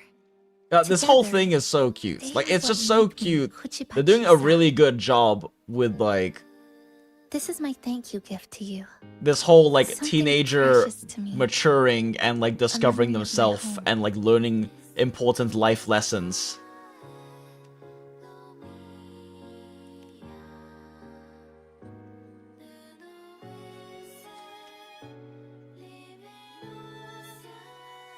I just remembered.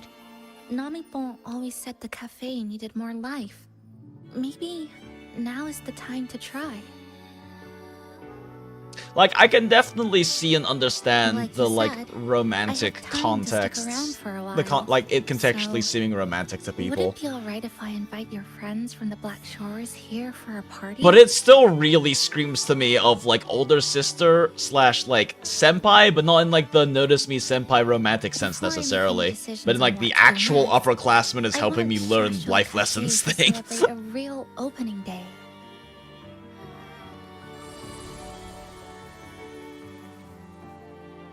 Pink petals swirl upon the wind like, oh, fuck you.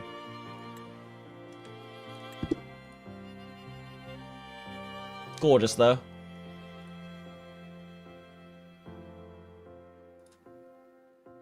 It's like the older sister slash senpai thing to me, and also I think to some degree it's like, so like there's this like scene in one of the later episodes of May I Ask for One Final Thing, because I watched that recently, that this kind of reminds me a lot of, which is like a scene where this young girl, Saint Diana, develops a crush on the main character, Scarlett's older brother, who is, you know, very much like an adult man, and like Scarlett helps set them up on a date, and like the entire time, like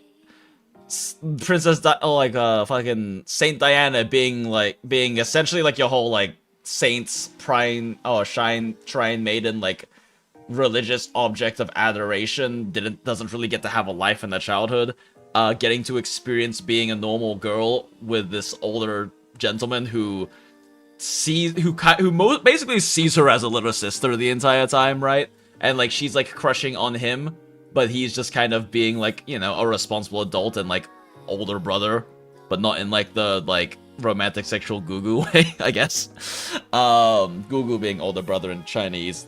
There's a whole thing in like Chinese streaming culture of a male simp who is like donating assloads of money to a female streamer, and then him being called a gugu, an older brother. But you know, in that case, there's also like the whole like romantic parasocial thing involved. But like, not like that, but like, because he doesn't see her in like any kind of romantic or sexualized sense, in the sense, if anything, like he talks about it. He mentions at one point how he pats her on the head because he sees her like a child, because she is, and how she reminds him of like his little sister when she was a kid. And that's kind of more what I'm getting out of all of this, personally.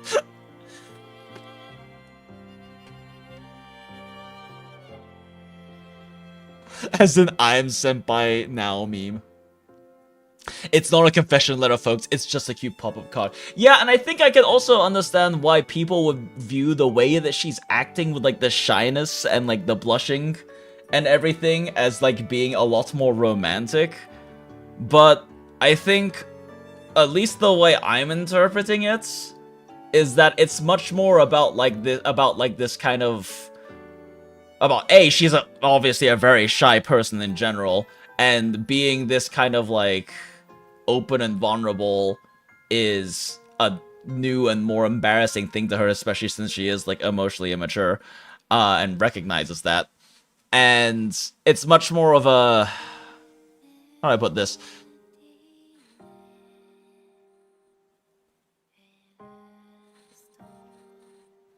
I don't know. It's much more, to me, it's much more of a her giving a gift to, and her like talking with an older person she admires and not one that she's romantically interested in.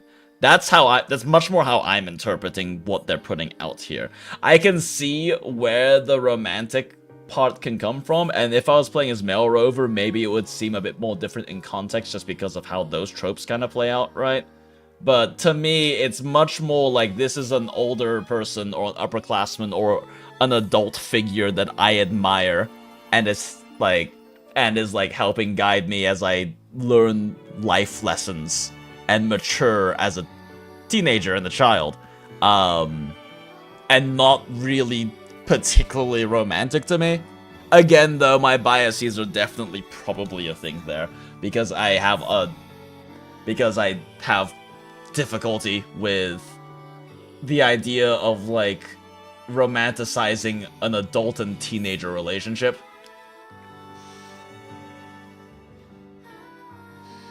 I think part of it is how someone sees Rover. Yeah, and also especially for those who probably see Rover as a self-insert and, you know, like and have potentially had or have parasocial romantic interest in like high school characters in anime and manga, because that's definitely the thing, right? I mean, the majority of characters in fucking anime and manga media are the high schoolers. So like I can definitely understand why someone who treats Rover as more of a self-insert would find this romantic and like a date, right?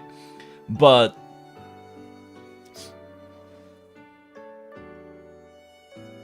that scene where people thought was blush, blush, lovey, lovey, I felt like it was Rover having breakout. Exactly, thank you, Deity. That's exactly what I'm getting at. To me, that didn't really seem like it was a blush, blush, that was a breaking out of her shell and an embarrassment blush, not a romantic interest blush to me. Because that's kind of what is happening in the scene. Like, what is actually happening in the scene is that she is breaking out of a shell and opening up and, like, maturing as an individual. And sharing this moment with someone that she recognizes is much more life experience than her and admires, right? And it just doesn't strike me as particularly romantic. I can see why someone would see it that way, but it just doesn't strike me as particularly romantic.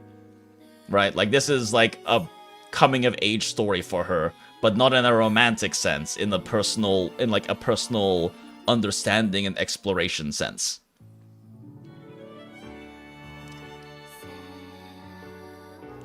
Rover is not my self-insert. PGR Shikikan is. Yeah, no, Shihuegua is definitely much more. If I was going to self-insert with a Kuro protagonist, it's much more gonna be Shihuegua, because Shihuegua is a incredibly competent, strong, emotionally and willpower-wise, and adult that sacrifices so much to live by their principles and to be authentically themselves. And I respect the shit out of that, and I would much rather self-insert with that than I would with a Mary Sue. Listen, okay, COVID messed up a lot of people, so friendship is all romantic. No, except exactly, Laserproof. Like, I mean, that aside, like, kind of COVID messing people up joke aside, that is kind of a big thing, though, right? With, like, self-inserting and, like, media parasocialism is that there are unfortunately a lot of people who view any degree of female affection and any degree of, like, positive female relationship as romantic or sexual in some sense. Right? Like, I think part of why, like Deity said, Innocence of Heart, but, like, Innocence of Heart, like Deity said, because Deity is their Discord name, and we've known each other for a while, so that's what I'm used to calling them.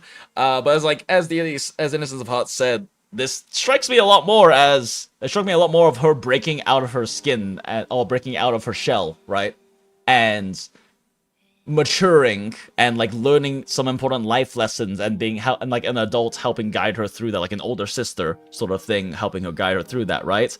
And I think part of the reason why that is how I also interpreted it is because I've had those real life experiences before.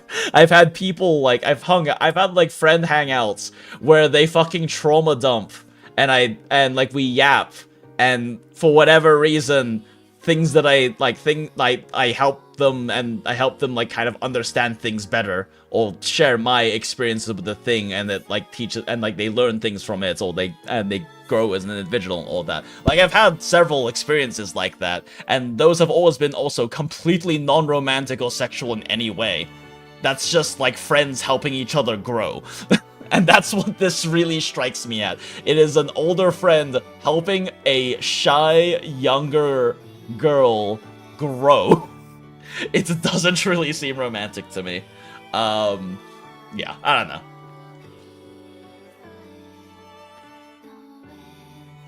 Never mind. The fact is she's been talking to only coffee about her for like a month. Exactly. And on top of that too, she spent a lot of her childhood being much more closed off because fucking everyone hated her, or was scared of her rather. And then she had some time in La Hoi Roi and, you know, got to experience that, and then she got stuck over here and then she found an very much more clearly coded older sister character. Right? Like, there was very clearly zero Yuri baiting with her and Sumika at all. Like, if you're Yurifying those two, you are really, really trying to. Right? Like, this is not Dahlia or Acheron and Black Swan. This is not Alice and Yuzuha shit right here. Like, that is... You are really trying to shove, like, your shipping in if you were mentally shipping you like Sumika and Chisa here. And then her finding a new one through Rover, right? And her only being able to interact with her already being a shy, inner shell young girl who then also spend a month just talking to a fucking animal mascot and no one else. She's very clearly not well socialized, right? I self-insert as Rover. I just do random shit and pray it works. I mean, that's kind of the whole thing with Stell and like fucking HSR too, right? But like, I'm trying to I'm like thinking about this and comparing it to what I recall with the Firefly segments, right? The Firefly date in HSR, and the Firefly date is way more explicitly romantic. Like, it is so much more explicitly romantic, especially because it is very heavily approached as peers. A lot of what's being presented here, and a lot of what they are putting out to me, these are not peers, right? Like, this is not like people of a similar stage in life and like general like romantic interests interacting. This is a young girl and a older person who is like a person they admire, and like I keep saying, like an older sister sort of thing, interacting with each other. They don't seem like they're peers to me. They don't seem like anything like that. And I know that could definitely be a romantic context for a lot of people. I mean, that's like I talked about earlier. That's kind of a big issue I have with a lot of yaoi, is that a lot of yaoi is like the semi-uke thing, and generally that ends up being represented with a much younger gay man or boy exploring their gayness and their sexuality and everything with a much older gentleman. And that shit, quite frankly, always kind of weirds me out. But again, friends with grooming experiences and things like that very much makes that icky to me. But I don't know. I compared to the Firefly and Stell sequence, like, this is so much less explicitly romantic, so much more interpretable as, like, what Dahlia and I have both been talking about, of this being not blushy blush, lovey lovey romantic, but Rover helping break her out of her shell and grow and mature into more so, like, as a teenager, as a kid. Then the Stella Firefly thing was just very, very, I think, explicitly romantic. It was very much a date. Tier list. Canonicity of Rover Wives. Shorekeeper is an S tier. S tier is called Shorekeeper. S tier stands for Shorekeeper tier. Exactly. In terms of the canonicity of Rover Wives, Shorekeeper is S tier. And Camellia is her stalker. Camellia is her yandere stalker.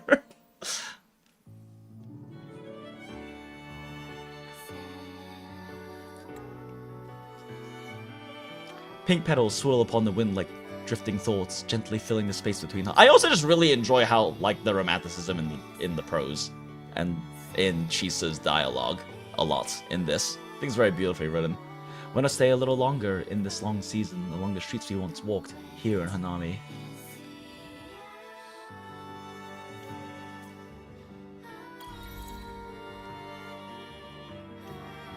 Chisa is S tier and sister rankings. Exactly. Like, she's S tier and sister rank. This is like, this just like screams like friends and sisters to me, not romantic.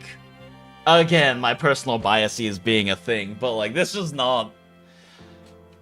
I can understand why it can be interpreted that way.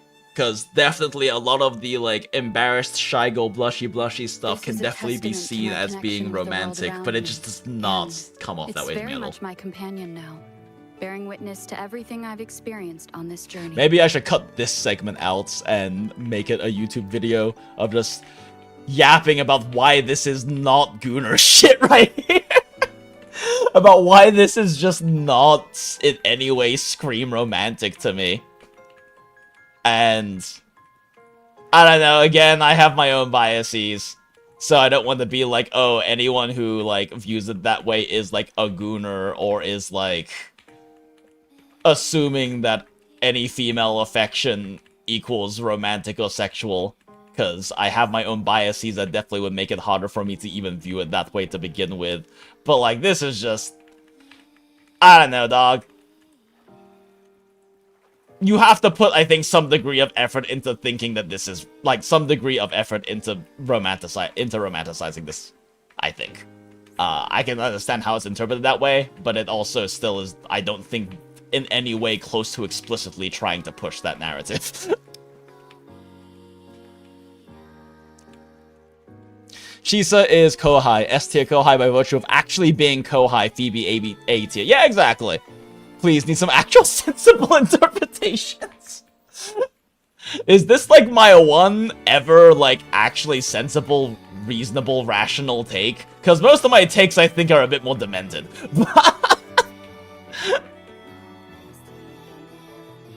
Phoebe is also S tier sister as an acolyte on Nun. That's fucking great. Yeah. Samile. Oh, according to YouTube analytics, we, like, dumpstered down in terms of concurrent viewers. I wonder how many people who are watching and lurking left because I started calling out the "this is really not that romantic" bullshit. That, or it's just late. Anyway. Fuck, yeah, we need to finish this up. It is late and I work tomorrow. Do you want to hang around a bit longer? Or shall we head back? That's something I want to ask. Is there something else you'd like to know? We've got plenty of... Are you worried about me? I'm feeling alright for the time being.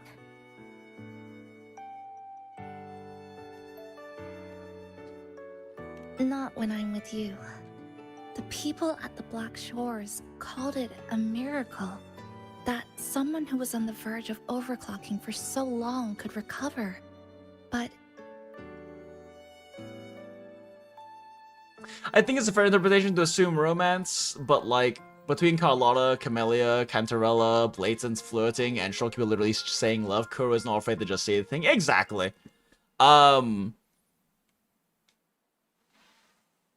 Yeah, no, I mean, exactly. Like, That being said, I don't think that they necessarily have to be as blatant about it for it to be along those lines. Also, you didn't add Iuno to that list. Holy shit, does Iuno flirt fucking hard? I mean, a lot of it's her being a brat, but still. It's still just her being her brattily flirting with you. And I don't think you necessarily have to have it be that explicit either for it to still be, like, in the romantic context. I just think that it's... Even trying to take it as, like, a subtly romantic scene, I think still requires some degree of effort into justifying that. Overclock edging, so true. When we passed through Honami's rift, I felt a warm frequency flowing toward me. I suspect that's what helped stabilize my resonance energy. It was the person who brought you to Honami. In the end, the same person pulled me back from the edge. Older sister, Sumika. So, do you want to hang around a bit longer? Is there something else you'd like to know? I'm sorry. I was only a first-year student in engineering. I hadn't been around long enough. First-year engineering student somehow turns pieces of scrap metal into a really complex scissor weapon. All I really heard was that you were popular. Always had friends around. If I hadn't been caught in the Honami incident, we probably would have never met. So that wasn't even that long ago. That was 20 years ago that we were students there. Huh. I always had assumed that the time period between, like, Rover's previous shit and... Well, I guess I can't really say that, like, Rover's previous shit and, like, current times was that far apart, because, you know, Camellia and everything. Like, Shorekeeper, who fucking knows how old she is? She's a data construct. But with Camellia, yeah, like, I guess it couldn't have been that long of a period of time in between. But... Huh. Still, because she did establish the Black Shores. Rover for Concrete has reset many times. I think I remember that being a thing too, yeah. Damn, Rover, it's been 500 years you ain't finished that degree. God, what is that one National Lampoon movie? About that one guy who, like, just never finishes college and is, like, the king of the campus. I don't fucking remember what it's called, but yeah, that just made me think of that. I need to watch Life Lessons Gaming at some point to get a better idea of timelines. Oh, is the Life Lessons Gaming cover, like, a lot of the WuWa lore? I haven't really looked into that much in terms of WuWa lore. In terms of, like, the WuWa lore video essayist side of YouTube or anything. I think just because, like, now with, like, the stuff they're actually doing with this, and with La Hai Roi, and with all the Black Shore stuff, I find all of that lore really interesting. I kind of don't give a shit about Huanglong or Rinasita that much. Like, the lore around those regions is just less interesting to me, but I'm also kind of burnt out on fantasy shit. I much prefer, like, alternative, like, modern day or futurism or sci-fi stuff in terms of that lore stuff. Like, I find Star Rail and Impact's lore a lot more, like, Honkai lore a lot more interesting. I find PGR lore a lot more interesting. Arknight's lore very interesting. Path to Nowhere lore very interesting, but I don't really, like, Genshin, I just struggled to care that much because I just don't care that much about fantasy anymore. I've kind of grown out of fantasy. I really enjoyed it a lot more when I was younger, but my tastes have changed a lot as I've gotten older. Yeah, he's the main guy I know of, at least. I think he has a vid explaining lore to Cartethia's VA as well. Oh, cool. Yeah. I mean, like, it's got interesting lore behind it and everything. I just don't care for that much. Rinasita and Huanglong don't interest me that much, lore-wise. So, do you want to hang around a bit longer? Or and, like, Huanglong, I would would have some more interested in just because it's Wuxia coded. But it's not Wuxia enough, I think, is the problem. The ones from Star Torch aren't the average cassettes that you normally see. They are special. One of the instructors described it as a frequency backup storage for the holder. It records the person's very existence. It's one of the Academy's safety precautions against the wave-worn phenomenon. So, do you want to hang around a bit? Is there something else you'd like to know? I haven't actually The gone ones to from read Star like Torch. the One of the instructors little entry described it as for it's one of Wave the 1 Academy phenomenon safety before, precautions because against the wave-borne they haven't really phenomenon. talked about it since they added That is this all that I whole know. glossary thing. Immense power causes destructive waves because the lamps Solaris manifestations like the tacit fields, tacit discord outbreaks, and the enigmatic tacitite are part of what's collectively known as the wave-borne phenomenon. Okay. So, do you want to...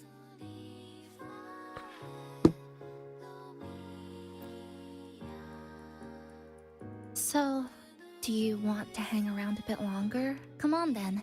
We should spruce... Okay, so like the mechanics and everything with like the collecting gear and like leveling the cafe and stuff are all post-story stuff. Actually, that's probably like what the event is, isn't it? Come to think of it, this is the first time I'm here at this cafe while wide awake. You sure it's not because you've been putting in more nap hours lately? Says who? I got locked out by the Sonora Sphere right from the start. Remember? I couldn't even get to you. And don't even get me started on all the wacky frequencies that I got mixed in with. Wacky WuWa? No way. You did a great job. Welcome to Shasho Cafe, Abby.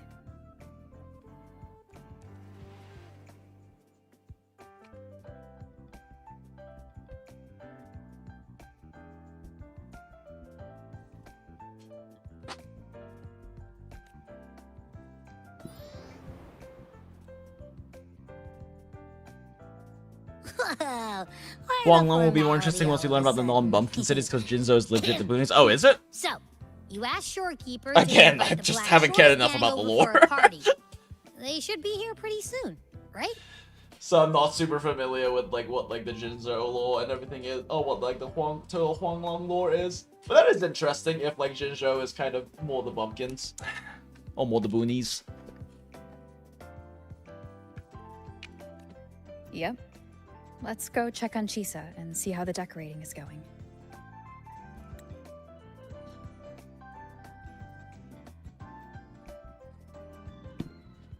Okay, yeah, need to stop yapping. That was like a 30-minute yap about why that wasn't romantic. And it is late and I have to go to work tomorrow.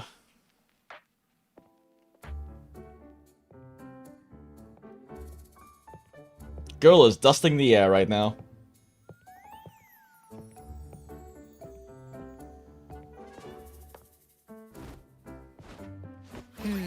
Gotta hand it to ya. I love what you guys did with the place. Feels like Much of Jinjo is a frontline against Overthrax, so I think much of it is on the web because it's going to be like that makes sense, yeah. It's like 7 or so Huanglong cities. Jinzo is the newest, smallest, and first in the capital. Oh, interesting. Okay.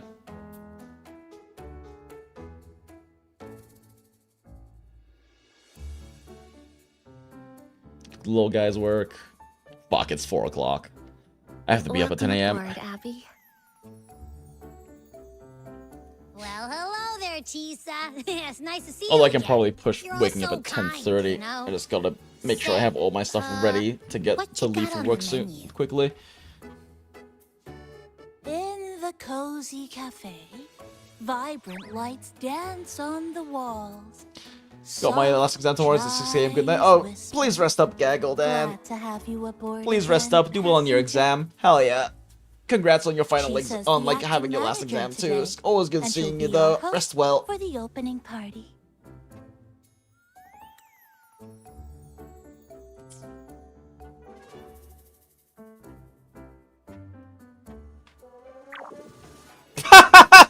What is that face? Wait a minute. Something. Abby is jealous of Coffee Bara. He know like Capybara. This frequency isn't echo or TD. Feels like it's hiding a whole mixed bag in its fuzzy tummy. It's the guardian of Honami City. Abby no like. Say that, but I don't trust it. Hey, ain't there a whole lot more of you around here too?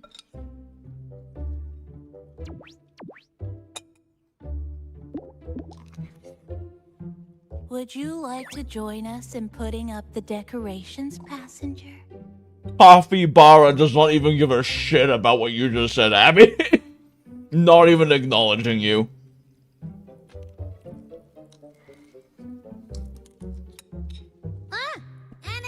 He's like, bitch, I don't prove myself to you. Who the fuck are you? Like they're old buddies or something.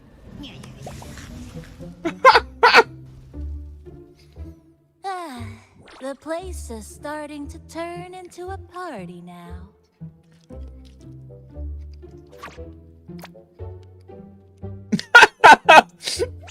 Fucking Abby's like... Is something Abby's wrong shit with your face. This is so good right now. Abby's just a little excited today. Abby is so fucking salty.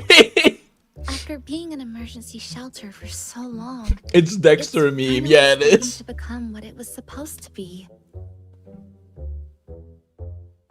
I'll let you finish these last few decorations.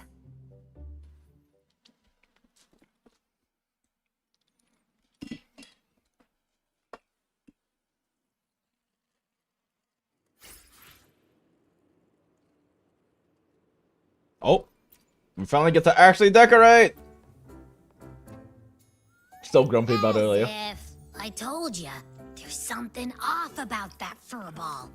It's like the frequencies of people's emotions all got balled up together, like a, Okay, it's pretty much like a exactly bubble. how they've been described to us. Yes. But then again, I didn't pick up anything bad from it though. Be nice to the mascot, Abby. All right, if you say so. I guess a chat wouldn't hurt.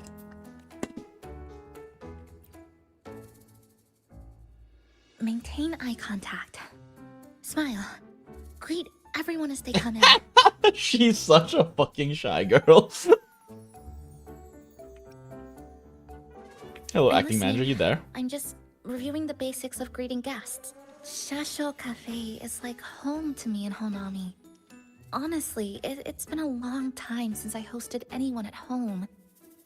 I think the last time was sometime in high school. You greeted me just fine. You're different from everyone else. Different? You're senpai. I didn't give it much thought at the time. Anyway, I need to pull myself together. A manager must stay composed.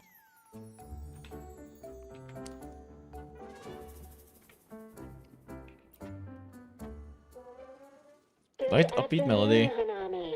You're tuned into as the temps slowly climb. Looks like that midsummer heat. Our meteor trackers are lighting up. Looks like a shower receptive coming up next. Here's a list. So the seasons in Honami that stood still are flowing again. But also, how is there a radio host? She listening to out on the block kind of reminds you of someone you once met. This was left here by passenger 3. Passenger 1 is Chisa. You're passenger 2. Wait, why As are for we passenger 2? Sumika was here first. Passenger 3 is the relentless seeker of truth. She never gave up her quest.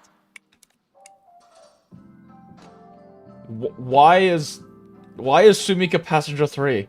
Shouldn't we be passenger 3? Put down the plant. Put down the board. Is that a coffee bar and a cupcake on that board? Chisa was the one who proposed the party. She has put lots of efforts into preparations. For this, I'd like to prepare a surprise. A special ornament just for her. Any recommendations? Rover's smile right now. Agreed. It must be something that would let all the passengers know Chisa is the manager of the day at first. Get her a hat and a name tag. And just like that, after a little tinkering here and some cuts, then Nami-Pon hands you the ornament they just finished. Cute. Sunday Nami-Pon made to celebrate the opening day according to your suggestions. It shows a mysterious, stylish, and adorable girl. She is adorable. Little sister must be protected and deserves head pats. Because Rover is the shit, lol. Legend has it that she is the mysterious scissor woman hunting down past the difficult Nami. How long can you meet her It's gaze? very much my companion now, bearing witness to... maintain eye contact. Okay, it's the same thing. I'm listening. I'm just Shasho. I think the last time to me, you're different. I didn't give it much thought.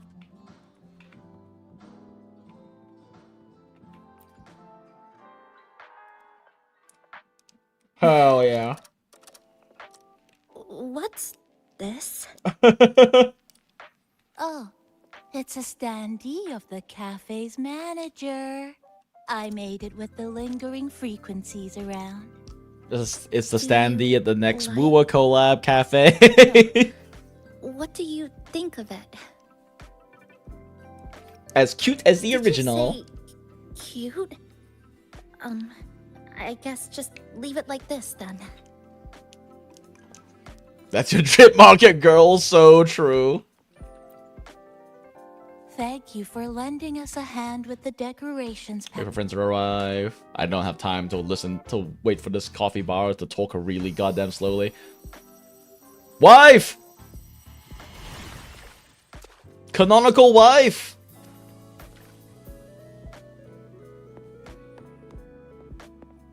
Rover, Chisa, I have arrived as scheduled. Rover, I see this is our adopted daughter. Waiting here.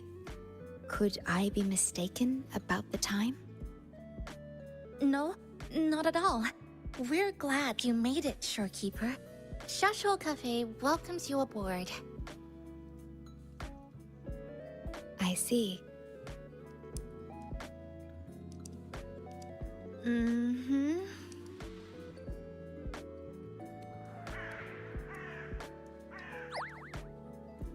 Oh, say something, passenger.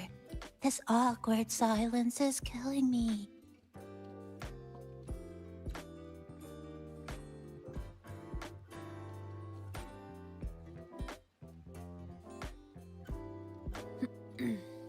Sounds like you two already met at the Black Shores. Yes. Shorekeeper personally oversaw all of the routine checkups during my recovery. She was very helpful. Chisa remained on the verge of overclocking for a prolonged period within a distorted temporal flow.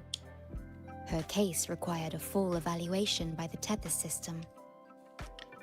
Oh, now it's. I just realized I haven't actually heard Shorekeeper in story in English before because I played through her part in Chinese as well.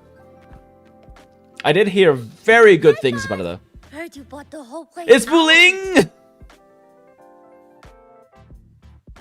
She's the manager. Very good, La. My reading for you said visitors from all around. Wealth coming in thick and fast. For whatever reason, Buling just reminds me of Uncle from Jackie Chan Adventures if he was, like, much younger. I've heard about you from Rover. You're the one who helped pinpoint Honami's rift. Thank you. It's no biggie. Me and Boss, we go way back. Just treat me to a good meal and we're even. Like, they simultaneously have, like, fucking Zoomer energy and Auntie energy. It's very strange, but I love it. I'm the cafe's master. Oh, and one more thing. Nami-pon. Ayah. Hello, Nami-pon.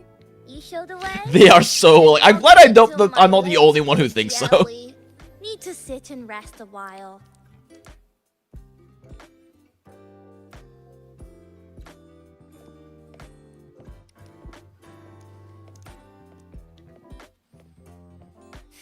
It is strange that Buling is somehow the Zoomer auntie.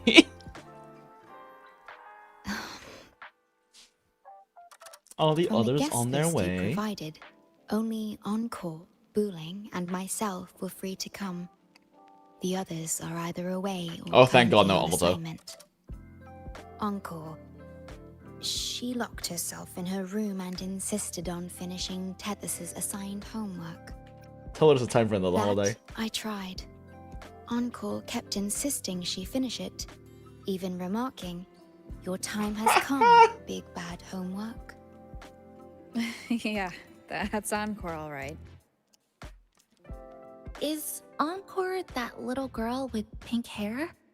I helped her with some math problems over at the Haven of Sprouts once. Then she should come hang out at your She's a events. quick learner. Jeez. She understood all the formulas I taught her in no time. That explains why she's picking a fight with THIS. There's still time before the party begins. Why don't we go inside? Wow, and you have a tutor seat? her and she skips your party. What an ungrateful little shit. Would you like to start off with something to drink? I'm a Anything data would be fine. contract. I don't drink. Is that? Oh, no need to mind that. Oh, very well. I shall follow the proper code of this cafe and prevent eye contact with your standee. Wait, I didn't mean that. We love autistic wife.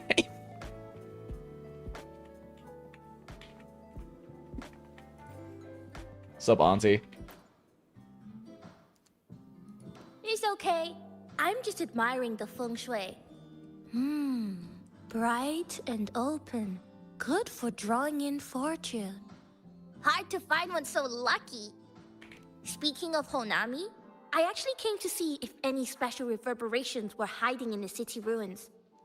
But after coming here, Damn, here it's to really work and not quiet. party? You won't find another place like this in the outside world. A good thing, of course. It means that lots of people here let go of whatever they were holding on to. Just poof, all gone. God damn it, I Oh, love yeah. dueling. The coffee beans haven't been changed in ages. I can't believe I threw 70 Next time, pulls at I'll this bring girl some and of my couldn't get favorite her. blends for you to try. Actually, I think I threw 80 pulls. Wait, what is my wish count at?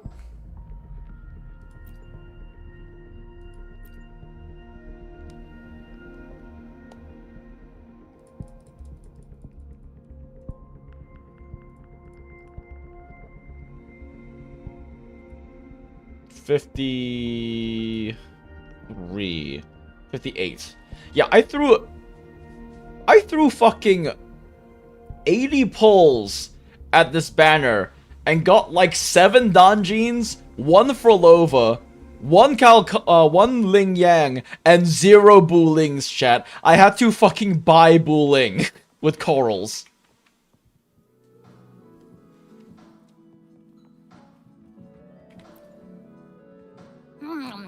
You know, it must be really rough for you, having your frequency get split into pieces like that. Oof. Yeah, no, I literally threw enough Booling pulls to hit hard pity on a goddamn S rank, or 5-star, and didn't get Booling. Not bad, actually. Soft and chewy. But I also got a second Frolova that I will never activate because I don't want to activate any sequences anymore. As well as a fucking You've been a Ling big Yang help to my buddy these past few days. in 30 I'll come pulls, give you a so hand whatever, I guess. After I'm done with this I was hoping download. to preserve the Ling Yang 50-50 loss, but see what I mean. That's lovely. We'll take all the help we can get. Would have been very nice for when I pull an A. Oh shit. They teleported over here. White thighs. Here you go. I hope it's to your liking. Thank you. She's British, she'll love the tea. Wait, it's a cappuccino, isn't It's a bit bitter, but nothing I can't bear. it? I can't bear! How does it compare to the strong tea before you had before? Wait, has Storekeeper never had coffee? I have to say that the tea was much more bitter. Oh. Wife doesn't like coffee. Or Now doesn't then, like bitter things. Rover, Chisa. The Black Shores has conducted another investigation on Star Torch Academy, the school that you both once attended. As of now, we can confirm that the Academy, along with the entire region of Lahai Roi, has been completely isolated from the rest of the world by the Void Storm. The regional wave phenomenon of the high rate disrupts the frequencies of anything around it. It happened to a somewhat cyclical pattern. A wave-worn phenomenon unique to Lahai Roi. When it's active, Any form of communication is blocked. Like it's both good and bad. I got her in 30. So Can't wait to you're go hot saying pity and lose every right 3.0 now, character. Smile. There's no way for us to reach the academy?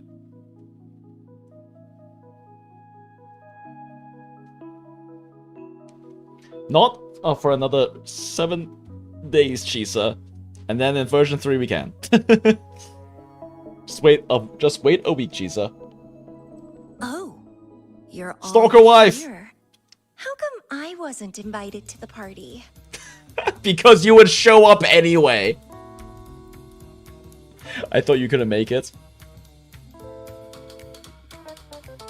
Shorekeeper looks up. This bitch, though.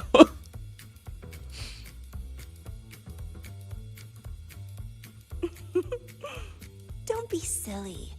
Seeing you is always my #1 priority. Camellia, shouldn't you be on a mission? Got it done What's this early. home wrecker doing over here? And I would have finished it even sooner if someone had told me a city popped up the coast of the Black Shores.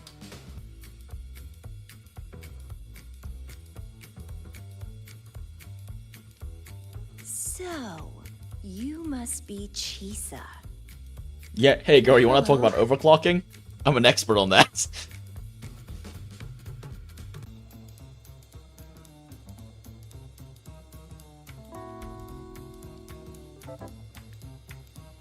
I saw the report on Honami. Ugh, it's such a shame I wasn't there for the excitement. I would have loved to experience a cyclical lament. Sounds like You wouldn't fun. mind having an extra girl at your party, would you? I'd like to make up for all the fun I missed. Now see this! This is flirting!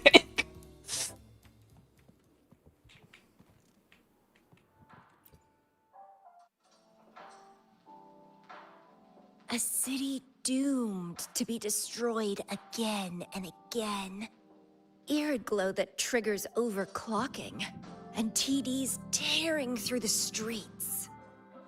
But never mind that. Gay girls in You're it. Hey, here, Port. I'm here. The two of us can dance. Doesn't that sound a lot more fun? Oh, Rover. If I got pulled in too, how much more fun would that have been? Dots, dots, dots. I'll take it as a yes then. Anyway, pushing through the pain of overclocking and mastering the shiver of death clawing at your spine, I spy with my little eye a promising seed. Interested in trying a little germination test, Chisa? A little eval I host, just for the brave. Eval? Okay, I know the whole seed and germination thing might seem like sexual, but Camellia's flower lady, that's just how she says things. Is this some kind of tradition in the Black Shores? No, Camellia just really likes fighting. Don't get worked up just yet. You can show me your dance moves once you're fully recovered. No, Camellia just liked to fight.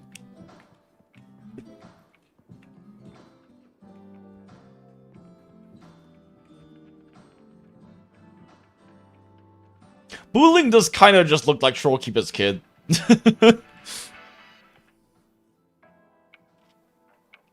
have a special guest with us today.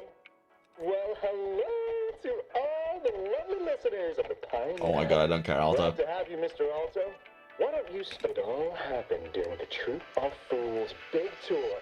Tickets were already not the first time they've done something like this. After Brent, the head of the troop, found out about it, he put on a disguise. It was bye-bye scalpers. Brent offered. Well, it sounds awfully like Brent did most Good of job, it, Brent. Mr. Alto. So,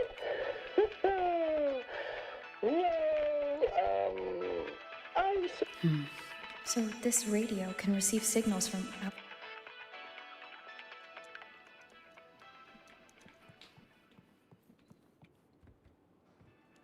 Although now I think about it, didn't they just basically say that Brant and the troop sold all of the tickets, but they got bought by scalpers, and then he went and robbed them. But kept the money they spent on the tickets. Bet. You know, it must be really rough for you, having your frequency get split into pieces like that. And then clearing your head of all the clicking. Of course, and Abby's buzzing. fucking eating right now. That's all in the past now. How's the rice dango?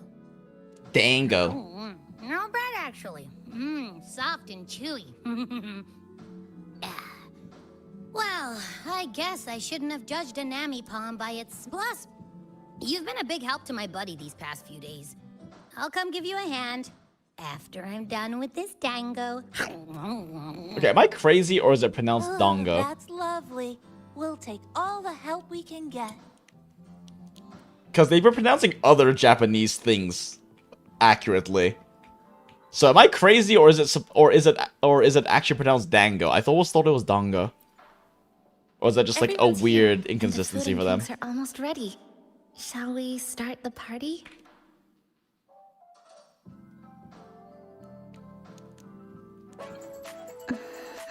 Party! Look at those little derps. Donuts. Thanks, Flower Lady. Photo time's over. It's time to fight. Fight. That is what Camellia meant. It's time to fight.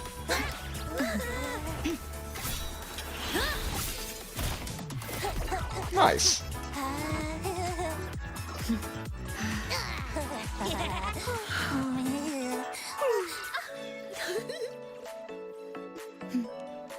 Showkeeper still hasn't gone to take a bite of her parfait. Aw, that's so cute.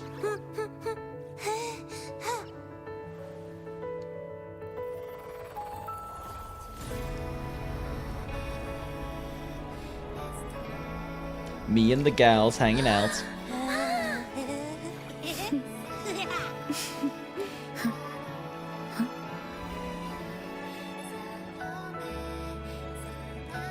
Sumika!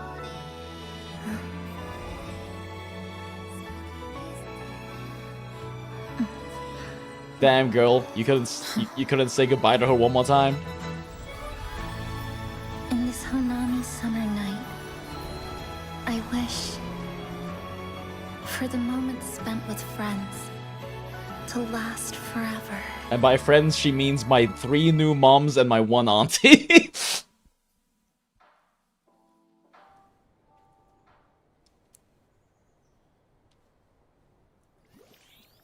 Cute. And Rover's hungover.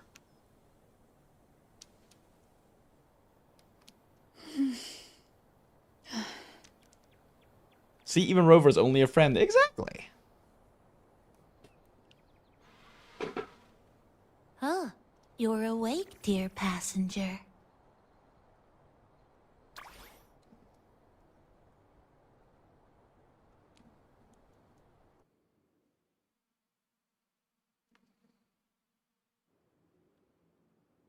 Yes, you did. Yo, first person? Oh, no more first Everyone person. had a fantastic time last night. After saying goodbye to your friends, you got tired and decided to take a rest in the cafe. AKA, you got shit-faced and blacked out. Yeah, okay, no, she got shit-faced and blacked The only thing I remember is what happened right before watching the meteor shower. Damn, What's Rover. the matter? Need to chill on the drinking. Did you not sleep well? Chisa. What was... Why did you say her name that way? woke up before you. She tiptoed out for some fresh air. Said she didn't want to bother But we you. got drugged by Nami Pon. That's also possible. Motherfucker put a bunch of NyQuil in our cappuccino. Anything you'd like to know, passenger? It was the surprise we prepared. And Honami's way of answering the city is free from its sorrows. Time isn't stuck anymore. That was A little epilogue after the real ending. Anything you'd like to know, passenger? Actually, we had a big meteorite scare.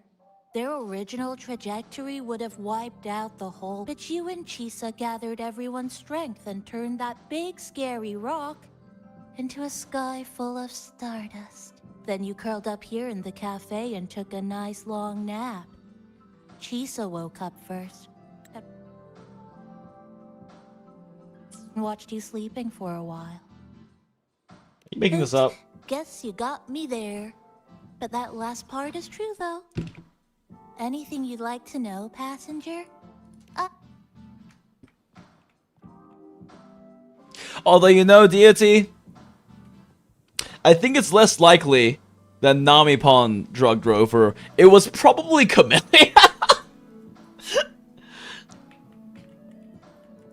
It was actually a hot chocolate. Everyone gets sleepy with a good hot chocolate. True. Everyone gets sleepy with the hot chocolates, especially when there's a bunch of sleep medication snuck in there by Camellia. Like, if anyone was going to fucking spike Rover's drink, it's Camellia.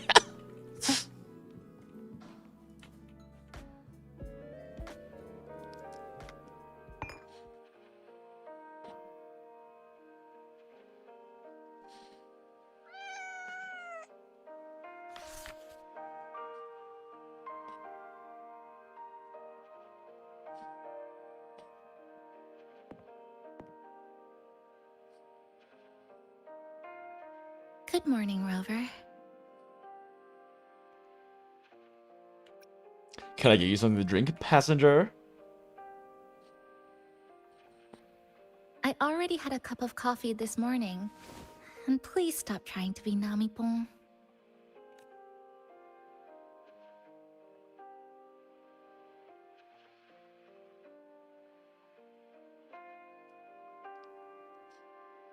That was a perfect wrap for our opening party. It was a very special night. A fitting conclusion for everything that's happened over the past 2 months. A celebration for the cafe's opening, and a commemoration for meeting new friends. Even if we Chisa were to has say 4 older farewell sisters now. I wouldn't have any regrets. So you made a decision? Or perhaps an incision? Haha, Yes. scissors? I have decided what I'll do next.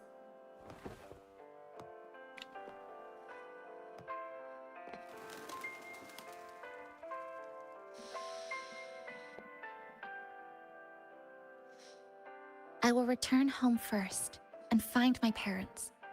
After that, Star Torch Academy to complete my studies. Surely your credits from 20 years ago are still valid, right? Neither will be easy, but I will overcome whatever stands in my way. Let's go! Just like how we did together in that tower. This has been like such a nice coming of age story for Chisa. Nothing can trap me. I'll find my way back. That's right. Nothing can stop you. We'll be going our separate ways for a while. But I'm Especially sure when not this your is all resonator over, cancer that they got you under and control. I will see each other again. She's a Black Shot intern too, so she gets credit for that. True! When the time comes, I promise I'll come looking for you. Yay. After daughter goes on her journey! I won't be leaving right away. The Black Shores still wants me back for a few health checkups.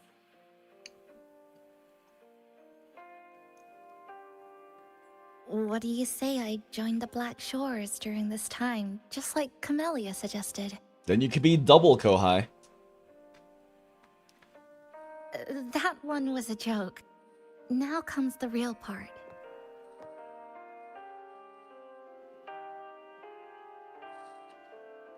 Thank you, Rover. Gotta finish work now, but wanted to stop by for a bit. Have a good rest of the everything stream, you've everyone. done for Oh, me. thanks, Adaz. It's always good seeing you.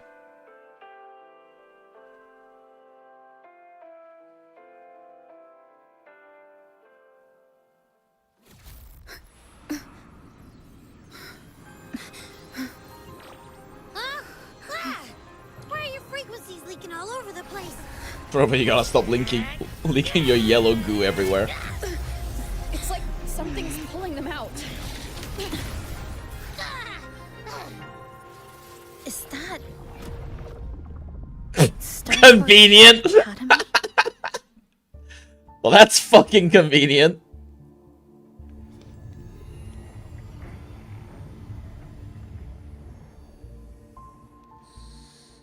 Man, we can't get the Star Torch because it's surrounded by a weird lament Your disaster. frequency loss has been contained for now.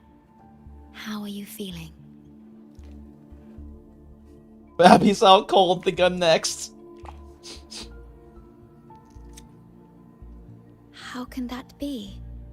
The readings tell me your vitals are within normal parameters. No, now. don't worry, autistic wife. Hey, I'm still wide awake, you know. Just a little beat. And this part of you feels completely empty. Stop worrying, daughter and autistic wife.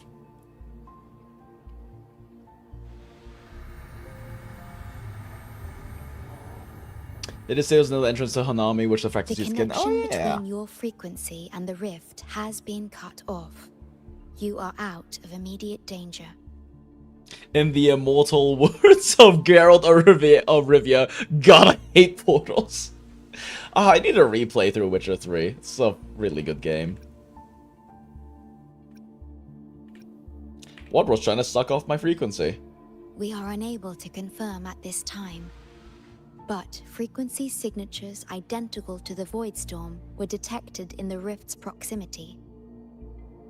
The most likely scenario is that this rift is acting as a conduit between here and the Lahai Roi region, which is also where your frequency was drawn Look to. at all the science happening around this gate. Lahai Roi is where it all started. Guess we'll need to pay the place a visit to find out the actual cause. The Void Storm at Star Torch was what brought me to Hanami in the first place.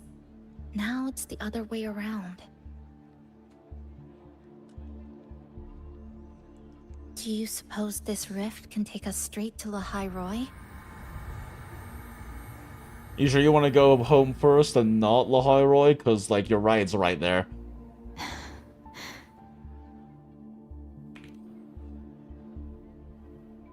Theoretically, yes. However, the frequencies inside the rift are highly unstable, and you are likely to lose your way without proper navigation. I'm afraid now is not the appropriate time. We gotta wait 7 days, chat. In 7 days, it will be the appropriate time.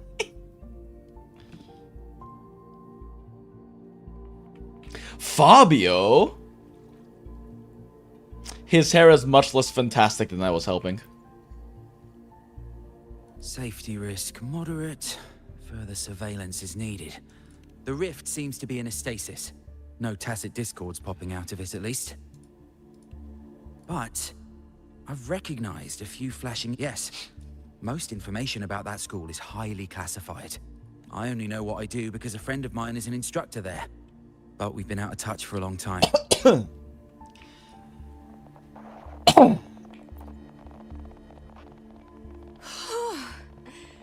Never thought I'd actually be here. Standing in a post-apocalyptic city from the storybooks I read when I was a kid. Aww. Hi there, Bloom Bearer.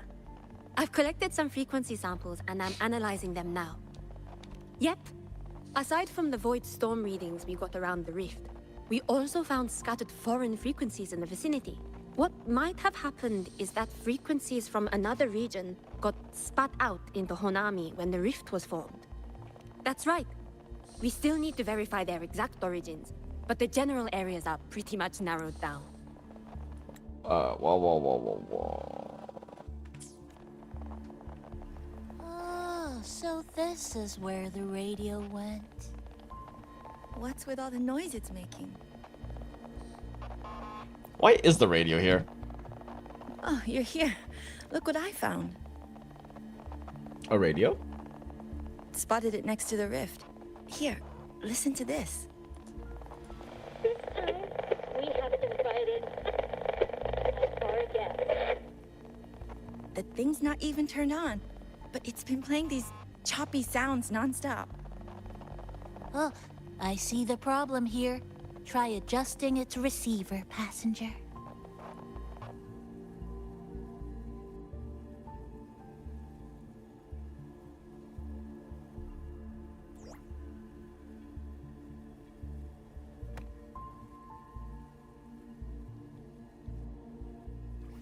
If I'm not mistaken, the sounds will become clearer once you've adjusted it to the right frequency. Let's give this a try then. Counterclockwise. Fuck your clockwise. Oh, ho, ho, there you go. Mrs. Kachiba, would you mind sharing with us why you chose this particular design of the Academy's new uniform? Technologia actually grabbing the object, lol. Technologia? Question mark.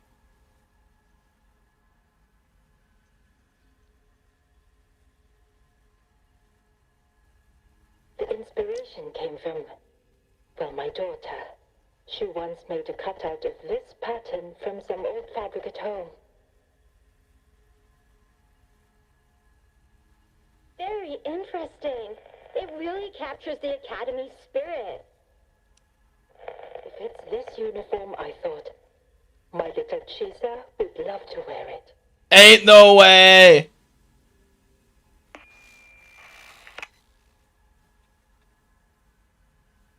Well, that's fucking convenient. Guess you're also coming to Lahai Roy, Chisa.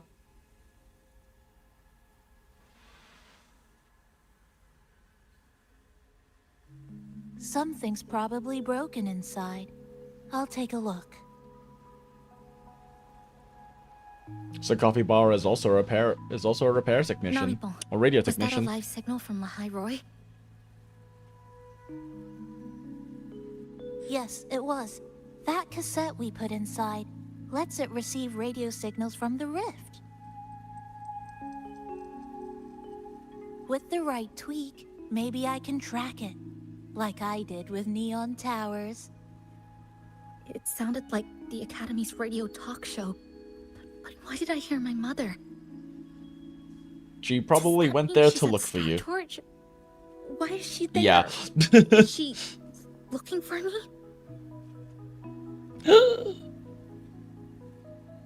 Your actual mother.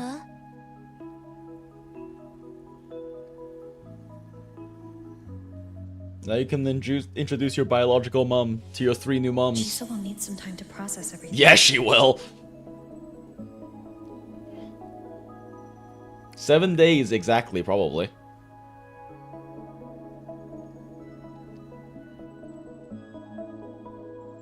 Just a random shot of Shorekeeper in the background.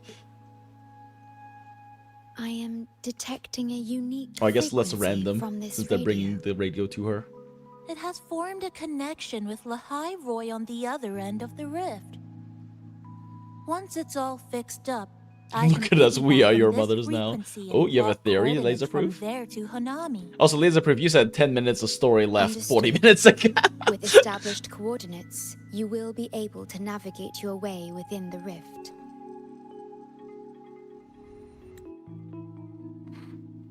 The Black Shores will also assist with stabilizing the rift to ensure your safety as much as possible.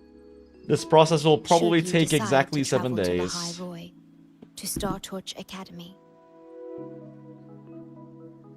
What do you know about Lahai Roy? Oh, Lahai Roy. It is a region once forgotten, covered in snow most of the year, and sparsely populated. No sentinel is there to guide its civilization. Oh, look, okay, look, I was thinking of the party and forgot the rest. 10 minutes was the count of the Camellia, true. Numerous research facilities, built by a multinational alliance known as the Space Trek Collective. An international scientific organization jointly established by various nations and organizations of Solaris. It oversees the research, development, and construction work in Lahai Roy. It was the Space Trek Collective that built the Research Institute and the Star Torch Academy in the vast space beneath the Frostlands. Star Torch Academy enacts a strict What is with access science protocol happening for in all snowy personnel. areas? I will have the necessary paperwork in place before your departure. Good. We do not want to get stopped at the border by comrades. Looks like I need to make changes to my plans. I want to go back to Star Torch Academy. So in theory, Namipon could easily be the Fraxis leader. Shit, you actually might... That actually would make sense. That is a thing that the Fraxis leader could do. Instructors and classmates. The future may be uncertain, but I know what I have to do.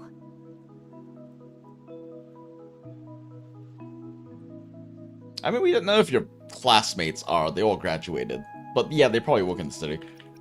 Possibly there. We'll find out the truth. It's cold and people don't like wandering around the cold. True. When it's that cold, all you gotta do is science. Can't go outside and enjoy nature or some shit. Together.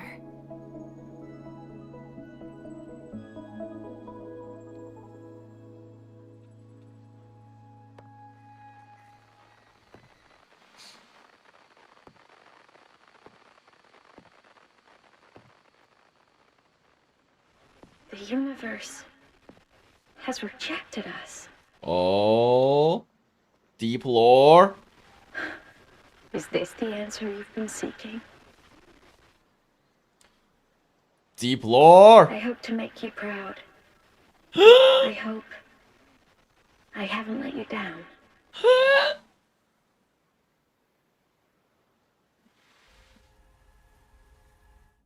Who this girl?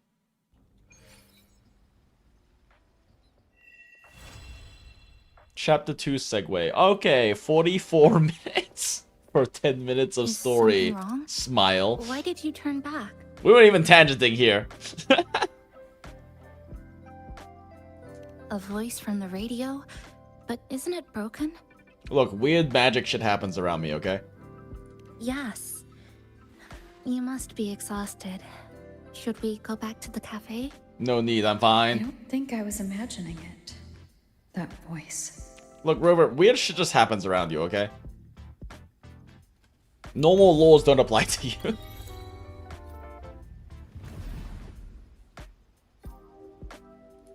Alright, cool. Now we can finally do this fucking shit later because I have to go sleep now. I have to go sleep an hour and a half ago.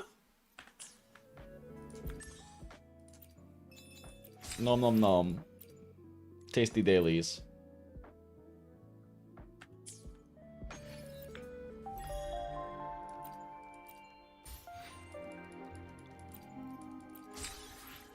Damn, the law rewards. Oh, that cleaned off my battle pass. Cool, good, I needed to do that.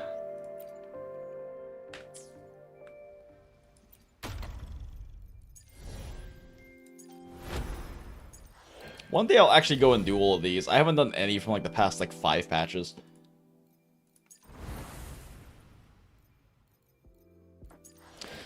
Okay, well, that was fun.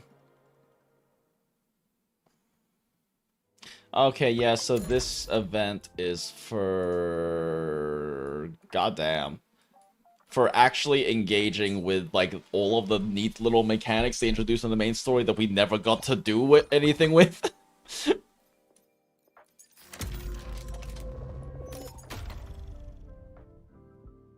New resonators and weapons, new enemies, motorcycles!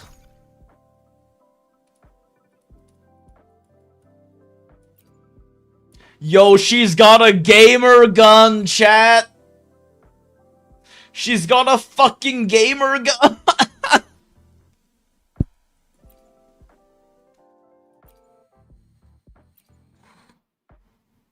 Ah, these are the new weapons. Cool. I love Phantasy Star Online. I can't imagine punching something with this.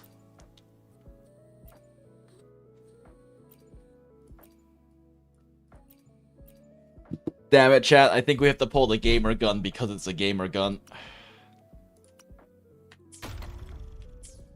How bricked am I on pulls right now? Not great. But we're also already fucking almost 60 pulls into the banner, so can already probably afford to hit the next 6-star at least. Did you do your Uma CM? Fuck! Thanks, Aka. Okay, well I guess we do this first and then sleep. Yeah, I almost forgot. Thanks.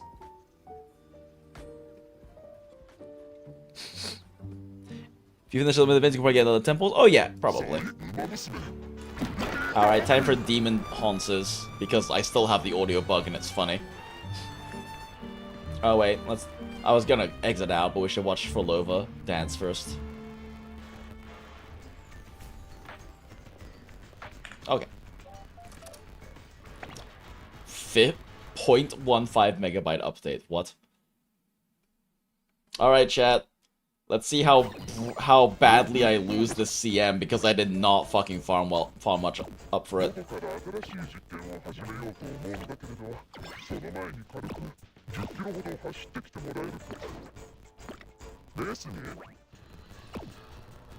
But first, single pole.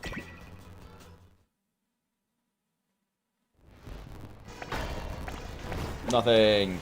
Nate, not nothing. Agnes Tachyon. That's better than pulling the 3-star. Let's go. Single pull.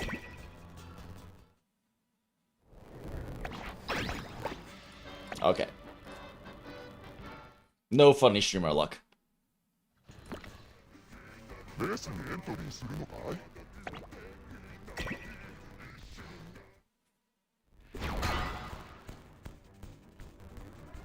I asked everybody, you focus too much on text. Smile.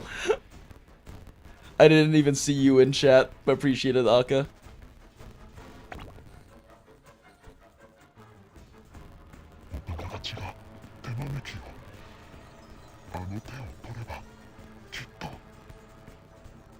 But 9 points in Chisa's idol, so Chisa's Frex. This is so true. Alright, let's see how badly I lose.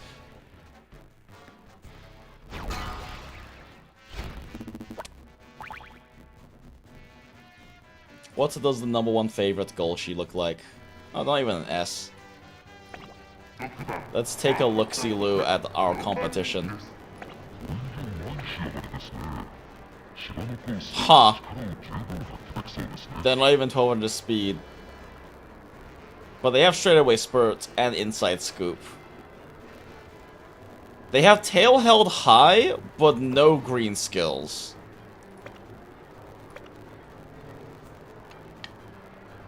They will meet stamina check if they hit their blue.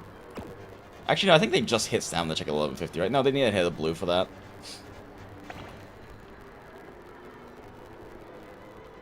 I'm probably still gonna lose, but these aren't particularly scary Hanses.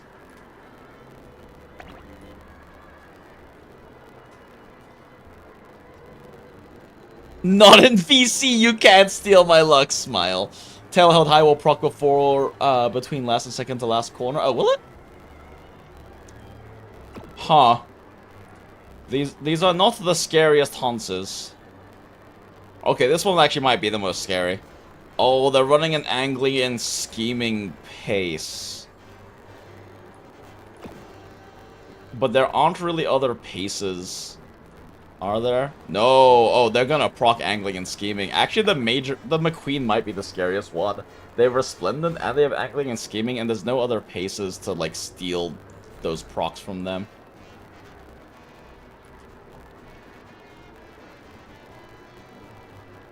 Just run Golshi and Gamba? I mean, that's what I'm doing. Except for I'm pretty sure I have the best Golshi here.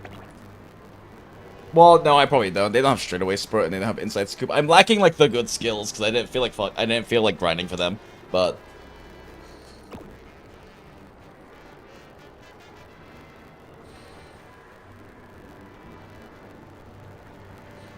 oh, I'm thinking of groundwork. Right, yeah. Tail held high will probably proc if they proc enough of their skills. I mean, either way, my Golshi's under 300 width, so we'll see what fucking happens. I'm probably still going to lose, but these aren't the scariest Hanses. This is a pretty decent lobby for me to queue into. Alright, time for Demon Haunces.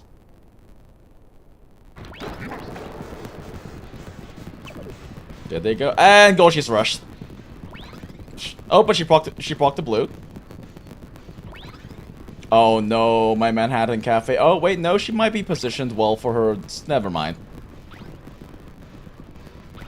My Manhattan might not even proc a unique. She's too far ahead of everyone else. Oh, never mind. She managed... Oh shit, that's good. That's really good timing. That's carryover speed for her.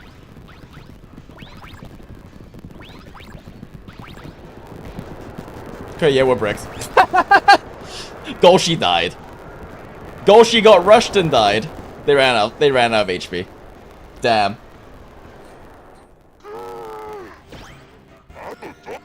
Yeah, my Golshi got rushed and they died. They didn't hit their stamina checks. Wait, is that a second?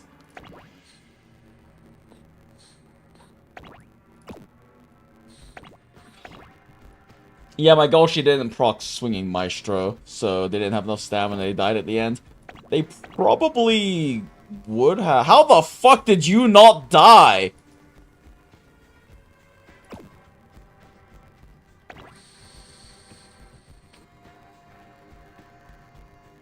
Damn girl, how the fuck did you have enough stamina? What? Must be nice. I got Max Rush Taishin and 2 cafes like Goshi's had Stamina Eater, so I got deeper by 5%! Damn. I mean, I still would have lost to this Golshi just because my Golshi didn't have enough stamina and died, but if I had run stamina debuff, I might have at least knocked out the Top Gun. Because they were, like, scraping their HP there. I'm kind of surprised my Cafe also died, didn't they? Yeah, my Cafe probably didn't proc their blue skills. They also died.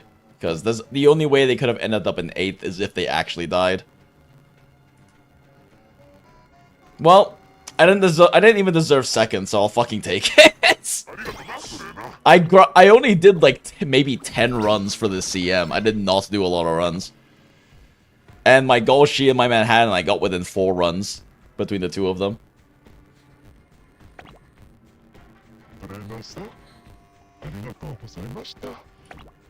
Yeah, did my Golshi proc her... Let me run this again. I wasn't paying enough attention. I don't think Golshi procced her Swing Maestro, which is what killed her. Damn. If she didn't get rushed, though, I'm pretty confident she would have won. Because the rush definitely killed her stamina, which is why she, like, dropped off a cliff at the end. She triggered Go Home. That's good.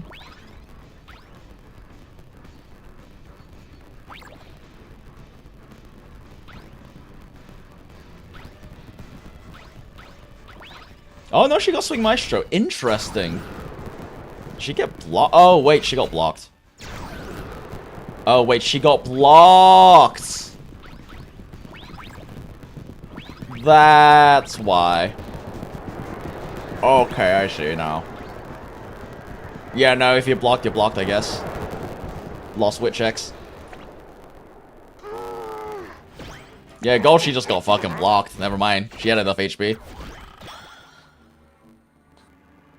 Crying, sobbing, throwing up a bad terrain. So did you not get your triple crown advancement like you were hoping? I'm sorry, Aka. From you talking, I'm guessing you didn't win.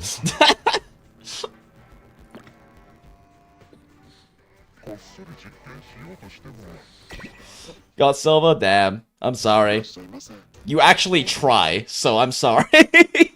It is unfortunate when you actually try and you get fucked by RNG.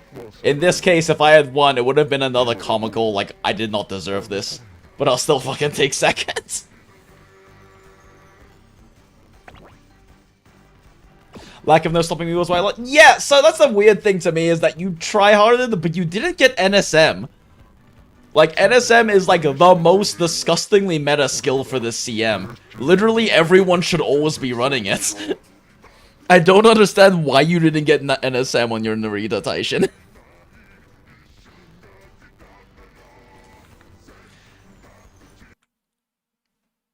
Like, especially with, like, fucking...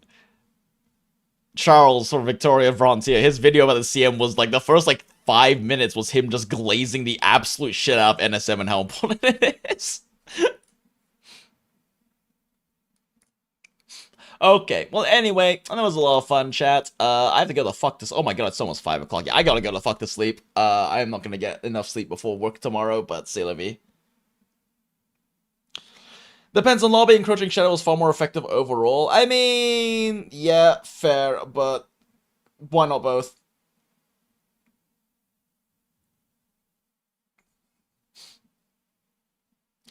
Jinx shift up doing a shift up things. Turbis has an animated ending? Really? Make them stop that. That's wild.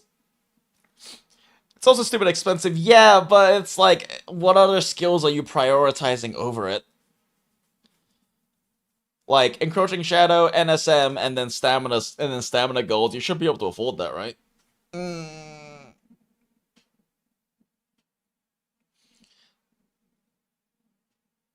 Stretch. Okay, anyway, it's been a lot of fun, everyone. Have a good night, chat.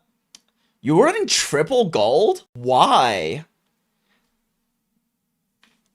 I guess just to, like, make sure that if you missed wit checks, you'd still hit stamina, but that seems a bit like a throw. I guess if you're going for consistency, but still. I don't know. I mean, I'm also, you know, not any kind of Uma expert or anything. It just seems, triple gold seems high. But I can understand wanting to go for the consistency to make sure to proc. I'll send the math. I mean, yeah, sure. I mean, I know you actually calculate shit, so. Either way, you did the math, but you still didn't have NS7 and you lost. Alright, have a good night, everyone. It's been fun. I have to go fuck to sleep for work. Bye.